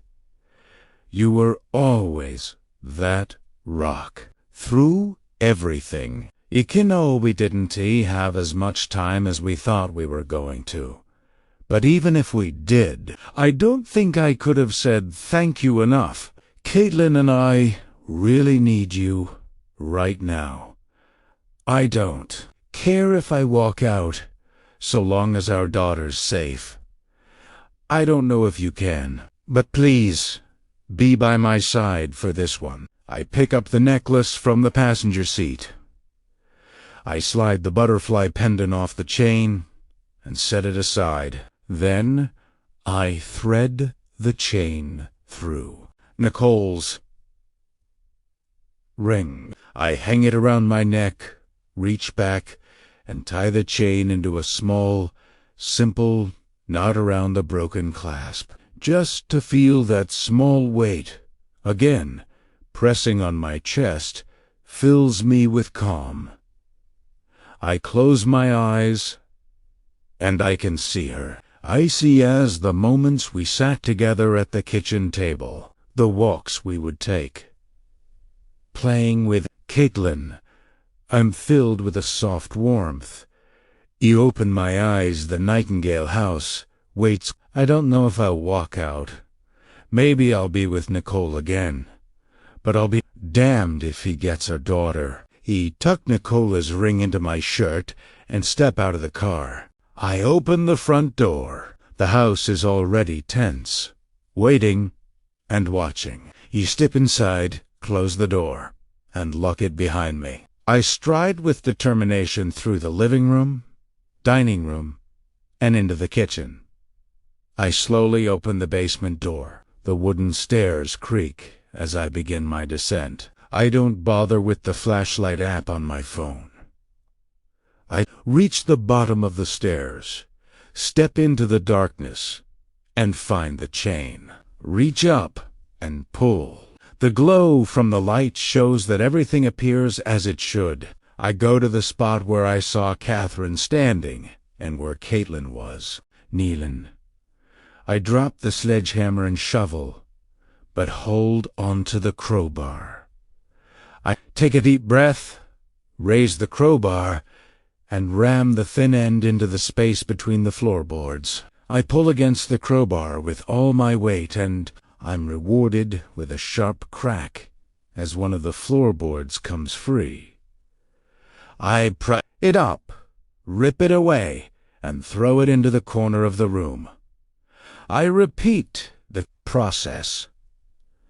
The next board springs free. I continue until there's a hole large enough to stand in. I inspect the concrete underneath. There's a patch in the old concrete that's noticeably different than the rest.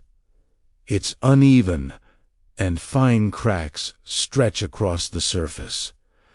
I'm no contractor, but this was poured at a different time than the rest. I grab the sledgehammer and brace my legs against the sides of the hole. I raise it over my head and swing. The impact sends shockwaves through my body. Bits of concrete fly in all directions. A few of the cracks become sharper, and new cracks snake out in all directions. I raise the hammer again and bring it down with a grunt. Larger bits of concrete come loose, and more cracks appear. I swing again and again. To my relief, the concrete is only about half an inch thick, but it's still tiring work. Finally, I bring the hammer down with all the strength I can muster, and the concrete shatters into large chunks. I can see the dirt underneath.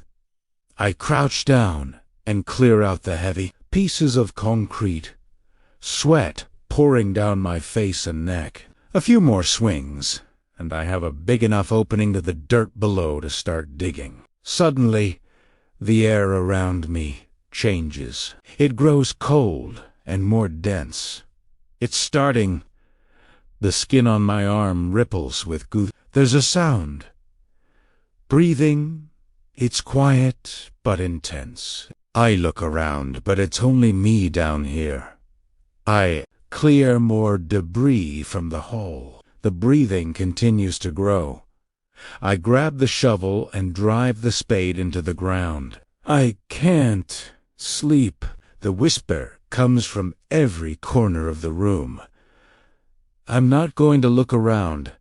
I don't want to. Whatever is going to happen, let's get it over with. All I care about is saving Caitlin.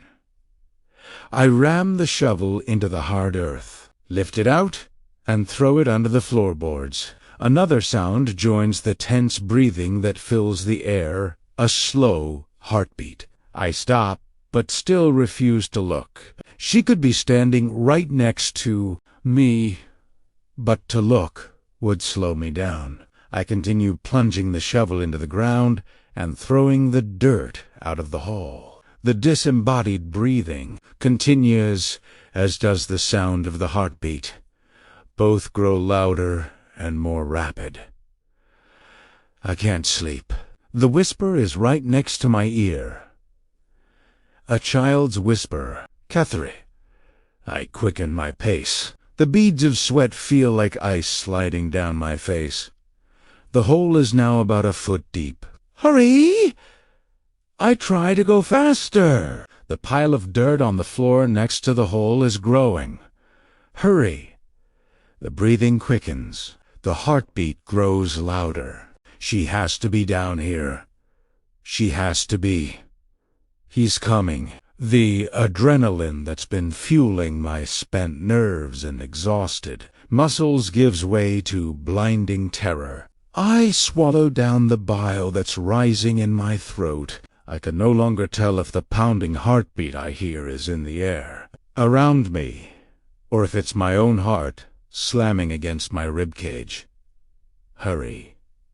I frantically dig. The hole is now about 2 feet deep, oval-shaped, and wide enough for me to stand in.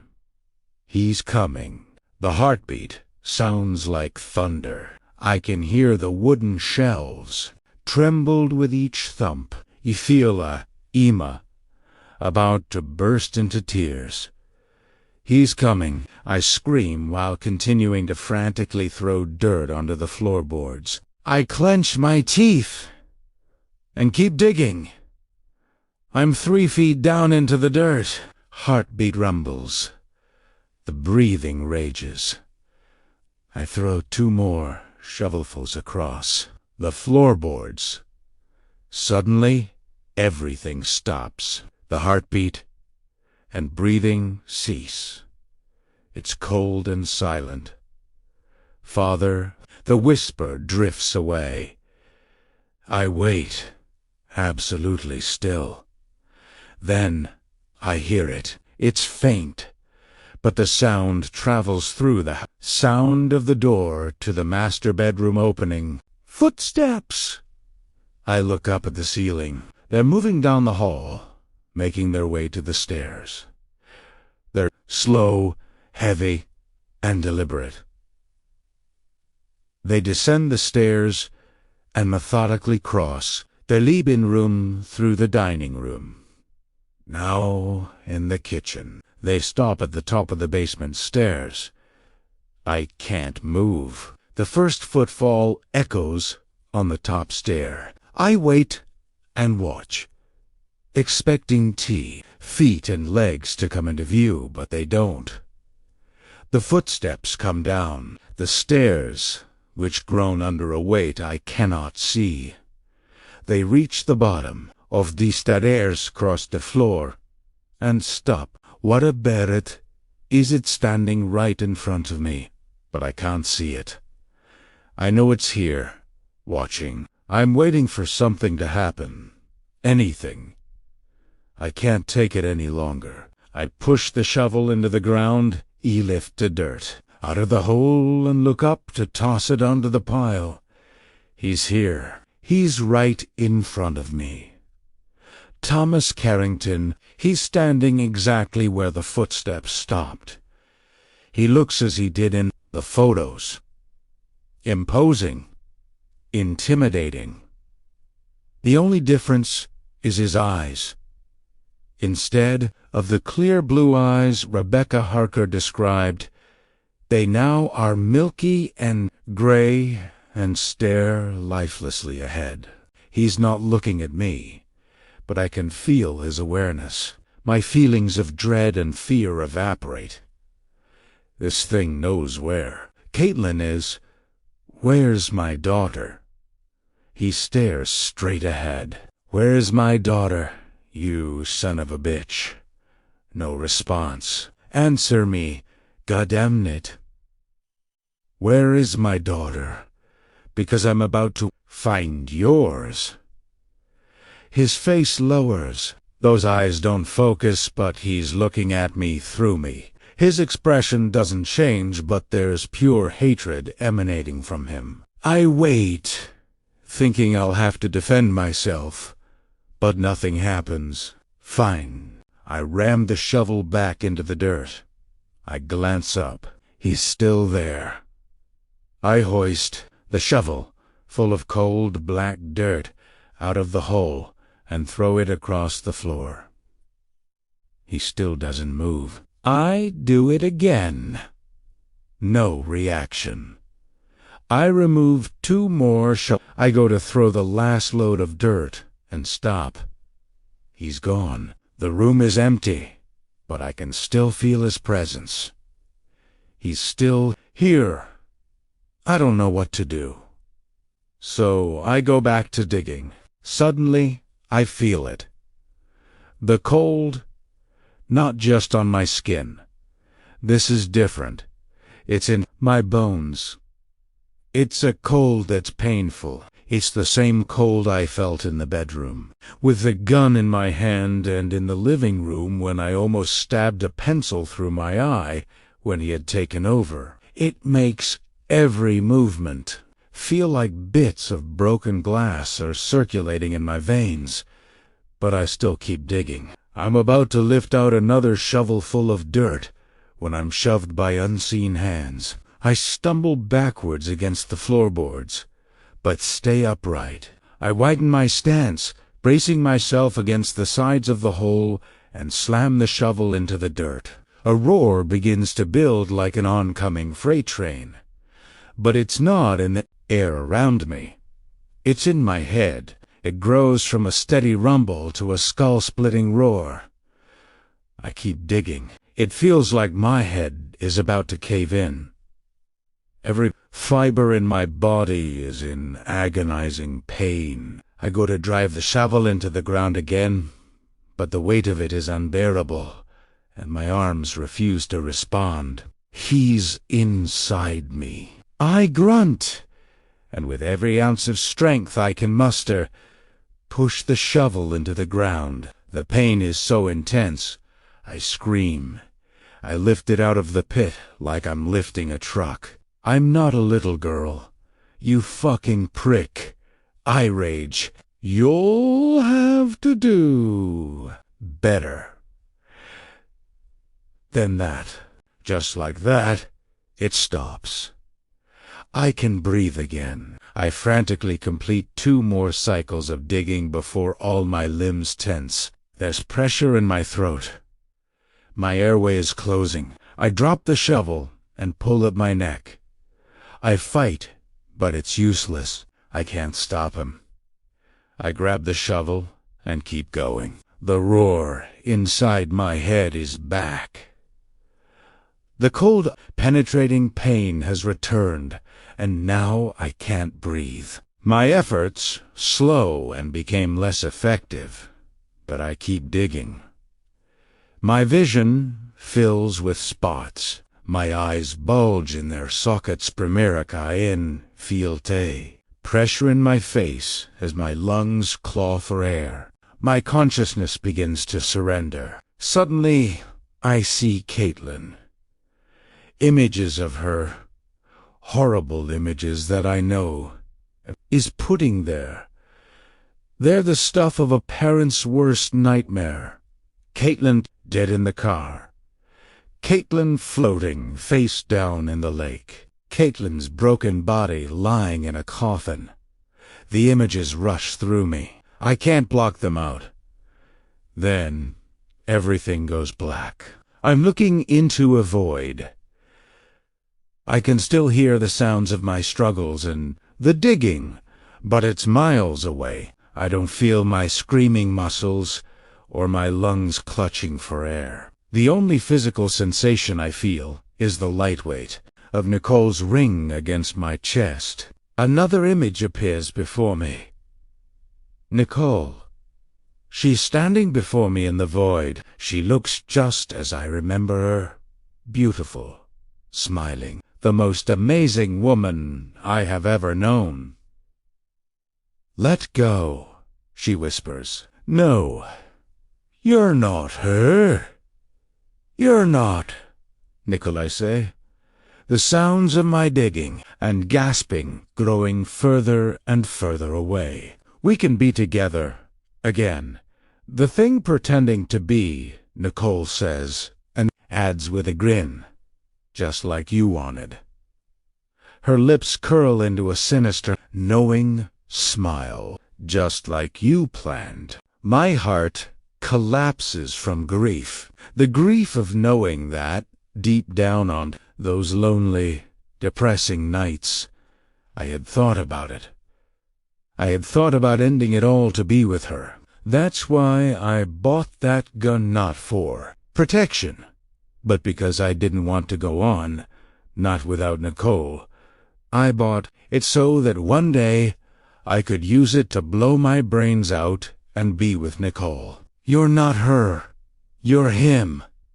I scream. Nicole's face contorts in a flash of anger, but instantly returns to a caring expression. Then, out of the darkness, Caitlin appears by Nicole's side, holding her hand.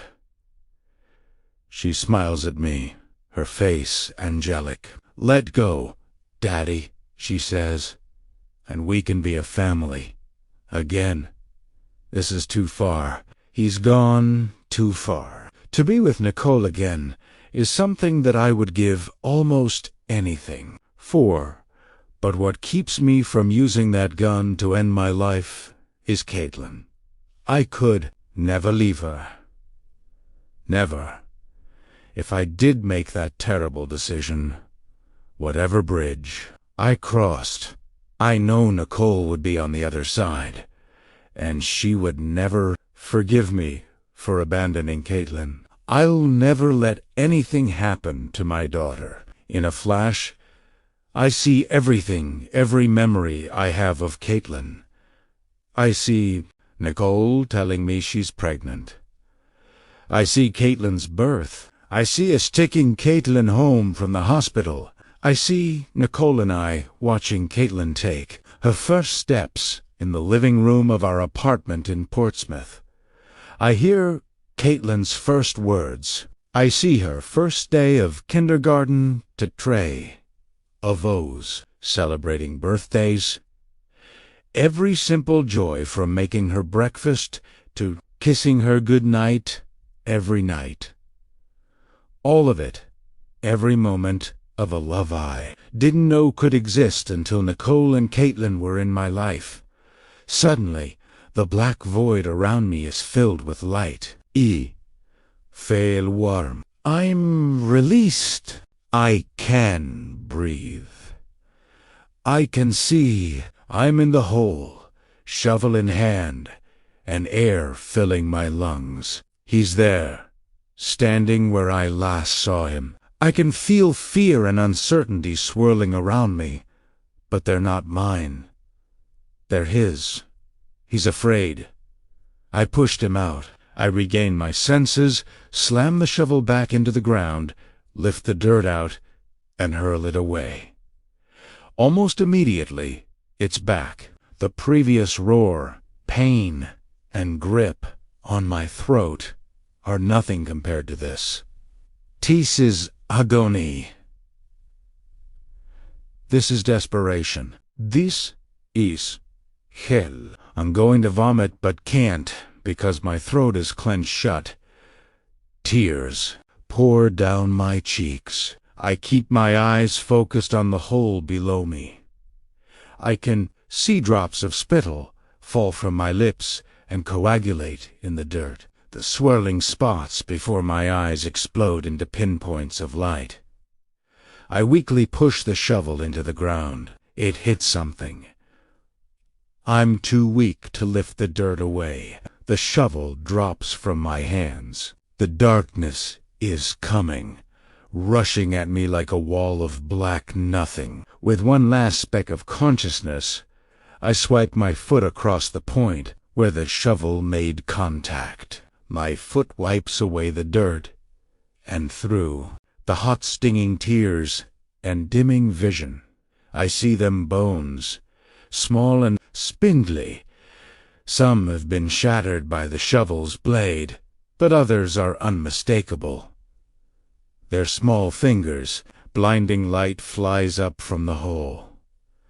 Again I'm released to fall back against the floorboards, coughing and wheezing. A new rumble builds around me, shaking the shelves, floorboards, and walls. He's still there, standing next to the hole. The light continues to erupt from below me, filling the basement. It expands, blinding, pure. The figure of Thomas Carrington becomes a silhouette against it. The roar builds to a point that it threatens to tear the house apart. An apex is reached. The silhouette of Thomas Carrington blasts apart, scattering like sand in a tornado. I have to shield my eyes from the intense glare. The roar stops. I open my eyes. Points of shimmering light drift through the air like ashes and stars. There, standing before me, is Catherine. She is staring at the ground, her hair covering her face. Her head slowly tilts up, and she looks at me with a quizzical expression. For a second, we stare at one another. A form materializes next to her. Nicole. She's just as perfect as I remember her. She looks at me, then at Catherine. Nicole holds out her hand. Catherine carefully takes it. Nicole gives May that smile I've missed every second of every minute of every day since I lost her. She looks back to Catherine, and something passes between them. They turn and begin to walk into the darkness, together. I'm choking back sobs. I have so many things I want to tell her, but I can't speak. She glances over her shoulder. Her lips don't move, but I hear her voice in my head. I love you, too, I whisper. With that, Nicole and Catherine disappear into the darkness. Together, the points of light fade, and the darkness lifts. I'm alone in the basement. No sound, no unseen presence, just me. I hear Caitlin's weak voice call out from somewhere upstairs. Dad, I scramble out of the hole and race up the stairs. I run through the kitchen and living room and bound up the stairs, continually calling out Caitlin's name. I throw open the door to her room. Gah! Caitlin! There's a sound from the closet. I open the door with such force that one of the hinges almost gives way. She's balled up on the floor, still wearing her nightgown. Aya's blinking, as though she just woke up. I scoop her up and clutch her to my chest, not caring that I'm covered in dirt and sweat. She holds fast to my neck. Her skin is ice. I carry her over to the bed and lay her down, gently rest, her head on the pillow, and pull the covers up to her chin. I had a bad dream, she mutters. I rest my face next to hers, stroke her cheek, and whisper, "It's okay. Now, Pumpkin, it's okay. It was just a dream." Chapter 31. Sheriff Watts chews the tip of his pen as he stares at the transcript of our interview. I sit in the chair on the other side of the table and wait. He's about to speak, but instead he gets a pained expression and uses the pen to scratch his head. He studies my words, as though they might magically arrange themselves in some other order that makes sense. I just want to get this straight. Of course. You said you were. He consults his notes. Again. You found these remains because you were installing a hot tub in your basement.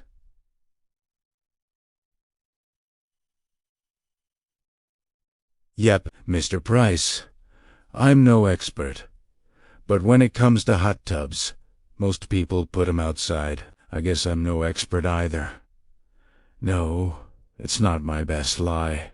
But whatever. Once things settled down and I knew Caitlin was okay, I called the police and they took possession of the remains. They asked me how I knew that the bones were there. I told them I was putting in a hot tub. I'm sure they knew it was a lie, but I don't care.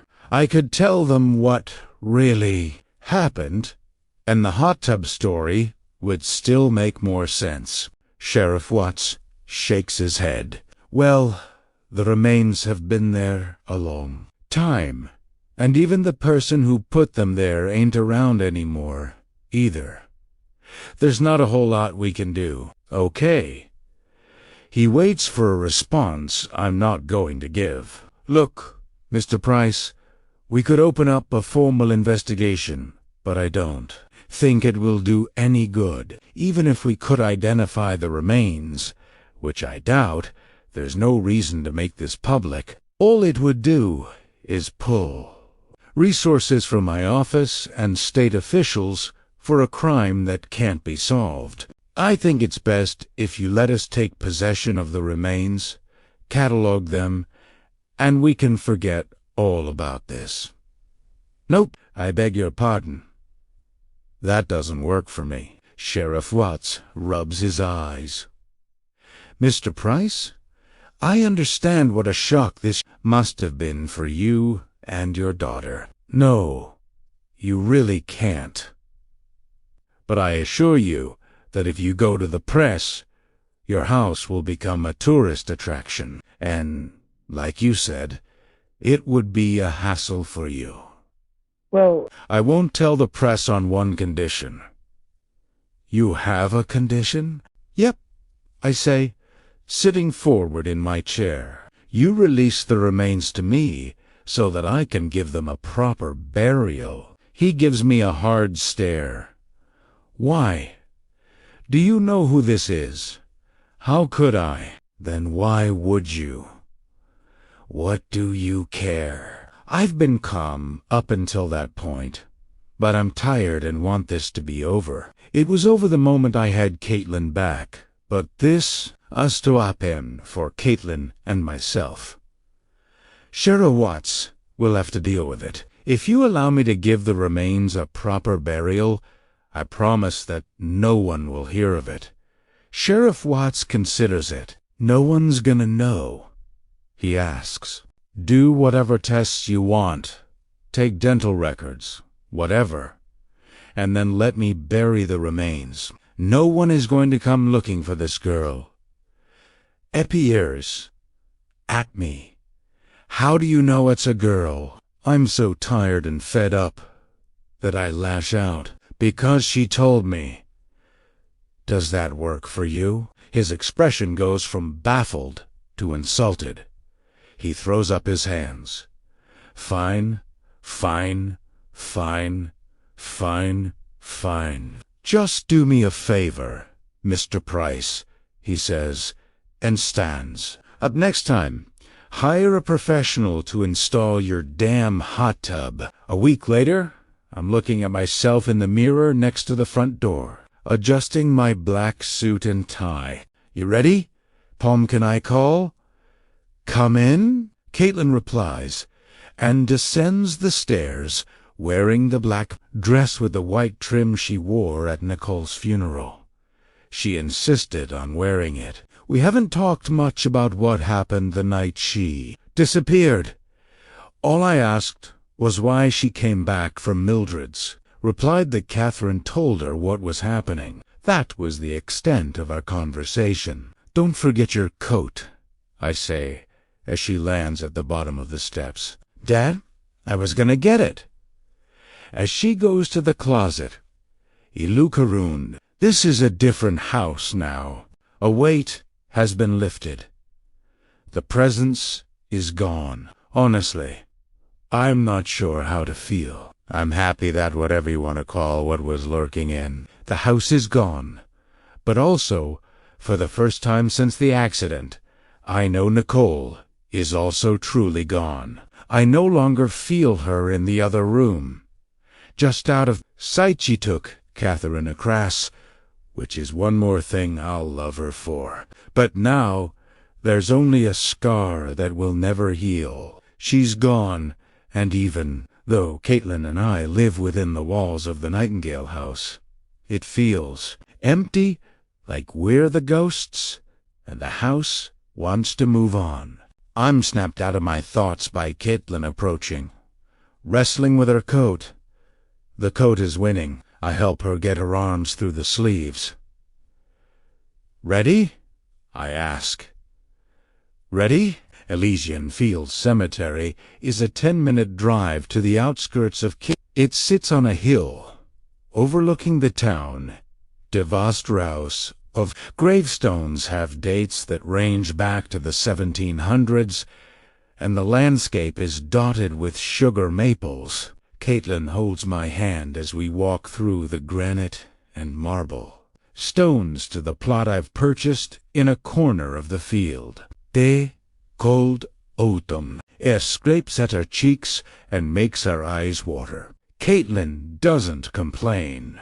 There are no priests, ministers, or rabbis, only a small coffin containing the remains of what Caitlin and I know to be Catherine Carrington, and a gravestone that's blank. There are 2 employees of the graveyard present who don't seem to care about the circumstances. They've probably seen stranger. Having already dug the grave, they are sitting under a sugar maple 30 yards away, smoking cigarettes promenade to them. They no bike, Caitlin and I stand before the grave. I lean down to her. "Is there anything you want to say?" She thinks about it and steps over to the casket. "I'm really sorry about what happened to you, but I'm glad I got to meet you. I'm glad you got to meet my mom. If you see her again, tell her I said hi and I love her." She looks at me for approval, and I nod. Caitlin returns to my side and takes my hand. I motion to the workers. They put out their cigarettes and rise to join us. They take the small casket off the pedestal and slowly lower it into the grave. Once it reaches the bottom, I step over to the mound of earth. Primera take. A handful. Hold it over the open space and let it fall from my hand. Caitlin follows suit. Once completed, we step back. The workers take over from there. They pick up their shovels and begin to fill the grave. Caitlin and I watch, our hands still locked together. We don't move for the half hour it takes the workers to complete their task. When it's over, the workers know their part and quietly slip away. Caitlin and I wait for a few more minutes, completely alone, staring at the blank headstone. "Goodbye, Catherine," Caitlin says. A small breeze blows through the rows of headstones and sends dry, brittle leaves cartwheeling across the newly turned earth. Once the silence returns, I gently squeeze her shoulder. "Ready to go?" "Yeah." In unison, we turn and begin walking away in silence. Caitlin finally speaks as we approach the gate leading to the parking lot. "Dad." "Yeah." "Pumpkin? Can we move?" Chapter 32. Let's go. Let's go. Let's go. Finish your waffles. The school bus is going to be here any minute. My little pep talk has no effect. Caitlin stares at the television and, absent-mindedly, keeps chewing. "Pumpkin." Still no response. I pick up the remote and turn off the television, which finally gets her attention. "Chop chop," I say, clapping my hands. "I'm ready," she says, with that sigh that every parent knows and loves. "Got your math homework?" "Yes." "All right, go get your book bag," I say, pouring myself a cup of coffee. "Dad?" "Yeah." "Can I have some coffee?" "What?" "No, you can't have coffee. Teresa Carpenter's mom lets her drink coffee."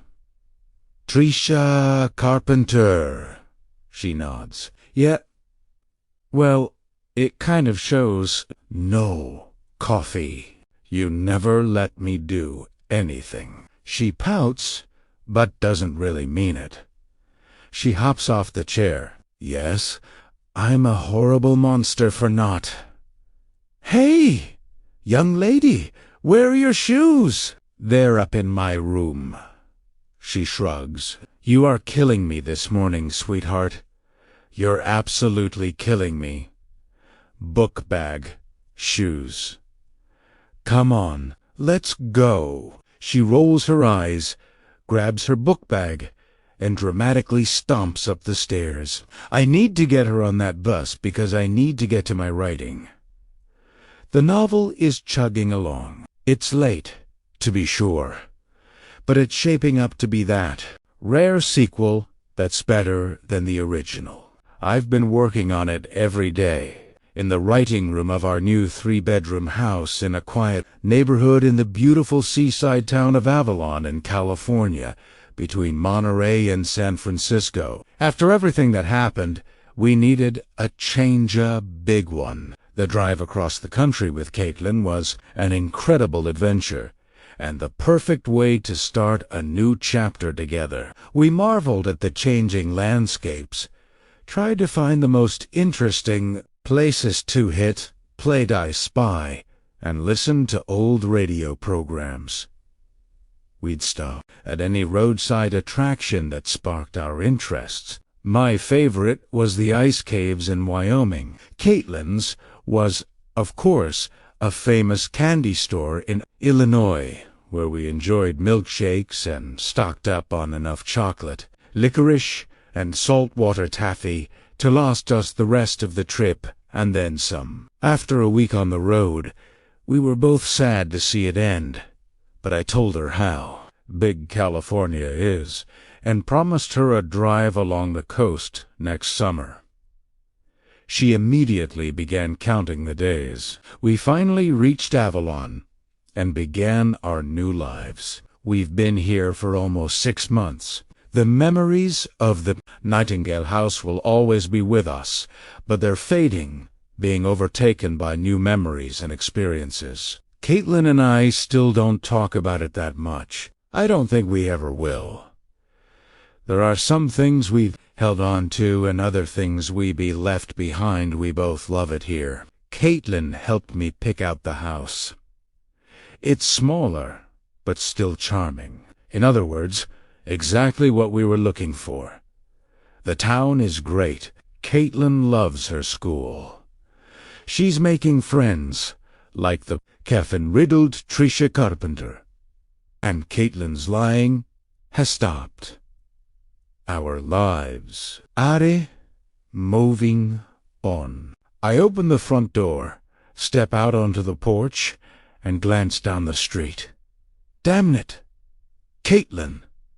The bus is almost here. Coming, coming, coming. She descends the stairs, shoes on, backpack slung over her shoulder, and hanging from her neck is the medallion with the last line of the poem, "The Secrets That I Keep." She wanted to hold on to it. I felt like it was kind of fitting. I had a small hole drilled in the top and put it on a delicate silver chain. She wears it every day, just like how I wear Nicole's ring. I step back inside and meet her at the bottom of the stairs. "Okay," I say, straightening her clothes. "Have a great day at school. Pay attention, and remember that I love you very much. Caitlin Nicole Price." I kiss her on the cheek. "I love you too, Dad." She kisses me on the cheek. Then she completes the second part of our morning ritual by turning to the small table just inside the front door. There's a framed picture of Nicole. Caitlin kisses the tips of her fingers and touches the photo.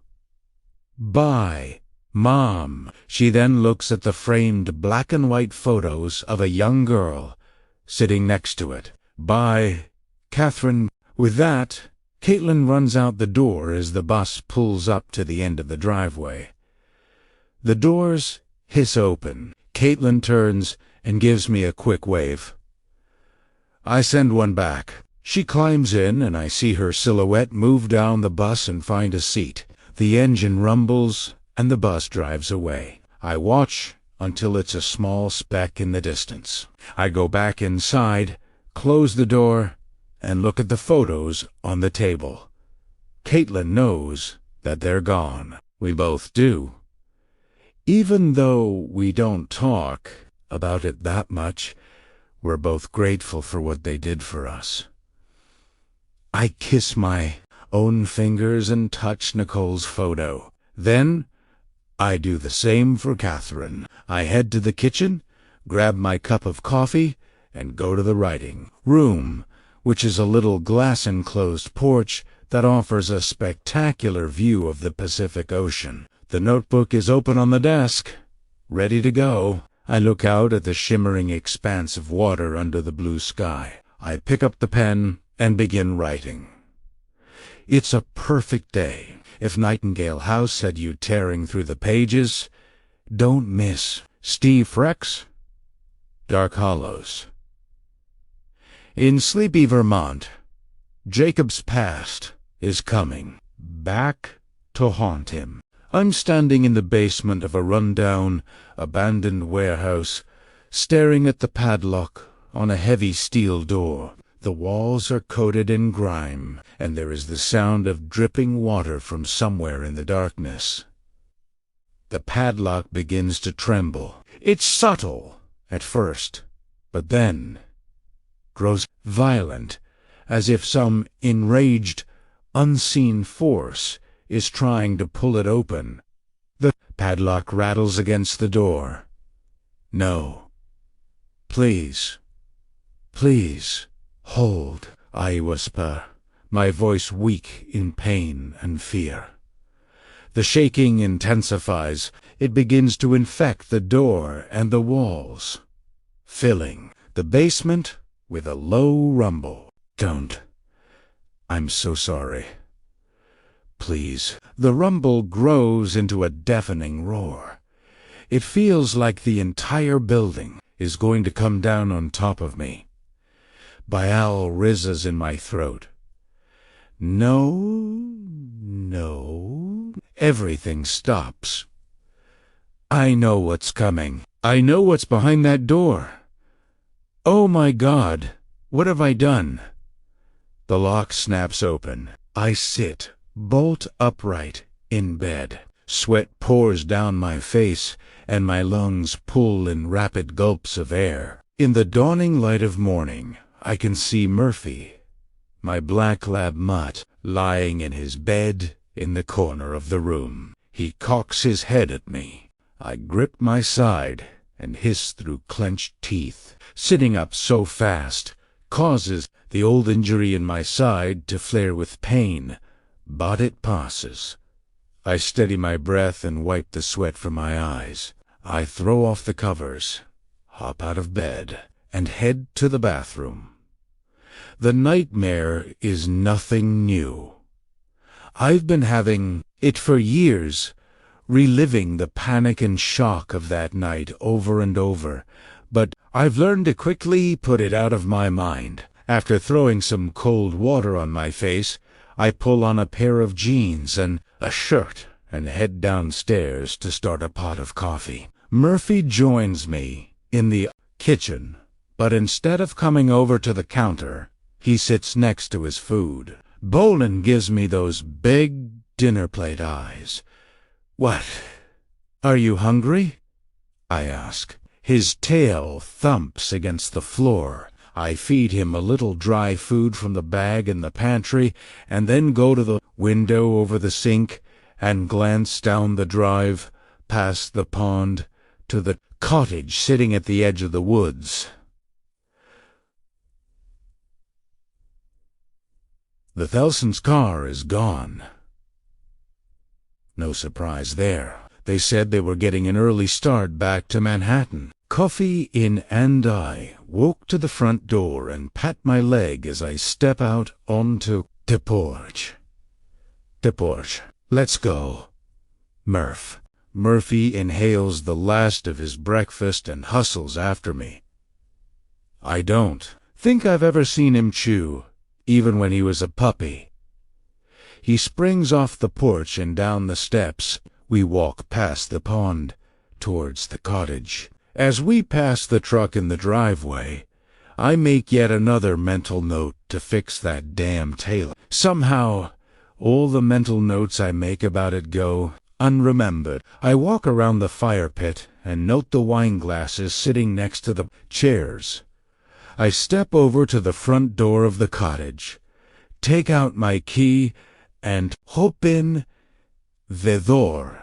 Before doing anything, I go to the kitchen table and open the guest book. I flip through the pages until I find the latest entry, Teink Iso. Dark and sharp, it had to have been written not more than an hour ago. We were in town from Manhattan to do some leaf peeping and had a wonderful time. Hollows is a beautiful little town. We loved the shops on Main Street and strolling through the cemetery at the old stone church.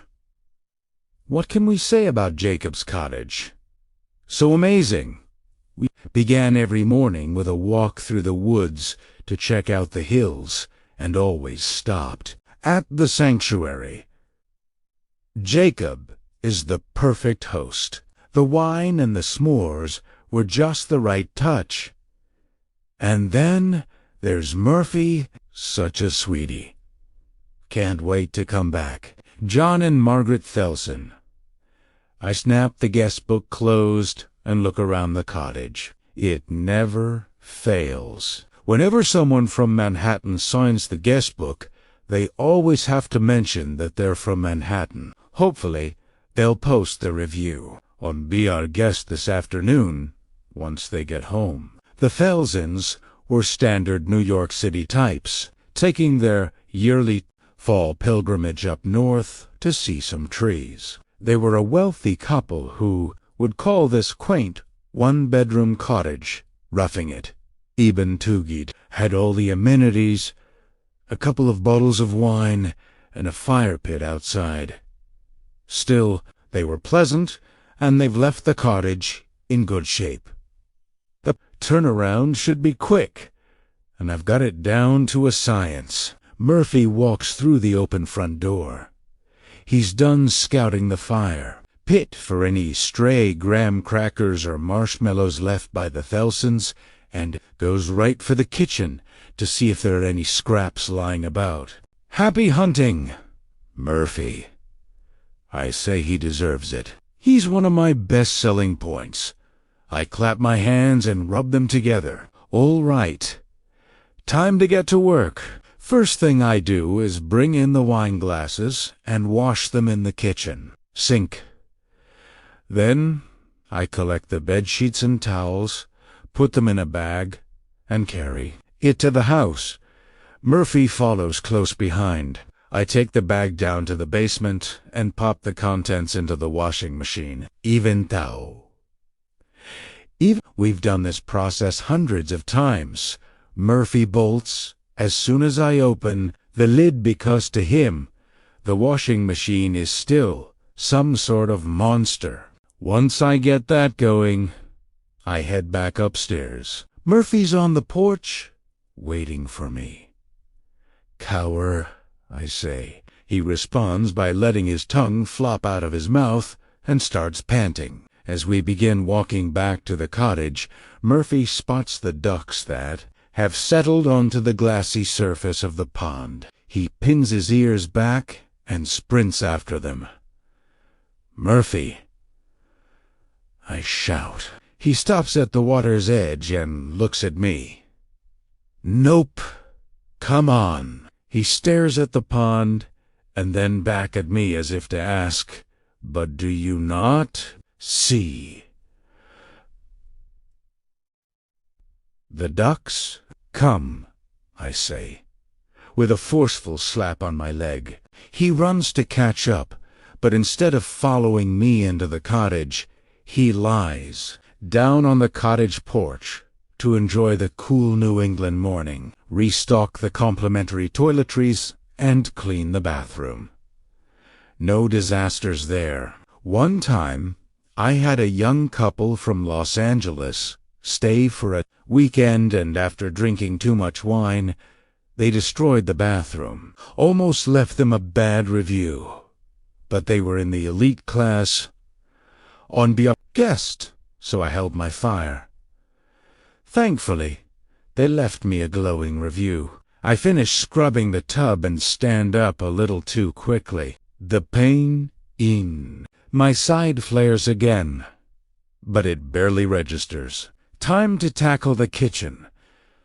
I clean the plates from the s'mores and refill the basket by the coffee maker with packs of Groundworks coffee. I wipe down the counter and sweep the floor. After that, I retrieve the vacuum cleaner from the hall closet. I have my routine down, working my way from the bedroom, then the bathroom, down the hall, and into the living room, kitchen area. I push the vacuum around the bookcase, which is filled with some of my favorite books. Few thrillers, some Michael Crichtons, A Christmas Carol, etc.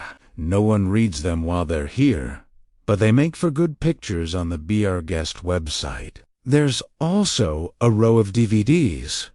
No, one watches Casablanca, When Harry Met Sally, Vertigo, Roman Holiday, and Dead Again. As I glide the vacuum cleaner over the rug by the fireplace, my eyes catch the stick doll I made years ago, resting on the mantel. It's a crude figure made of twigs, tied together with twine. It adds a nice, rugged touch to the place. In Boy Scouts, they taught us to use pine needles instead of twine. But those don't last long. "For me?" she asked, in mock flattery. "Just something I learned in Boy Scouts."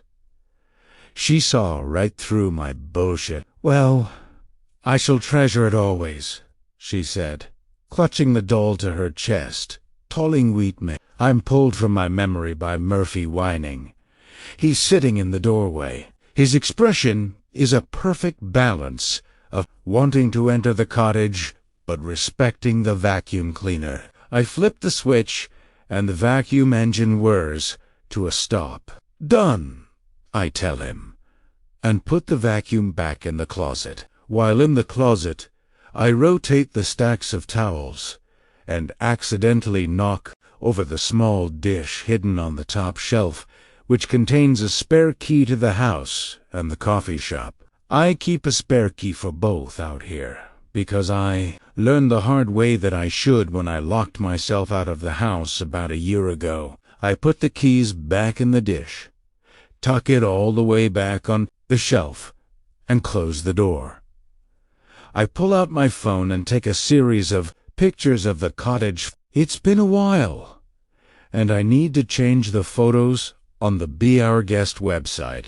I head back to the house and transfer the sheets and towels to the dryer. Once again, Murphy stays by my side until I get to the basement stairs, because the dryer is the washer's evil twin. That accomplished, I head back down to the cottage to do one last spot check to make sure everything is perfect. I normally wouldn't do an extra check, but tonight I'm breaking a rule. Here's the dealer. Few years ago, my parents died. We weren't particularly close. In fact, we weren't close at all, which is strange for an only child, but there was history. They were the successful, wealthy, married couple who had done everything right, while I was nothing but one dumb decision after another. I could never get my feet under me, and it was my own fault. I squandered every chance they gave me. It got so bad that they finally cut me off after I screwed around my sophomore year in college. I had to find another way to pay my tuition, which I did. I told them I got a job, but not the whole story about what the job was. They were pleased that I had finally taken responsibility for myself and tried to reconnect. But for me, the damage had been done.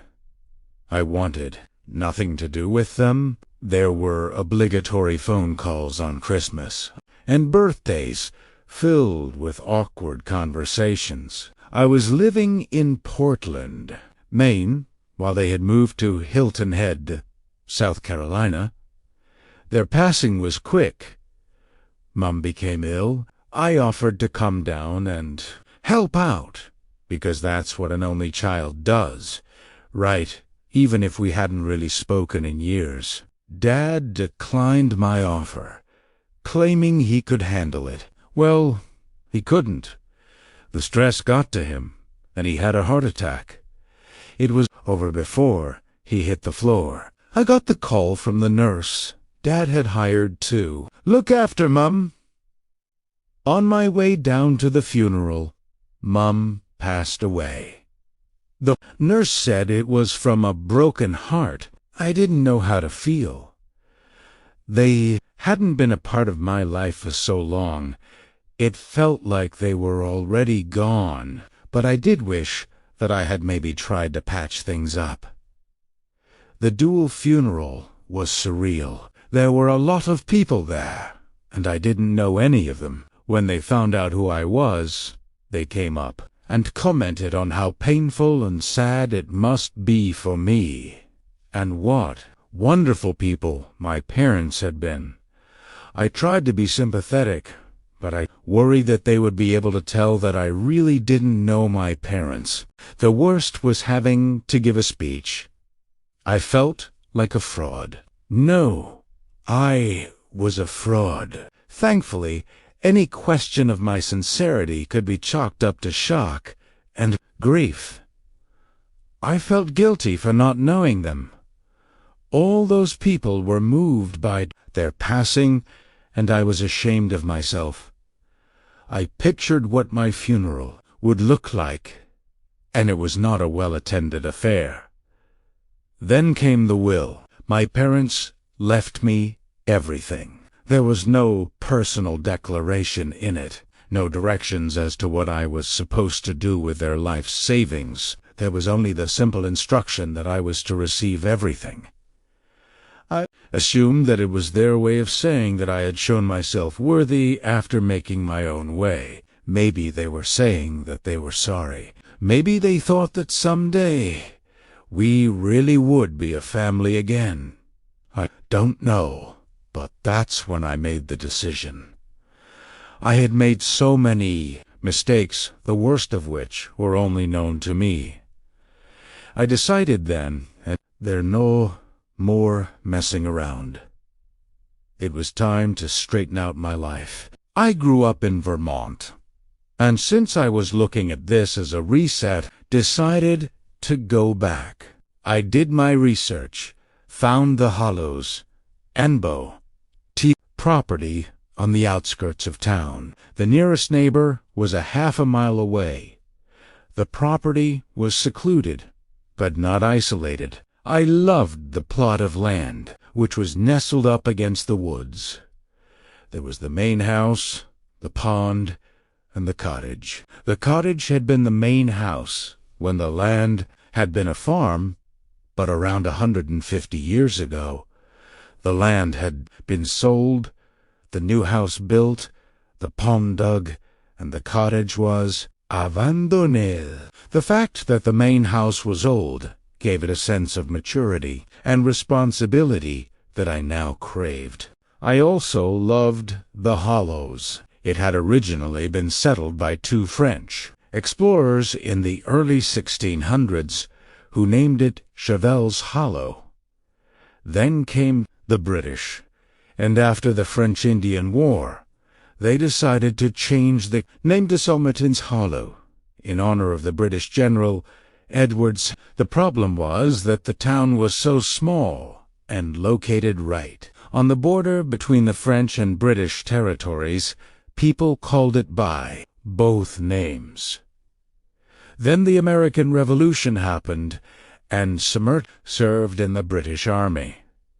After the war, the citizens of the newly formed country didn't want to have a town honoring their recently vanquished enemy, so they changed the name to Putnam's Hollow, in honor of Rufus Putnam of the Continental Army. This all happened so fast, relatively speaking, that people were calling the town by all three names at the same time, depending on if they were French, British, or American. When the town finally got a post office, which is what makes a place an official town in the eyes of the government, the surveyor was so fed up with trying to determine the correct name for such a small town, he simply wrote down the Hollows, and it stuck.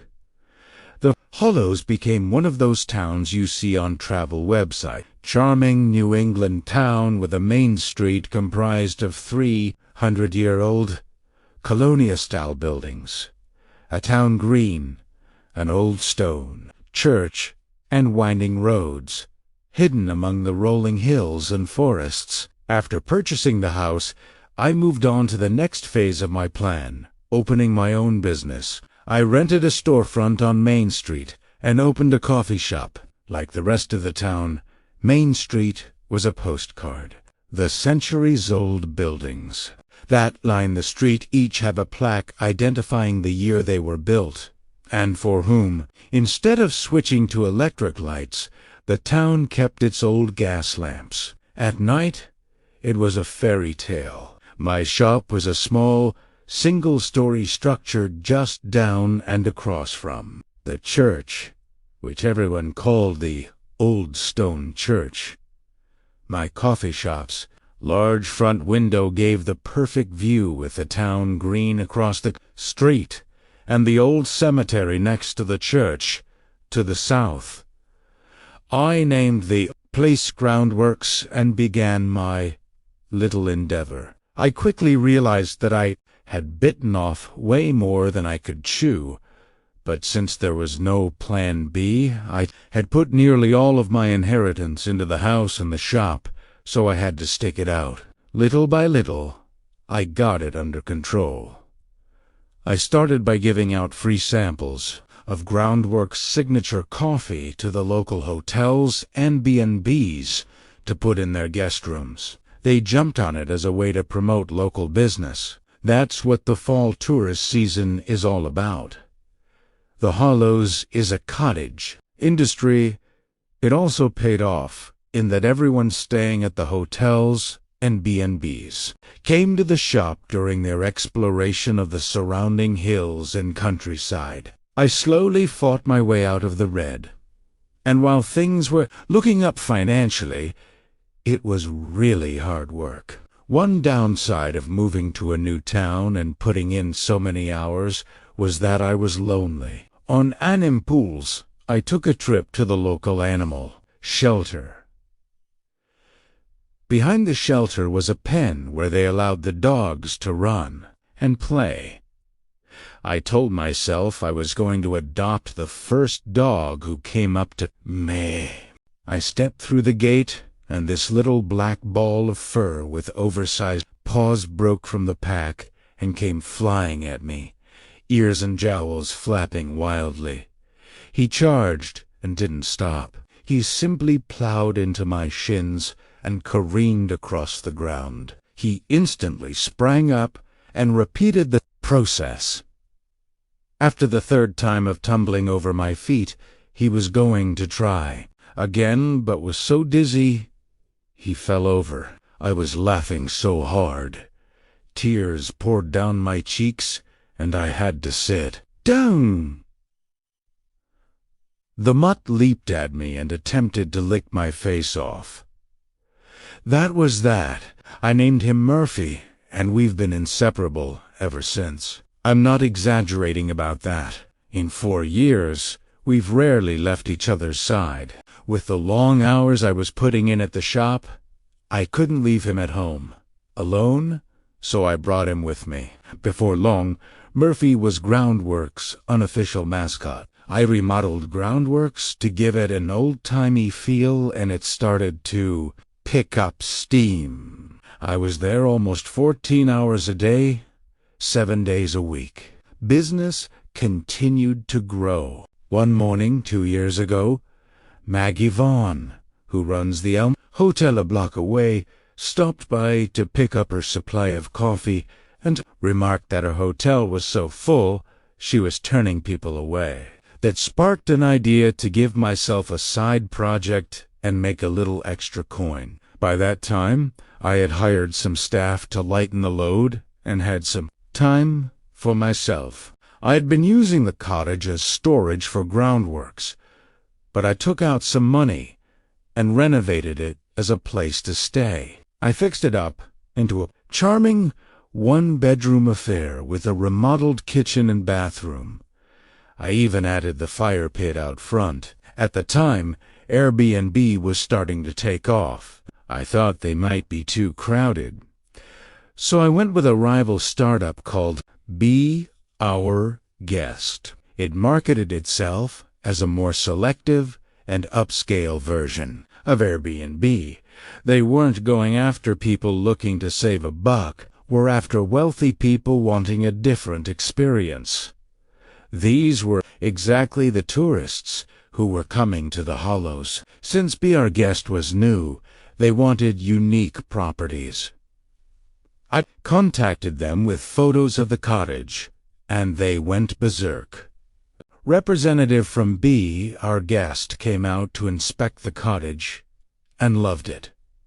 We went through the formalities. I had to sign a bunch of papers, promising to comply with their policies, one of which was that I wouldn't become involved physically or otherwise with a guest during their stay at my property. I had to submit to a background check, which always makes me nervous. I was confident they wouldn't find anything, but still, I worry. Once that was done, I was cleared for takeoff, and takeoff it did. B, our guest, ran the cottage as a featured property, and immediately the reservations filled up. It was great. I was charging $200 a night in the off-season and $300 a night in the fall. If Primeragua wanted though, I could have booked the cottage every night. It's the easiest money I've ever made. I usually only saw my guests once or twice. They were always polite well most of the time, and all it took was an hour or two, at most, to clean and reset the place after they left. Some of the hotel owners in town were upset that I had gotten into the game, but not too upset. They were still operating at capacity. Think they were more worried that other residents with extra bedrooms might try to go the Airbnb route. Anyway, like I said, easiest money I ever made. I could set my own dates, and if I wanted to take a break from keeping up the cottage, I just blocked out a week or two here and there. People enjoyed their stay. I made sure to keep the cottage stocked with wine from local wineries and coffee-only groundworks. Of course, once I put in the fire pit, I also made sure to have the stuff to make s'mores in the kitchen. Everyone took advantage of it, and everyone loved Murphy. I did have some rules, though. I didn't allow anyone to stay at the cottage who hadn't already written at least 3 reviews on Be Our Guest. That's one of the beauties of the site. Hotels have to let anyone stay at their place so long as they have a credit card. With Be Our Guest, I get to vet who stays at my place. I can see what they've said about other places, and you can tell who's going to be a problem by their reviews. They're the people who are determined to have a bad time, no matter what. That's my Rule 3 reviews, to prove that you are a reasonable person. It's my most sacred rule. And tonight, I'm breaking it. 2 months ago, I received a request from a woman named Rebecca Loden to stay in the cottage for 1 night only. I was going to reject the reservation request when I saw that she had no previous reviews, but I always check the reservation request to see where they heard about me too. Stay informed about where B, our guest, is advertising. I clicked on her request, which took me to her profile page. She was undeniably beautiful, with brown hair and blue eyes, but it was her bio that caught me. In the bio sections, Be Our Guest encourages you to list things, like your hobby's favorite books and favorite movies. As one of her favorite books, she listed A Christmas Carol, and in the favorite movies section, Dead Again, which is in my top 5. Also, she had grown up in a town not too far from where I grew up. So, out of simple curiosity, I broke my rule and accepted the reservation.